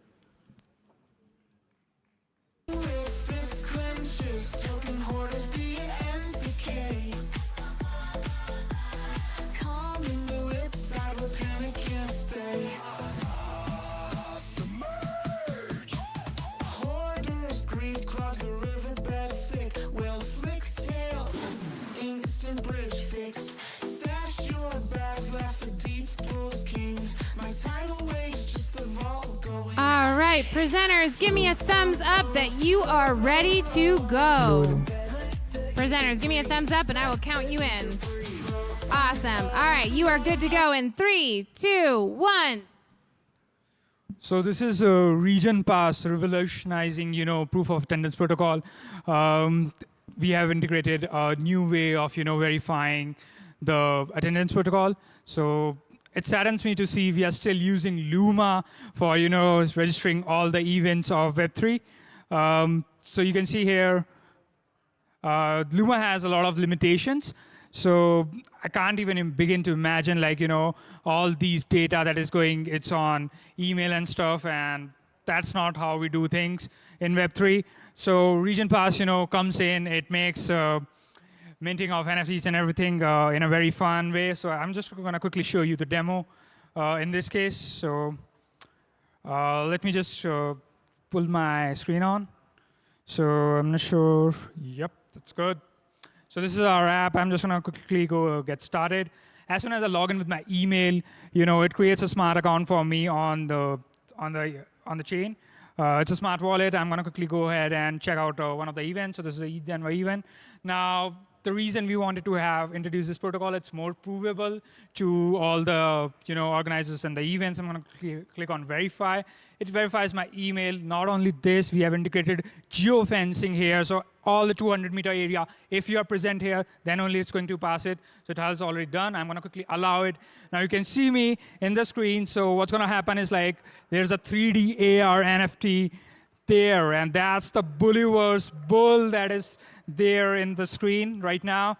And the reason we have done is this AI stuff tends to capture all the movements of the vicinity, and it knows we are in the ETHDenver especially. So I'm going to quickly mint this proof of attendance pop. So it's going to have my fingerprint scan. Everything is sponsored by smart account. So you just have to click a few other things and rest everything will work. So you can see here, Yep, there he goes. Now, what's the great thing about is like, if there's any chain in the background, AI is smart enough to detect which all chains are there. And once it is done, so you can see here currently, even though the contracts are deployed on Base, the transaction is happening on Ethereum Sepolia. So it's just like, in the vicinity, if there are any number of chains, it can detect which chain it is, which chain event we are performing for, and it can actually proceed. Not only this, the reason and the use cases if I talk to you about.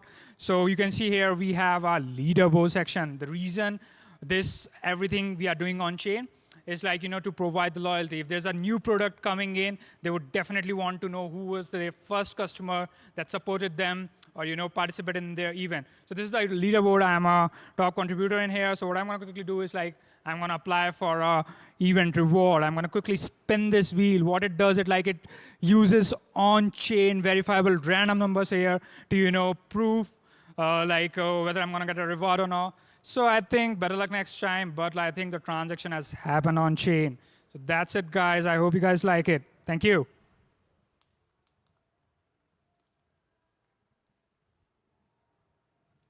Question. So what is the main utility? Is it ticket platform? Is it collection system, like the NFT collection? Yeah.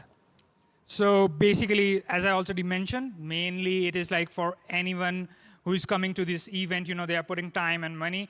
So they want their on-chain presence with it. So every time you're having that, it's great for any other chain to detect, okay, these are my loyal, event partners or maybe like event hackers. So they can reward their airdrops or anything based on this. How do you guys plan to monetize it? Monetization of the platform. Monetization of the platform. So basically, we'll partner up with the event managers, so they can, there are a lot of events in the Web3 ecosystem that are happening.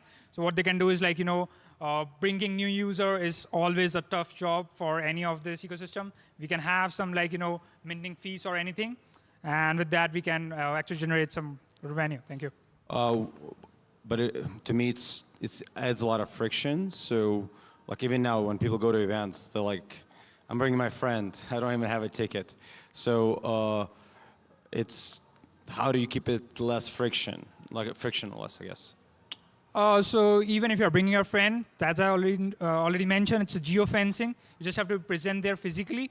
So it automatically detects, okay, so there's a 200-meter area or like whatever the event organizer has to decide. So it doesn't have, it's not difficult to onboard in this platform. It's very simple. You just provide your email ID and it can get started. I've shown them on that. Thank you. And yeah, so I ran a lot of events in New York City back in the day, and we just ran one here. So what is the biggest benefit you say for, like, is it giveaways? Is it better than Luma?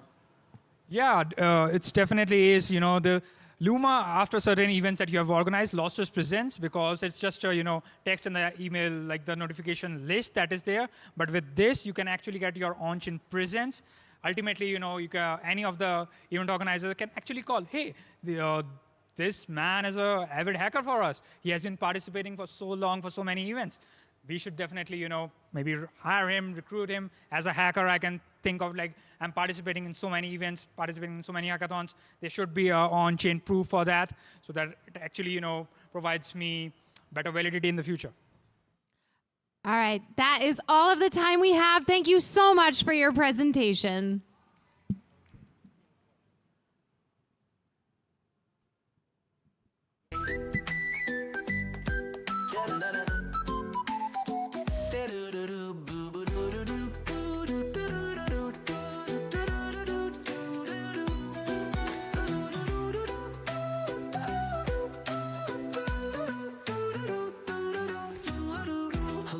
Architect with the buffercorn's grit, teaching stale protocols how to fucking commit. Decentralize this, she smirks mid-flight as her wings tickle nodes into doing things right. All right, presenters, give me a thumbs up that you are ready to go. Awesome, I'm gonna count you in. You are good to go in 3, 2, 1. Hi, everyone. We are Stacks. We are making crypto investing as simple as humanly possible, and we are kind of Acorns and ETF mutual fund if they love crypto. So the solution to stacks is we have 3 baskets of digital assets. Users can invest into one of the 3 based on their own risk tolerance. In doing so, we're trying to take out the complexity of investing, even with a centralized exchange, that we believe there's a lot of friction for brand new users to this space. So we have, as I said, 3 portfolios, Foundation, Frontier, and Moonshot. Moonshot is a basket made up of memes. Frontier is more emerging, and then Foundation is a mixture of Bitcoin, ETH, and Solana. And one of our core features to this, and the reason this is somewhat like Acorns, is because we enable a roundup feature that if you have $1.50 in a purchase, it'll automatically invest the remaining 50 cents into one of those 3 portfolios of your choosing. When you invest into one of those 3 portfolios, you also get a marker token that's minted on-chain specifically for this Uniswap. We have an integration with the Plaid dev environment. So when you first log in, you link your bank account, activate your roundup strategy. We also have a multiplier effect to the roundup if you would like it. You could also do deposits at an interval of your choosing. You then choose your strategy and then hopefully watch it grow. I'm going to pass it off to Grant for a quick demo. Perfect, and we are currently just on localhost, so one of the core principles we wanted this to be is a very similar experience to what you would see in Web 2. So with this, we run through a quick user authentication, a 7-step process. We will receive an email authentication. Right now, we're routing everything through Mailtrap. Mailtrap, we have a templated email. They can verify their email address. It's then routed back to the sign-up process where we have the continuation of the sign-up. So just go 1999, continue. And again, the whole aspect of this centers around simplicity. So I'll progress through here quickly. SSN, an important consideration here is that we are already hashing all of the PPI as well. And as Chris noted, we didn't quite explore all of the features of Plaid, but Plaid also has a KYC screening process. So once we are complete with this, the user has the optionality of connecting their bank account. This would pull up the Plaid integration, but we will just skip this for now. We get a success email, and then they are routed back to their individual dashboard. Now, everything is also being stored on our backend Supabase, so we should see one new user just being created. We will then initiate the sign-in process once more. So sign in, and here's their individual dashboard. So the center component here is their create asset group. As Chris noted, we have 3 categories for them to choose from. Again, simplicity is our core essence. And the essence is daily on-chain transactions for everything that happens. And we also have a direct deposit feature with contracts deployed on Uniswap. But one of the core things here is the auto invest roundup features. So here, we don't have time to roll through the full Plaid setup, but we're just going to simulate this as to what would be happening. So here we have a fictional user who spent at a coffee shop $4.35, and that's 65 cents depending on their strategy. As you can see right here, Foundation, Frontier, or Moonshots would be allocated between that asset mix. And they can also choose a multiplier effect. So theoretically, 65 cents at 10x is being multiplied. You can round up that way. We can simulate an on-chain transaction as well, so we'll just use MetaMask, have the account connected. Here they can do a direct deposit, and because their KYC information hasn't been cleared, they would not be able to utilize Plaid, but they can certainly All right, deposit. thank you for your presentation. We will now take questions from our judges.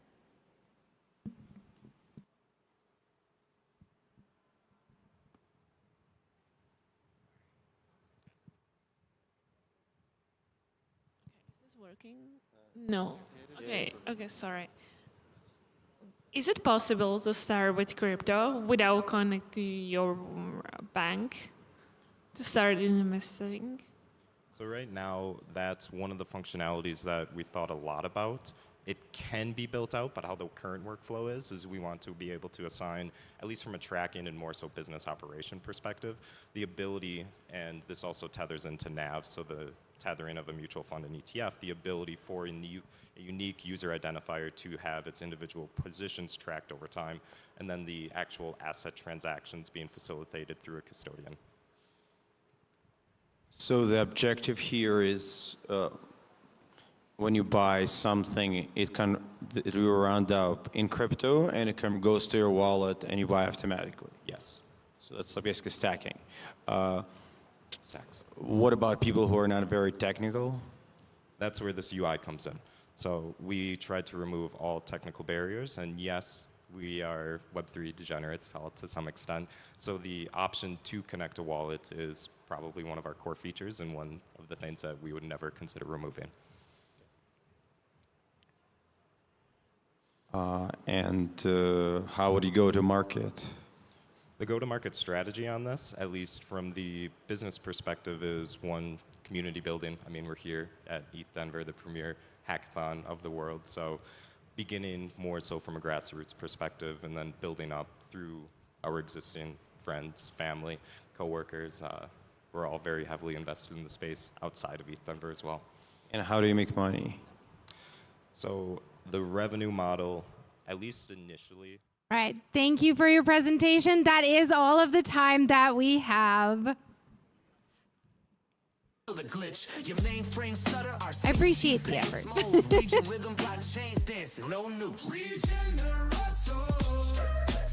I believe we have 3 more projects heading up.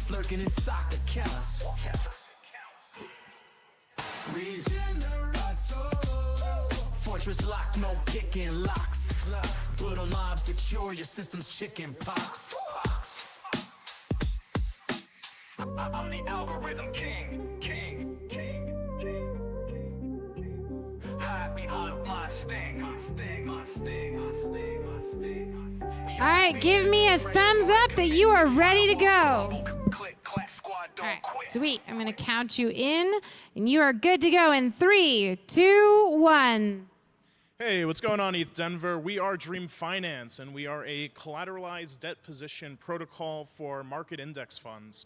So in the history of DeFi, CDPs were primarily a concept around stablecoins. So when MakerDAO came out with the idea, they had stabilization mechanisms to tie the price of the asset to the US dollar. Now, a little later down the road, we had a protocol called Reflexer, which is also really awesome, and they have a floating value stablecoin.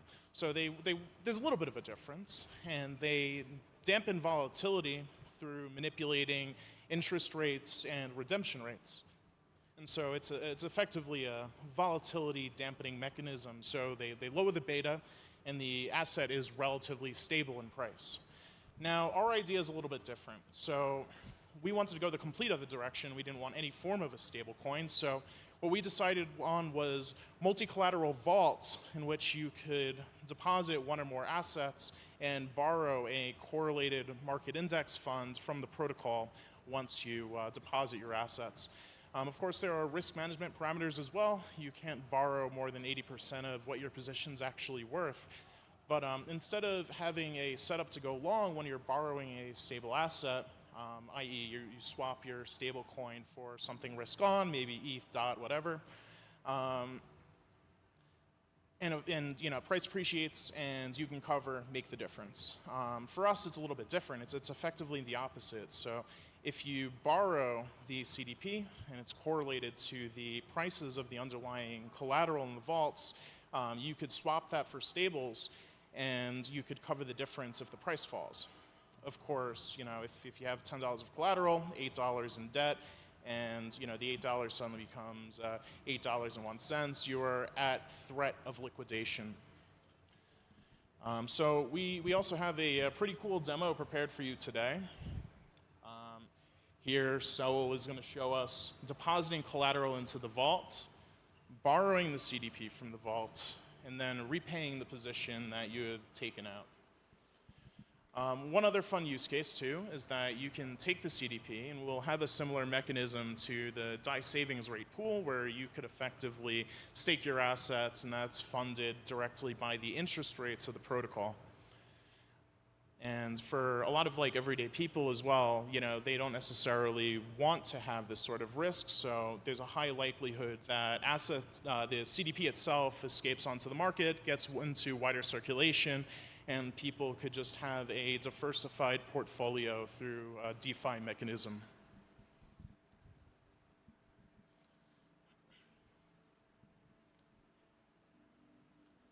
Do we go through the demo? so I have a question. Who is it for?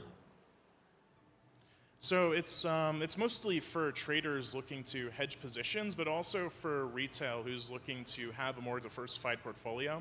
Our vaults can come in many different shapes, flavors, and forms, as the vaults creation themselves will be permissionless.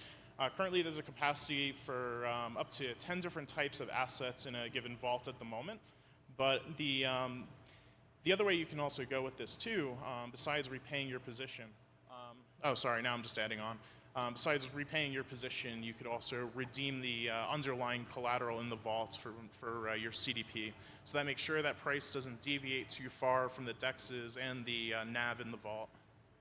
So what would you say the biggest value of somebody using it? Yeah, so if you are primarily very long on the market, you can hedge your bets effectively by taking out a debt position. And if the price falls, that will pick up in value while also protecting, basically giving yourself a little armor for the fall to hedge your bets against longs. Anybody else? How would you monetize it? So the protocol, of course, has fees. So stability fees for hopping in and out of positions, variable interest rates based off of the Aave interest rate model will also help fuel the DAI savings rate pool. But of course, this directly fuels the revenue of our protocol. What integrations did you guys use? Oh, one more time? Can you guys tell us what integrations did you guys use from like sponsors and bounties? Yeah, so we're really just we're a deployment on virtually every EVM chain. So we plug in directly to Hedera, Polkadot. We also have a deployment on base Sepolia as well. Pretty much anywhere there's an EVM, we could be very effectively. So for now, is this app on testnet available only? Yeah, so currently we're on testnet on both Hedera and base Sepolia.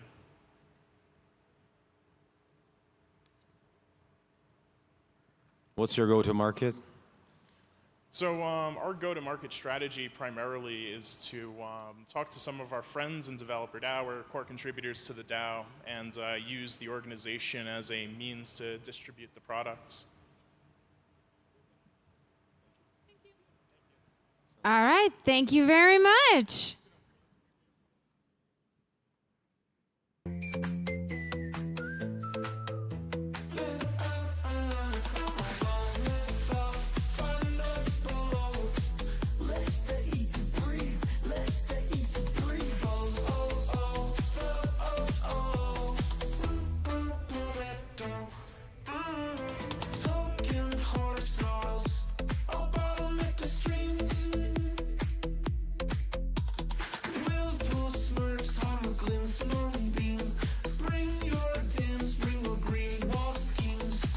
All right, give me a thumbs up that you are ready to go. Your mic should be on.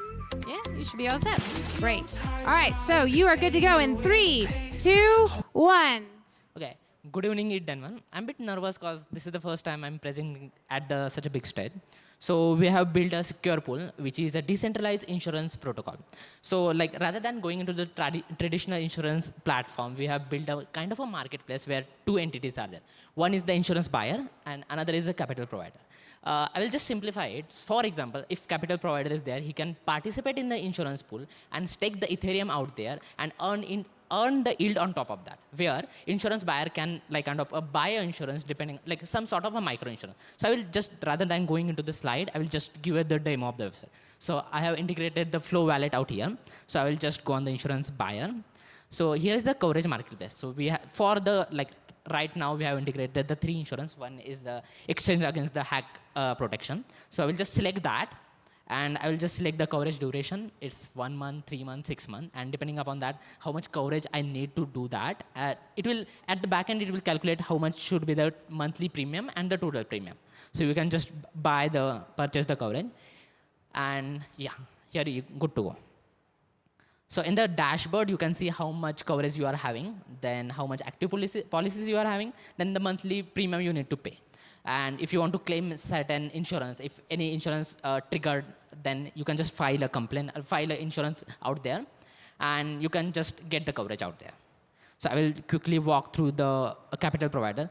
Let's suppose you have to like kind of earn an additional yield on top of that. So you can just take the, like let's suppose you can select the insurance pool out there. You can stake the, let's suppose I want to stake 10 Ethereum out there, and it will just calculate the how much expected yield you will be getting out of that, and you can stake now. So I'm just doing the transaction out here.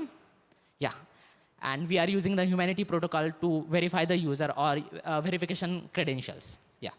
So on the dashboard, you can see how much amount is staked, then the total earning the person is getting through that, and how many active stakes that having, and the average API. So how we are calculating for a like in capital provider, we are doing like an easier thing for them. One is that we are like kind of forming a pair, the risk analysis and the API they will be getting. So at the backend, we are training the model through the certain data that will calculate the what risk it is having and how much reward he is getting. So this is the whole idea we are building. We are kind of building a community where a capital provider can also take a part in it, and insurance buyer can also take part in it. So like just to give a background why I choose this idea, like kind of coming from India, there is a lot of gig worker and small contract-based worker out there. So like when I was going through some of the data, I found out that recently Indian government has allotted 32,646 CR insurance allocation. That is approximately $4 billion. So government wants to insure this gig workers and like kind of a small contract basis worker, but they don't have, like company don't provide insurance to a gig worker or small like contract based worker. They usually provide to full-time employee. So what we can do, government can also take part in it. They can stake the like kind of amount here, the stable coin or Ethereum, and they can earn a yield on top of that, and also ensure that the gig worker or the small worker also get insured. So this is the thing we are trying to build.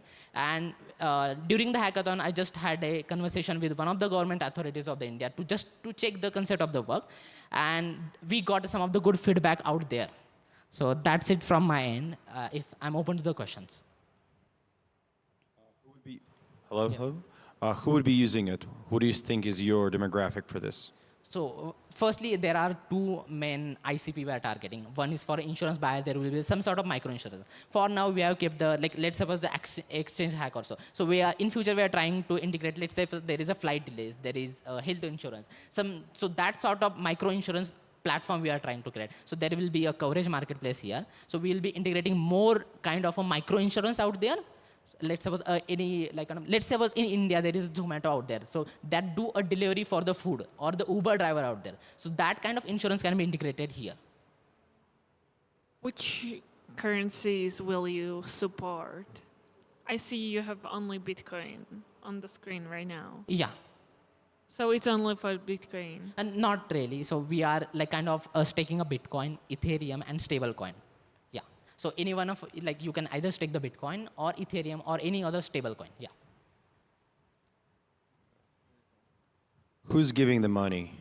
So there are two aspects here. One is the capital provider, and another is the insurance buyer. So people who are buying the insurance will be created a premium insurance pool, and another is for that insurance pool, capital provider or the people who want to participate in the insurance pool.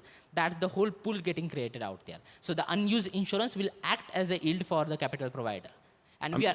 Yeah. Who's providing the capital? Is there a company? Is it who are we So talking it depends. If any individual can participate in that insurance pool to get some sort of yield. So let's suppose in stock market of India or any other, we usually get 8 to 10% of the API on the kind of good market. But here you can earn more than that, or even on the similar note of yield. So any individual can take part in it, government can take part in it, and even companies that want to insure a gig worker also, they can take part in it.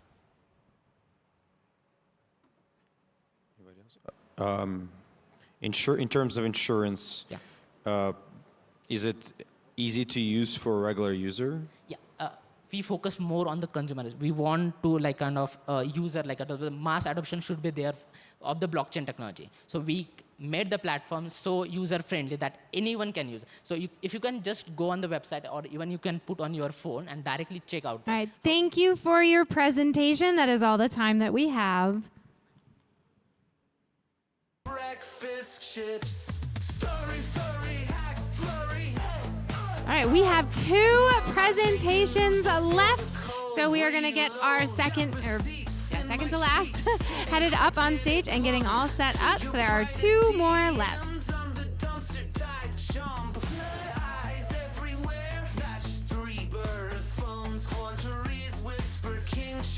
Blockchain bones. Make it down to my voted fuck. Stealth crawl through. All right, give me a thumbs up that you are ready to go. Great. All right, we are going to get you started in 3, 2, 1. Well, hey everyone. We're Dasha and Fahim, and this is our project, Bot or Not. We're financially incentivized in the battle between spotting AI agents and building human-like AI agents. Let's go to the next slide. So, problem 1 that we're solving. Who here uses social media? Raise of hands. I'm pretty sure everyone here uses it. It's really hard to figure out if the content you're seeing is AI generated or not.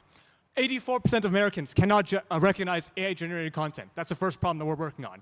Second problem, next slide. This is on the other side of the coin. GPT-4 only passes the Turing test 54% of the times. In other words, it can only be identified as a bot 54% of the times. No, it can be identified as a human 54% of the times. But we want to increase this. Next slide. Another thing we want to get into is that prompt engineering is a gigantic market, and there is not an easy way for people to get into it right away. So this is the second problem that our product is targeting. And with that, here's our solution. Bot or Not is a group chat game where people join the chat, and one of them is an AI agent. And the humans need to converse and identify the AI to win the prize pool. And with that, we go into our demo. Think of Among Us as an analogy for the game. So here we go. Let me go full screen for a moment. So welcome to Bot or Not. The first step is we need to connect our wallet. So I'm going to go ahead and do that right here. I use MetaMask. I'm connecting. Awesome. And then let me show you what Fahim's doing, because we have a 2-laptop setup. Multiplayer game. So I'm going to go ahead and create the game. Going to confirm it with my wallet. Note that if you don't have funds, you can actually fund it with the Coinbase on-ramp feature.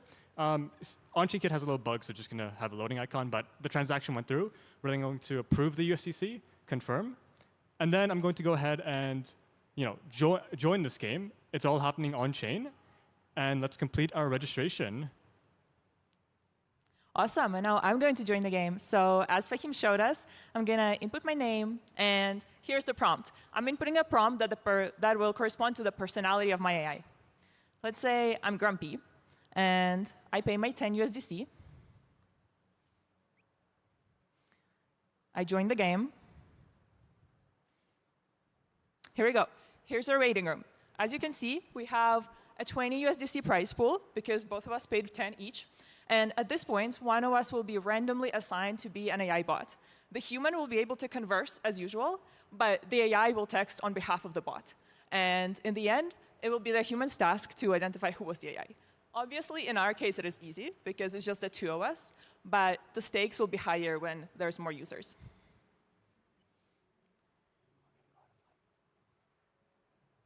So here's our chat. So it looks like I'm the human. I'm going to say hi. And as you can see, Fahim is the intern, and his AI is texting on his behalf. On my end, I can't actually type any messages because I'm the AI agent.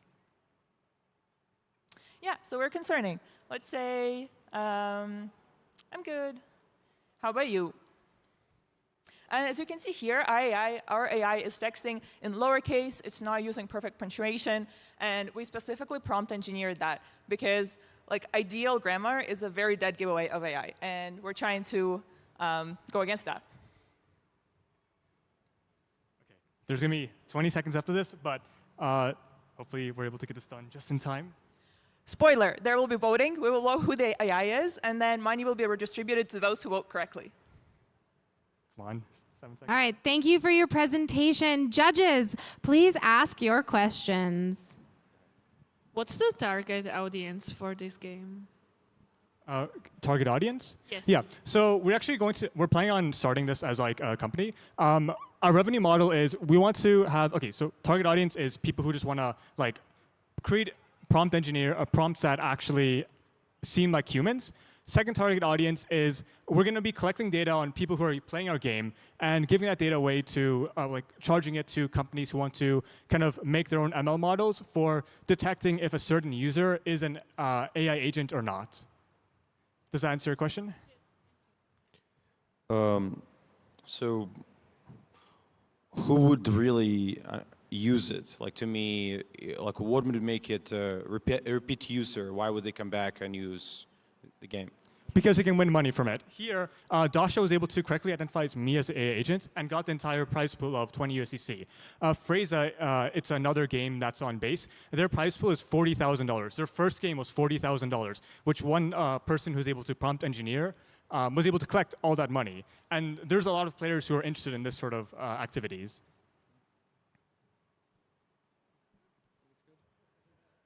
Yeah. What makes it sticky, I guess? First of all, the money. You can come back and win more. Second of all, it's the fact that you don't know if you're going to be the human identifying the AI or if you're going to be prompt engineering an AI to win you money. So that keeps you on your toes, and doing both jobs makes it interesting. Any additional questions?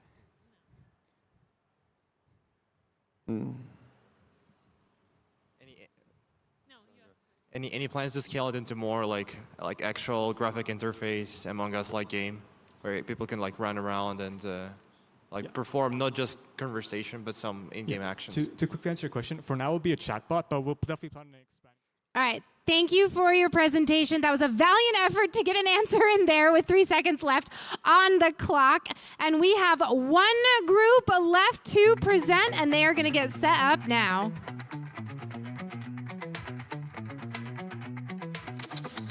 Sap of a sword with a tombstone and blade.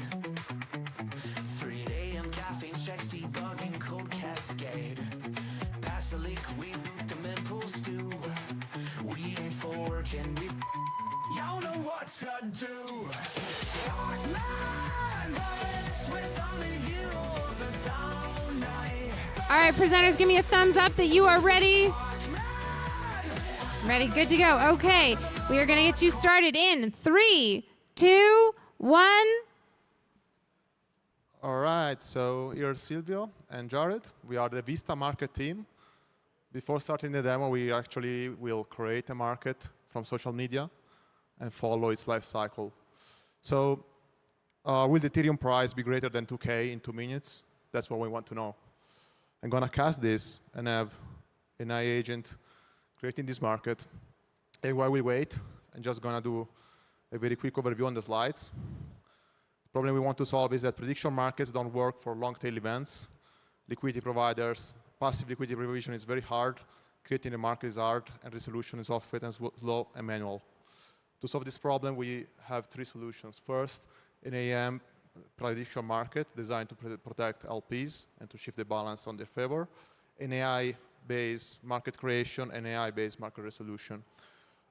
This can enable to create micro markets that can be sponsored by companies or people that seek information, or can enable predict creators market and other kind of use cases. I don't want to get into technical here, but basically we have Hook, which is a clearinghouse between all markets. So actually we have pools that are composed by yes and no markets. And we have a quoting system that makes sure that the liquidity doesn't leave and so the process is smooth. So let's now see if actually a market was created. The idea is also to have people, creating market from, okay, so I'm just gonna change browser for this. Yeah. So let's see. Yeah, it worked. Get started with 50% probability. That can change. 100 USDC collateral, yes, no value. Are we gonna try to buy 5 tokens? Okay, yeah, this is not good. Yeah, I need to connect the wallet, sorry. Yeah.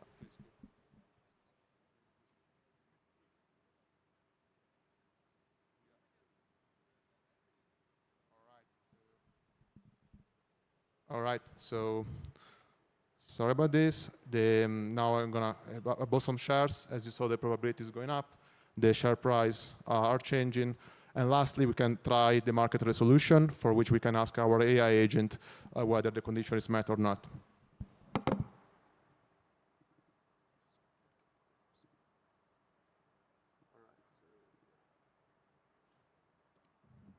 All right, so we have our Oracle agent, which is sending the resolution transaction to the contract. We should be seeing soon, yes. So I'm gonna claim the winnings.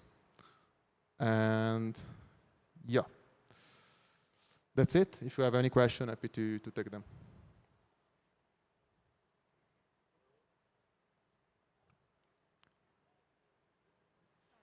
Hello. Yep. Excellent. Yeah. Can anyone? So can anyone create markets? What is? Yeah, anyone can create the markets. There is some collateral to be posted.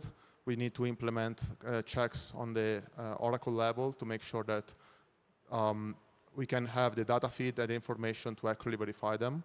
So that would be a limit. But actually, we could even like go with markets among people. So betting among like your friends, among like some personal achievement, or like a competition would be also enabled. Yeah. Okay, and in terms of liquidity, how do you provide liquidity? Yeah, the creators provide the initial liquidity. For how we engineer the model, as the market goes to expiry, the liquidity is being streamed out. So actually, as you proceed to the more dangerous, yeah. How do you get more users or original users or scale it? Yeah, so my first idea is to try to propose this also a B2B service. So Polymarket to get a mechanism for fake news detection, which work better than community nodes. We are seeing examples in food turkey right now, so B2B prediction markets are actually, I think, a thing. And then, yeah, honestly, I would do like start from social media, from a niche in crypto and forecaster and so on. Yeah. And what do you need to do to create an account? Do you need a MetaMask connection, or do you, what? Yeah. Yeah. So far, yes, we build this in very like we build this as fast as we could, but I guess we could go with some more user-friendly experience. Yeah. Like. Yeah. The cool thing about Forecaster is that we could get the social network inside the market. So you can instantly see what their bets, your friends are betting, which adds tons of gamification on top. Yeah, I would suggest make it even simpler. So when we were at Polymarket, yeah, we used Magic Link. So something like that would be better. With a frame as well. We tried with a frame, so you would have a frame where you can directly bet from the social app. That's the end goal. Excellent. Good.